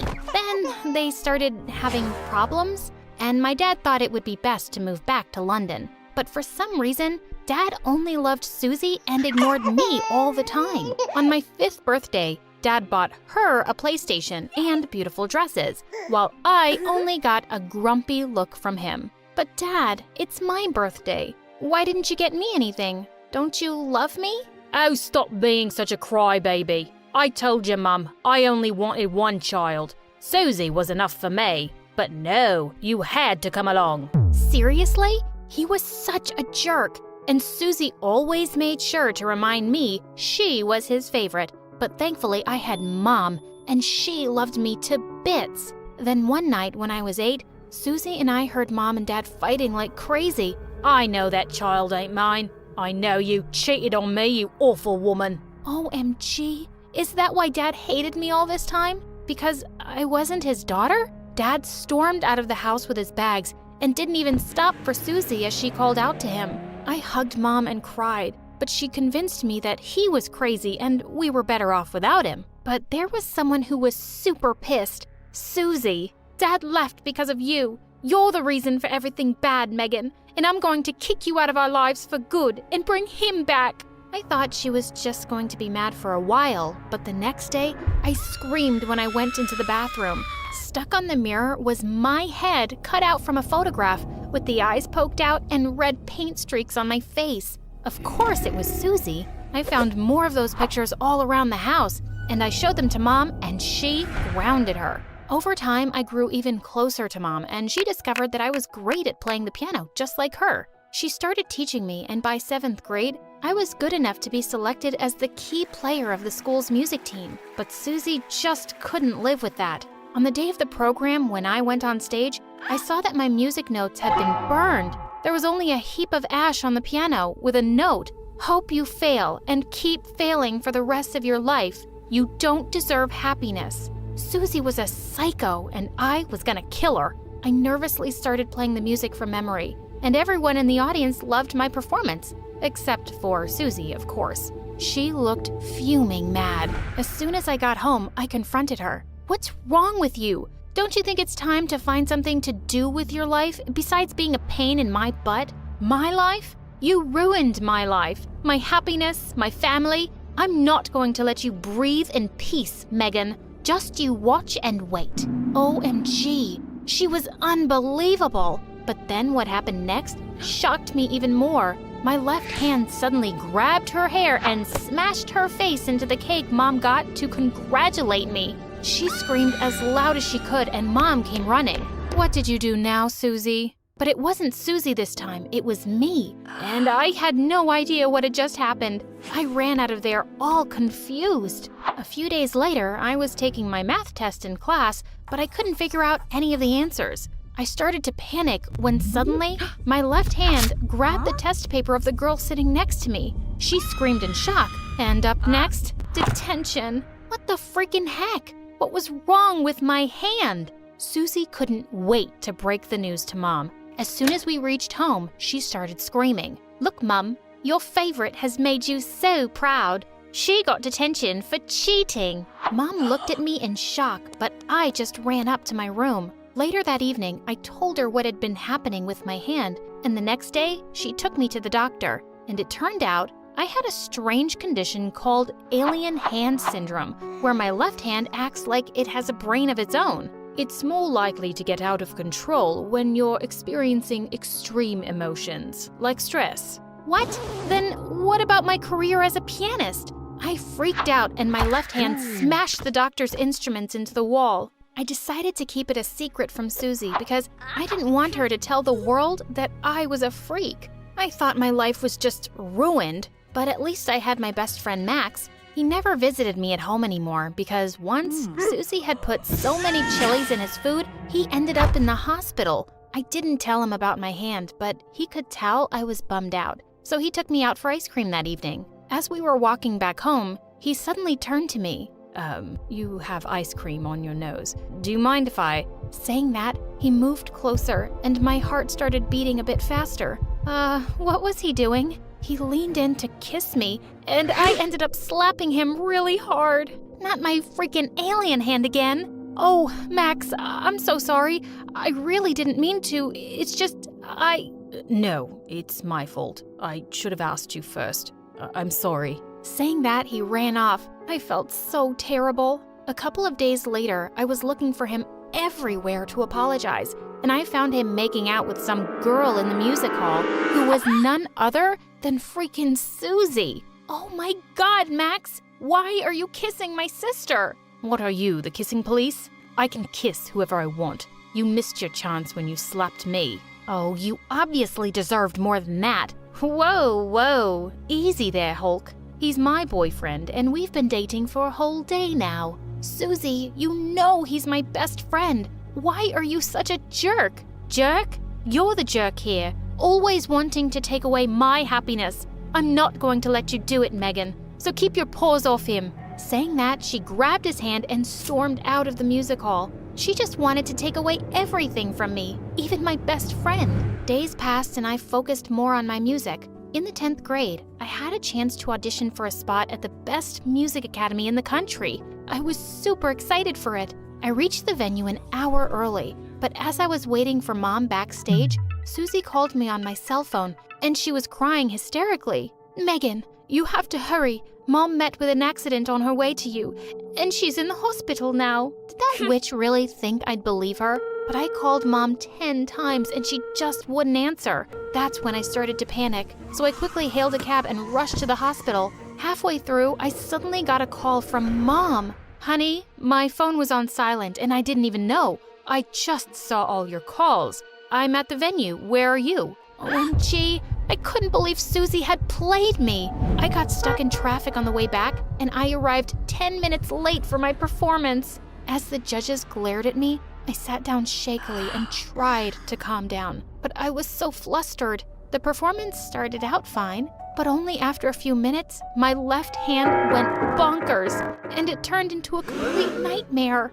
As people started to laugh, I ran off the stage in tears. I was so embarrassed and furious at Susie. She was so cruel. When Mom and I got home, I walked straight to Susie and slapped her hard in the face. I can't believe you'd stoop so low to hurt me. You ruined my performance. Do you have any idea how important it was for me? Yeah, I do, and I don't care. Just like you people don't care about me. Mom has always loved you and supported you, but me, after Dad left, she just abandoned me. Oh, honey, what are you talking about? I love you as much as I love Megan, but you always pushed me away, and I felt you hated me. Oh, yes. I do hate you. I hate you for making me feel left out. You two even have your own little secrets, don't you? Yes, I know all about Megan's condition, and I was just waiting to use it against her at the right time, and it all worked out wonderfully.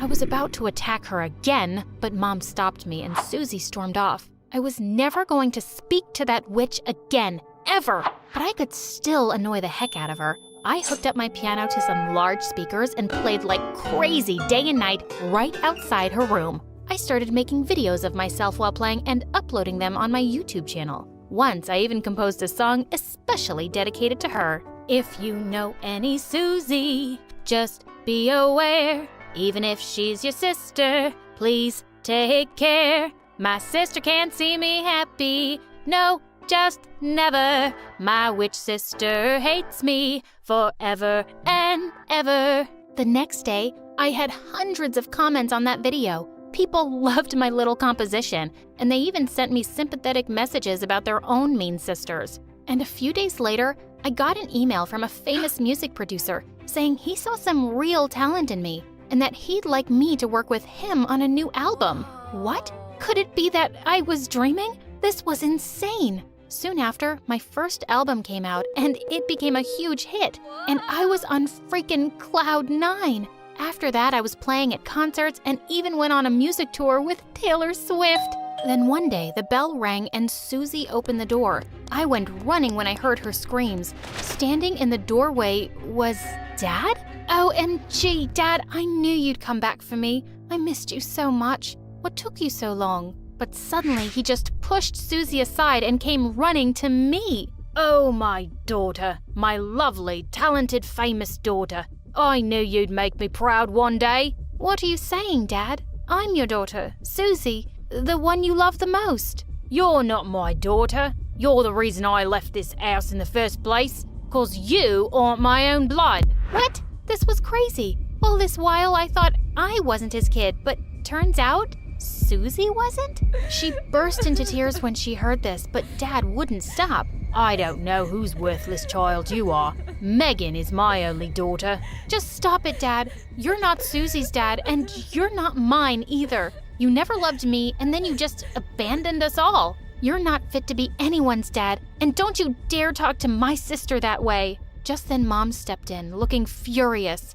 You crazy, horrible man. I never cheated on you, and they're both your daughters. But you wouldn't believe me. Well, you don't deserve either of them, you selfish creature. Dad looked at Susie and said that he loved her and that she needed him. You only came to get Megan's money. You never loved me, and I blamed Megan for it. I thought she was the reason why you left me. But I realize now, you're just a terrible gold digger, Dad, and I don't want to see your face again. So leave, now. And then Susie kicked him out of the house. I'm so sorry, Megan. I was so mean to you all this time. I was such a moron for treating you like an enemy, and I don't deserve to be your sister. I don't expect you to forgive me, but I'm very sorry. Everything you did to me affected me badly. I don't know if I'm ready to forgive you, but I believe in second chances. I really hope you change.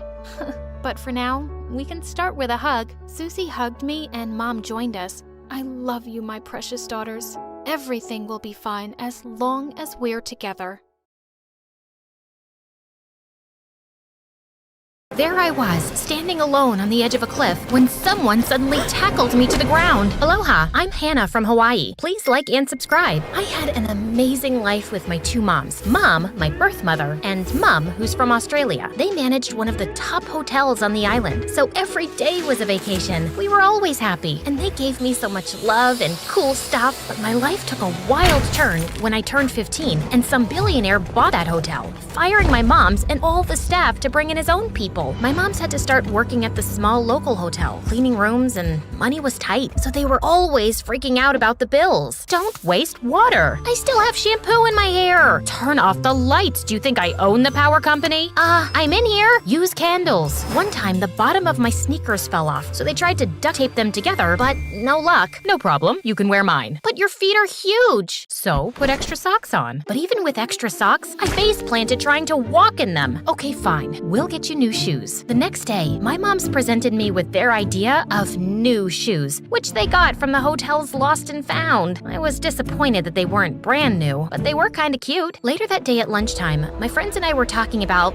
boys and boys and boys as we were walking to the table when this dude popped up and got down on one knee in front of me. Ah, my darling Maria, my senorita, my Juliet. Where have you been, my love?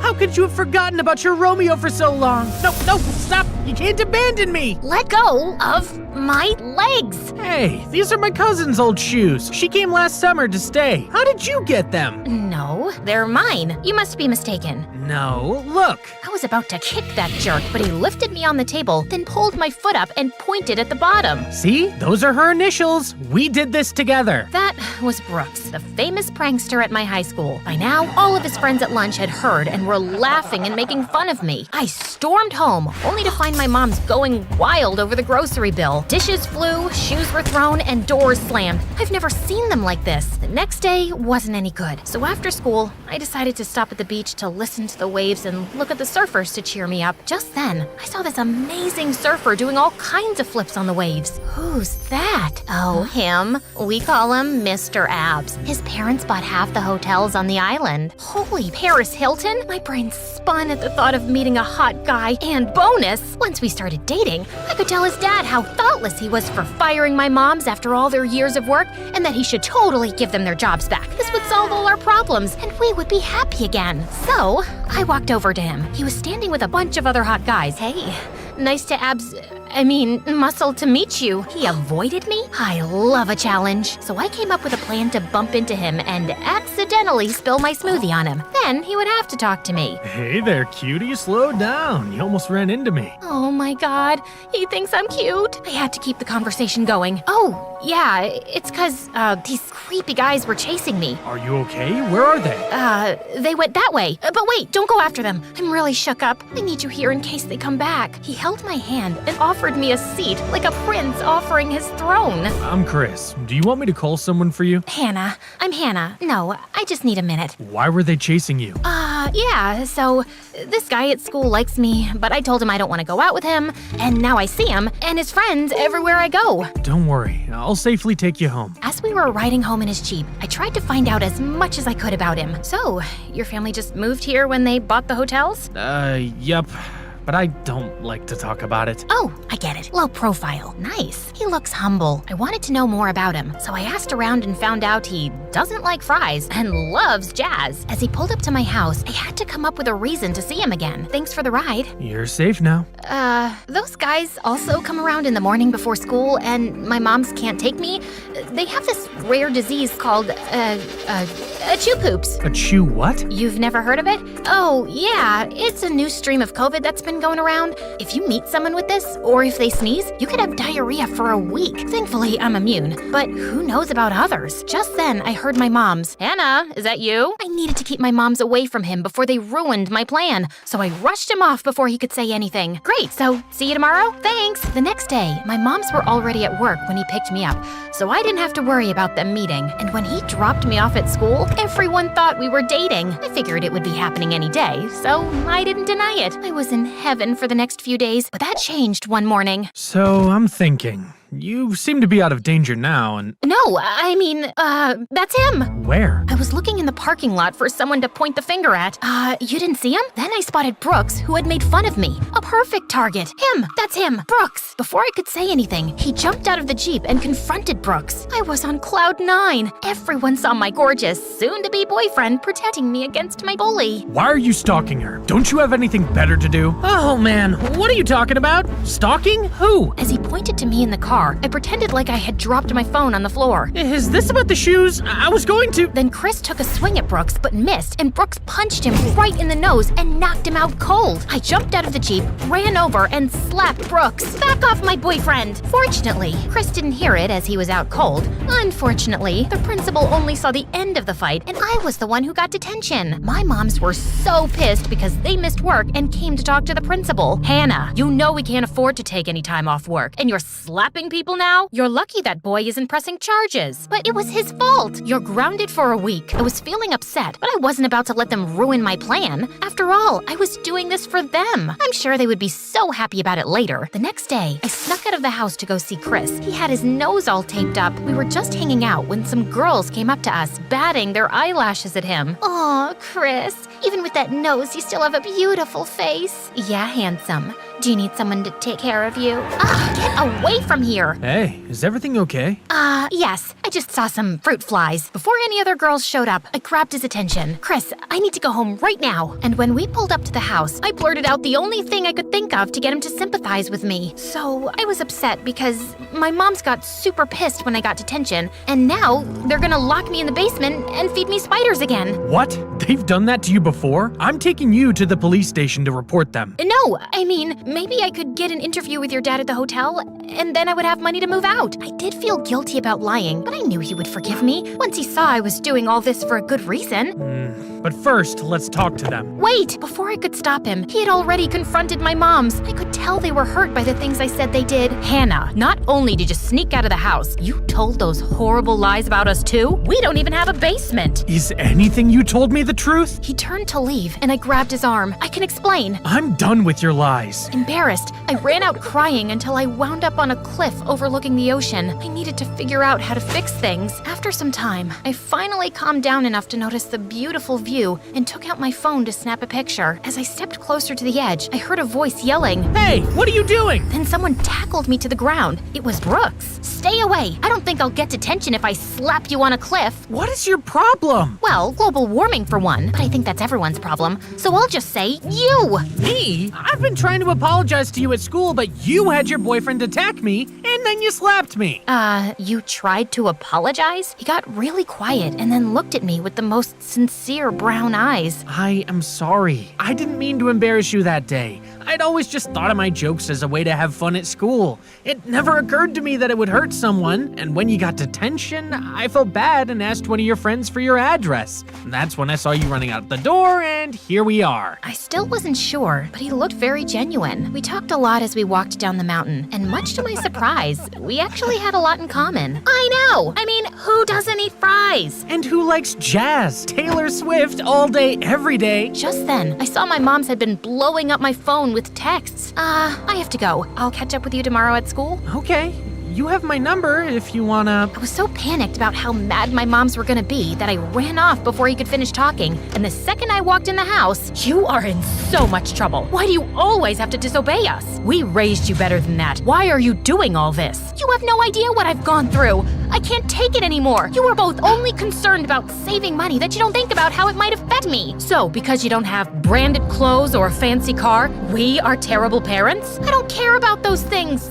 Forget it. I'm grounded, so I'll be in my room. I ran to my room, and even though it all went sideways, I spent the night thinking of any way that I could fix this and still get their jobs back. The next day at school, Brooke saw how upset I was. Didn't go so well at home? That's putting it mildly. You know you can trust me, right? I meant what I said about not wanting to hurt you on purpose. I told him everything. It felt so good to finally be honest. Keeping up with all the lies was exhausting. Why did you lie to him? Shouldn't you be with someone that likes you for who you are? Absolutely. I think I just started and it snowballed, but I have a plan. I just need one more shot with Chris to make him introduce me to his dad. Honestly, I think even though you have good intentions, you're doing bad things to people to get what you want. Trust me, I know a little bit about that. I got so mad that I yelled at him. No way! What you do and what I do are completely different. After school, I went to talk to Chris and begged him to listen. If you would just listen, I could explain everything. I wanted to get to know you because I really did like you. And when you like someone, you tell them so many lies that they don't know who you really are? Well, no, that wasn't the plan. I just kept thinking if we kept hanging out, eventually you could talk to your dad about my moms and get their jobs back. So, you only like me for what I can do for you? No,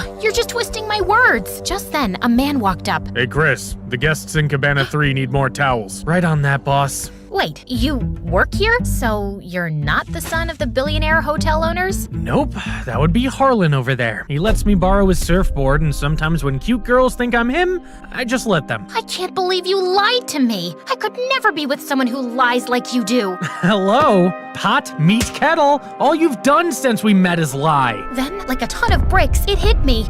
He was right, and I was mortified because I wasn't just like him. I was quite possibly worse. It did make me realize I needed to change my life and be better. First thing I needed to do was to come clean to my moms. That night, when my moms came home, I made dinner for all of us, and I explained everything to them. You should have come and talked to us instead of coming up with some crazy plan. We do worry about money, and life isn't easy. We may fight, but every loving family fights. We're sorry for making you feel like we're not happy. We love each other, and you. That stuff money can't buy. I'm so sorry, too.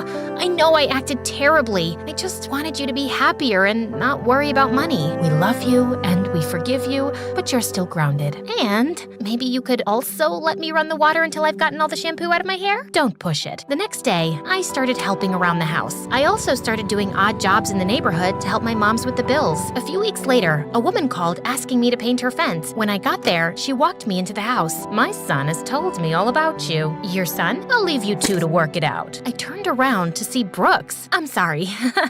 It's okay, I think.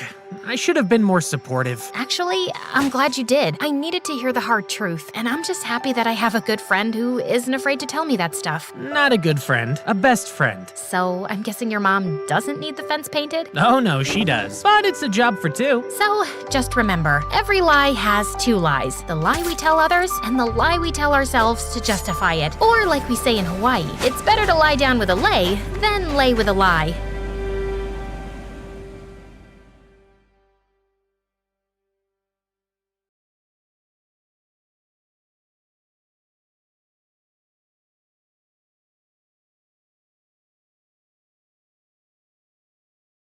Hi, I'm Yuris from Arizona. Please like and subscribe. Me and my elder brother Ivan were raised by our single mom, who worked as a chef in a small restaurant. She worked really hard to give us everything, but it was never enough for my brother. How do you like this toy, Ivan? Yeah, it's so bad. I want this car. But that's really expensive, honey, and I don't have the money for it. I need to buy diapers and food for your sister. I hate her. Ivan just hated it. How he had to compromise on things because of me. So he secretly hid the car in Mom's bag, thinking that he could take it home. But I pointed it out right at the billing counter. Car, bag, Ivan. No, keep quiet. Unfortunately, the shop owner saw this, and since Mom didn't have the money to pay for it, he threw us out. And again, Ivan thought it was all because of me. So the next day when Mom went to work, he took me out and left me with one of the blind beggars on the streets. Stay here and don't come back. Thankfully, one of the neighbors saw this and she safely brought me home. But when Mom found out, she got really mad. Ivan, have you gone crazy? She's your sister, and I told you to always look after her. No, she's not my sister. She's the reason why you won't buy me any stuff, so I just want her gone. Saying that, he stormed off, and Mom turned to me and hugged me tight.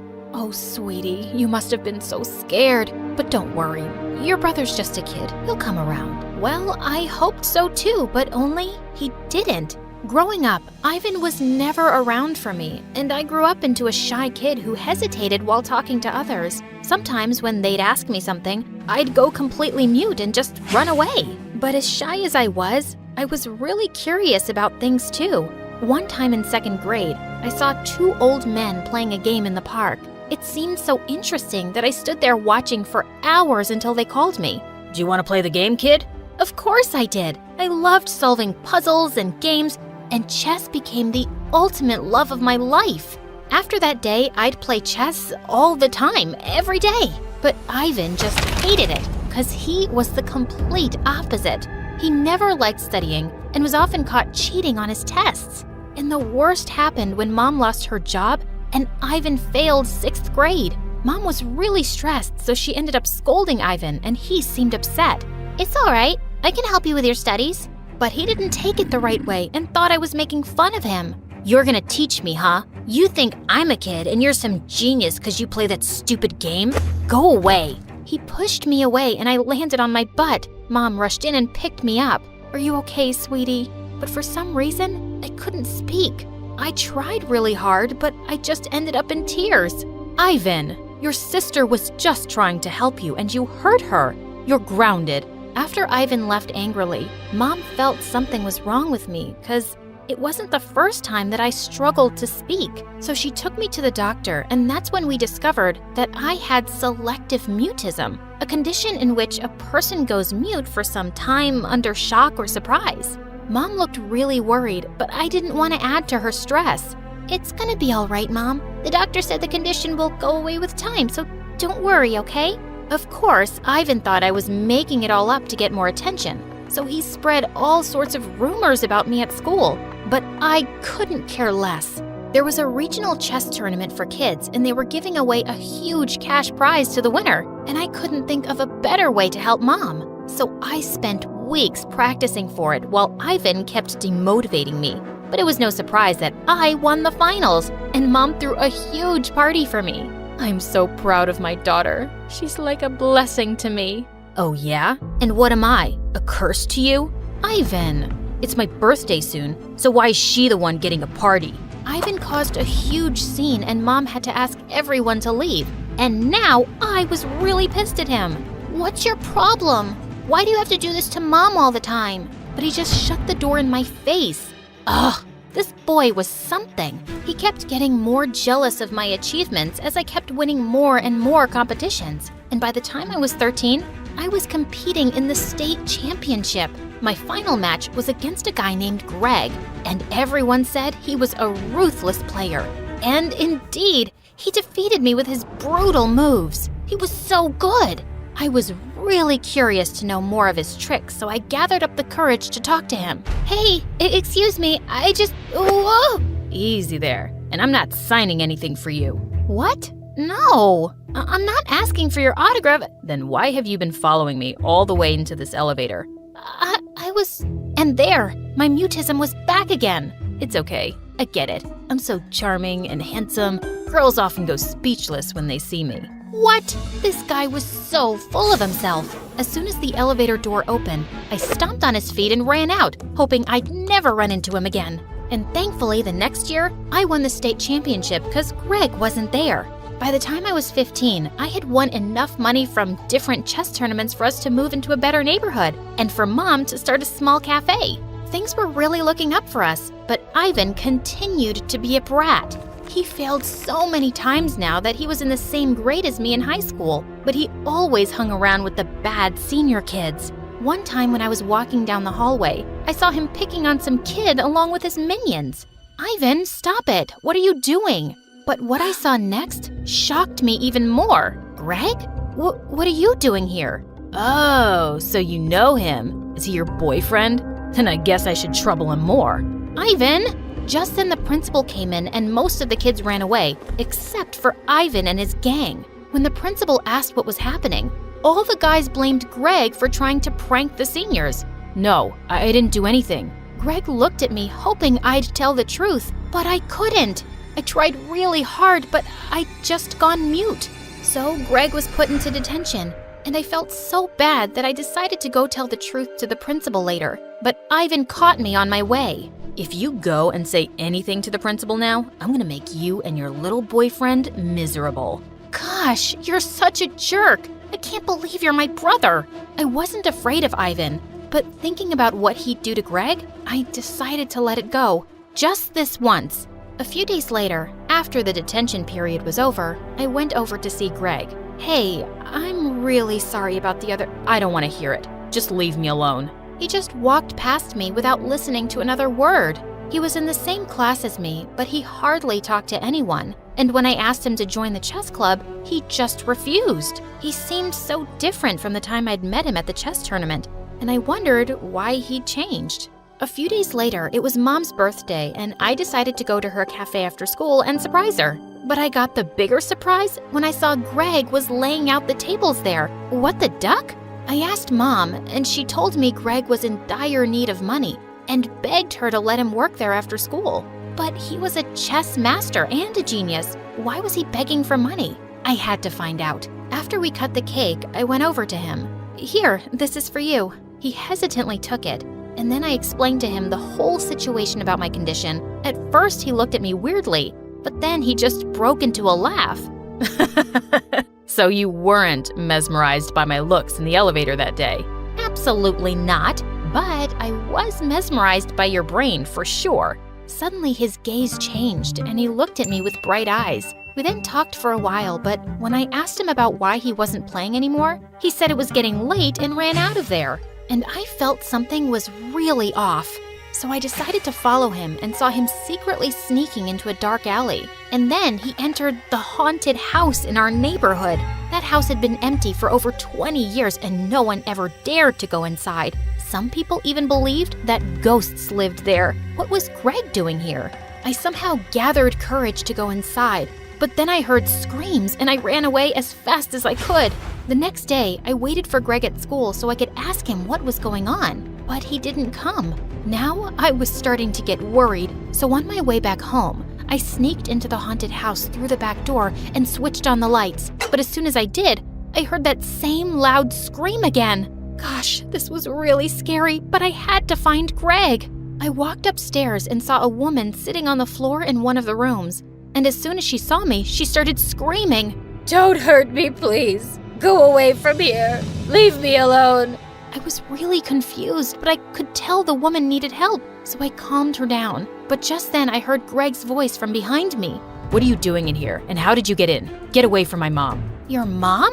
He lifted the woman up from the floor and made her sit on a broken chair. Are you crazy? If she's your mom, then why have you kept her here like this? He didn't answer my question and kept insisting on me leaving the house. He looked really mad and I had to leave. But this felt really wrong. Why was he hiding her in there? Later that night, I was in bed when I heard a loud thud and I was shocked to see Greg standing at the window. Greg, what are you doing here? But he didn't say anything and just hugged me tight.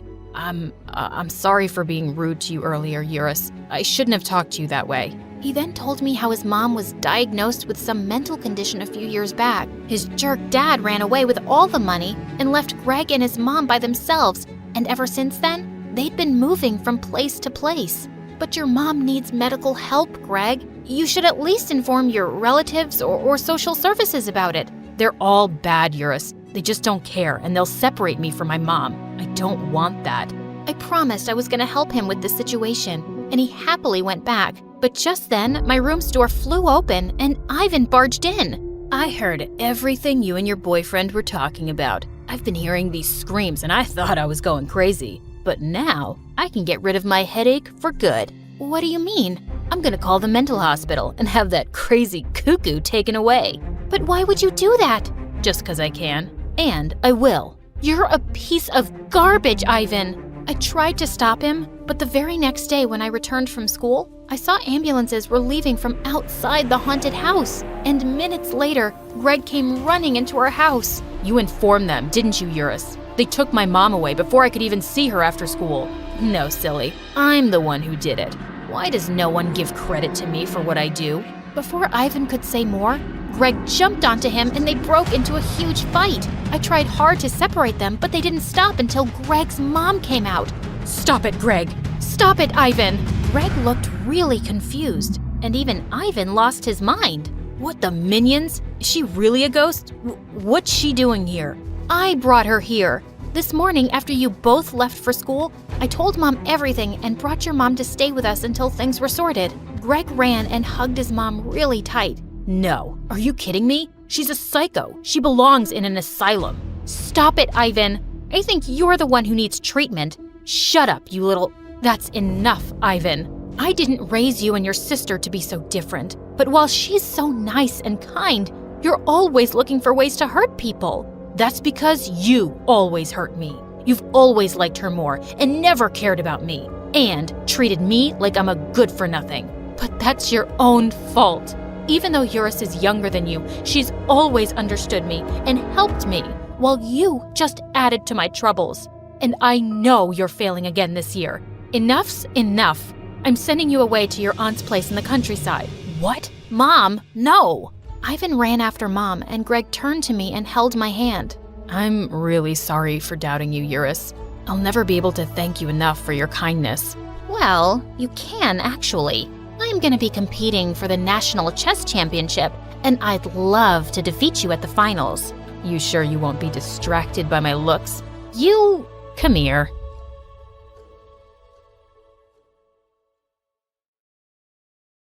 One day, my oldest brother Derek was walking me and my twin brother Ryan home from kindergarten when a masked man leaned out of a car and grabbed me as he drove by. I screamed at the top of my lungs, and before I knew it, the police were following us and it was a high-speed chase. The masked man accidentally slid off the road and crashed the car into a tree. The last thing I remember before being reunited with my brothers was seeing him knocked out with his mask off. He was staring at me angrily. Hi, my name is Maggie, and I'm about to tell you why I can't watch Pirates of the Caribbean. I found out about my problem straight away at the hospital. Dad said, "Baby, are you okay?" The nurses looked shocked as I screamed at the top of my lungs. Monster! They thought I was traumatized, but the psychologist had another diagnosis. Turns out I had something called pogonophobia. It means a fear of beards. I know it sounds stupid and funny, but I promise it's a real disease that nearly ruined my life. I couldn't even look at someone with a stubble without throwing a fit. I mean, I broke the TV during an episode of SpongeBob because a character with a beard scared me. Even normal things like shopping were a nightmare. My parents took me to a grocery store once, and I got so scared by a cereal box with a bearded man on it, I knocked over the whole display and made a huge mess. It was a lot of stress for my parents. In fact, I overheard them talking to my brothers about me one day. Mom said, "She's crazy!" Dad said, "I know. We need to send her somewhere else. I can't handle her anymore." I burst in on the family meeting, crying hysterically, and my parents looked uncomfortable. They said that I could come back when I was fixed. That's when my second brother Joe came in. "Family sticks together. Either you keep Maggie or you lose all of us." Derek and Ryan stood by his side, and my parents shot each other an awkward look. And then they packed their bags and just left. Since then, Derek and Joe kind of became our parents. They had tea parties with me, took care of all the chores, and most importantly, defended me because of my condition. Derek was dropping me and Ryan off on our first day of school when I saw my bearded teacher and had a meltdown.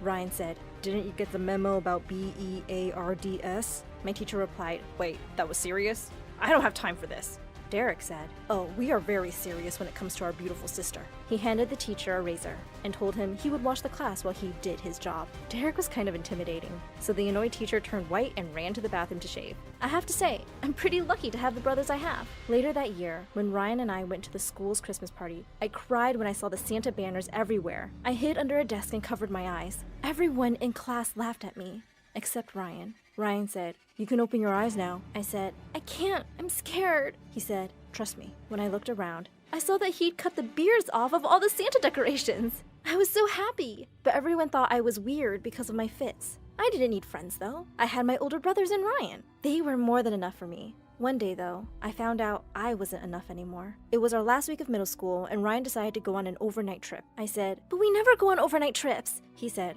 "Well, maybe we can start. Don't you want to make friends?" I said, No, we don't want anyone else. It turned out I didn't want anyone else. Ryan tried so hard to convince me to go, but I refused. Finally, he said he didn't want to miss out on things because of me. He tried to assure that nothing was changing between us. He said, I'll just be gone a week. You won't even notice I'm gone. I have news for you. When we're in middle school, things change overnight. The next week, Ryan came back from the trip with a little bit of stubble. My other brothers shot him daggers as I started to sob in the corner. I asked, what's that on your face? He said, I thought I'd try something new. Without even asking me? I ran upstairs and locked myself in the bathroom. Ryan came to the door and tried to explain that he wasn't trying to hurt my feelings, but this girl he had a huge crush on said she loved facial hair. I hadn't had an incident in so long. He thought I'd grown out of it. I didn't want to mess up his chances with his crush, so I agreed to try it out. My brothers were so proud I was doing well. They thought I was cured. In reality, I was purposely looking away all the time, and it was eating me up inside. One time, I was trying so hard not to look at Ryan that I fell down the stairs. See, as time passed and his stubble grew into a real beard, it was getting harder and harder to deal with my feelings. The day Ryan told me that he and his crush were finally going out, I broke down and begged him to shave it. He said, but she really likes my beard. I said, you're already dating. He asked, what if she doesn't find me attractive anymore? I asked, is that more important than your own twin sister? After a day of guilt tripping and a little convincing from Joe and Derek, Ryan walked into my room the next day, beard free. I ran up and hugged him. I was so happy. The next day, Ryan seemed really upset, but wouldn't say why. Joe decided to take us out to the new pizza place to try to cheer him up. Ryan asked, can Maggie even handle going there? I said, sure I can. I tried with all my might to stay calm. Even when the restaurant was filled with bearded people, I could only do so much though. Then the waiter showed up and said, large pepperoni pizza for table 8. Ah! I screamed and knocked the pizza out of the bearded waiter's hands and splattered sauce all over Joe and Ryan. Ryan said, I told you this was a bad idea. I said, I'm really sorry. I just wanted to cheer you up. He said, do you even know why I'm upset? It turned out that his girlfriend had broken up with him the night before. When she heard he shaved his beard for me, she got mad that he did whatever his sister asked. He told me that I'd ruined everything. He wished I was normal. As he left, I started to cry. I wish I was normal too. Joe tried to tell me that it was okay. Ryan would get over it. He was just sensitive because of the breakup. Joe said, it'll all be better in the morning. It wasn't. Ryan ignored me at school the next day. I nearly cried when I went to sit next to him and he told me the seat was taken. I ate lunch alone for a couple of days, till this really cute guy sat down next to me with 2 cookies, handing me one. He said, pretty girls like you shouldn't be sitting alone. Hi, my name's Matthew. A boy sitting next to me was sure to catch Ryan's attention. He was angry the whole time before coming up to us. Ryan said, is this guy bothering you, sis? I said, oh, now you're talking to me? I was just upset. I'm sorry. Don't worry. Nothing could ever come between us. He was looking right at Matthew when he said that. He then sat down next to Matthew, took out his notebook, and started firing questions at him. Ryan said, are you serious about my sister? Have you ever had a beard? How often do you shave? Matthew turned red and nearly fell out of his chair, saying we just met. I was ready to kill Ryan when we were all saved by the bell. Later after school, I caught up with Matthew and said I was sorry for Ryan's behavior. Matthew said, don't worry. I get it. He's your brother. I am serious about asking you out though. I totally wasn't expecting that. And of course I said yes. I immediately texted my brothers asking if it was okay, and they surprisingly agreed to a movie date and said they would pick us up. The car ride was really uncomfortable. Joe was the driver, Derek was looking as scary as ever in the front, and Ryan sat between us in the back seat.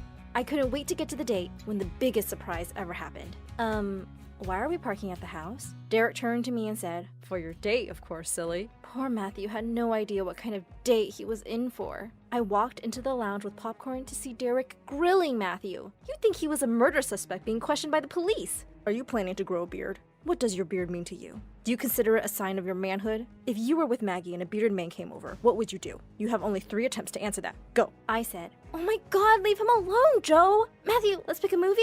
Just then, Ryan walked in and said, yeah, what are we watching? My brothers decided we were all watching a movie. Matthew wanted to watch a romantic movie, but Derek picked Frozen. I said, guys, we aren't 5. Can we watch something less lame? Ryan said, what are you talking about? It's epic. You know, when Anna and Elsa reunite. Aww. Then Joe said to Matthew, hey, can you make some room? Derek said, yeah, just a little more to the left. Just like that, Matthew and I were sitting at opposite ends of the couch with all 3 of my brothers between us. At the end of our date, if you could even call it that, Joe drove Matthew home alone. I was so mad. They tried to assure me that they were just being big brothers, and this was all normal. Yeah, well, tell that to Matthew. He avoided me all day and didn't respond to any of my texts. I didn't see him at lunch that day either. I was crying in the ladies' room when I heard a knock at the door asking if I was okay. It was Ryan. He said, "Is there anything I can do?" I told him he had done more than enough by ruining my chances with my first date. I was also silent the entire drive home from school. They bought me flowers and chocolates, trying to show me I didn't need a boyfriend since I had such great brothers. I yelled at them, saying how I wasn't going to be their baby sister forever, before locking myself in my room. A few hours later, someone knocked on my door and I walked over to shout at them to go away. When I opened it, it was Matthew. I've been crying all day, and now I look like a mix between a raccoon and the girl from The Ring. I covered my face and told him not to look at me right now. He gently took my hands away and said, "I don't care about all that. Listen, your brothers found me and apologized for ruining the date, and wanted to make it up to us by letting us go on a real date." My brothers were actually really sweet about it. Joe even helped me pick out an outfit and did my makeup. Matthew's jaw dropped when he came to pick me up. He said, "Oh wow, Maggie, you look gorgeous." Of course, they came with us to dinner and taught Matthew how to scan the room for any bearded men and shield the lady till she was safely seated at her table. But thankfully, they sat a few tables away. Baby steps. After a year of dating, my brothers really started to trust him more. I would even say they became friends. They constantly made jokes about how he better not grow facial hair now that he was a man, and never to mess with my sister or else. It really did all seem like jokes until the day he came back from summer break. When he showed up at my house after his 2-month family vacation in Europe, he brought a lot more surprises than a postcard. He walked in, sporting a scruffy beard, and I immediately screamed, "Ah! Help! Derek!" Derek rushed in and started screaming at Matthew. "What were you thinking? We told you never to pull stuff like this!" Matthew kept insisting that he thought it was just a joke because of a problem I had as a kid. He thought I would have grown out of it by now. That was it! Matthew was lucky my other brothers arrived when they did to hold Derek back. Ryan shouted at him to not come back till he had shaved again. He came back with a clean face a few hours later to apologize and talk in private. My brothers, reluctantly, let us talk alone. Matthew said sorry and explained he thought I would find it attractive, and he didn't mean to scare me. I forgave him, but I could tell my brothers weren't happy with him anymore.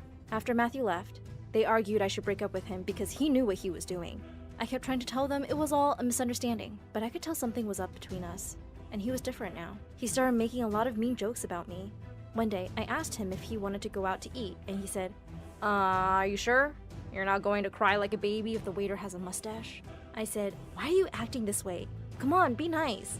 He raised his voice and said, "I am being nice. Putting up with your stupid condition. It's pretty hard not to have a normal girlfriend and do normal things because you have a freak out wherever we go." I was really upset and went home crying. When my brothers tried to ask me what was wrong, I said I'd just seen a bearded man on my way home and gotten scared. Ryan came to check up on me and said, "Well, Matthew should have at least walked you home." I told him that Matthew wasn't my keeper. Nobody was. I decided to really push my boundaries one day. I decided I would surprise Matthew by going to the homecoming dance. I knew he was going alone because I avoided places with too many people. I only told Ryan about my plan. He kept begging me to let him come, but I insisted I needed to do this on my own, and he had to promise not to tell the others. He reluctantly agreed, but said I needed to check in every 15 minutes. I promised I would keep in touch as he dropped me off at the dance. I was trying really hard not to find anyone with a beard in the crowd. But then at one point, I caught a glimpse of a guy with some facial hair, and I screamed and knocked over the huge punch bowl. All eyes were on me. That's when I found him. Matthew asked in disbelief, "What are you doing here, Maggie?" His jaw was wide open in shock, and his arms were around another girl. The girl leaned closer to him and asked, "You know this weirdo, babe?" I ran out of the gym and into the hall, furious. Matthew came out and ran over to me. He wasn't trying to apologize, though. He was angry with me. I cried, You're cheating on me!" He started rolling his eyes and shouting, "This is all your fault, you know? It's really hard to date you, and I do my best. Seriously, if you break up with me, you won't find anyone who cares about you as much as me." His face turned white when he heard Derek say, "Oh, buddy. She already has 3 men that care about her more than anything." All 3 of my brothers emerged from the hallway. This time, no one stopped Derek as he chased him screaming down the hallway. Joe and Ryan rushed over to make sure I was okay. I asked, "How did you know I was in trouble?" Ryan winked and said, "I didn't hear from you every 15 minutes. Needless to say, Matthew and I didn't work out. But that didn't stop me from trying to get better. With my brothers by my side to support me, I knew anything was possible. I started going to therapy, and I made a lot of progress. In fact, I persuaded my brothers to let me go to a college out of town. My favorite moment ever was when I came back home and my macho brother Derek met my new boyfriend with tears in his eyes. He has a beard and everything. We all hang out every weekend, and I couldn't be luckier.